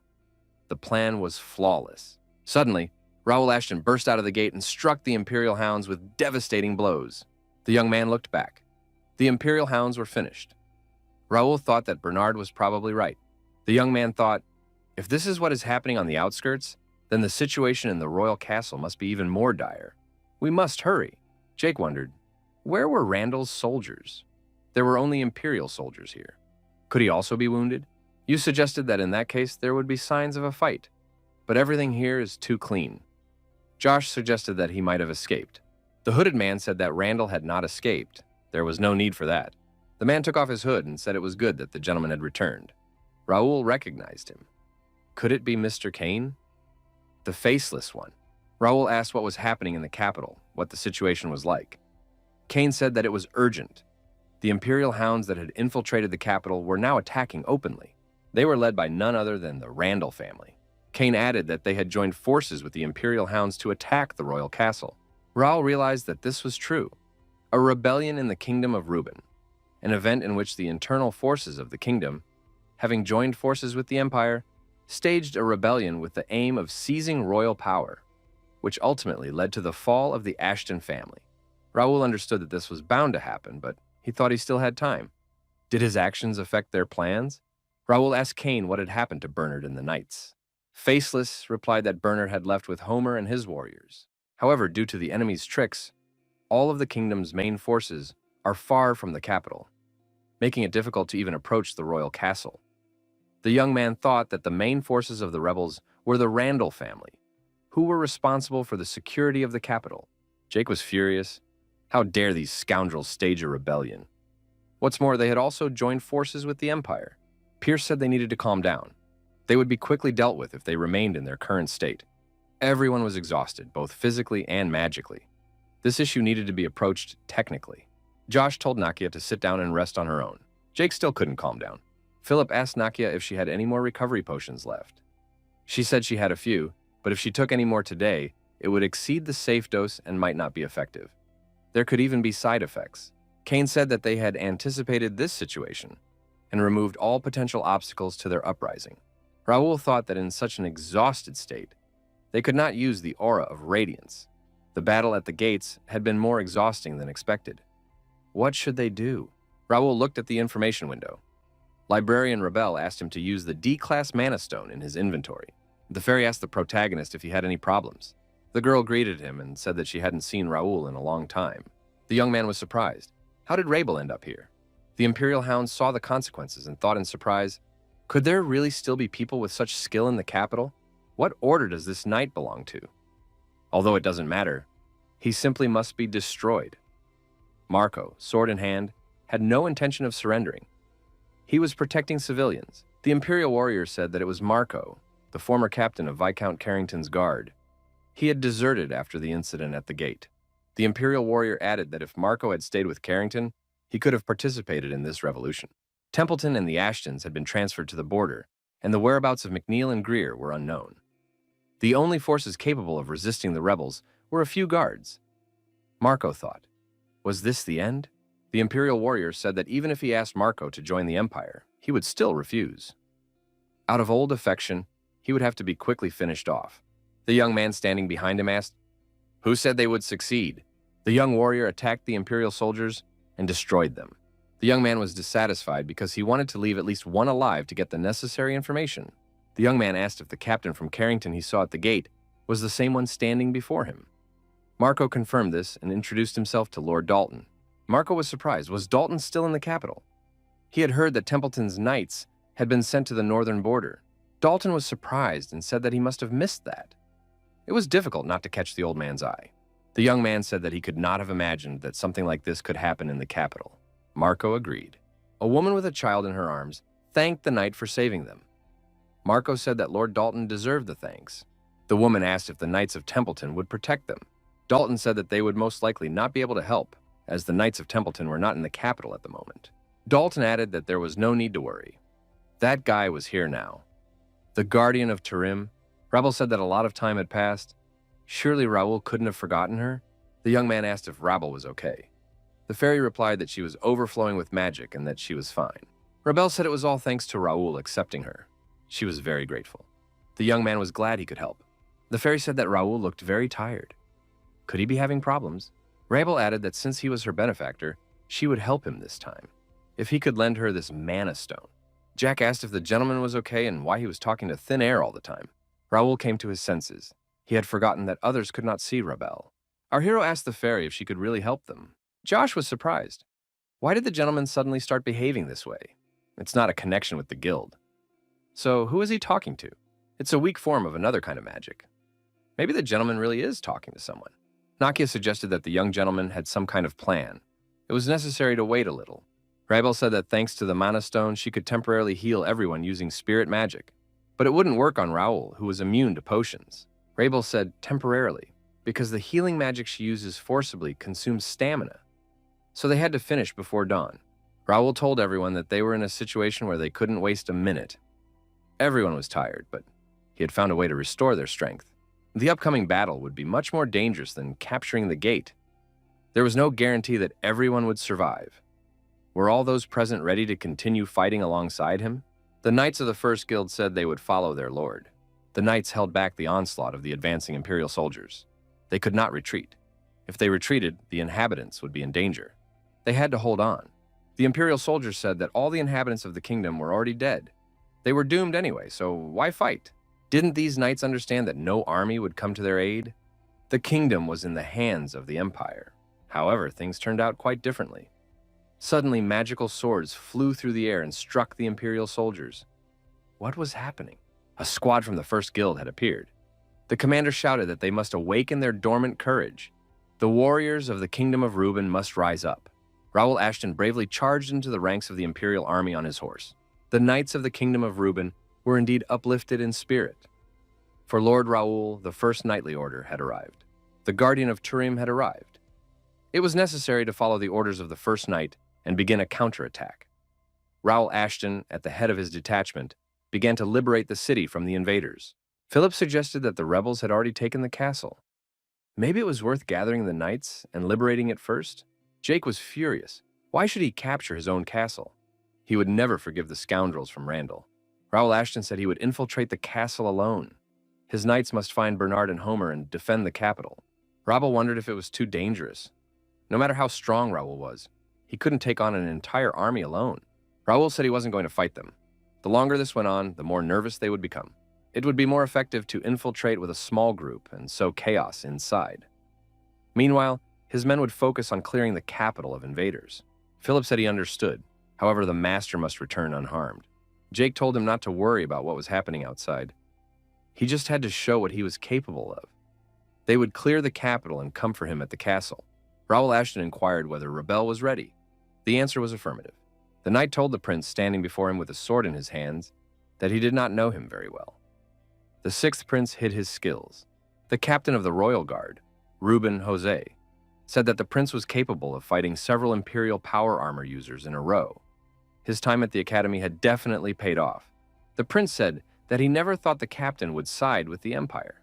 Wasn't he ashamed in front of his ancestors, who had served the royal family for many generations? Jose said that there was no need to lecture him. Didn't the prince understand what was going on? The captain said that the sixth prince was still alive only because he respected him. Wasn't that obvious? The third prince appeared and told Jose to calm down. He would deal with his brother himself. The captain must lead the troops and defend the rear of the castle. The third prince told his brother that he had dealt with Lord Carson. Did the sixth prince really think it would take him a long time to deal with someone like Carson? Gurdian said he had received a message. The guard was gathering at the rear of the castle. He would deal with it himself, and the soldiers should go there immediately. Jose said he understood and left. His younger brother asked what was going on. Was Gurdian leading the rebels? The young man asked how Gurdian could do such a thing. After all, he bore the name of Reuben. The older brother told Gerald to calm down. They were safe for now. Gurdian said he was sorry, but they had no other choice in order to deceive the enemy. The man said he was Cain from the First Order of Knights. At that moment, Gurdian truly transformed into Cain. He reported that Lord Raul had ordered the rescue of the sixth prince. Cain added that Raul was also on his way to the castle, and that Gerald would be under his protection until the commander arrived. The sixth prince was surprised. Was Raul Ashton, the master of the First Order of Knights, really coming here? Raul said that Raul was right. There were almost no soldiers at the main gate. Our hero said that was great. It seemed that Cain was doing well with his task. That meant they could leave. Raul was surprised. How could they do that? Such high walls could not be jumped over. The protagonist replied that if there was no way, he would make one himself. Our hero took a running start, pushed off, and jumped over the wall. The observers were amazed. Raul landed on the ground and attacked all the Imperial soldiers within his field of vision. The young man stopped and looked around. Guards with Imperial hounds? Maybe they had also joined the rebels? In that case, the situation in the castle was even more serious than he had previously thought. There was no time to lose. Our hero warned that it would be a difficult battle. Was Rebel ready? The answer was yes. The knights told the civilians that it was dangerous here, and that they must follow their instructions and move to the shelter. The knight reported to the lieutenant that at this rate, the fire would spread throughout the village. The lieutenant said that the safety of the residents was paramount. They had to go around and evacuate the people. Bernard said that the rebels had finally started building bonfires. They couldn't handle the fire on their own. Homer asked if they couldn't use wind magic. Bernard replied that this would require a spell powerful enough to completely extinguish the flames. With his abilities, he would only make the fire worse. Nakia suddenly appeared and apologized for being late. The alchemist said she would take care of it now. Bernard asked if everything was okay. He had heard that a fierce battle was going on at the gate. Nakia said that extinguishing the fire was the priority now. If they couldn't control the rebels' arson, then they had to make sure there was nothing left for them to burn. A magic circle appeared over the city. Nakia directed a powerful beam into the center of the circle. Everyone watched the girl's actions closely. After a while, those present noticed that it had started to rain heavily. Now they could take advantage of this opportunity to evacuate the residents. Nakia was happy that her magic had worked. Homer asked if this was the rain magic he had heard so much about. Lady Nakia was simply amazing. The girl was glad she could help. Bernard admitted that now they didn't have to worry about the rebels' plans to set fires. The Knights of the First Guild arrived. Jake said that the rain magic had made a strong impression on him. Bernard was glad that everyone was safe. George asked where the Lord was now. Pierce replied that he had infiltrated the royal castle alone. Bernard was surprised. Wasn't that too reckless? After all, the castle was under the control of the rebels. Philip said that the commander had a plan. As always, they had to trust him. In fact, Raul Ashton was not alone. He had a reliable ally with him. Association Chairman Carson stood with his sword against the third prince, Gurdian. Gurdian was forced to admit that his opponent had earned the title of Master of the Sword for a reason. Carson demanded that the prince drop his sword. If he surrendered, he would still have a chance to stand trial. Gurdian was surprised. Did Carson mean that he should retain at least a shred of honor, even if he was executed? Was it possible to believe that the chairman of the association considered it possible to surrender after he had destroyed his brothers and turned his sword against his own father? The third prince said that if Carson wanted to stop him, he would have to destroy him. Carson declared that Gurdian had not only started a rebellion, but had also abandoned the last shred of honor, blinded by his thirst for the throne. He added that, in the name of the chairman of the Knights Association of the Kingdom of Reuben, he would immediately execute the leader of this rebellion. Minister Plank suddenly appeared and said that this would not happen. He attacked the chairman of the association, Carson, who was wounded. Plank apologized to the prince for being late. How fortunate that the prince had survived. The minister said that he had encountered several difficulties on his way here. The prince asked why Minister Plank had not taken Carson out of the capital. Plank replied that there was a risk that Carson would ruin their plans. However, that no longer mattered. Carson could no longer do anything on his own, Carson thought, so the Ministry of Finance, in alliance with the Randall family, had planned the uprising.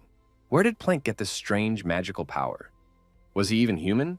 Plank said, if the royal family falls and the prince remains the only one unharmed, won't there be unpleasant rumors? As promised, Gurdian is almost reaping the fruits of his patience. It's time to prepare for the next stage. The third prince said that it would be extremely unpleasant if he were called a traitor at the moment when he tried to claim the throne. It was indeed time for him to leave. The prince asked what to do with the association chairman. Plank said that Carson was a valuable person, but not one who would renounce his convictions even in the face of death. Besides, he had seen too much to be left alive. Plank swung his sword at Carson and said that the dead man would certainly not tell anyone anything. Unexpectedly, his attack was blocked. Raul Ashton stood between Plank and Carson. The hero said that he had met Count Plank again. At that moment, the king felt he was in a strange position. He was hiding to escape the rebellion started by his own son. His Highness pondered, even if he survived, how could he continue the royal line with dignity? The guard said that His Highness must hold on. The kingdom would fall as soon as the king faltered. The king wondered, would anything change if he survived? The crown prince and the second prince were already dead. The third prince had led the rebellion. Perhaps, in order to avoid unnecessary casualties, it would be better to simply give the throne to Gurdian. The sixth prince entered the room accompanied by Cain. The king was delighted to see that the prince was safe. His Highness said that the third prince, Gurdian, had gone mad. He had killed his brothers and even turned his sword against the king. The young man replied that he knew all this. But now, the most important thing was to save His Majesty's life. The king said that the rebels had already captured the castle. Who could drive them out of there? The sixth prince said that there was a man who could do it. This man is capable of saving the entire kingdom. He is the head of the first guild, Raul Ashton. The hero asked Minister Plank if he was too busy. Raul asked if Plank had managed to transform himself from treasurer to rebel leader during his absence. It seemed that he had a new hobby, playing with dark magic. Plank said that he was quite surprised to see Mr. Raul Ashton here. Carson asked how Mr. Raul had gotten there. The hero saw the association chairman and greeted him. The young man explained that he was unfamiliar with the layout of the castle, so he was a little late. The protagonist added that he was glad he had finally found his way here. Carson heard that the knights had been trapped at the gates occupied by the rebels. Had they managed to get around them? He remembered Alfredo Gray's words about this young man, that he could become the savior of the entire kingdom. Carson, the chairman of the association, now understood the true meaning of Professor Gray's words. Minister Plank said he did not expect to meet Raul Ashton here. He thought the young man would be securely chained at the gates. The traitor admitted that he had indeed underestimated this young man. Raul Ashton said that he had underestimated Minister Plank. He did not think that the uprising could be so carefully planned. Raul Ashton said that they had entrusted the defense of the capital to the Randalls, allowing them to organize the uprising from within. They even recruited the captain of the guards so that the Imperial Hounds could infiltrate the royal palace. They moved all forces that could interfere with their plans far away from the capital. Since the third prince, who led the uprising, had great influence over the army, this proved to be easy. By tying up the first order of knights at the gates, they ensured that there were no forces left in the capital capable of suppressing the uprising. Raul had to admit that it was a carefully thought out and bold plan. The third prince said that Raul Ashton was, as expected, very witty, but it was a mistake to come here. Our hero replied that a scoundrel who had dealt with his brothers had no right to speak. He was just a rebel, not a prince. So it was better to remain silent, otherwise he would have to be destroyed right there. Plank noted that this was just a weak provocation designed to delay the third prince. It was not worth giving into it. It was necessary to remain calm. The minister said that he would take care of everything himself. However, there was no time to waste. Otherwise, things would only get worse. Raul told the prince to get out of there. He was only getting in the way. The prince threatened that when the uprising was over and he ascended the throne, he would see to it that the Ashton family was destroyed. Raul thought, unfortunately, this prince does not even realize that the Empire is using him. Our hero told the minister that he had gone to great lengths to turn the third prince into his puppet. Did he still believe that when the rebellion succeeded, he would become the new king of the kingdom of Reuben? Plank said that Raul always managed to surprise him. But to be honest, Plank wasn't lying. The prince will indeed ascend the throne. Even if only as a figurehead king, his wish will be granted. Of course, this will only last until the Empire extends its influence over the entire kingdom. The protagonist expected this. After all, it was very typical of the Empire. Carson warned Raul to be careful. His opponent was using some unknown power. This power was similar to dark magic, but at the same time, it was completely unlike anything he had seen before. Its exact nature remained unclear, but it was definitely extremely dangerous. Carson suggested that no one had ever encountered anything like it before. Raul said that unknown power sounded interesting. He himself had experience dealing with forces whose nature was incomprehensible. Jake and Pierce finally dealt with the Imperial Hounds. The knights said there were an insane number of enemies, but it was not worth relaxing. There could be even more. Jake said they had something and asked how Josh was doing. Josh replied that he had tied up the enemies so they could no longer do any harm. Josh looked at the prisoner and said he didn't expect to meet the respected Lord Roy de Rendell again. Roy declared that the boy, as always, thought they were equals, just like at the knighting ceremony. Josh replied that Rendell still didn't understand what was going on. Did he really think he had some kind of status to boast about? He shouldn't have joined the rebellion if status was so important to him. The knights of the kingdom do not bow their heads to rebels. Roy said he found it amusing to hear this from someone who had already lost the capital. What honor could remain for a knight who had lost his country? The young man can go and prepare for the funeral of Raul, who dared to sneak into the capital alone. Jake said that this Rendell was starting to annoy him. Maybe they should just get rid of him. Philip noted that Prince Rendell could be useful as a bargaining chip. Someone said, as expected of Sir Philip, one of the Knights of the Golden Bear, he quickly assesses the situation. The knights looked back and saw the head of the Rendell family. He said that this young man had easily defeated the elite Imperial squad, and even his worthless son had been so highly praised. The head of the Rendell family said he wanted to give this young man his due. Roy was delighted to see his father appear. Philip was surprised to see Viscount Hudson here. Jake said he wanted to avoid that.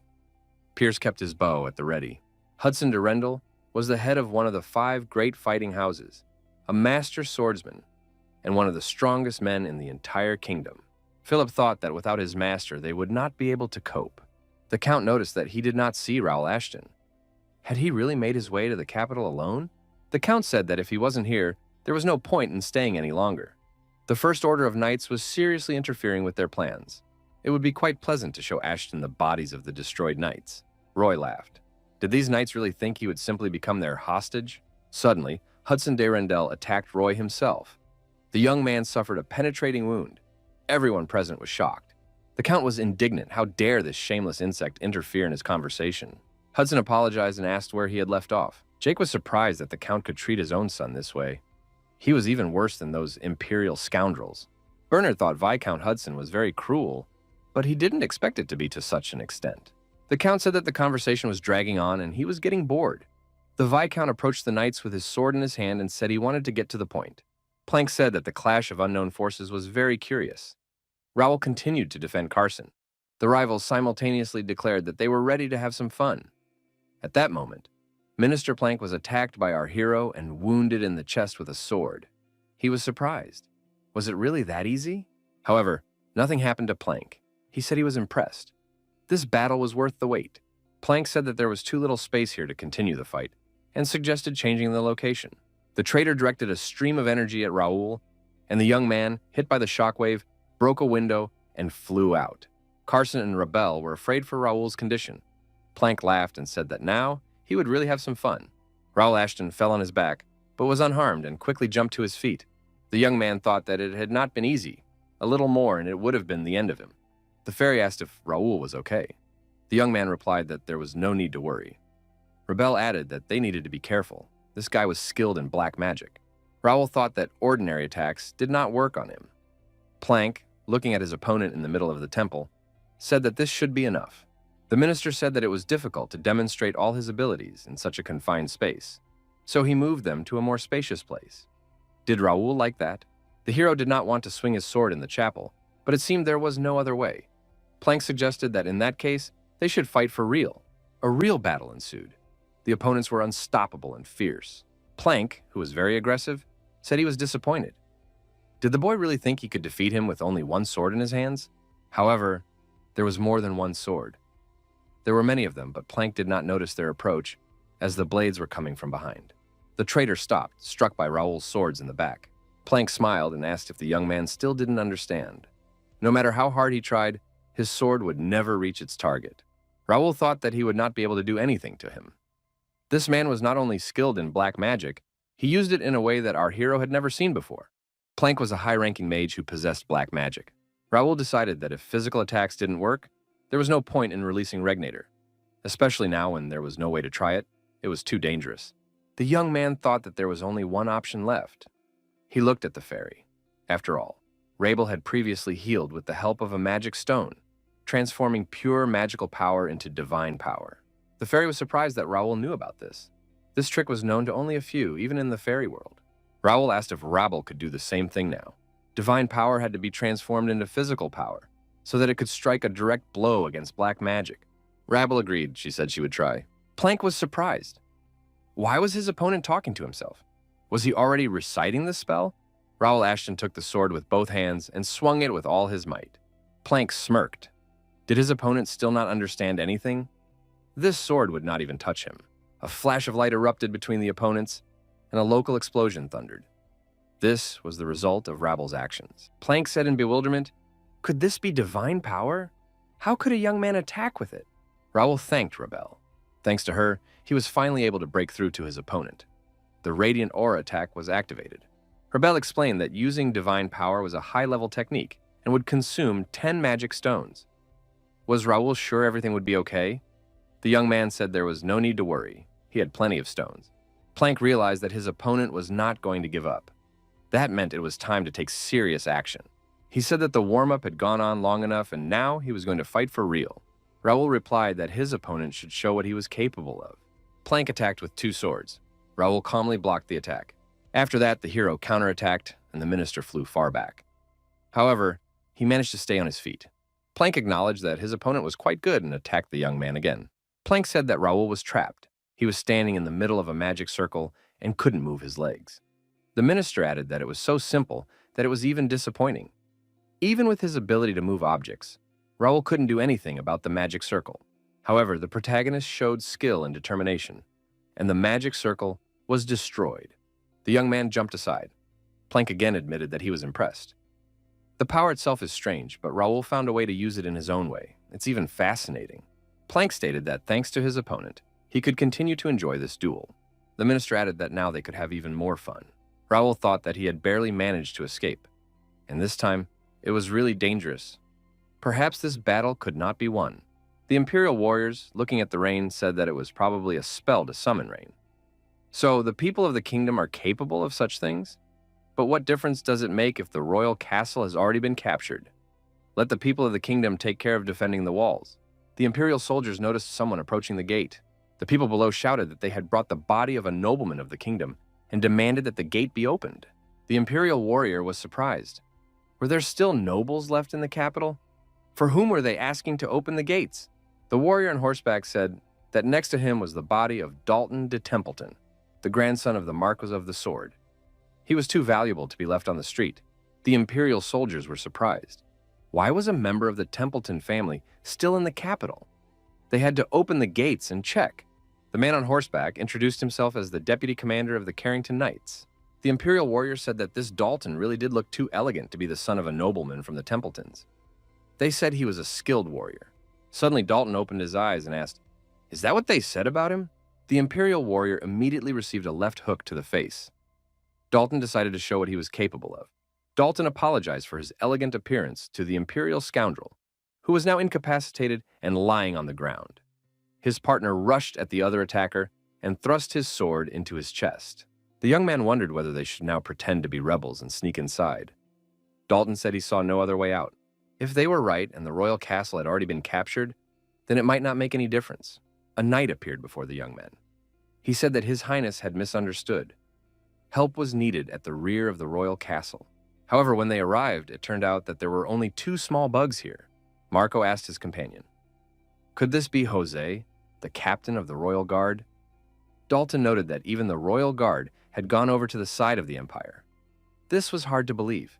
Jose said that there were rumors that Dalton was the scum of the Templeton family, who had even been abandoned by the Marquis. Why did he remain in the capital, disobeying orders? Dalton was surprised. Even the captain of the royal guard had heard a lot about him. That was really impressive. Dalton said that this captain was a nobody who had not reached the level of a master swordsman, despite his rank. Now he had to guard the walls, even after joining the rebels. Jose said he could surround Dalton right now and destroy him, but he would let him play a little. Dalton was surprised by such generosity. Why would he do that? The captain replied that he was bored, so it was actually quite convenient.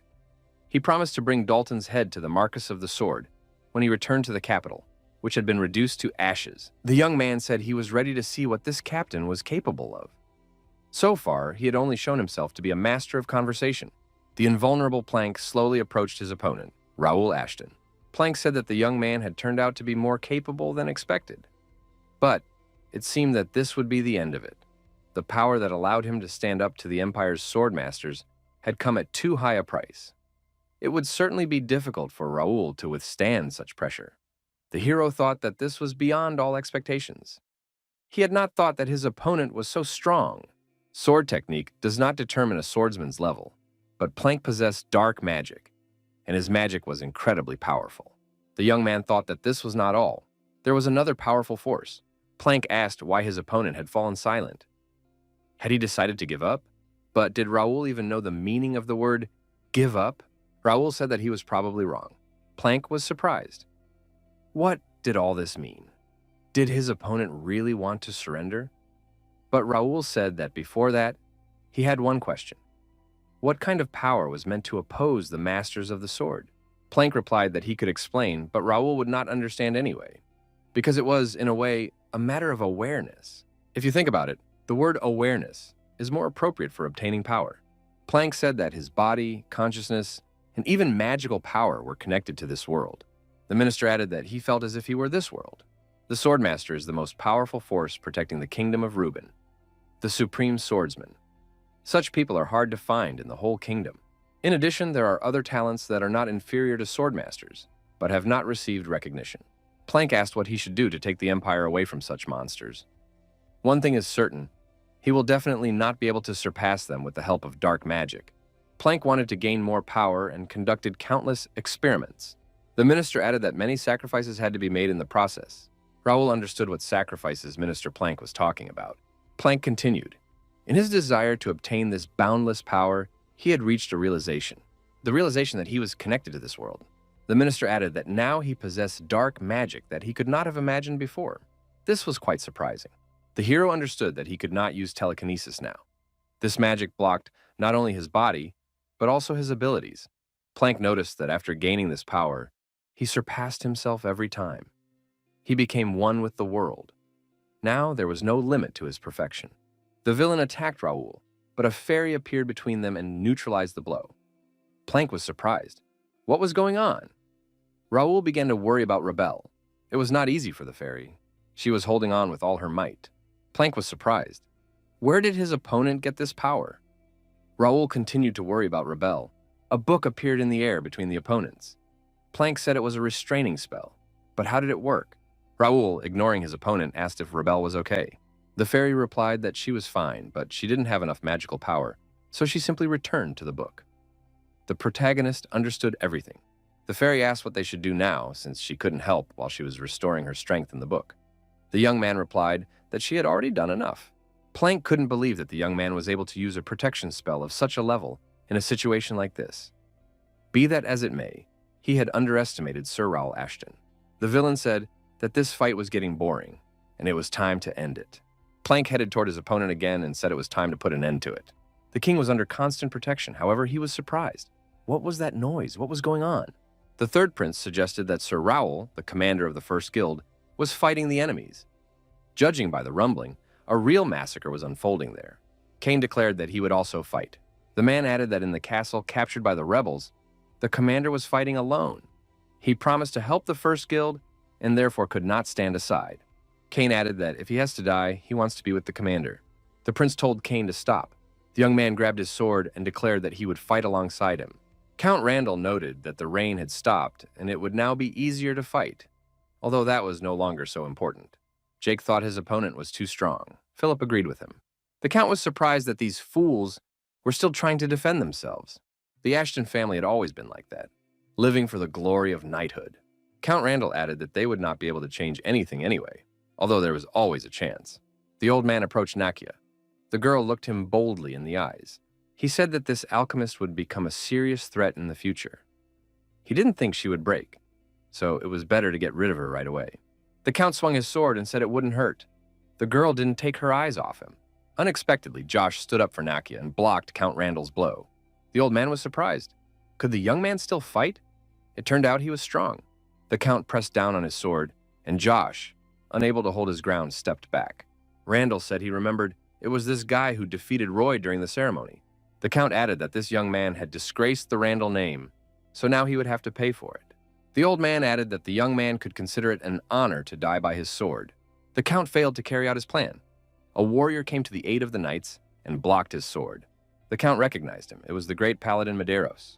Professor Medeiros greeted the count and said that this was their first meeting since the ceremony. The professor did not think he would see the count again in such a situation, with swords pointed at each other.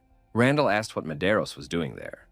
Wasn't he supposed to return to the northern border with the knights? Medeiros replied that he was on his way there, but had received an ominous prophecy and turned his horse around. The count said that now he understood everything. Even Plank could not have foreseen this. Medeiros added that the huge wave of undead that had appeared at the northern border was strange in itself. He could have predicted that this would happen. The count said that if the professor had decided to return to the capital after that, only the great paladin was capable of such a thing. Medeiros looked at the knight and asked if he was Philip, the deputy captain. The knight confirmed this. Medeiros said that the knights were already on their way and that Philip should join them. The professor added that he would deal with the count himself. Randall said that Medeiros knew what would happen if two great swordsmen met in the capital. The clash of their swords would destroy everything around them. The count remarked that if that was what the professor wanted, he didn't care. Professor Alfredo Gray appeared and said that they did not need this. Count Randall saw the old man and was surprised. Why was he here too? The count assumed that Minister Plank's plan had completely failed. Gray said that, unfortunately, he had been unable to prevent this tragedy. As the Count said, if two great swords clash, disaster will strike, and there will be even more victims. Gray added that if he joined the battle, it would only get worse. This battle was pointless. Gray had a glowing ball in his hand. He asked why Randall didn't go back and try again later. The professor added that other knights would soon arrive. The Count said that he no longer needed to stay here. He deeply respected them all, because they had managed to ruin his perfect plan. Randall saw Raul Ashton lying on the ground and said that maybe the plan wasn't completely ruined yet. A book hung in the air above the hero. The fairy asked how Raul was feeling and told him to wake up immediately. Plank said that Raul Ashton was the most annoying obstacle in his way. If it weren't for this young man, everything would have gone smoothly.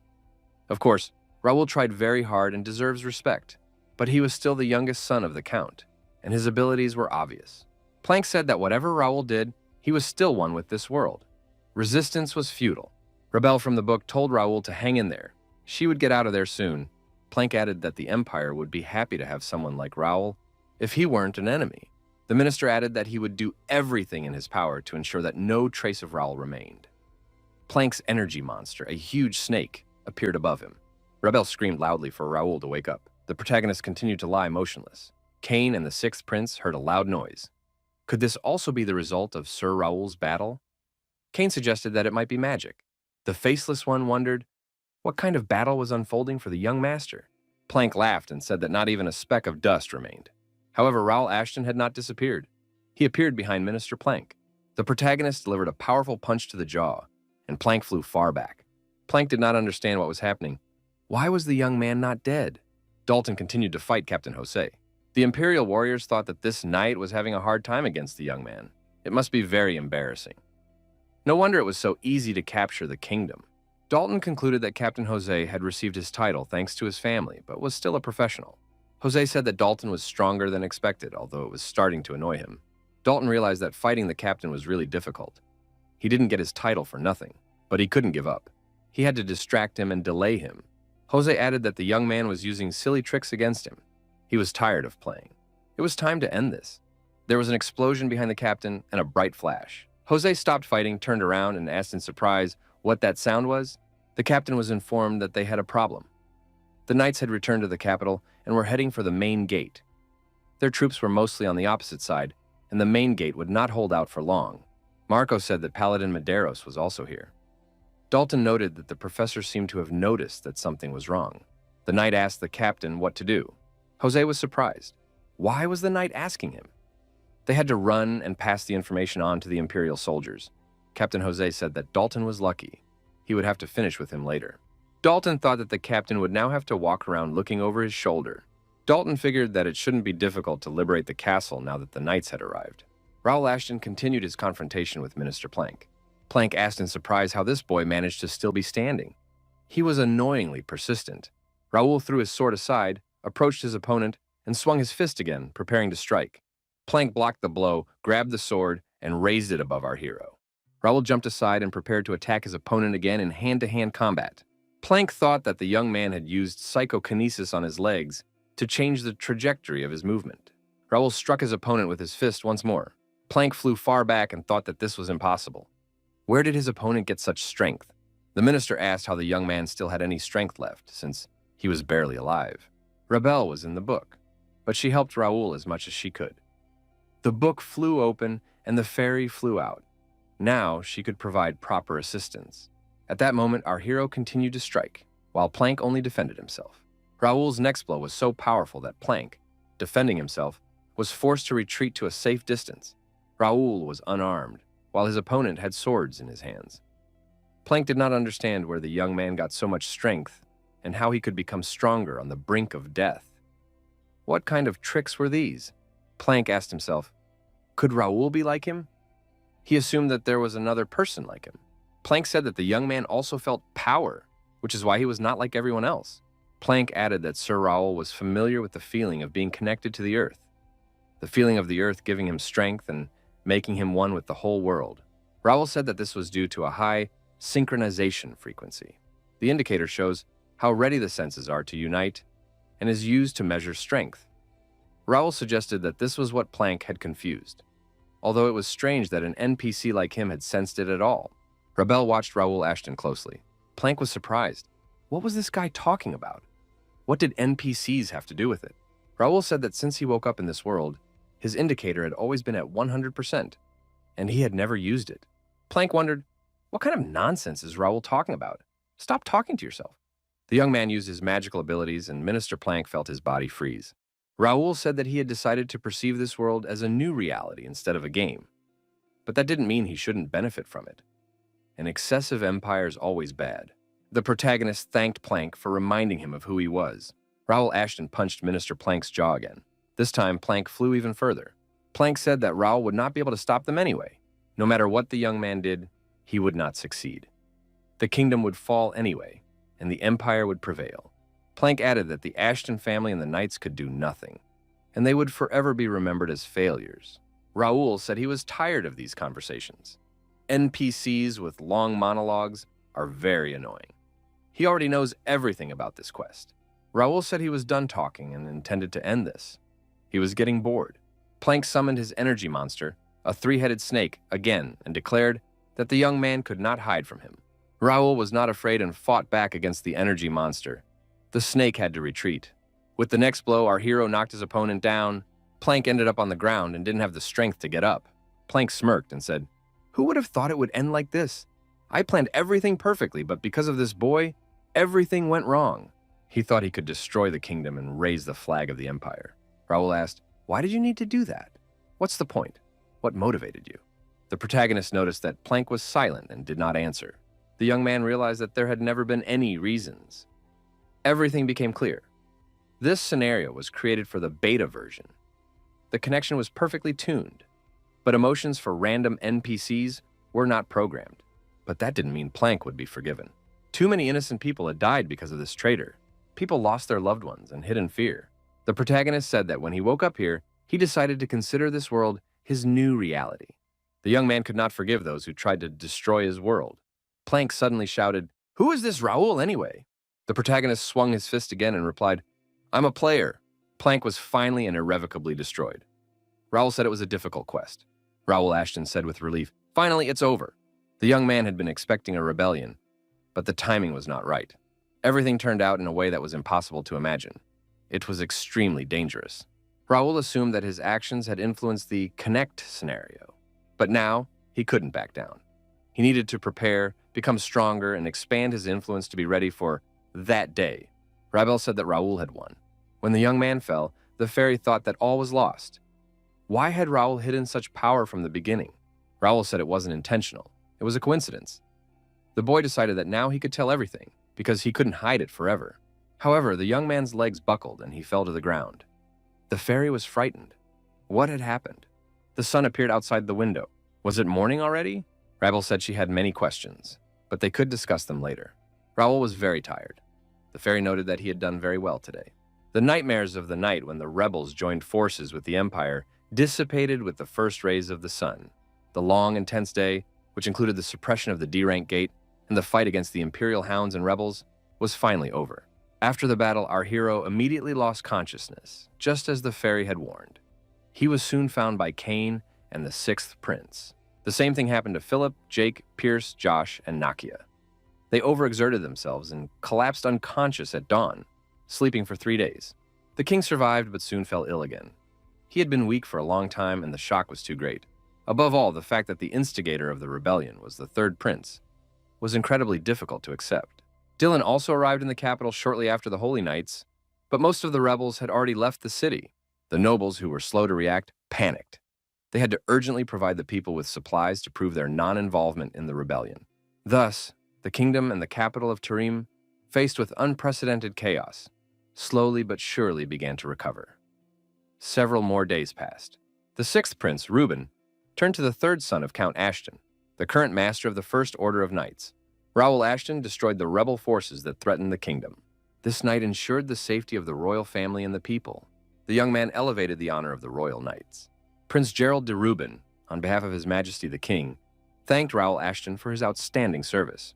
Raul Ashton received the title of Viscount, land, and a mansion in the capital. He must continue to serve the kingdom loyally and strive for more. 6 months after our hero left Ashton's lands to study at the academy, he's finally standing on his own 2 feet. Another important event took place on the same day. The prince thanked everyone who came, despite what had happened. Gerald de Rubin said that due to his father's illness, he had to take his place, even though he did not have the necessary qualities. Melvin de Ashton, head of the Ashton family, admitted that they weren't even on the battlefield and were just really embarrassed. Marky Templeton, head of the Templeton house, responded with silence. The head of the Grierson family, Fidel de Grierson, was outraged. How could a single minister have planned such an unprecedented uprising? Had no one in the ministry noticed anything? Professor Carson said that it was not only Minister Plank who was involved. The uprising was organized by the Third Prince, aristocrats such as Randall, and even the Empire itself. Medeiros noted that it was called a rebellion, but in essence, it was an invasion organized by the Empire.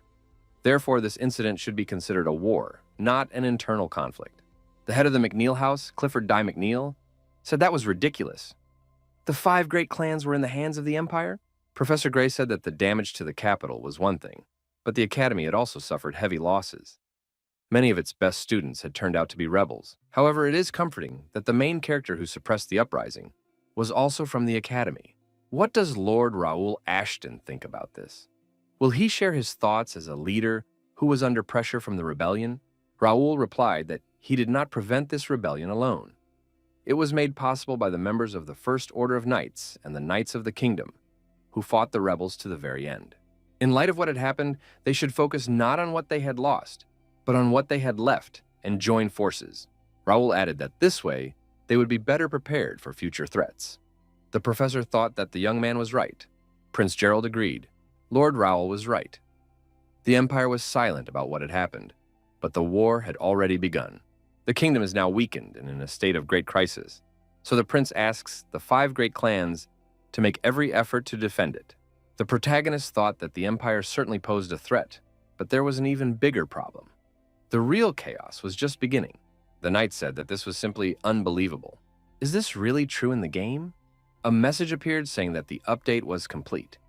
The open beta test update for the Connect system has been successfully completed. The knight said that this game was amazing, as if he had been transported to the real world. The knight's name was Kim Il-woo. He turned 25 this year. Recently, something good happened in his unremarkable life. A new virtual reality game called Connect System had been released. Kim Il-woo was selected as a beta tester for this game. The capsule was like something out of a science fiction movie. There were many rumors in the community. Some said it was a scam, others claimed they were being used as guinea pigs. The young man decided to give it a try. Why not? Virtual reality struck Kim Il-woo's imagination. Was this not the real world? It was not a hoax or a conspiracy. It was virtual reality and even more. Kim Il-woo could feel the wind and smell the scents. Even the extras looked realistic. Could the pain feel real too? It seemed terrifying. The mayor of the free city of Mira, Ronaldo, welcomed the strangers. The city was genuinely happy about their visit.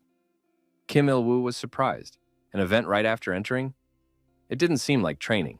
The mayor reminded them of the large-scale uprising in the capital. Kim Il-woo thought that this was the beginning of the scenario. The mayor continued that this unprecedented event had caused concern among many, but he assured them that the kingdom was not weakening. All this was thanks to the pride of their city, the main character who suppressed the rebellion. He was referring to Lord Raul Ashton and his First Order of Knights. The mayor said that visitors to Mira could rest assured and enjoy their freedom in this place. Ronaldo thought that it had been a long time since his speech had been met with such applause. How good it was that he had decided to side with Lord Raul Ashton. Kim Il-woo thought that the First Order of Knights faction played an important role in this game. Perhaps they were connected to the main storyline. I wonder who this character Raul Ashton is. Count Ashton said that the young man was a hero. Not long ago, he begged to be sent to the Academy, and now he has accomplished something so remarkable. He brings glory to the Ashton family. Raul replied that he was just lucky. Dylan asked his father what he was going to do with the Randall family. They arrested everyone who remained in the capital, including the side branches. The old man said that, given the situation, the decision was up to His Majesty. But it seemed that most of them would only face a light punishment in the form of public censure. All those who actively participated in the rebellion, such as the Randall family, had already fled to the Empire. The remaining members of their families were probably not involved in the rebellion. Nevertheless, they require minimal supervision, so they must be placed under house arrest. Dylan said that was a good idea. Raul said they should also keep an eye on the Jadens. The Count clarified, "Are we talking about the older brother's family?" The young man said that his uncle had been in indirect contact with the Randalls through Baron Zender. It has also been established that he was in contact with the main organizer of the rebellion, Minister Plank. Although he was not an explicit participant, there's a high probability that Lord Jaden was involved in the rebellion. It is highly likely that Lord Jaden was indeed involved in the rebellion. Dylan said that Raul was right. Although he had been silent for several years, it would be wise to exercise caution. The Count added that for now, it was best to stay here and focus on watching the relatives of the rebels. Count Ashton said that his son had matured greatly and that he now had no regrets. From now on, the kingdom would need the young man even more. He must fulfill his duty properly. The servant reported that the prince wanted to meet with Raul Ashton. His older brother and Count Ashton wished the young man luck. His father said that from behind, Raul looked like an adult, but his face still looked like a young boy's. Dylan agreed. Dylan noted that his younger brother was the first to mention the need to be wary of their uncle. He would never have thought that the frail boy would change so much. The Count said that they could not rely solely on their younger son. If Dylan watched over his brother, it would be too obvious, and it was too early for the younger brother to take on such responsibility. In that case, there was only one option left. Dylan must find his second brother, Lawrence. The young man said that it was not easy to stand up to the heads of the four great families. It was difficult to even be in the same room with them. They were all loyal servants of the prince. There was no need to be so afraid. Prince Gerald asked Raul not to speak to him so formally. The prince said that he had invited Raul as a friend and fellow student at the academy, so there was no need to be so formal. Raul said that Gerald had been through a lot. The prince replied that he was ashamed, but he relied only on Raul. Raul said that the prince had fought against the rebels until the very end. He had done everything the prince could have done. Gerald thanked him for his kind words. The prince wondered if the people of the capital felt the same way. Due to the incompetence of the royal family, many people were drawn into the rebellion, died, were wounded, and lost their homes. The rebellion was initiated by a member of the royal family.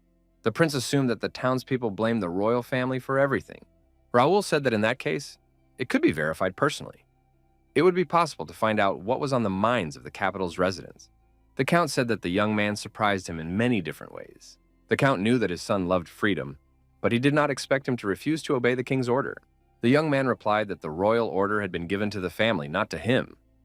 Although there was little difference between the two, the Count said that he had sent his son to the academy to teach him discipline. As a member of the Templeton family, he should value honor and be more responsible. The Count did not want his son to remain in the shadow of the title, grandson of the Master of Arms. Therefore, he needed to prove himself. The Count added that it seemed his efforts had not been in vain. When he heard that Dalton had joined the operation to suppress the gate and fought the rebels alone to save the citizens, he couldn't believe his ears. After all, Dalton was a man who never participated in family affairs, but was very active outside of them. The young man was pleased to receive praise from the Count. The Count continued. Thanks to Dalton acting on his own, the Templetons were able to maintain their dignity. The Count began to think that perhaps it was worth allowing the young man to be more free. It was the best solution for the family and for himself. If the family restrained the young man, he would no longer force him to play a certain role. Perhaps Raul's first order of chivalry would be more suited to Dalton's spirit. If Dalton wanted to go with Raul, no one would stop him. The young man should think carefully about this.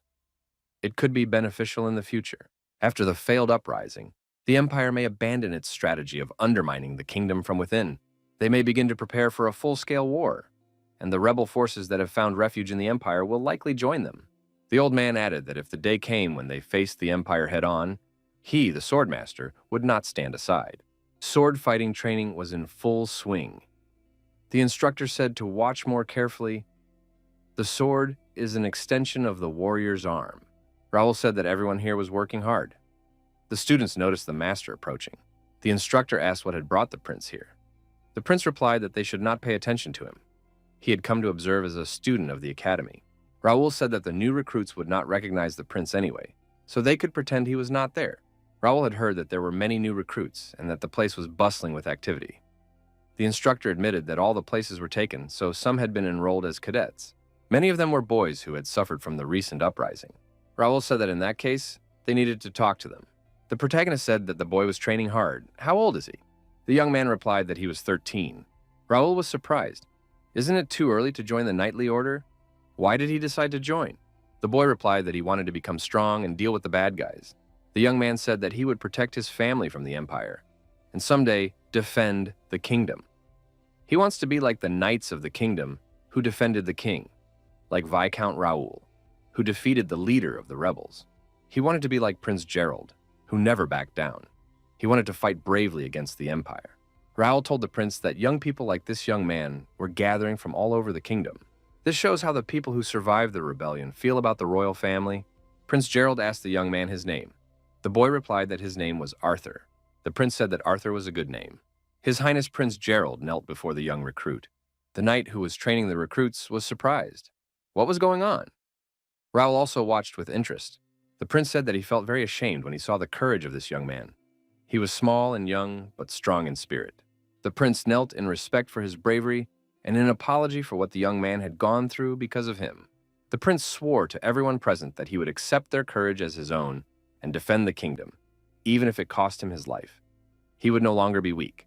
King Tydeus II, ruler of the kingdom of Reuben. He was originally believed to have died in the uprising in the world of Connecta. He survived the failed rebellion, but his condition remains critical. The crown prince and second prince were killed during the uprising, and the third prince, the main culprit, fled to the empire. This incident made the fourth prince first in line to the throne. Raul Ashton saved his family from destruction.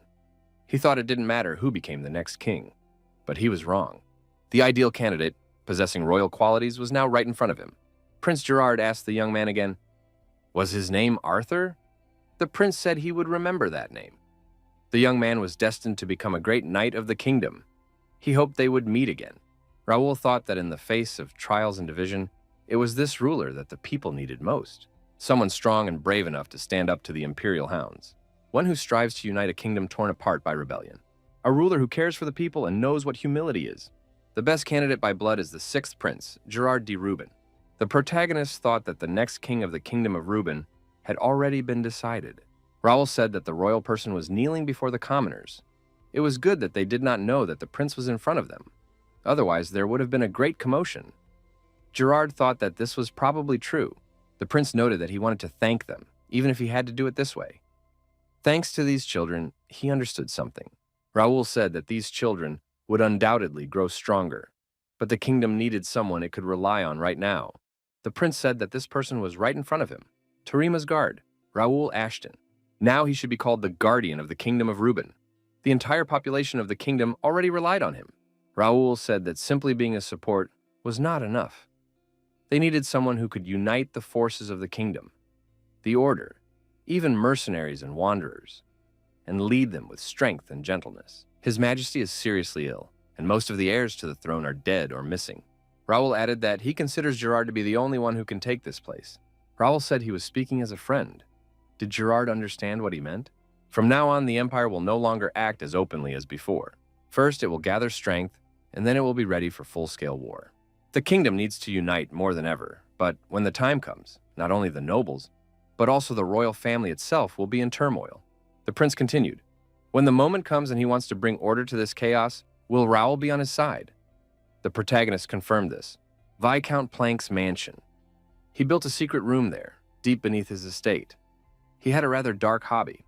Philip said that a mind possessed by dark magic would not be in good health. Nevertheless, here they could find clues about the uprising.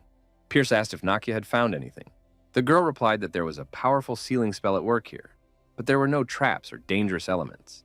However, it was so ancient that it needed to be deciphered. It could be ancient magic, perhaps too old to be found in literature.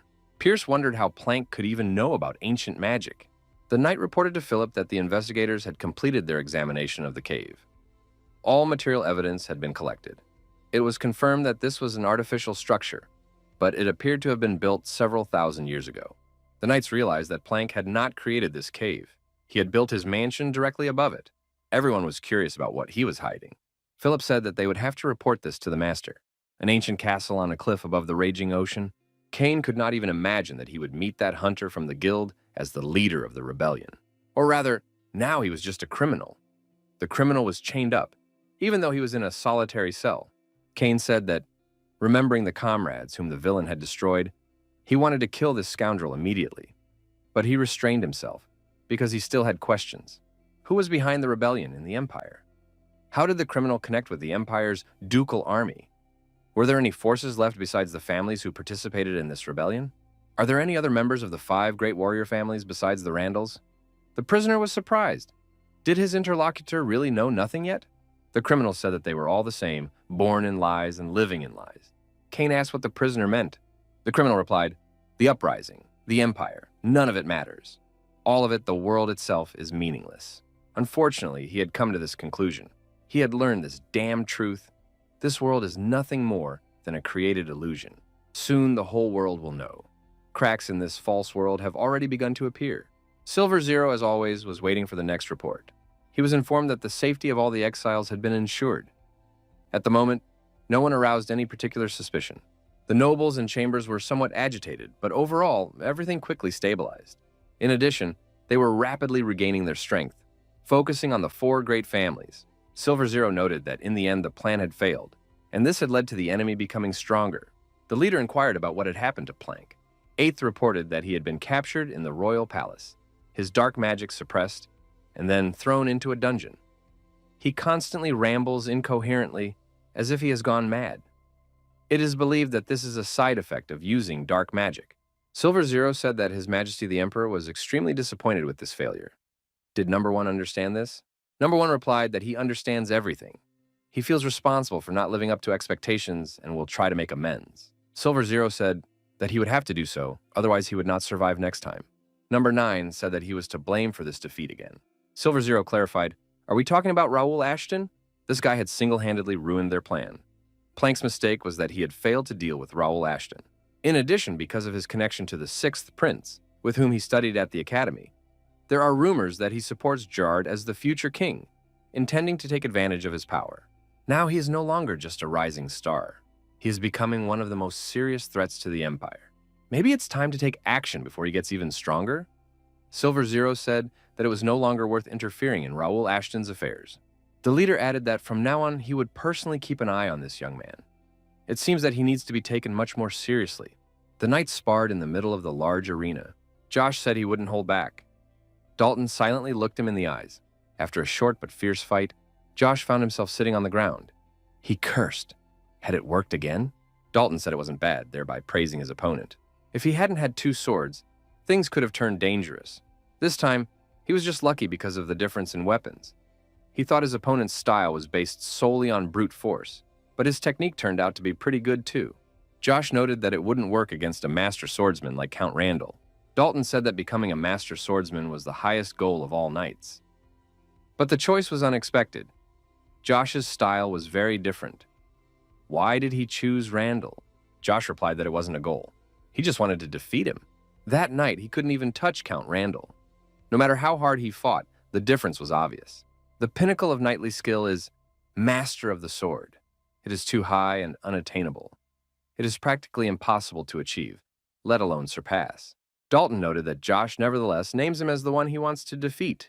Most people, sensing such an overwhelming difference in strength, quickly give up. As soon as they realize how unattainable the height is, fear takes over. Dalton noted that Josh is not like that. Instead of giving up, he tries to find a way to achieve his goal. Josh said his interlocutor was right. Members of the First Order of Knights don't give up.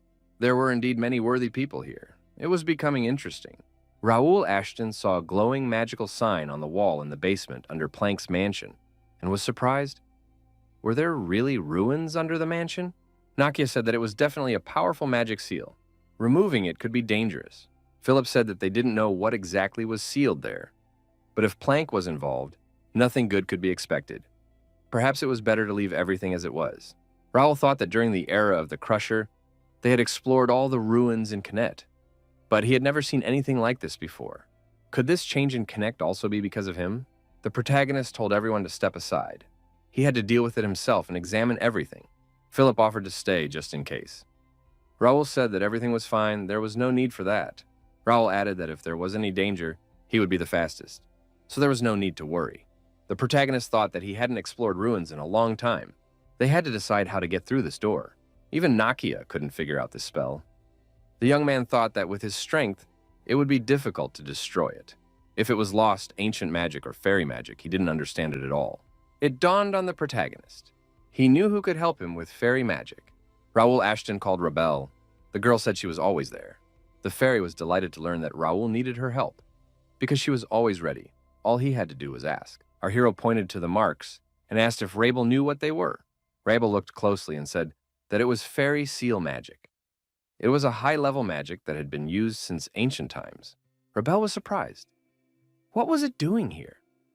Only a few fairies could create something like this. Now it was no surprise to the hero that Nakia couldn't figure it out. Raul asked if Rebel could remove the seal. The fairy replied that this was not the kind of magic that could be destroyed. Raul was surprised. What kind of seal was this that could not be broken? Usually the magic of a seal is associated with a closed lock, but not every seal works that way. It is more like a guard than a lock. A lock can be opened, but a guard cannot. This door only allows the worthy to pass. The young man suggested that it was an immaterial guard, or conversely, something simpler. The fairy was surprised. What did he mean? The young man said that he, Raul Ashton, the third son of Count Ashton of the Kingdom of Reuben, was requesting an audience with the master of the seal. The guard repeated our hero's name in surprise. He said that this young man was lying. The young man was hiding his true identity, so he would not be granted an audience. He must leave. Rabel was indignant. What did he mean? Raul was Raul. Where was the lie? Rabel added that it was fairy magic. Who else could have done such a thing? Raul wondered what was going on. Maybe this guardian knew his true identity, not Raul's. But how was that possible? However, he needed to focus on getting through that door. Maybe the answer was behind it. The answer to the question of why he woke up as Raul Ashton. The protagonist gave his name. Player Connect Bae Do Hyun. Nickname The Destroyer. He requested an audience with the keeper of the seal. The seal was removed and the doors opened. The fairy exclaimed enthusiastically that the door had opened. Was this really the way to break the seal? How did the guardian know his name? What was inside? The protagonist told the fairy that it turned out to be easier than he thought. Raul said that she probably had many questions, but he would explain everything. However, now they had to focus on completing their research. The fairy replied that she understood everything. Raul added that in that case, they would move forward to explore the unknown. Player Kim Il-woo was in the game capsule with glasses on his head. The young man took off his glasses and said that it was truly amazing. Kim Il-woo moved to the computer and connected to the chat. The young man said that Connect was a revolution in the world of games. It wasn't just a game, but like a real journey between dimensions. It was indistinguishable from reality, from the feeling of the wind to the smell of horses. The streets had everything. Most importantly, everything happened in real time. In any case, he started in a place called Free City of Peace. From the very beginning, something exciting was happening. His chat partner said he was jealous. Kim Il-woo had won a spot as a beta tester. Was he sponsored by Connect? Kim Il-woo replied that those who don't believe can continue chasing 3D models and clicking their mouse. Free City of Mira is an amazing place to start. It's full of quests with great rewards and super useful NPCs. The young man said that now was not the time to waste time. He would take everything before the open beta test began. Kim put his glasses back on and sat down in the capsule. Rabel told Raul that the seal had been created using fairy magic. If it was a trap set by the fairies, then she could also be in danger. The fairy added that they had descended much deeper than she had thought. Was it really not a trap? Raul said that he really felt some unfamiliar magic. The concentration here was unusual. The magic floating around was so strong that it lit up the space. The fairy said that the deeper they descend, the stronger the magic becomes. They must be careful. Raul thought that with such a high concentration of magic, it must be some kind of ruins or a high-level dungeon. Could he have missed something like this during the days of the Destroyer? It seemed that his presence and actions had changed the course of events. But places don't just appear out of nowhere. Rabel said she could see light at the end of the tunnel. Could this be the exit? At the end of the tunnel was a huge room with a glowing gate in the middle. The gate was on a pedestal in the center of a pyramid. The young man was surprised. What was that dark spot in the center? Fairies couldn't have created something that radiated such sinister magic. Could it be an unidentified gate that defied classification? Raul suggested that it might be a passage to the demonic world. A dark gate. The protagonist had encountered dark gates several times during the time of the Destroyer. He had tried to pass through them, but only while completing quests. Never before had they appeared in such hidden places. If no one had found the gates, the demons would have broken out, and the entire continent would have been plunged into chaos. But why were they here? A person appeared behind our hero. The fairy was frightened and said, "It's out!" The stranger approached the protagonist. Rabel and Raul were cautious and careful. Raul caught himself thinking that he felt nothing, even though it radiated powerful magic. Our hero thought, what kind of creature is this? The man told the stranger wearing Ashton's mask to put away his sword. That sword couldn't reach him anyway, and vice versa. Raul wondered if the owner of the dungeon was standing before him. The man said that this was not quite the right question. He was only a trace, a ghost of the past. The man called himself Cardenas. He was the guardian of the Dark Gate, the bridge between the world of demons and humans. Cardenas saw Rebel and was surprised. Could it really be a fairy? He hadn't seen one in a long time. Rebel was surprised. Could he really see her? The gatekeeper said that the blue fairies on Lake Valatia had taught him a couple of spells. That was over 1,000 years ago. Rebel was delighted, so he had already met fairies. There is a legend that fairies once lived by Lake Valatia. Cardenas repeated that he was just a remnant of the past, just a fragment of the seal that protected the gate from the world of demons. But he still had to ask something. Who was this stranger wearing Ashton's mask? Raul said he saw no point in hiding the truth any longer. He was going to tell the fairy anyway. In fact, his name is not Raul Ashton, but at the same time he is Raul Ashton. His real name is Bae Do Hyun. His other name is the Destroyer. He comes from a world called Earth, which belongs neither to this world nor to the world of demons. For some unknown reason, he woke up in the body of Raul Ashton. The protagonist added that he had been killed in an ambush, but for some reason he woke up in this world, in the body of Raul Ashton. He doesn't know why this happened, but he considers it a second chance and has decided to accept his new reality. The gatekeeper asked if it was all for revenge. The protagonist replied that it was possible. The desire for revenge still smoldered within him. But even if he took revenge, it would not be enough. The young man said that he had been given a second chance, and now wanted to correct his past mistakes and achieve what he had not been able to before, to reach the top. Our hero added that this was how he had decided to live as Raul Ashton. Cardenas said that he had heard a rather interesting story from the stranger. He would like to hear the rest, but that could wait. It seemed that they had an uninvited guest. The gatekeeper grabbed his sword. Raul looked at the gate. Its appearance clearly showed that someone was approaching from the other side. A demon appeared from the gate and said that they had not seen the ghost of the past, Cardenas, for a long time. The demon noted that the gatekeeper looked weakened. It seemed that even he could not escape his impermanent nature. Cardenas said that this was a demon of the 98th rank from the demonic world. Was he still not giving up? His stupidity remained unchanged, even after centuries. The demon smirked. Is that how you greet an old friend? The gatekeeper's temper remains as unyielding as ever. The demon added that neither of them had time to enjoy the joy of meeting. The monster told his old friend that he wanted to get down to business. Cardenas, addressing our hero, ordered the stranger to step aside. This was his battle, and a man from this world had no reason to interfere. The gatekeeper said he would do everything in his power to ensure that the demon could never cross the border into this world again, because he was a rejected creature. The demon declared that he could not leave until he had repaid his debt. The battle began. Philip, Pierce, and Nakia stood at the closed doors. Philip noticed that the master was late. Could something have happened? Probably the fact that the seal is not an easy task for the master. Perhaps he's looking for clues to destroy the magic. Philip said they should trust the master and wait. Pierce asked what was wrong with Nakia, as she looked worried. Philip suggested that the magic seal was bothering her. Nakia replied that the magic was too unfamiliar. It was unknown what dangers it might hold. In fact, from the moment they arrived at the mansion, she had felt something strange. It was a faint feeling, but it seemed very alien and caused a strong sense of unease. Nakia added that it was like something that did not belong to this world. The battle between the gatekeeper and the demon was in full swing. It was difficult to determine the winner. Raul noticed that the gatekeeper was delivering powerful blows, and this was power without the use of a mana blade. The demon turned out to be Viscount Fumis. He was an opponent that our hero could not defeat at this moment. Was anyone capable of fighting such an enemy on equal terms? Definitely, it was only the gatekeeper of Cardenas. Who is he anyway, this fragment of memories? Fumis did not expect such strong resistance this time. This gatekeeper is very stubborn. Fumis used all his demonic abilities and delivered a catastrophic blow of the 4th degree of complexity. The ground shook beneath Cardenas' feet, but he stood his ground and was ready to continue the fight. Fumis said he was right. The altar supported the guardian's power and prevented him from aging. When the altar was left unattended for many years, Cardenas gradually lost his power. The demon said that he should thank the people for this. He added that thanks to them, he could now repay his debt. Fumis noted that most demons were essentially just beasts hungry for power. They would have simply come out and tried to overwhelm Cardenas with brute force, but he was completely different.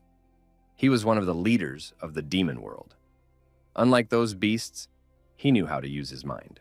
From their last battle, the demon suspected that something important was connected to this altar. It was a pity that the battle he had been preparing for hundreds of years was ending so trivially. However, it didn't matter. The demon added that when he destroyed his opponent, he would enjoy it to the fullest. However, his plan failed. The demon's blow was blocked by the protagonist. The gatekeeper was surprised. Was the stranger really capable of such a thing? The demon was also indignant. Who is this child? How can he block a demonic sword? Raul Ashton did not stand on ceremony with the demon and dealt him a crushing blow with his fist. The demon did not expect this and flew to the side. Raul Ashton assumed that his experience fighting dark mages had proven useful. Fortunately, the shining aura had an effect on demons. Our hero said that he would also join the fight. Fumis was surprised. Was a human really going to fight? It seemed very pitiful. Fumis didn't know how the man ended up here, but if he interfered with the demon's affairs, he would have to pay for it. Raul said that the demon was one of those who used the power of his kind more than his mind. Enough empty talk. He wanted to see what he was capable of. Cardenas told the stranger to step aside. This opponent was too much for him. Raul said that he used to be a destroyer. Therefore, he was ready to try to fight now. Even with 100% synchronization, there were limits to physical abilities and magical power. Raul said he would explain to the gatekeeper later what synchronization meant. The young man added that first they had to deal with this demon. Fumis said that this man was just a bug that would be swallowed up by the demonic realm as soon as the seal was broken. How dare he behave so insolently? Although becoming the first human to die at the hands of a demon wasn't so bad either. Raul Ashton clutched his head. Why were all his opponents so talkative? Were they deliberately stalling for time? The protagonist said it was time to get down to business. His mood had already been ruined by meaningless conversations. The gatekeeper and the protagonist attacked the demon Fumas in unison. The battle was incredibly intense. Fumis pressed on. He was not so easy to deal with. His rank spoke for itself. Fumis counterattacked again and again. Even the fairy tried her best to hold back the demon's blows. Rebel created a magic circle and asked if Raul was hurt. Fumis saw the fairy and said that the human had a very annoying companion. The demon asked, "How is this possible? Why does the fairy serve a human? Are the proud fairies who once fought demons a thing of the past?" Raul said that she was not a servant, but a friend. The demon could not understand such a relationship. Raul thanked Rebel and asked if she could fight alongside him. The fairy replied that she couldn't just stand by when it came to demons. Fumis was surprised. Could it be that a human, a fairy, and a ghost were joining forces against the demon commander? It was amusing, but also disgusting. Fumis said that thanks to them, he could no longer hold back and think about the consequences. The demon declared that, out of mercy, he would allow them to see the seal on the gate destroyed, and then he would annihilate them. They would witness demons pouring into the human world. Cardenas declared that this would never happen. He attacked the demon again. Fumis was surprised. Did the gatekeeper really think he could protect the seal? After all, he was just a ghost, losing his power. Cardenas said that it would not be him who would defeat the demon, but the man whom the demon had underestimated. Fumis said he would never allow that to happen. After all, that man was incapable of anything. The fairy continued to hold the magic circle. Raul placed the circle above the demon's head. Fumis noticed that his body was no longer obeying him, but he did not understand why. Rebel shouted to Raul that it was time to act. Raul swung his sword and prepared to deliver a devastating blow. Cardenas also prepared to attack. The joint attack was successful. Fumis was destroyed. He lay on the ground, bleeding demonic blood. Raul thought that if it weren't for the fairy, he would have been struck down.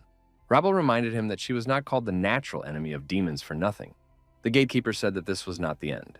With the altar weakened, the creature had enough time to regain its strength. If the altar was completely destroyed, the consequences would be catastrophic.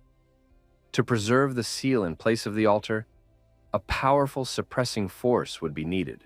A force capable of suppressing magic was needed. Raul said that this was possible because he had Regnator. Cardenas asked what it was. Raul said it was a kind of ego object. It usually contains a soul, but now it is empty. This equipment can replace the destroyed seal stone. Replacing the seal stone literally means transferring the previous seal to this object. This means that they will have to bind Lord Cardenas to the seal again. However, it was up to the gatekeeper to decide whether to end his long life with the seal or choose a new path. Cardenas thought that he had spent more than 1,000 years protecting the seal without being able to leave the royal tomb, teaching the royal family and knights. Sometimes powerful invaders appeared, sometimes descendants of the royal family who betrayed him, but he still held the seal. The gatekeeper faced a difficult decision that would determine his future. Raul rushed forward in hopes of stopping Cardenas, but he was too late.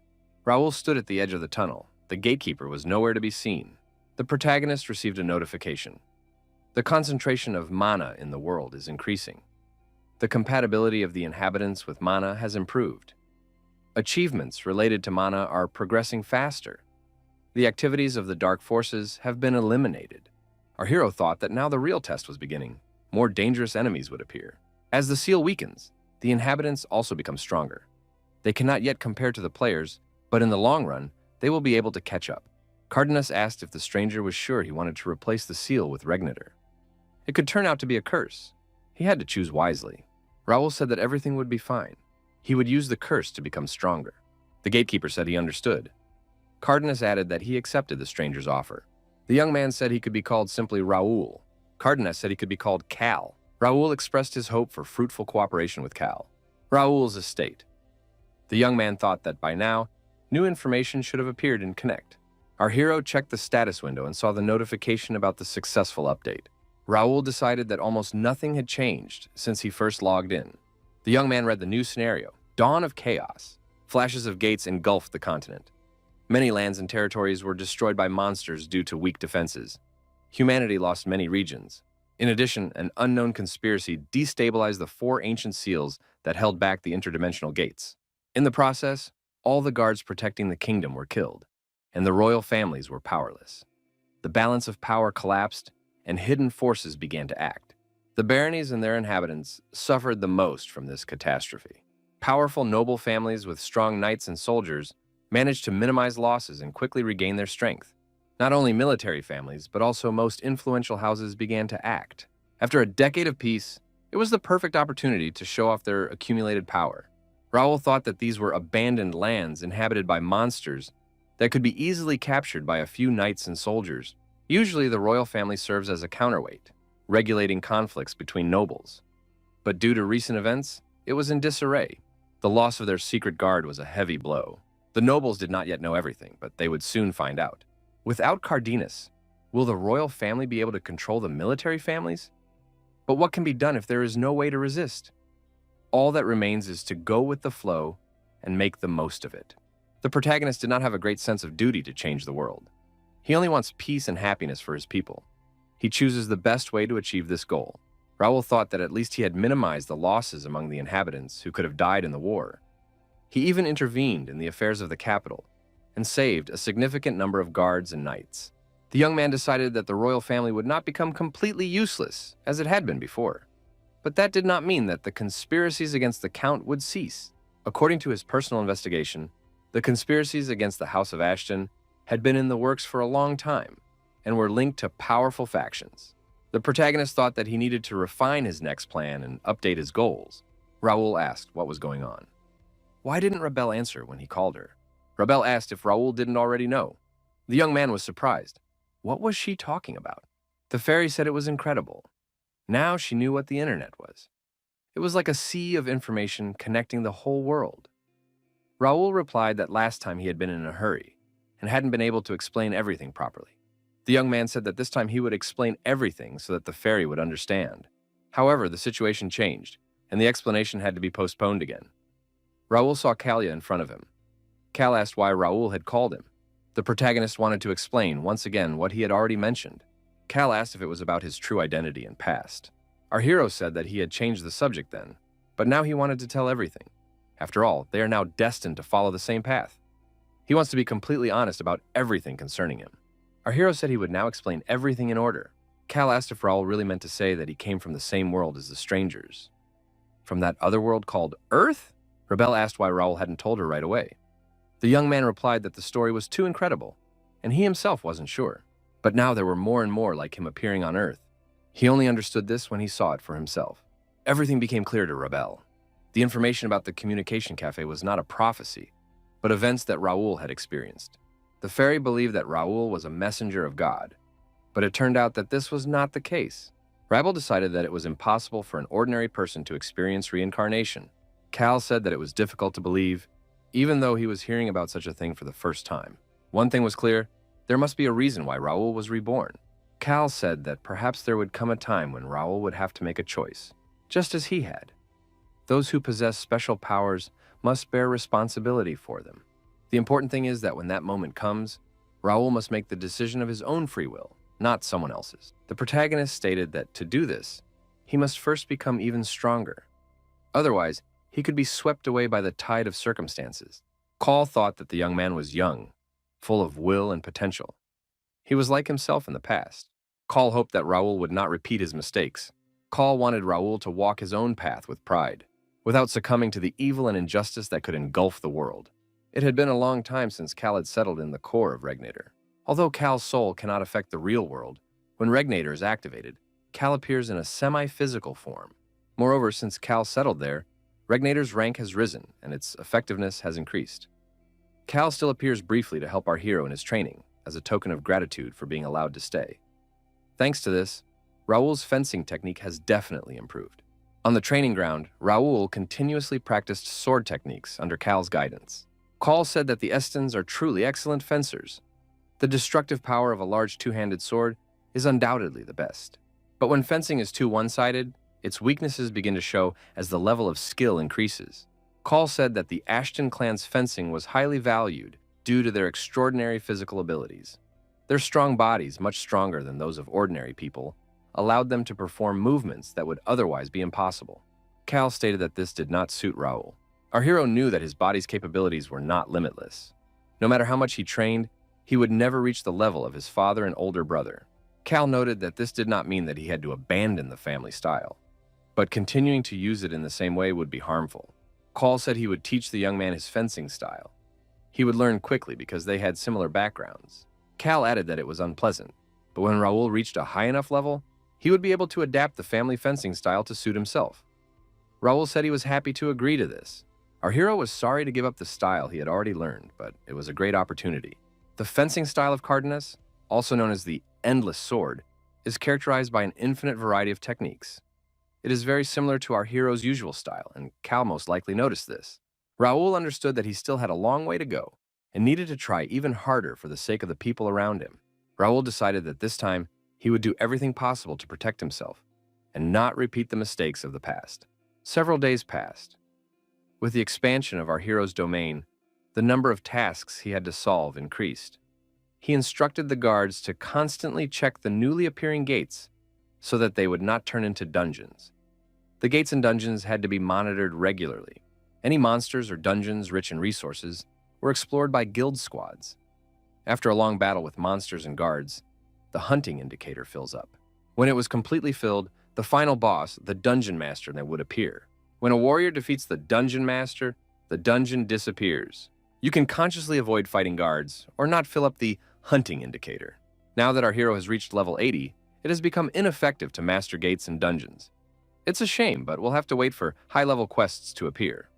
Long-lived dungeons always carry the risk of an outbreak, but due to the difficulty adjustment, they are safe for now. An assistant entered Raul Ashton's office and said he had brought the documents. It was a list of the foreigners in question. They had examined all 2,000, except for the 17 who had arrived in the first and second weeks. The assistant added that he had checked each foreigner from the free city of Ignet in the kingdom of Marcus especially carefully. Raul praised the assistant. He had done a good job sending out informants and managing everything. Kane said it was his job. Raul replied that Kane could go and rest. New players are added every week. Half a month later, the third batch arrived. The information that interests our hero the most may be here. Everything could change depending on what he reads. Our hero immersed himself in reading, interested in what had happened. The best Connect player and the last solo player who fought the authorities to the end. It was about the Destroyer. Where is he now? However, the young man could not find any information. No matter how much he searched, there was nothing. The protagonist personally used all the information he had, but nothing came of it. The Destroyer is the best Connect player. However, there is no information about Bei Do Hyun. All this time, our hero was wondering whether to act or pretend he knew nothing. But now it's pointless to think about it. None of that matters now. However, Raul Ashton still wanted to meet him. Baek Do-hyun was an orphan. He had no one to protect him.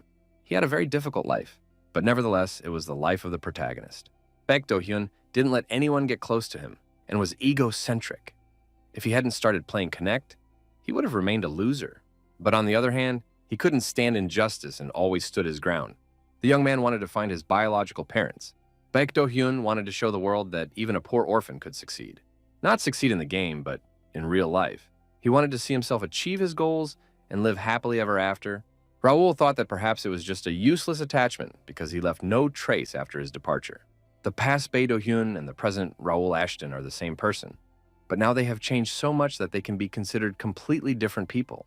Our hero didn't even notice how he got used to being with people. Now he even feels uncomfortable being alone. From the outside, he seemed like a hypocrite. Only this place remained.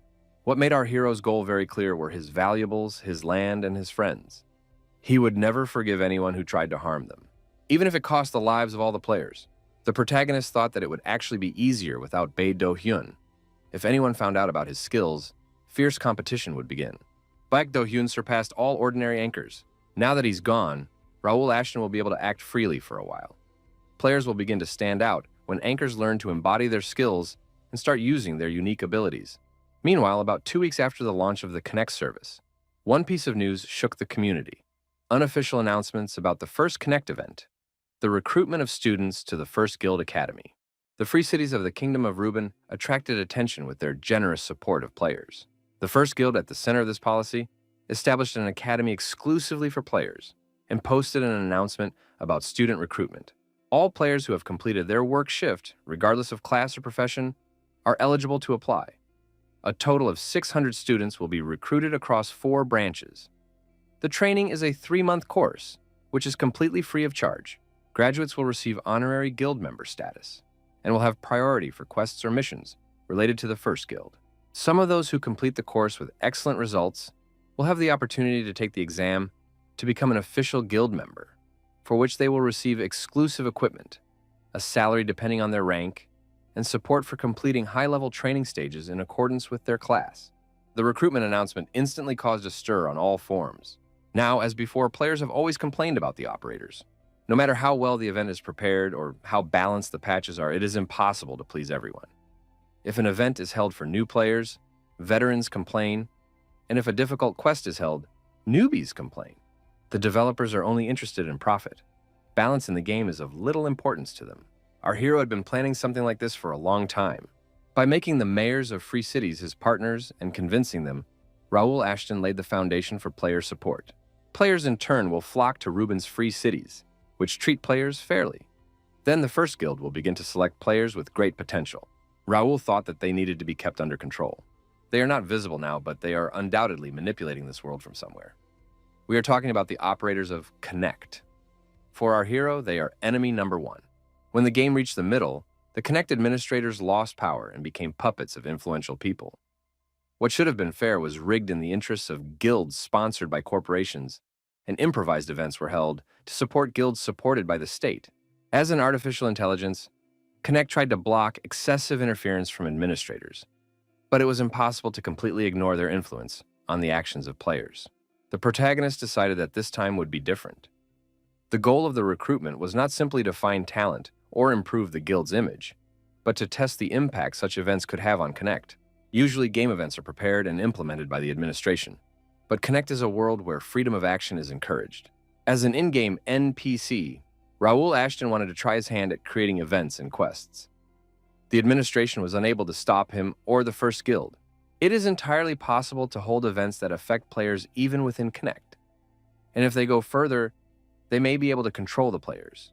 The Connect administrators thought they could control the players from above, but now things will not go according to their plan. The mayor of Mira welcomed Viscount Raul Ashton. Our hero apologized to the mayor for the unexpected visit. He understood that the mayor was busy. The mayor said there was no need for formalities between them. Raul thought that the city of Mira, which a year ago was just a province, had now become a center. The young man understood that he was a savior to the mayor. The mayor asked what had brought Viscount Raul here. If he had a request, he was ready to help in any matter. Raul said that he had actually come to introduce the mayor to someone. The mayor said he was intrigued. The Viscount would not introduce someone without a good reason. Raul said that he was a player who would now be working with him. His name was the Destroyer. The young man said he was pleased to meet the mayor. His name was the Crusher. The mayor replied that he was also very pleased to meet him. The Crusher would become an important client for their city. Raul Ashton watched the conversation between the mayor and the Destroyer from the sidelines. The mayor said that if the young man encountered any difficulties, he could come at any time. He would personally take care of helping him. After Crusher left, Raul told the mayor that, for a stranger, this man was quite talented and exceptionally gifted. He was a real find, and Raul expected great things from him. The mayor said that if the Viscount recommended this man, he would keep an eye on him. Raul and the mayor said goodbye. The young man apologized for the trouble. The Destroyer asked how the mayor had reacted. Raul said that the mayor did not yet fully trust him, but seemed to have decided to keep an eye on him. Raul Ashton told his companion that his masquerade was truly flawless. Kane couldn't believe they had managed to fool the mayor. He was glad he had been able to help Raul. Raul said that this item definitely works. It was the same polymorph ring he had received from Vice President Gray at the Academy. In addition, the ring can be used to obtain a second ID.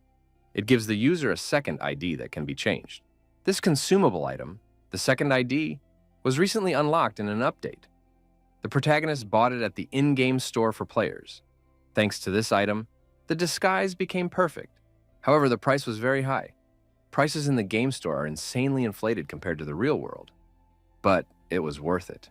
The protagonist thought that thanks to these two items, he had gained a new identity, the Crusher. This means that now he can act as a player. Raul Ashton said it was time to get back to business. Connect headquarters, conference room, no one understood why everyone had been gathered. What was going on? Could it be related to the first guild? Che Li Huan, executive director and head of planning at Connect Corporation, said that the matter was extremely important, which is why an emergency meeting had been called. Li Huan assumed that everyone had heard about the upcoming entrance exam for the first guild. One of the tests, the battle, would be broadcast live by Connect Corporation. The author of this idea was the head of the first guild, Raul Ashton, and his representative, the Crusher. The final approval was given by the president of the company himself. Those present were surprised. Had the first guild really proposed this, and had the president personally approved it? How was that even possible? Li Huan asked menacingly, "Does this make any sense? How could a proposal developed not by their employees, but by an ordinary game character have been approved? How could the president arbitrarily approve such an absurd initiative? What was he thinking? Central Square of Peace. Here, one could buy and sell anything and obtain any service." The Crusher and Rabel sat silently on the sidelines and watched what was happening. Raul thought that being among the players in this guise was a strange feeling. It was as if he had returned to his past life. The Crusher said that he felt calm. The fairy was busy with her work. Rebel said that a promotional video and announcement had been posted on the official website. The young man asked what it looked like. Rabel suggested that they had seriously decided to expand. The advertisement had already been posted on the main pages of portals and in communities. The Crusher said that now all that remained was to prepare. Raul told Fairy to keep monitoring the official website and forums and report anything unusual. The protagonist was glad that everything was going well. He thought it might be much more difficult. What worried our hero most was whether the guild, led by NPC, would be recognized as a full-fledged partner for negotiations. However, the deal was concluded more easily than expected. Now the guys from Connect will have to prepare thoroughly.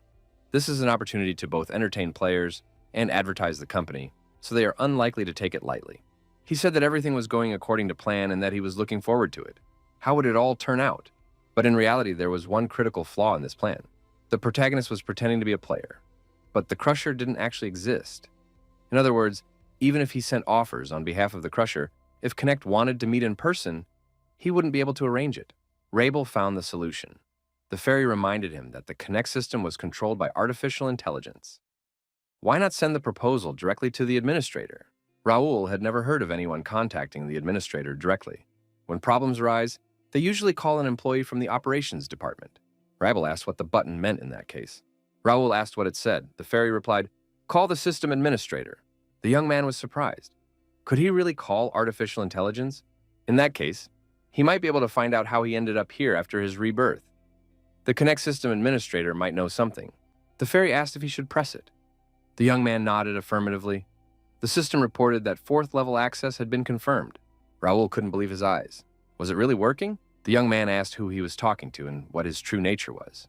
The answer was, System Administrator. When asked where he was, the answer was, Access denied. Raul was disappointed. It was just an answering machine. The fairy told Raul to get down to business. The young man agreed. The protagonist wanted to send a proposal to the Connect headquarters. The administrator suggested uploading the document. After a while, a message arrived saying that the proposal had been received and the result of its processing would be sent within 24 hours. The fairy said that the button had disappeared on its own. The next day, a letter arrived with the approval of the proposal and the appointed meeting date. Our hero was stunned. The meeting with Connect took place via video link, without the need to visit their office. However, the hero did not expect that CEO Mokj would be present at the meeting in person. It was an unexpected turn of events, but the negotiations went smoothly. The first guild was officially recognized as a legal entity, and the distribution of broadcasting revenues satisfied everyone. At the end of the meeting, Director Mokj addressed the destroyer. The young man became concerned. Had the director figured something out? The director showed the young man his personal contact information and said that this would not be their last meeting. The protagonist did not understand what that meant. He did not say a word during the entire meeting, but it was as if he was paying attention only to him. This feeling of anxiety did not leave the hero. The destroyer decided it was time to get down to business. Connect headquarters. The CEO's office. Director Mokj asked how the work was progressing. The assistant replied that everything was going according to plan and there were no problems. The director said that there was very little time left before the official announcement of the promotion and that they needed to prepare properly. The assistant told the director that it was a pointless project. How could the entire company depend on one NPC player? They should immediately terminate this collaboration. The director replied that this was impossible. It seemed that the assistant did not understand the whole situation. He had not approved this project himself. Permission had been obtained from above.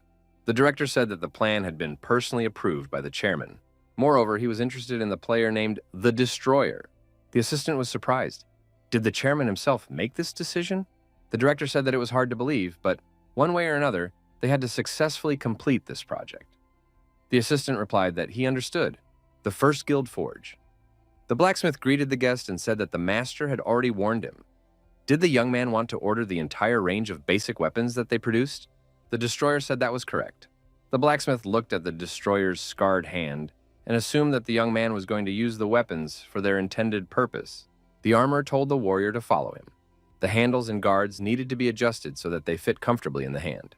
The blacksmith showed him the products and said that they were standard items from their forge. The destroyer turned the sword in his hand and noticed that the quality was simple. The blacksmith stated that they had made these samples in strict accordance with the master's order. Although at first glance they looked like standard weapons, they were actually first-class products created by the best craftsmen of the forge. Each weapon was engraved with the mark of the first guild. The destroyer said he was impressed. The master would definitely be satisfied. The blacksmith added that the customer should check everything carefully. The adjustment might take some time. The young man thought that he had figured out the weapons. Now he needed to go to the leather workshop to order armor. There is no brand culture in Connect yet, so equipment with a logo will attract attention.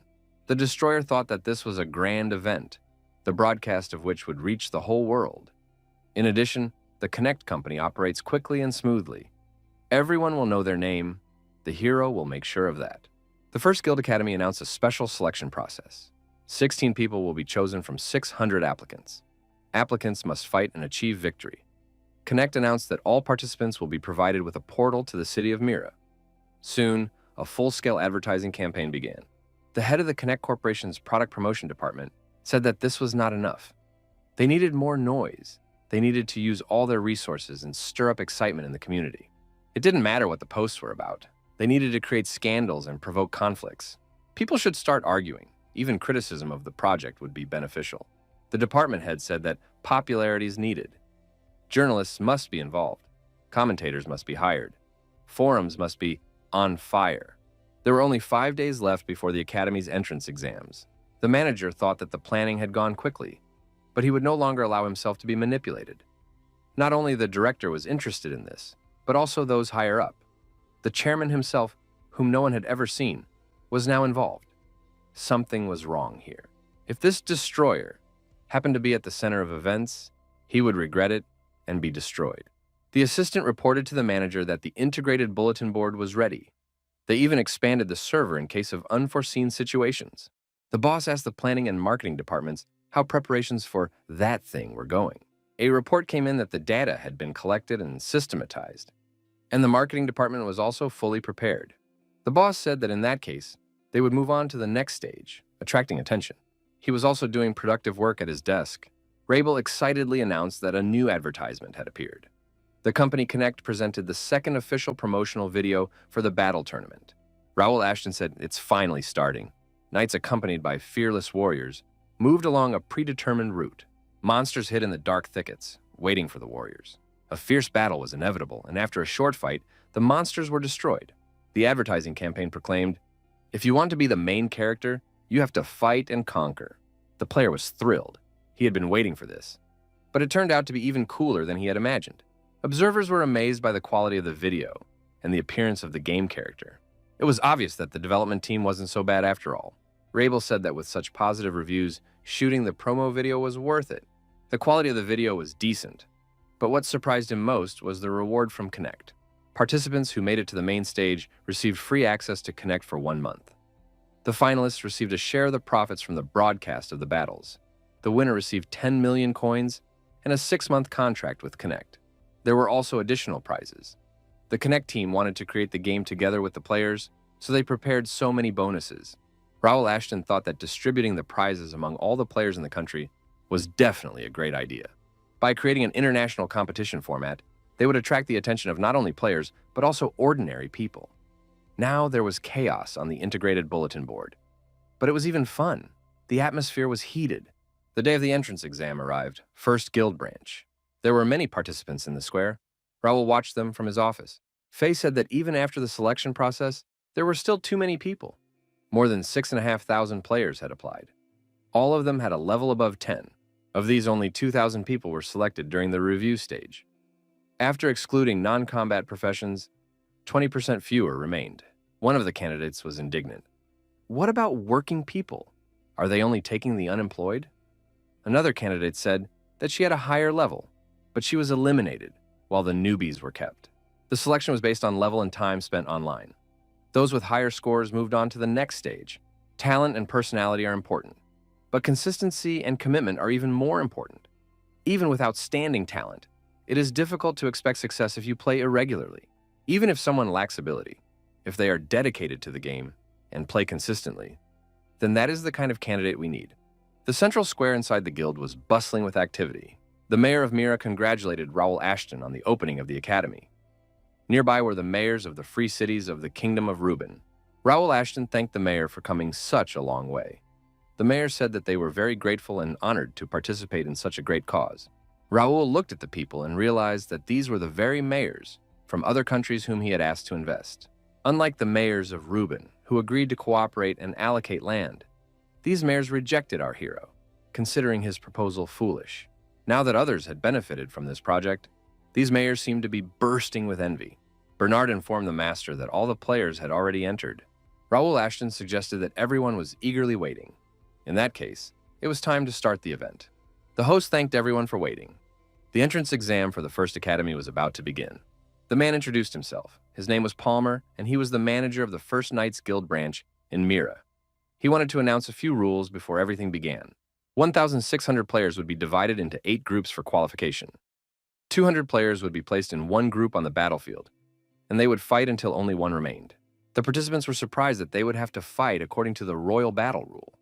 But then, how would they determine who would advance? Palmer explained that only 8 players from each group will advance to the next round.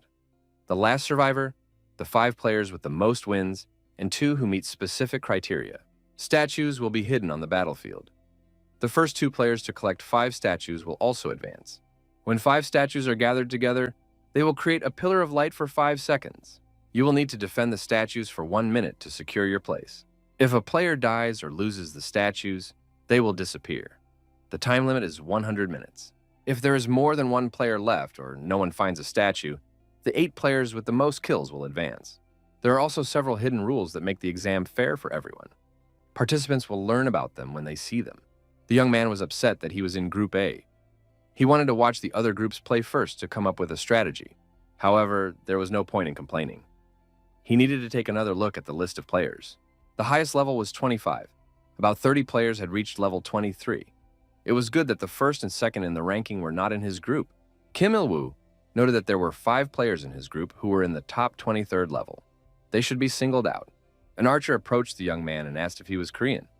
Kim Il-woo confirmed this. The archer was delighted and suggested they talk. He said that cooperation was a good idea. Kim Il-woo agreed. Another player introduced himself. His name was Park Sun-ho. He admitted that he felt much calmer when surrounded by his compatriots.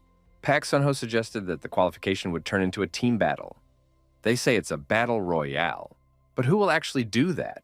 He expressed his desire for them to work together. The others will do the same. The number of kills at the beginning of the game will not matter. One player cannot defeat an entire group, and in team battles, kills will be distributed among everyone. It is better to survive and constantly earn points. Kim Il-woo realized that they had no choice. There was nothing they could do alone. Park Sung-ho said he was looking for a player named Kim Il-woo. The young man responded. The guy said it was a great honor to meet Kim Il-woo. Kim Il-woo was surprised. Why was this participant praising him so much? Park Sun-ho explained that the test is very important for their nation.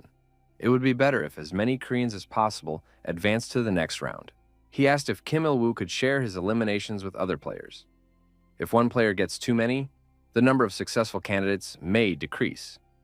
It makes sense to divide the eliminations equally and decide in advance who will advance. Kim did not like this suggestion. However, the other players agreed to share everything equally. This way, they would strengthen their unity. Kim Il-woo thought that if they really wanted the best for Koreans, all the kills should go to the player with the highest rank. It seemed to him that Park Sun-ho was just trying to hold him back. Was he really sure he could defeat him later? Park Sun-ho said that they couldn't be with someone who was going to play alone. Kim Il-woo felt reproachful glances directed at him. He agreed and said he would be with everyone. Park Sun-ho and the others were delighted. Kim Il-woo promised to join, but he didn't take it seriously. After all, it was a competition, and he would abandon them as soon as he had gotten the most out of them. Park Sun-ho admitted that he felt much more confident. They needed to show their opponents their unyielding spirit. Kim Il-woo thought that the match hadn't even started yet, and he already didn't like what was happening. It wasn't going to be easy. Palmer told Viscount Raul that everyone was waiting for him. Group A was ready. Had Raul designed this exam himself? Kim Il-woo was surprised. Was this really the battlefield? Why was it so small? Raul Ashton said there was no need to worry. Special tools had been installed for this exam. As our hero expected, the participants formed their own groups. This disappointed him. Palmer suggested placing bets on the winner. Many supported this idea. He added that Raul could also place a bet. It would be fun. Raul Ashton did not expect to see player Kim Il-woo here. Kim Il-woo, global rank 16, Korean. He looks like an ordinary player, but in fact, he is a unique singularity in Connect. Kim Il-woo was the only person the protagonist trusted in his past life. They grew up in the same orphanage and were like brothers. Il-woo had a better life. He worked for a small company and married a suitable person. Unlike the protagonist, who spent most of his time in Connect, Il-woo led a normal life. He was the only one our hero could talk to. That Kim Il-woo never played Connect. Raul Ashton thought he shouldn't be here. Could it be that this life had changed because of him? Our hero believed that he had no influence on Earth. He did not expect to meet him here. Maybe he should find a way to get Ilya to leave Connect, or help him since he was here. The protagonist didn't know what to do in such a situation. Palmer turned on the timer and announced that the test was beginning. Magic circles appeared under the players' feet, and a bright light blinded them. Many shouted that they couldn't see anything. Kim Il-woo was surprised. Where was he? The young man looked around. What was this hut, and where were all the players? Had they been separated? In that case, all the talk about teamwork was meaningless. In a crack in the wall, Kim Il-woo noticed something glowing. It turned out to be a golden hawk. A lucky find. Kim Il-woo felt that he would pass the test with flying colors. The young man saw a badge he had never seen before. What could it mean? By clicking on the virtual icon, Kim Il-woo activated a mini-map with 11 zones. He was in the 4th and decided to explore the rest. Kim Il-woo looked out the window. It was light outside and too quiet. Should he go out? Raul Ashton watched as people looked at the players through huge monitors. He thought that without Gray's Seiya, this would have been impossible. Now you could see everything that was happening there. This was exactly the reaction the protagonist had hoped for from the audience. He was going to use this place after the trial, so he invested in it as much as possible. It was very expensive. The mayor said it was impressive. Separating the players was a good idea. However, the players did not want to leave their seats. Would the match be interesting if they just sat there? Raul Ashton replied that nothing interesting would happen if the players were stuck there forever. That's why a special tool was installed. It seemed like something was about to happen. Red dots on the map showed where the players were. One player fired a crossbow. The arrow pierced his opponent's shoulder. The young man cried out in pain and began to bleed. The player attacked again and threw his opponent far back. Kim Il-woo approached the wounded man sitting under a tree. An arrow whistled past his head, flying dangerously close. Kim Il-woo tried to calm down and identified his opponent and his location. The system reported that if the player remained in one place for more than 5 minutes, his position would be visible to other participants for 30 seconds. Kim Il-woo thought that things weren't so bad. He understood that it wasn't just him who had been exposed. Now he could see the archer nearby. The archer decided that the penalty had long since ended, but his opponent still hadn't moved. Where was he? Kim Il-woo suddenly appeared from behind and stabbed the archer in the back with a knife. Another participant saw blood spurting from behind the corner of the house. That meant there was one less opponent. The player activated the magic circle. He was scared and decided to burn everything here. Kim Il-woo crept up behind this player. He thought that the mage was a failure. He was left completely alone. Kim Il-woo did his job and another opponent was destroyed. The young man realized that this was only the beginning. Now he had 1 golden hawk and 3 kills. Suddenly everything around him shook and hummed. Kim Il-woo was surprised again. What was happening? The system reported that 10 minutes had passed since the start of the battle. The zone with the most survivors would disappear. The time limit was 1 minute. Players in the affected zone had to move to another zone before the time ran out. Kim Il-woo realized that he needed to change his location urgently and began to move. Perched on a high tree branch, the player noticed a small settlement in the valley. A group of players fled their zone in terror.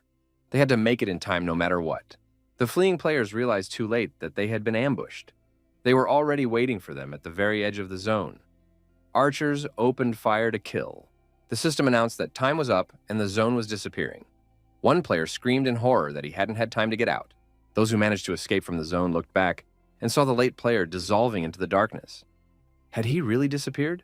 The players panicked and shouted that the ground was shaking. The structure of the battlefield was changing due to the disappearance of the zone. Palmer was also frightened. Why was the terrain changing so dramatically? Raul Ashton declared that now everyone must understand that inaction was not an option. Palmer objected that no one could have predicted such a turn of events.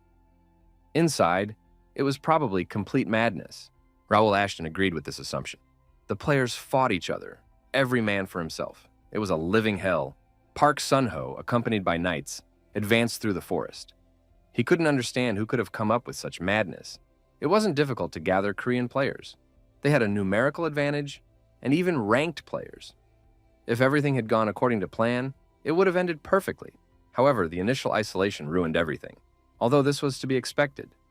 If pre-planned cooperation was impossible, then the only option was to assemble a team after the battle had already begun. Languages were automatically translated here, so it wasn't necessary to look for Koreans specifically. Park Sun-ho spent most of his time looking for 5 teammates. Now it was time to show the results. After reviewing the information, Park Sun-ho was amazed. How did Kim Il-woo manage to score so many points? He was in second place with 5 kills. Kim Il-woo was simply lucky. He managed to get into the first wave and climb the rankings. Park Sun-ho thought that now he had 5 living shields. Considering his own abilities, it would not be difficult to catch up with the leaders in terms of kills. He was sure that he would soon destroy everyone. Once again, magic circles flashed under the players' feet, and everything around them lit up. The system announced that cheating had been detected. As punishment, the players would be randomly teleported to different locations. Park Sun-ho was also teleported. He was furious. He didn't know who had come up with this, but he considered what was happening to be pure madness. They're probably sitting there laughing at me, he thought. Indeed, Raul Ashton was watching and laughing. Park Sun-ho realized that everything he had planned had gone down the drain. Raul Ashton suddenly sneezed and decided that someone was obviously talking trash about him. Park Sun-ho realized that it was now impossible to assemble a new team. It had become even more difficult to catch up with Kim Il-woo. The player standing behind him asked what he was doing there alone. Kim Il-woo emerged from behind a tree. Park Sun-ho was delighted. Had Kim Il-woo survived? What a relief. But Kim Il-woo told him to stop and not come any closer. Park Sun-ho argued that Koreans had no reason to fight each other. Since they had met, they could join forces. Kim Il-woo thought, after this guy did such a despicable thing, he still has the audacity to say such words. He said he wasn't interested and suggested they go their separate ways. But Park Sun-ho insisted that he think again. Then Park Sun-ho shouted that there was danger behind Kim Il-woo. The player turned around and saw a huge dragon above him. Kim Il-woo was amazed. Where did the fire dragon come from? A level 20 player couldn't handle it. At that moment, Park Sun-ho crept up behind him and stabbed him in the back with his sword. He said that now they could say goodbye. Park Sun-ho's special ability was known as Trickster. He had a rare A-class talent that allowed him to manipulate rhetoric and illusions, deceiving people's senses. Naturally, the fire dragon was created by Park Seong-ho himself. He told his opponent that the real attack was right in front of him. Kim Il-woo thought he would go unnoticed, but that turned out to be a mistake. He had safely hidden a golden statue in his chest. Not just one, but several. Park Sun-ho reasoned that since he already had 3 statues, if he took possession of Kim Il-woo's statues, he would ensure his success. However, this time he miscalculated.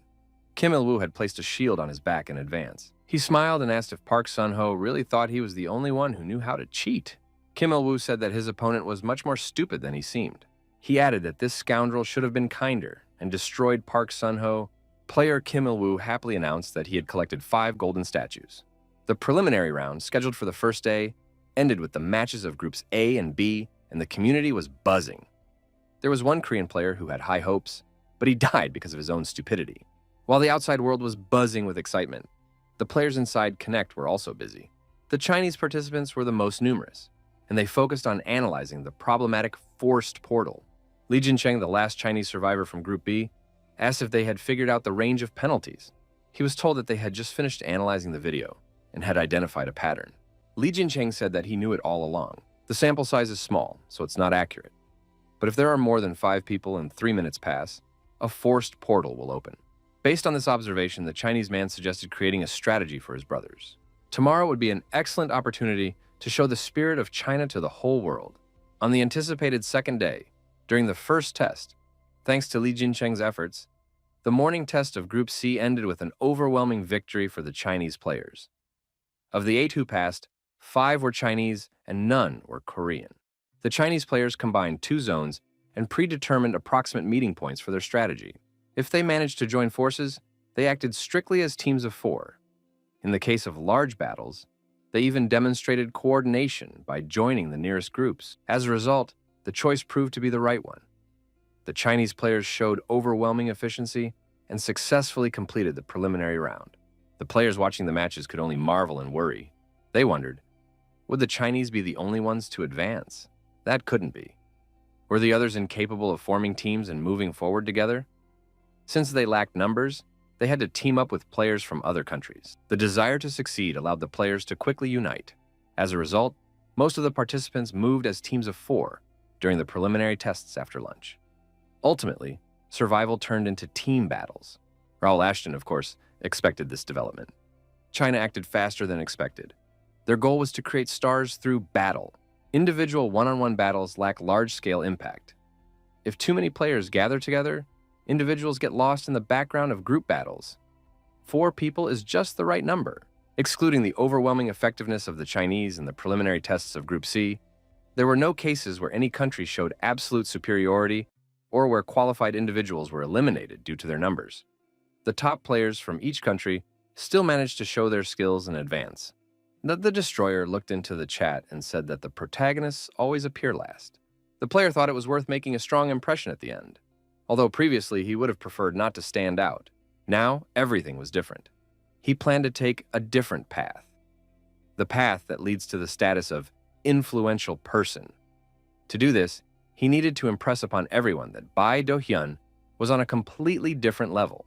The preliminary rounds turned into team battles, and the Korean players did not perform well enough, which disappointed the public. Baek Do-hyun reasoned that if he did something impressive now, people would inevitably pay attention to him. After all, the Baek Do-hyun is a fictional character who does not exist in reality. Without a real personality, such attention would sooner or later lead to exposure. However, since the plan was still moving forward, it meant that the preparation had been carried out thoroughly. The young man decided to play for real. Our hero momentarily forgot that Rebel was a sage who had spent thousands of years in the library, absorbing vast amounts of knowledge. At first, he only learned about Earth little by little through the internet. Rabel said that to her, the internet looked like a magic circle and a barrier. The flow of information through the network was like the flow of magic in a circle, and the security system was comparable to the formation of a protective barrier. At some point, the protagonist felt that he had reached a level beyond that of an internet expert. Rebel promised to help Raul and asked for Bae Do-hyun's personal information. Raul replied that such things cannot be decided just like that. There are strict laws. The hero thought that if nothing worked out, he would simply give up. After a while, Raul Ashton had Bae Do-hyun's ID card in his hands. The fairy said it was a gift and sent the detailed information by email. There was no need to prepare a physical copy. Even if the past could not be returned, it was nice to have at least something to remember it by. Raul realized that Rebel had also lost her homeland and friends, just like him. He could find out news about Earth through the internet, but Rebel didn't have that opportunity. An item that had no value within Connect turned out to be a precious gift filled with Rabel's care. The protagonist decided that he must find Rabel's relatives again. Rabel said that now was not the time to worry about the future, but to take action and show everyone who Bae Do-hyun was. Raul Ashton replied that he would do everything as Rebel commanded. Bae Do-hyun looked around. Everyone was too busy with the newly released guides. A girl approached him and asked if he was Korean. She added that there was a group of Koreans nearby, so the young man could go there. One of the players suggested that this guy was the last one. He introduced himself. His name was Park Seong-jun. Bae Do-hyun greeted him and gave his name as well. Park Seong-jun said that he would be in charge here for now. Bae Do-hyun replied that he had no objection, but decided to say a few words first. He announced that he intended to go through the preliminary round alone, so he could be excluded from the strategy planning. Those present stared at him in surprise. Was he really going to compete alone against all of them? Bae Do-hyun explained that he would not touch his compatriots until he had destroyed the players from other countries. The young man added that he had two requests.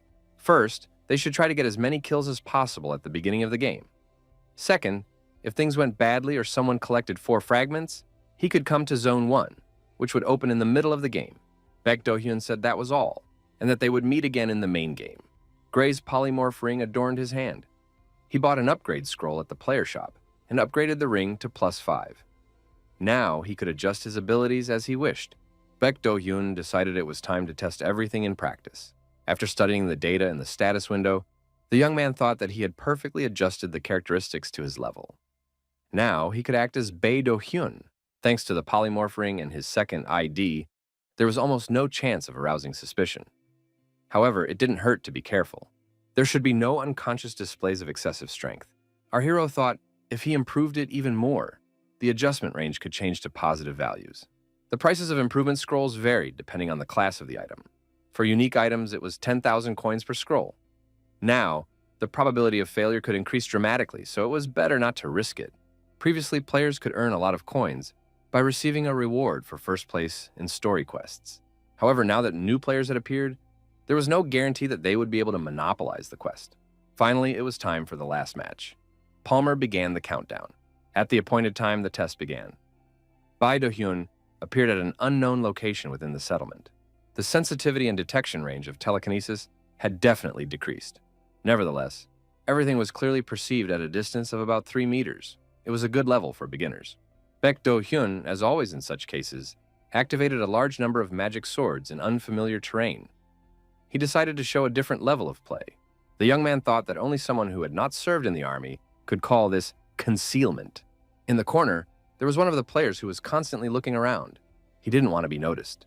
However, the protagonist found him and destroyed him with a single blow. Bae Do-hyun decided that this time he would act differently and not waste time. The player had a combat spear in his hands. Bae Do-hyun, who was on the roof of the building, was spotted by another player. Bae Do-hyun was faster, stronger, and smarter. He destroyed this opponent as well. Bae Do-hyun got up close and knocked his opponent out of action with a sword strike. The protagonist assumed that everything was settled at this location. There were no rivals left. Bae Do-hyun decided to continue moving forward. A small animal was moving along the deserted street. The animal jumped into a window and ended up inside, in the arms of a girl. She said that Yoonbyul was doing well. It was Ha So-hyun from Korea. Her special ability was summoning animals. A young man who appeared nearby asked So-hyun how she was doing. The girl replied that she was fine. There were no enemies within the block. The player assumed that it was just a cute summoned fox cub, but it had impressive perception. In any case, it was good that they could stay here. Ha So-hyun asked, "How about going into battle?" The player was surprised. Hadn't they already decided this issue? After all, their team was going to put survival first. However, Ha So-hyun reminded him that from the very beginning, she had talked about the need to fight actively. The young man replied that no matter what So-hyun thought, they weren't going to leave. If she wanted to, she could go fight alone. She only said that because it was convenient for her to support them from behind. Did she really think they would do as she said just because she was beautiful? So-hyun thought it was impossible to communicate with them. If she stayed here, she couldn't even dream of destroying them. But she couldn't act alone either. The girl remembered the words. If the situation is bad or if 4 fragments are collected, you can go to the first zone, which will open in the middle. Her only hope was the 2 statues. The player said that the destruction zone would soon be determined. It was necessary to prepare to move to another planned zone. The players noticed that new data on the destruction had appeared. What was the current rating? Had 21 destructions really been carried out in such a short time? The players said that these Koreans were up to something. They had found a way to get together. Shoichiro from Japan, who was in second place in real time, stood silently to the side. The players said there was no need to worry, because they had another plan. If necessary, all the Japanese participants were ready to sacrifice their lives for Shoichiro. Shoichiro said that now they needed to move faster. This guy, Bae Do-hyun, was gathering destruction and rushing everything. Shoichiro explained that those who were scared would gather in even larger groups. They needed to gather everything they could while there were still those who were relaxed.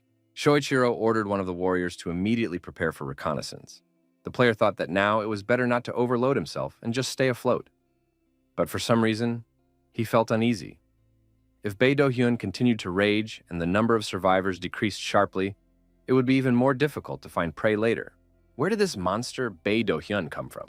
After a while, all the players were destroyed, and Bae Do-hyun was left alone with his Japanese opponent, Shoichiro. The Japanese asked, what was the point of establishing a position? When defending, you need to stabilize and cover the team, not attack. The swordsman should attack together with the spearman in the second row. Bae Do-hyun said he was ready to give his opponent some valuable advice from a senior player that he would not hear anywhere else. After a short battle, only defeated competitors remained around Bae Do-hyun. Bae Do-hyun noted that everything went a little too smoothly, although he was in no position to criticize others. The players certainly had potential. However, their current level remained low because most of them had no real combat experience. But if a player wanted to use them, something had to be done. To work seriously, they had to stop being half-breeds, who relied solely on skill. That was exactly why the academy was created. Of course, they didn't come there to learn anything. They were simply lured there by rewards and benefits. Bae Do-hyun thought that this was precisely why he had to show that there was more to it than just skills and levels.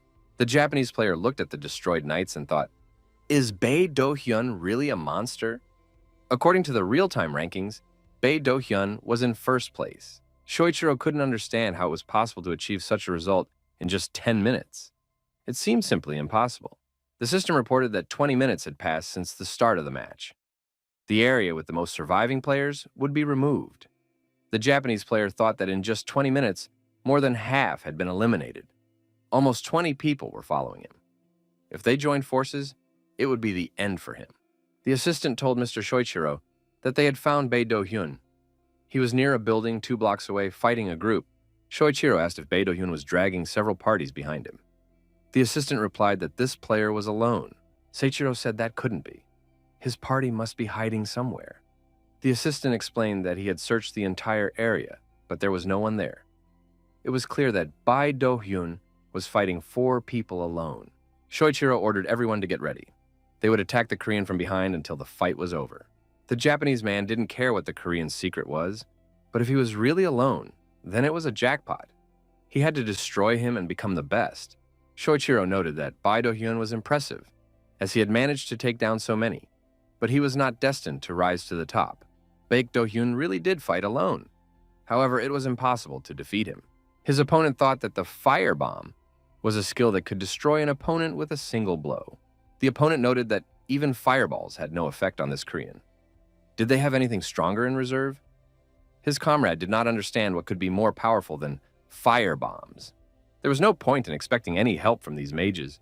The knight said that now it was every man for himself, and putting his shield forward, rushed to attack Bae Do-hyun. The Korean put his spear forward and blocked his opponent's attack. The knight thought that if he closed the distance against such a long weapon as a spear, he would have an advantage. However, Bae Do-hyun disarmed his opponent and knocked him to the ground. The Korean said that next time, he should pay closer attention to his opponent's hand movements when checking his weapon. Baek Do-hyun also defeated this opponent, although he admitted that it was a good game. The magician decided that now the Korean would get to him. The mage tried to run away, but the Korean's blades caught up with him and pierced his back. Baek Do-hyun said that his spear was completely ruined, although this was logical after he blocked the charge. The destroyer sensed the presence of several people. It turned out to be more serious than he thought. The aura seemed familiar. Could it be Shoichiro? Shoichiro was an otaku who had been fascinated by ninjas long before the appearance of Connect. Thanks to the support of influential people in Japan, he founded the Rakuin Guild. Becoming one of the managers, he created a strong ninja squad on the Connect platform. However, among the leaders of the squad was a player who hunted down solo rankers.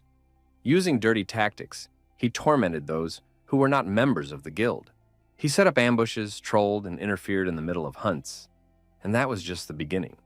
He often kidnapped even NPCs associated with quests to lure rankers into traps. Baek Do-hyun naturally became his target, causing him to fail his quests several times. He never showed himself. No matter how much the Crusher searched for him, he always came across only minor characters. He never managed to track him down. Baek Do-hyun said he missed him very much. Could it be that this Japanese man was standing in his way again? The destroyer couldn't face his old enemy unprepared. Baek Do-hyun decided to use his own methods. Japanese warriors with weapons in their hands positioned themselves around the perimeter and surrounded the Korean. Shoichiro believed that there was no need to engage in close combat if his opponent was alone. The Japanese man was confident that no matter how formidable the destroyer was, he would not be able to block the attack. Shoichiro ordered his men to open fire and decided that the Korean would be finished. However, Baek Do-hyun suddenly disappeared. What should they do? In the next moment, the Japanese warriors began to be wounded by arrows one after another and fall out of action. Shoichiro told his warrior that the Korean was in the neighboring house and ordered him to check. Shoichiro ordered another warrior to watch the surroundings. Suddenly, there was an explosion, and Shoichiro was thrown back by the shockwave. At that moment, his assistant reported that he had not found the Korean. Shoichiro looked at his wounded subordinate. Arrows were sticking out of his back. Had Baek Do-hyun attacked him from behind? Did he possess cloning technology? The player asked Shoichiro to help him, but Shoichiro thought it was an obvious trap. The wounds were not serious. He deliberately aimed away from vital organs, leaving the possibility of continuing the fight. He was definitely luring him into a trap. Shoichiro shouted for the destroyer to come out of hiding and fight openly. Baek Do-hyun was outside the house and asked if Shoichiro really wanted him to come out. The destroyer pointed his magic blades at the Japanese man and asked why he wanted him to come out. Shoichiro noticed the swords flying at him too late and tried to dodge. Shoichiro was wounded but managed to run away from the rest of the blades. However, his assistant was struck down and collapsed to the floor. Shoichiro became angry and said he would destroy the Korean. However, Baek Do-hyun was already behind him and coldly remarked that the Japanese man felt helpless and pathetic.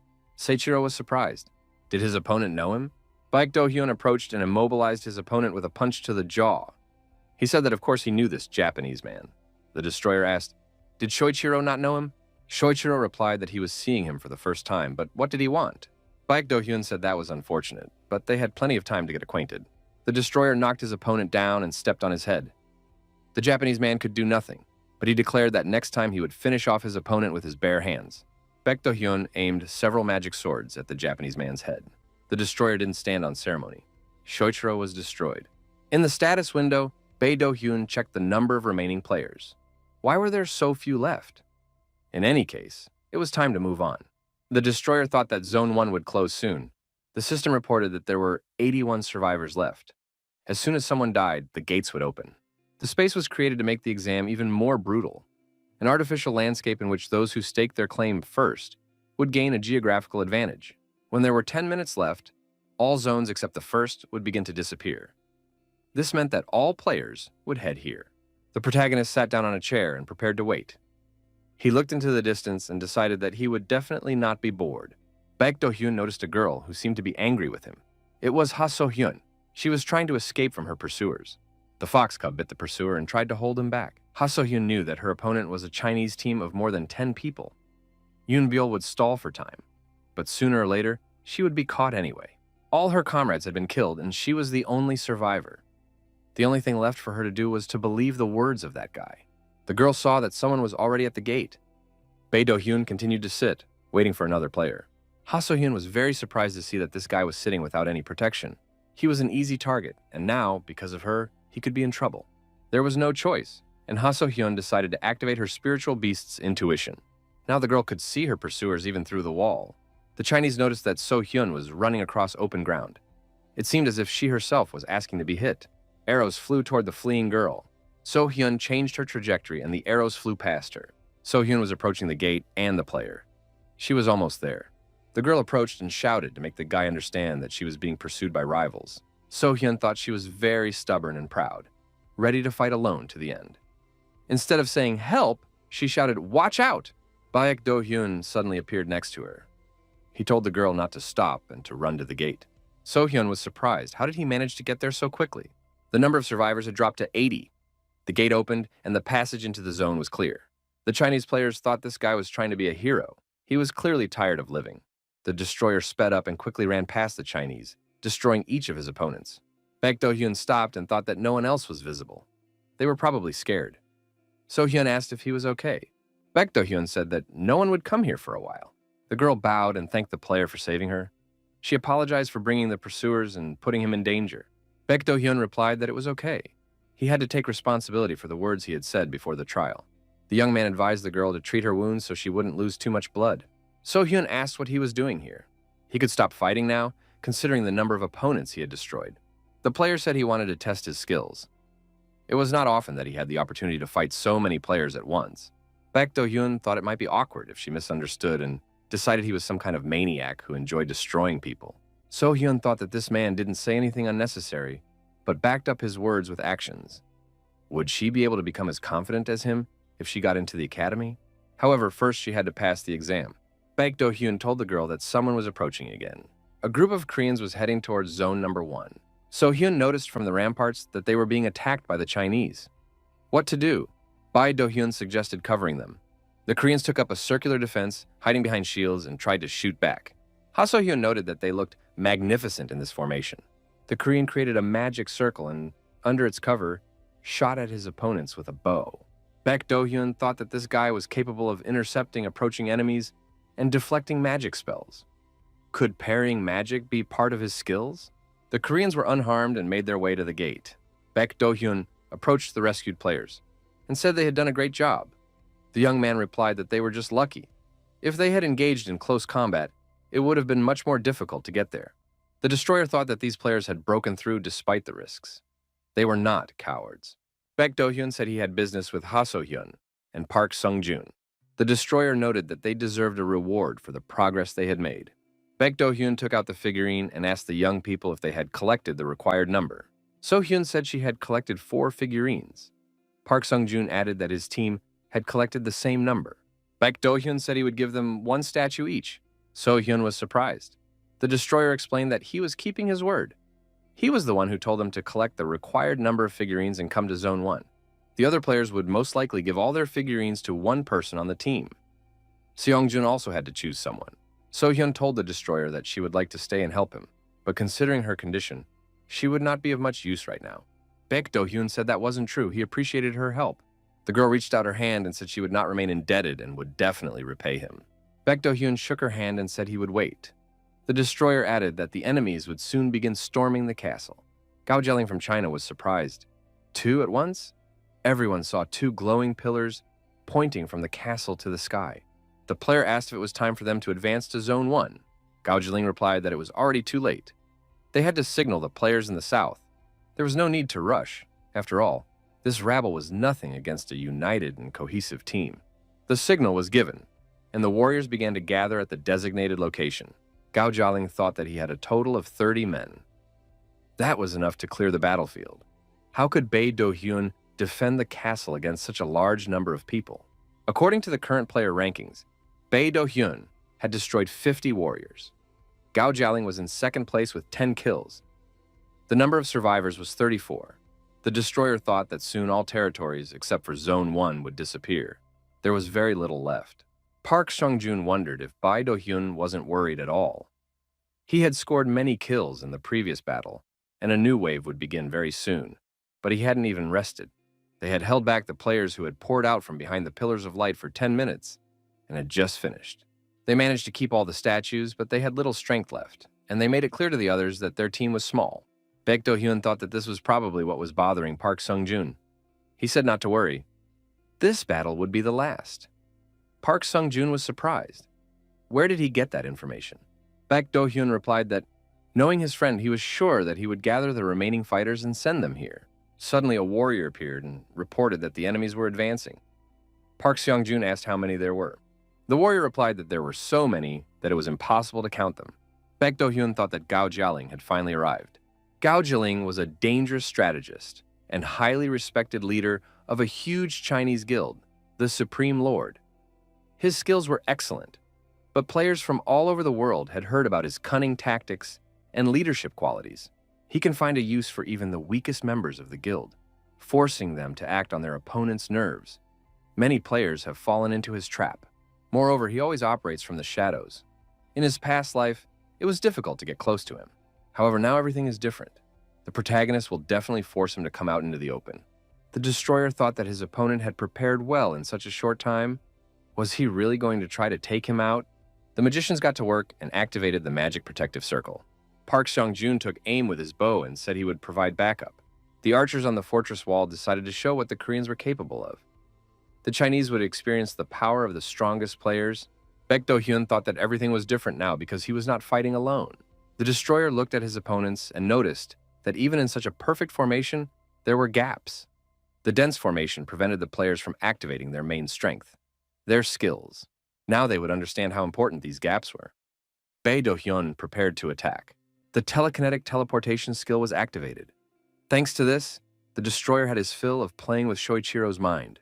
Next, he used a skill he learned from Kane, an expert in dagger combat.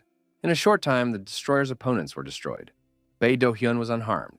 Baek Do-hyun told the survivors that the construction was not bad, but they had dug their own graves. The Destroyer decided that he would have to deal with his opponents one by one until he reached Gao Jialing. At one point, Bae Do-hyun and Gao Jialing met one-on-one. The Chinese man said that this was impossible. How could Bae Do-hyun have defeated all of his fighters single-handedly? The Destroyer asked, was Gao Jialing really not going to fight? If he was afraid, he'd better surrender right away. The Chinese man shouted that he was not going to give up. His opponent could not even dream of it. The Wind Mage activated his unique abilities. Gao Jialing said that he was #1 in the People's Republic of China. There was no one cooler than him. Baek Do-hyun knew that the battle would not be easy, so he held a blade in each hand. Baek Do-hyun approached his opponent and said that they were finally face-to-face. Nothing surprising happened. Gao Jialing did not show himself and was destroyed. The Destroyer said it was an easy victory. It was even annoying. He had 80 kills to his name. Everyone who saw Bae Do-hyun was amazed by his skills and had no doubt that he would win. He was the best hunter in the preliminary test. Some users questioned his abilities, noting that his performance was too perfect. However, everyone was concerned with one question. Who is Bae Do-hyun? This player came out of nowhere and stirred everyone up. Che Li Huan, head of Connect headquarters, was furious. What does untraceable mean? How should this be understood? The assistant replied that it was not possible for their intelligence team to investigate the matter further. Administrator D was responsible for this connection. Therefore, unless it was an exceptional case, they could not access users' personal information. Che Li Huan said that if he was connected to the game, they definitely sent him a capsule. They are responsible for sending them out, so they just need to check the list of recipients and addresses. The assistant reported that there were no contacts with the name Bae Do-hyun on the list. He must be connected to VIP players in some way. The assistant added that, in any case, their team would not be involved in this. The head of headquarters thought that even though the Connect sign was on the front of the building, everything here was controlled by artificial intelligence, and the company only operated the game. CEO Mok Jae-woo is only a nominal leader. All decisions are made by the chairman and artificial intelligence. As for VIP players, some of them own Connect shares, receive profits, and enjoy certain privileges.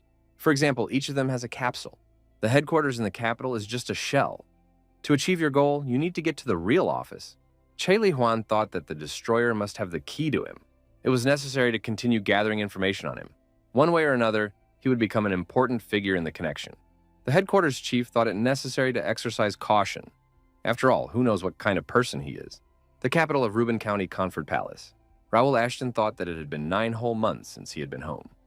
Despite the recent incident with the gates, the people were not discouraged. The young man saw the place where the tournament for admission to the Royal Academy was held and remembered those times. Ivan met the young master and greeted him. "Welcome back." Raul Ashton hugged the servant and asked how he was doing. Was he sick? Ivan replied that he had no complaints. Ivan said he was glad to see his master in good health. He wanted to send a carriage, but His Excellency was eager to see his son as soon as possible. Raul said that in that case, he would not keep him waiting and asked to be shown in. There was a knock at the door, and the Count said they could come in. Raul saw Count Ashton standing in the doorway. The young man felt a slight chill. Ivan wished them a pleasant conversation and closed the door behind him. The Count was left alone with his son and shouted loudly, "Does Raul know what he has done wrong?" The young man was surprised. Had he really done something wrong? He thought the opposite was true. The Count said that Raul was now the rightful owner of the land and could not leave it unattended for so long. The protagonist thought that he had overstayed his welcome in Bae Do-hyun's body since the start of beta testing. Today was the 32nd round, and he had again left all the estate's affairs to Bernard. His father must surely be aware of this. The Count said that no matter how busy Raul was, he must not forget his responsibilities. The young man bowed his head and apologized to his father. He would no longer leave the estate for such a long time without warning. The Count declared that if it happened again, his son would be under arrest and in training for a month. Raul hoped that would not happen. His older brother Dylan entered the office and asked if his father had called for him. He saw Raul and was naturally delighted. The boy had finally arrived. The Count said he had important news for the children. It would have been nice if Lawrence had come too, but he had once again ignored the request. The Count added that his sons were well aware that the situation on the continent left much to be desired. His father noted that he had wanted to wait until things settled down, but he could not delay any longer. From this day forward, Dylan would become the official heir and head of the Ashton family. Dylan must prove himself to be an unwavering leader. Raul thought that his brother was already the heir in practice, but now he was officially recognized as such. That was a completely different matter. He asked why such drastic changes were necessary and why there was such a rush. The Count replied that he would have to leave his post for a while. The time had come to reach the next level of mastery. They were talking about mastery of the sword. Raul thought that his father had finally made up his mind. The Count continued, "These are turbulent times, so you need to become stronger." Dylan didn't know his father had such big plans. How could they help him? The Count said that he first wanted to spend about 2 months in seclusion and achieve enlightenment. He would have to rely on Dylan. Dylan replied that his father could count on him. Dylan declared that he would do everything necessary and even more. It was as if a weight had been lifted from our hero's shoulders. When Count Ashton's house was struck by misfortune, Dylan was not yet recognized as the official heir. Therefore, when his father died unexpectedly, the estate was plunged into chaos. The Count said he had business with Raul as well. Despite his worries, Raul must not forget that he is a member of the Ashton family and is obliged to manage the estate together with his brother. The Count declared that he would need the support of both sons in this matter. The eldest son, Dylan, was the first to spar with the Count. After the younger son fought with his father, he thought, "Who needs this sparring?" Raul thought that the last time he had fought his father with swords was more than a year ago before he went to the academy. Since then, he had surprised everyone with his progress and thought he had come a long way. However, Count Ashton managed to surprise everyone. After the fight, he told Dylan that his son relied on brute force. Dylan replied that if it weren't for the aura sword, his father would have been lying on the ground long ago. Raul thought that they were similar to each other. Both always emphasized physical strength, and although Raul protected his body with mana and strengthened it with telekinetic enhancement techniques, he still missed many of his father's blows. He needed to change his strategy. The Count told Raul to stop thinking about his moves and just attack. Dylan reminded him that he had offered to train together. His younger brother needed to build muscle, otherwise he wouldn't have enough strength. Our hero activated his bright light aura. The young man decided to show his true strength. The protagonist demonstrated expert-level sword skills and activated 8th-level mid-range telekinesis. He used all kinds of buffs and abilities, even flash. The young man used everything he could and still lost. Count Ashton is similar to the sword masters the protagonist fought in his past life. In some ways, he even surpasses them. This is definitely a whole other level. If Count Ashton is already so strong, what will happen when he reaches a new level and becomes a sword master? The Count asked, "Why is Raul upset? Is it embarrassing to lose to your father?" His father said that Raul had matured and improved his skills. If he had been able to see this potential earlier, the young man would not have had to suffer so much. Raul replied that it was the difficulties that had made him who he was. Dylan said that he should have paid more attention to his brother, too. No matter how hard it was for him, he would have taught his brother a special training technique. The young man thought that in that case, he would have gone to his ancestors long ago. The Count said that it was late and time to wrap up. They had trained well today. In the family library, Raul asked Dylan if he had heard anything about Lawrence. Dylan said he had information, as Lawrence's knights kept him informed. He noted that Lawrence had not left the wall since the incident with the gate. Several decades ago, during the war with the Empire, the Kingdom Alliance pushed the enemy back to the north of the continent and put an end to them. The border between them became a huge geographical feature called the Great Canyon of Despair.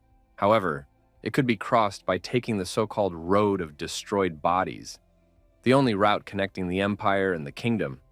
Driven by fear, the Kingdom Alliance built a high fortress wall after the war, thereby blocking this road. Raul was surprised. What was his brother doing in such a dangerous place? Dylan said he didn't know, maybe hunting monsters. When the gates opened, there were repeated reports of hordes of monsters on the other side of the wall.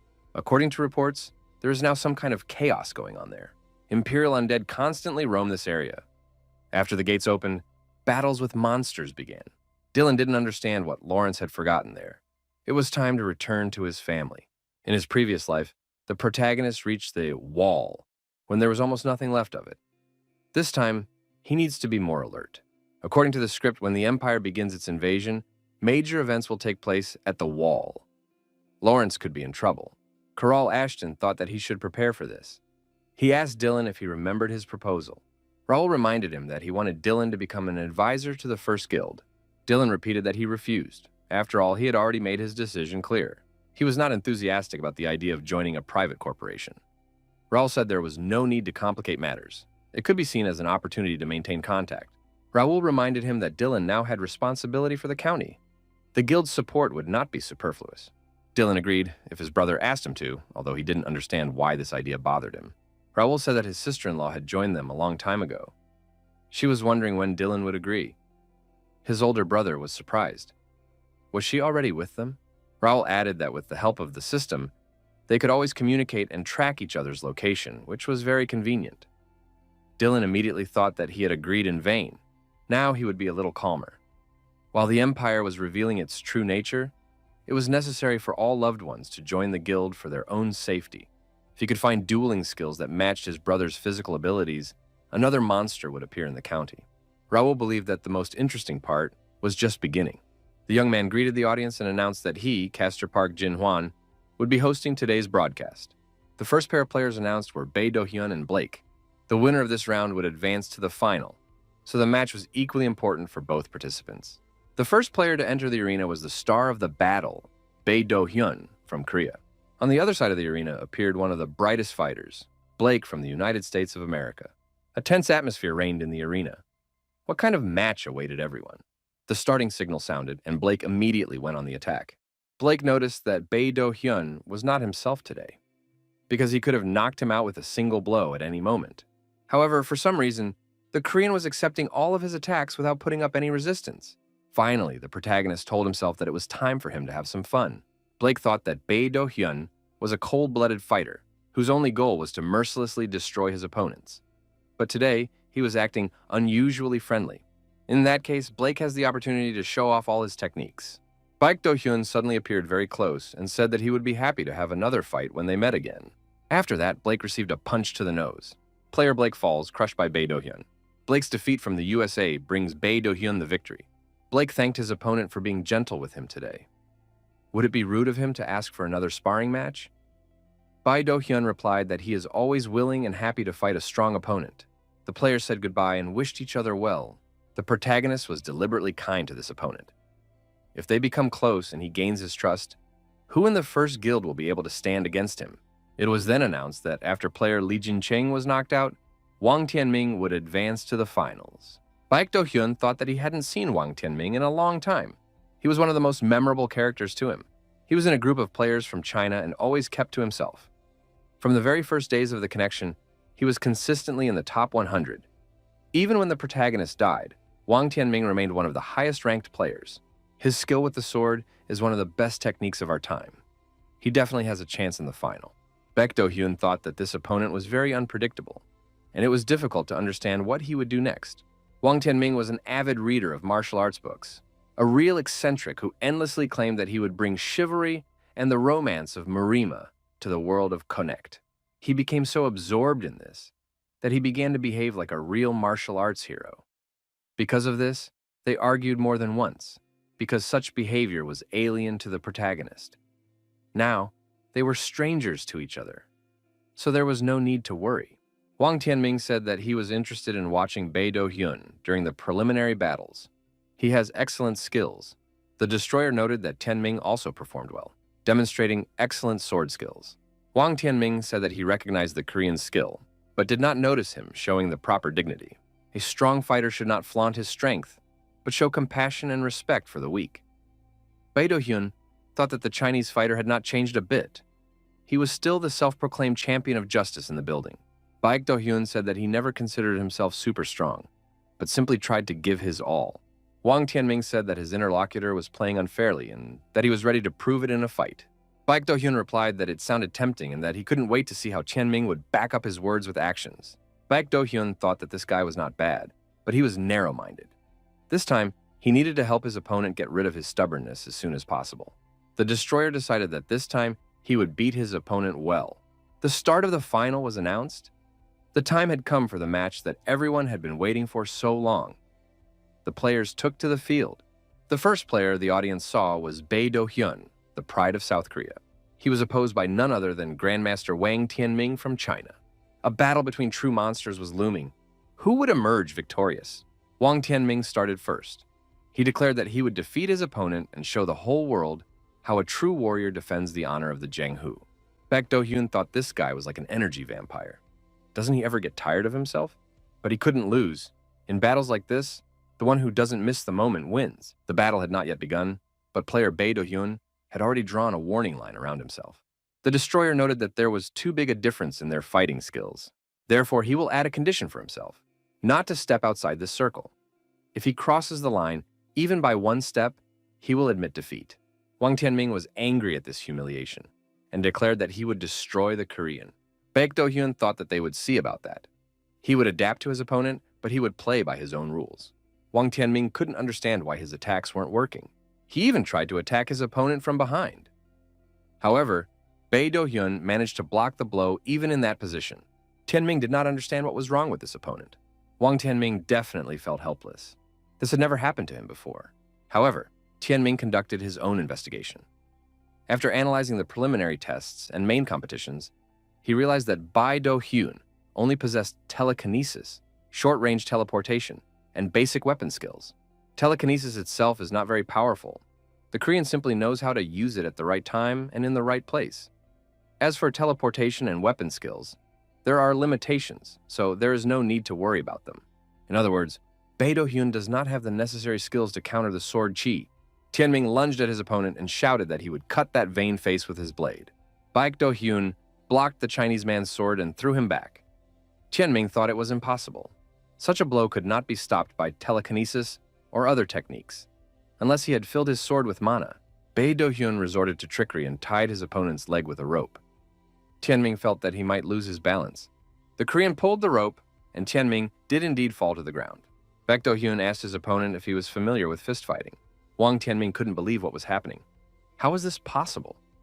However, his opponent's fist was already heading towards his face. The collision was inevitable, and Bei Do-hyun knocked his opponent out with a punch to the jaw. Player Bei Do-hyun beat Wang Tianming, and this happened inside the circle. But why didn't he deliver the decisive blow? Wang Tianming shouted that he was giving up. Bei Do-hyun was surprised. After a whole series of attacks, was he really giving up after just a few blows? The Korean said that his opponent would suffer as much as he himself had suffered in the war. The destroyer noted that in this world, Wang Tianming could be reborn without penalty. So instead of just taking a hit and retreating, he could die and be reborn here. In this match, the victory was awarded to Bei Do-hyun. This player took first place. The destroyer thought that the next time they met, the Chinese player would be more careful with his words after being beaten up so badly. In the final match, Bei Do-hyun won a stunning victory. After the final competitions, the final list of the best participants accepted into the First Guild Academy was announced. About 600 players, including more than 60 non-combatants, qualified as first-class students. Newcomers admitted to the academy received 3 months of accommodation and meals in conditions comparable to 5-star hotels. Clean clothes were also provided daily. In addition, 16 specially selected players received special rewards. In addition to improved living conditions, they received equipment adapted to each player's abilities. They were also given a portal pass, allowing them to move freely between the starting city and the academy during their training. They were also allowed to enter the capital city of Turim.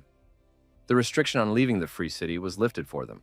Meanwhile, Connect Corporation, which gained popularity thanks to the broadcast of competitions, was actively developing a personal broadcasting system for players.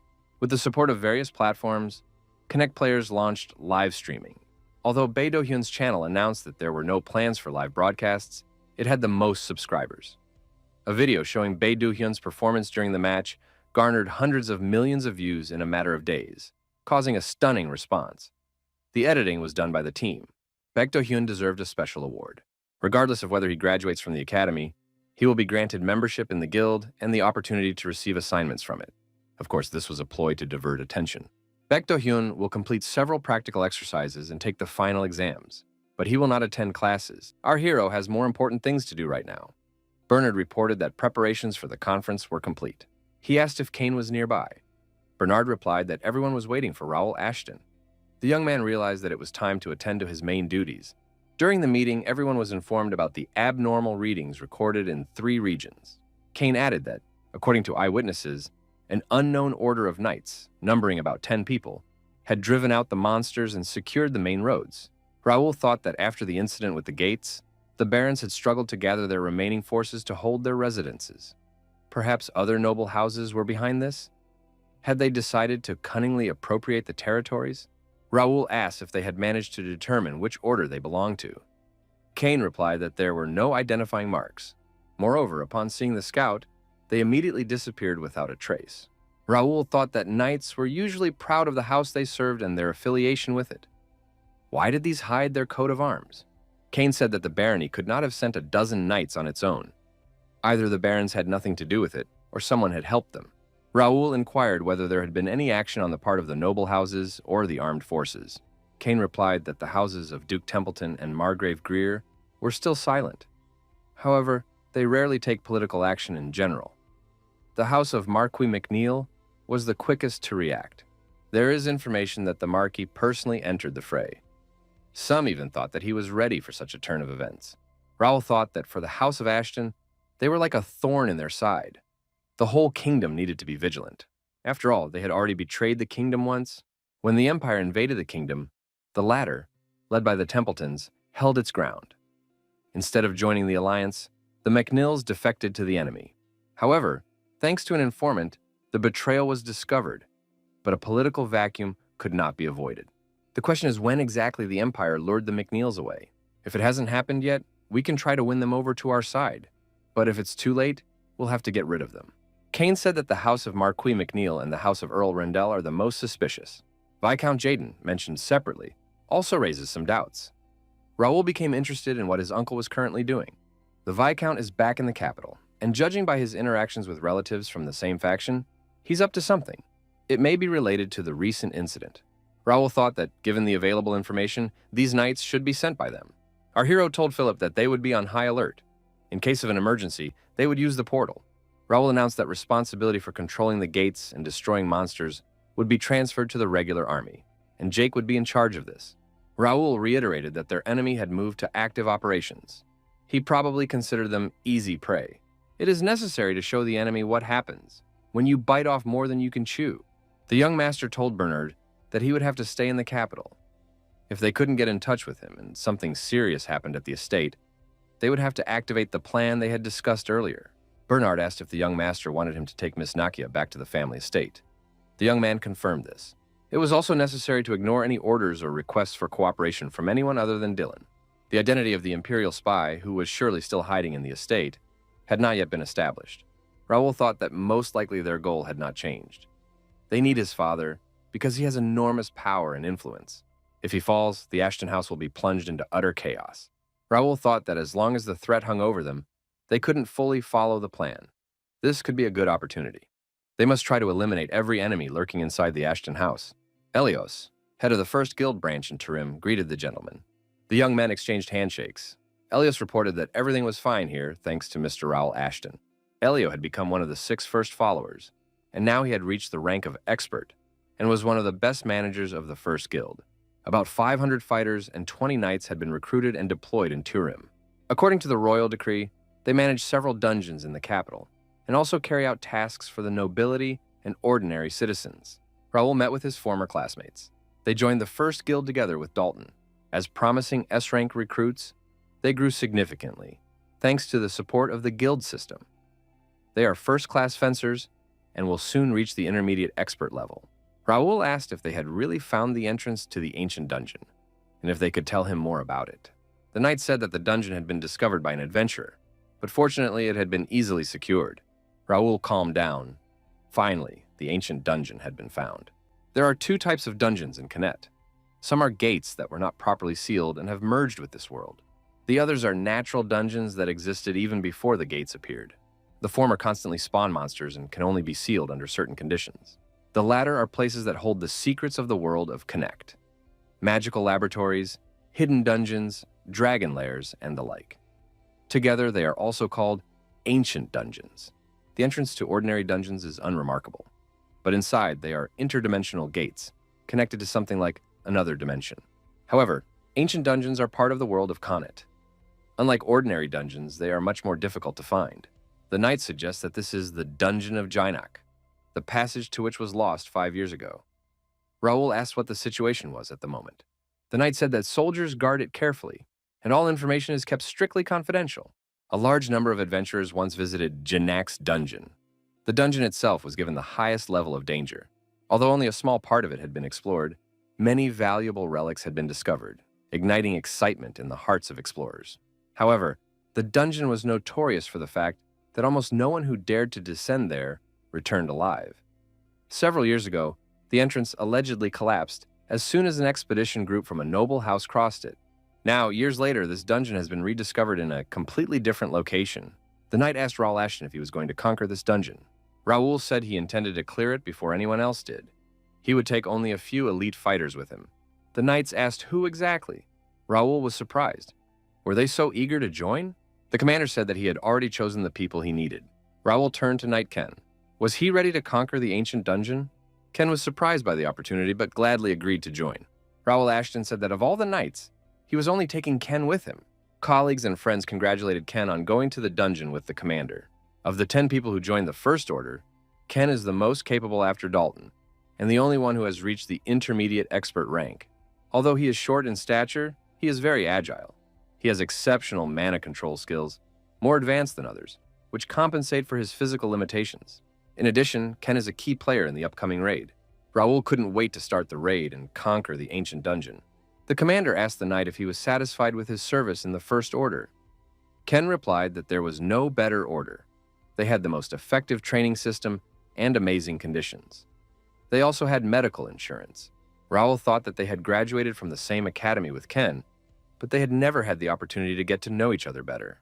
Raul asked Ken to speak up if he felt that the order was lacking in any way.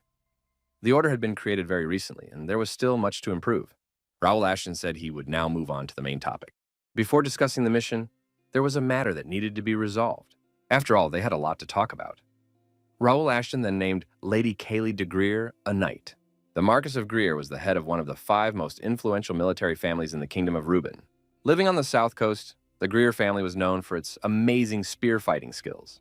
This skill gave the family special prestige and allowed them to nurture countless talents. However, after losing both the head of the family and his heir in the Great War against the Empire, the House of Greer began to gradually lose its influence. Moreover, having lost some of the secret techniques that were only passed down to the future head of the family, it lost the ability to train new spearmen. It is said that he left the political arena and focused on strengthening his position in his own territory in the hope of regaining his former glory. The reason why the daughter of a marquis from such a prestigious family pretended to be a boy and entered the academy is quite reasonable. Kaylee apologized and said she did not want to mislead the commander. She had nothing more to add, but she really had no bad intentions. If the commander ordered her to leave the order, she would immediately follow his will. Raul Ashton asked if Lady Greer no longer wished to be a knight. Kaylee replied that whatever happened, she would follow the knightly code. However, the desire to be a knight is not enough. Most orders in the Kingdom of Reuben do not accept women into their ranks. Raul Ashton was surprised. Then why does Kaylee talk as if she is going to leave them? Did their order not live up to her expectations? Kaylee replied, "Not at all. But in saying this, is the commander hinting that she can stay?" Raul replied, "Isn't it obvious? What order of knights would refuse an outstanding fighter who reached the rank of expert in her teens?" Kaylee said, "But she is the daughter of Marquis Greer, and the Greer and Ashton families are rivals." Raul replied that it didn't matter. If any problems arose, he would take responsibility for accepting her into the order. Rank and status did not matter. Only intentions were important. Kaylee knelt and said that she, Knight Ken of the House of Marquis Greer, once again swore allegiance to her master, Viscount Raul Ashton. The commander said that he, Raul, head of the First Order of Knights, accepted Ken's oath of allegiance and swore to fulfill his duties as required by his master. Raul thought that the journey had been long, but the goal had been achieved. The first talent that the protagonist noticed at the academy was Kaylee.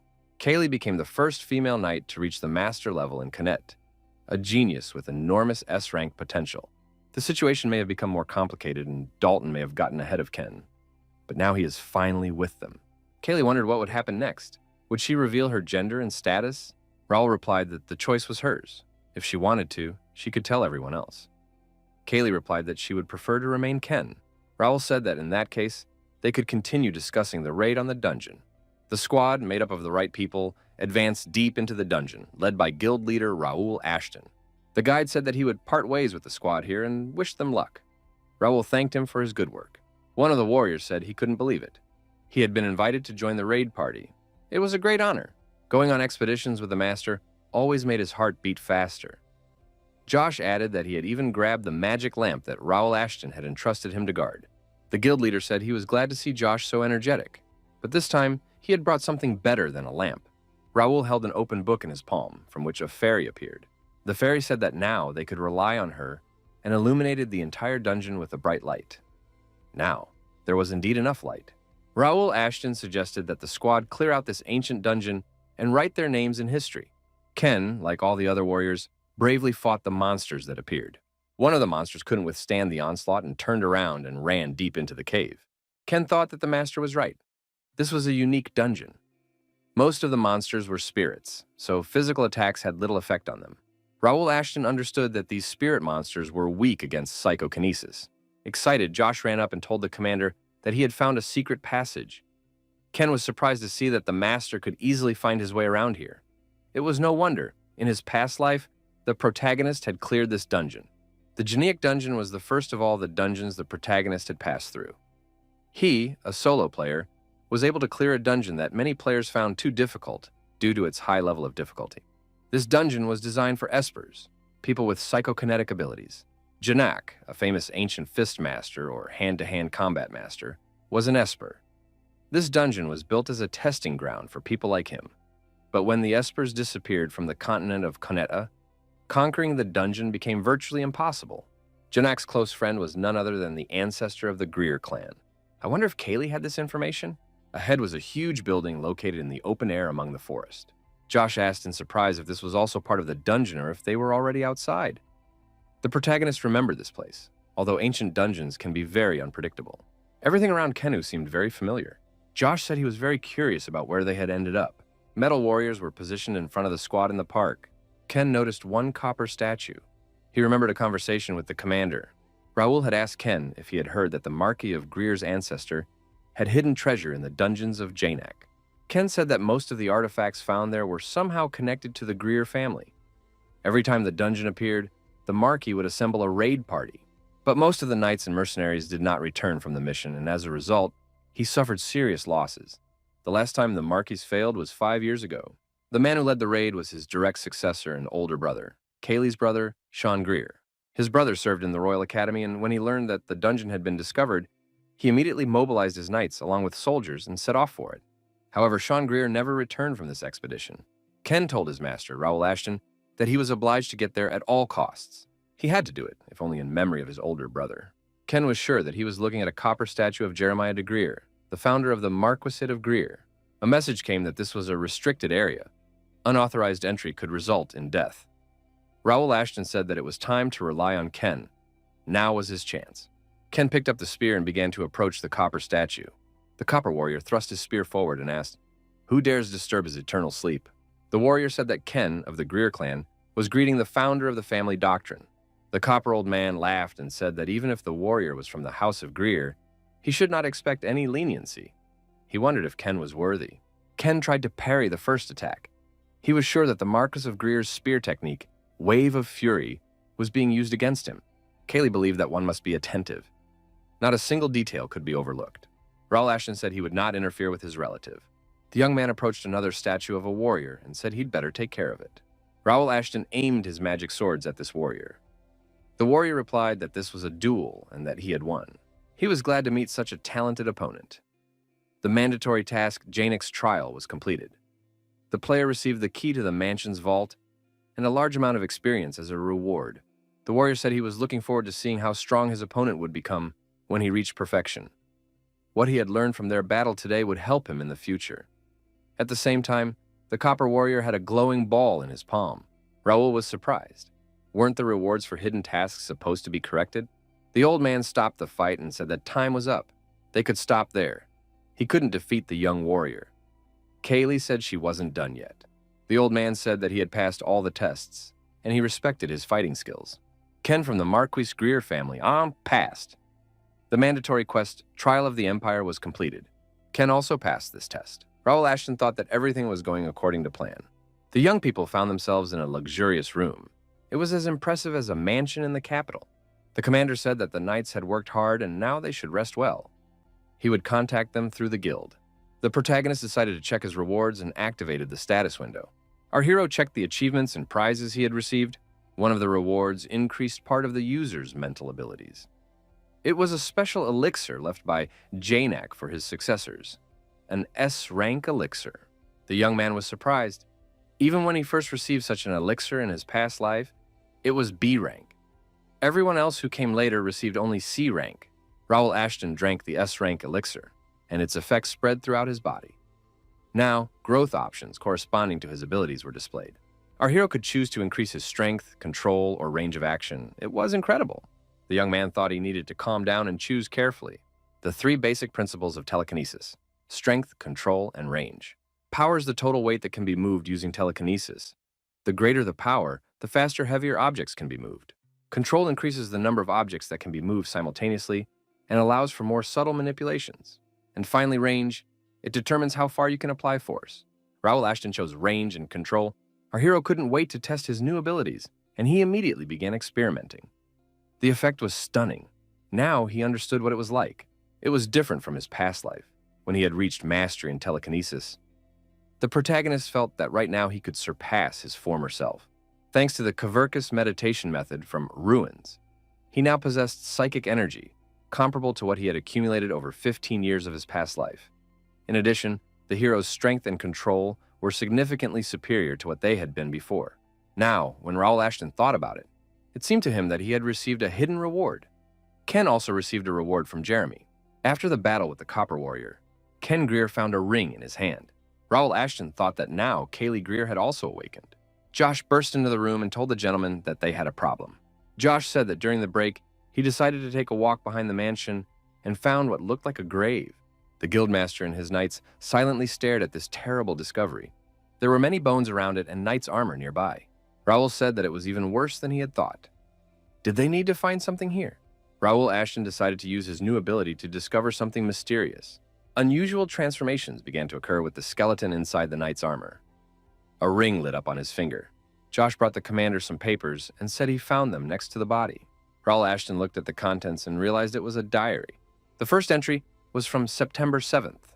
The author of the diary heard about the Janek dungeon from Fabian. Fabian was offended that the author had scored the most points at the entrance, so he suspiciously shared this information. On September 10th, Fabian from the McNeil house wanted to make peace with him. He suggested that they raid the dungeon themselves without involving adults. On September 12th, the author of the diary decided to accept this proposal. It seemed that it was too late to wait for support from his family, so he decided to restore the family's secret art on his own. On September 15th, the raid team, with an escort and foot soldiers, easily broke through into the dungeon.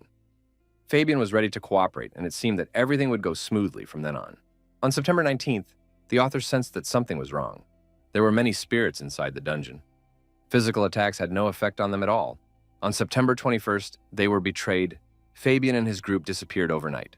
The bodies of the priest and the guide were found. Without a doubt, this was Fabian's doing. The entrance from whence they came had completely disappeared.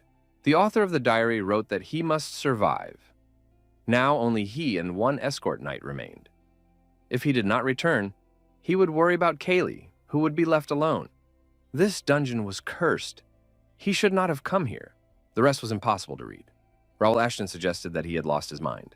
Fabian of the house of Marquis MacNeil.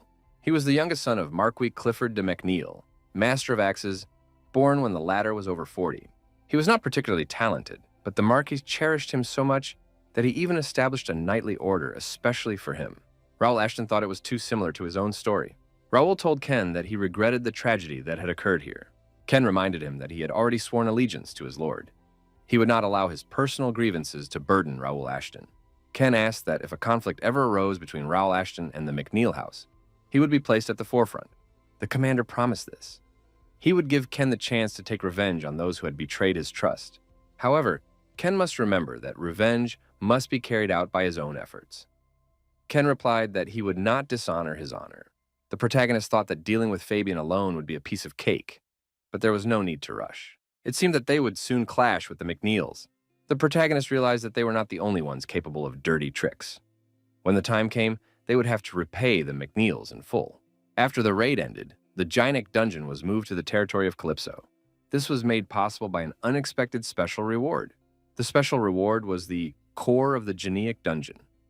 The core gives the right to control the ancient dungeon, allowing entrances to be created or closed anywhere. Raul thought that information about ancient dungeons was top secret. Even when he ran the information network, he had never heard of anything like it. Using the core, it is possible to restore everything that remains of the dungeon. The hero managed to turn it into a training ground to learn from two ancient masters. Even Bernard, the Lord of the Wind, visited him and successfully developed his psychic powers. From now on, they need to focus on training soldiers and reorganizing the knights for what is to come. A month later, the first guild academy of the world. Dalton and Ralph greeted each other. Our hero inquired about the new recruits. Dalton replied that they were progressing at a remarkable pace. Dalton is currently the head of the first guild academy, serving as both the academy's director and fencing instructor. Raul asked how recruitment for the guild was going. Dalton replied that he was focusing on experienced players, but there weren't as many people wanting to join as expected. Raul said that no one should be forced. It is necessary to take care to protect the few people mentioned earlier. Dalton said he would not ignore anyone who became his subordinate. Usually a person can only join one guild, and a guild master is only allowed to lead one guild. However, there is one way to get around this rule. Permission to create a sister guild. You can create a new guild that competes with the first one. Raul Ashton plans to use this to create a guild exclusively for players, separate from the first guild, the Purple Guild. The first guild has already reached the maximum possible level. The existence of another such guild would give them power far exceeding that of any other guild. Raul said that in any case, he is counting on Dalton. He will leave most of the authority of the Purple Guild to Dalton. Dalton noted that it would never occur to the lords that such a secret force was being created. The protagonist turned back into Bae Do-hyun and said he had to upload some records before leaving today. It was announced that Bae Do-hyun had just appeared in Training Arena number 1. How much would he raise his score this time? 2 months have passed since the first intake at the First Guild Academy. 600 students from this intake were trained using the Academy's methods, and they progressed quickly. Among all the training sessions, there was something unique that set this academy apart. These were virtual battles using the Magic Circle of Illusions. A special program for virtual combat created special conditions and monsters to evaluate the students. But after 2 months of the program, the top spot in the rankings had not changed. The undisputed number 1 was Bae Do-hyun. His position in the academy was literally untouchable. This player hardly ever attended classes. But how did he manage to score so many points? Even the instructors recognized his skill. Rumors circulated that he was busy completing assignments for the first guild. Many students wanted to spar with this player. There was a constant struggle for the opportunity to fight him. Even Wang Tianming wanted revenge for his defeat. Bae Do-hyun couldn't help but wonder, don't they ever get tired of this? Tianming declared that they would not be able to graduate until they defeated him. The student told everyone to wait their turn and not to rush into battle out of enthusiasm. Baek Do-hyun thought that such persistence was worthy of respect. Baek Do-hyun suggested sparring, 2 against 1. The warriors agreed, but after a while, both were lying on the ground and had been deactivated. Wang Tianming was disappointed. Even together, they couldn't land a single blow. What kind of monster was Bae Do-hyun? The defeated warrior said that Bae Do-hyun was a real anomaly. He couldn't believe that he was the same kind of player as them. Tianming said that his colleague simply lacked skill. But one day, he would definitely defeat Bae Do-hyun. The Purple Guild has recently become popular among rankers. Even instructors are actively promoting it. Tianming said that he was not interested in it and did not intend to join any organizations. He had already rejected all offers from guilds in his country.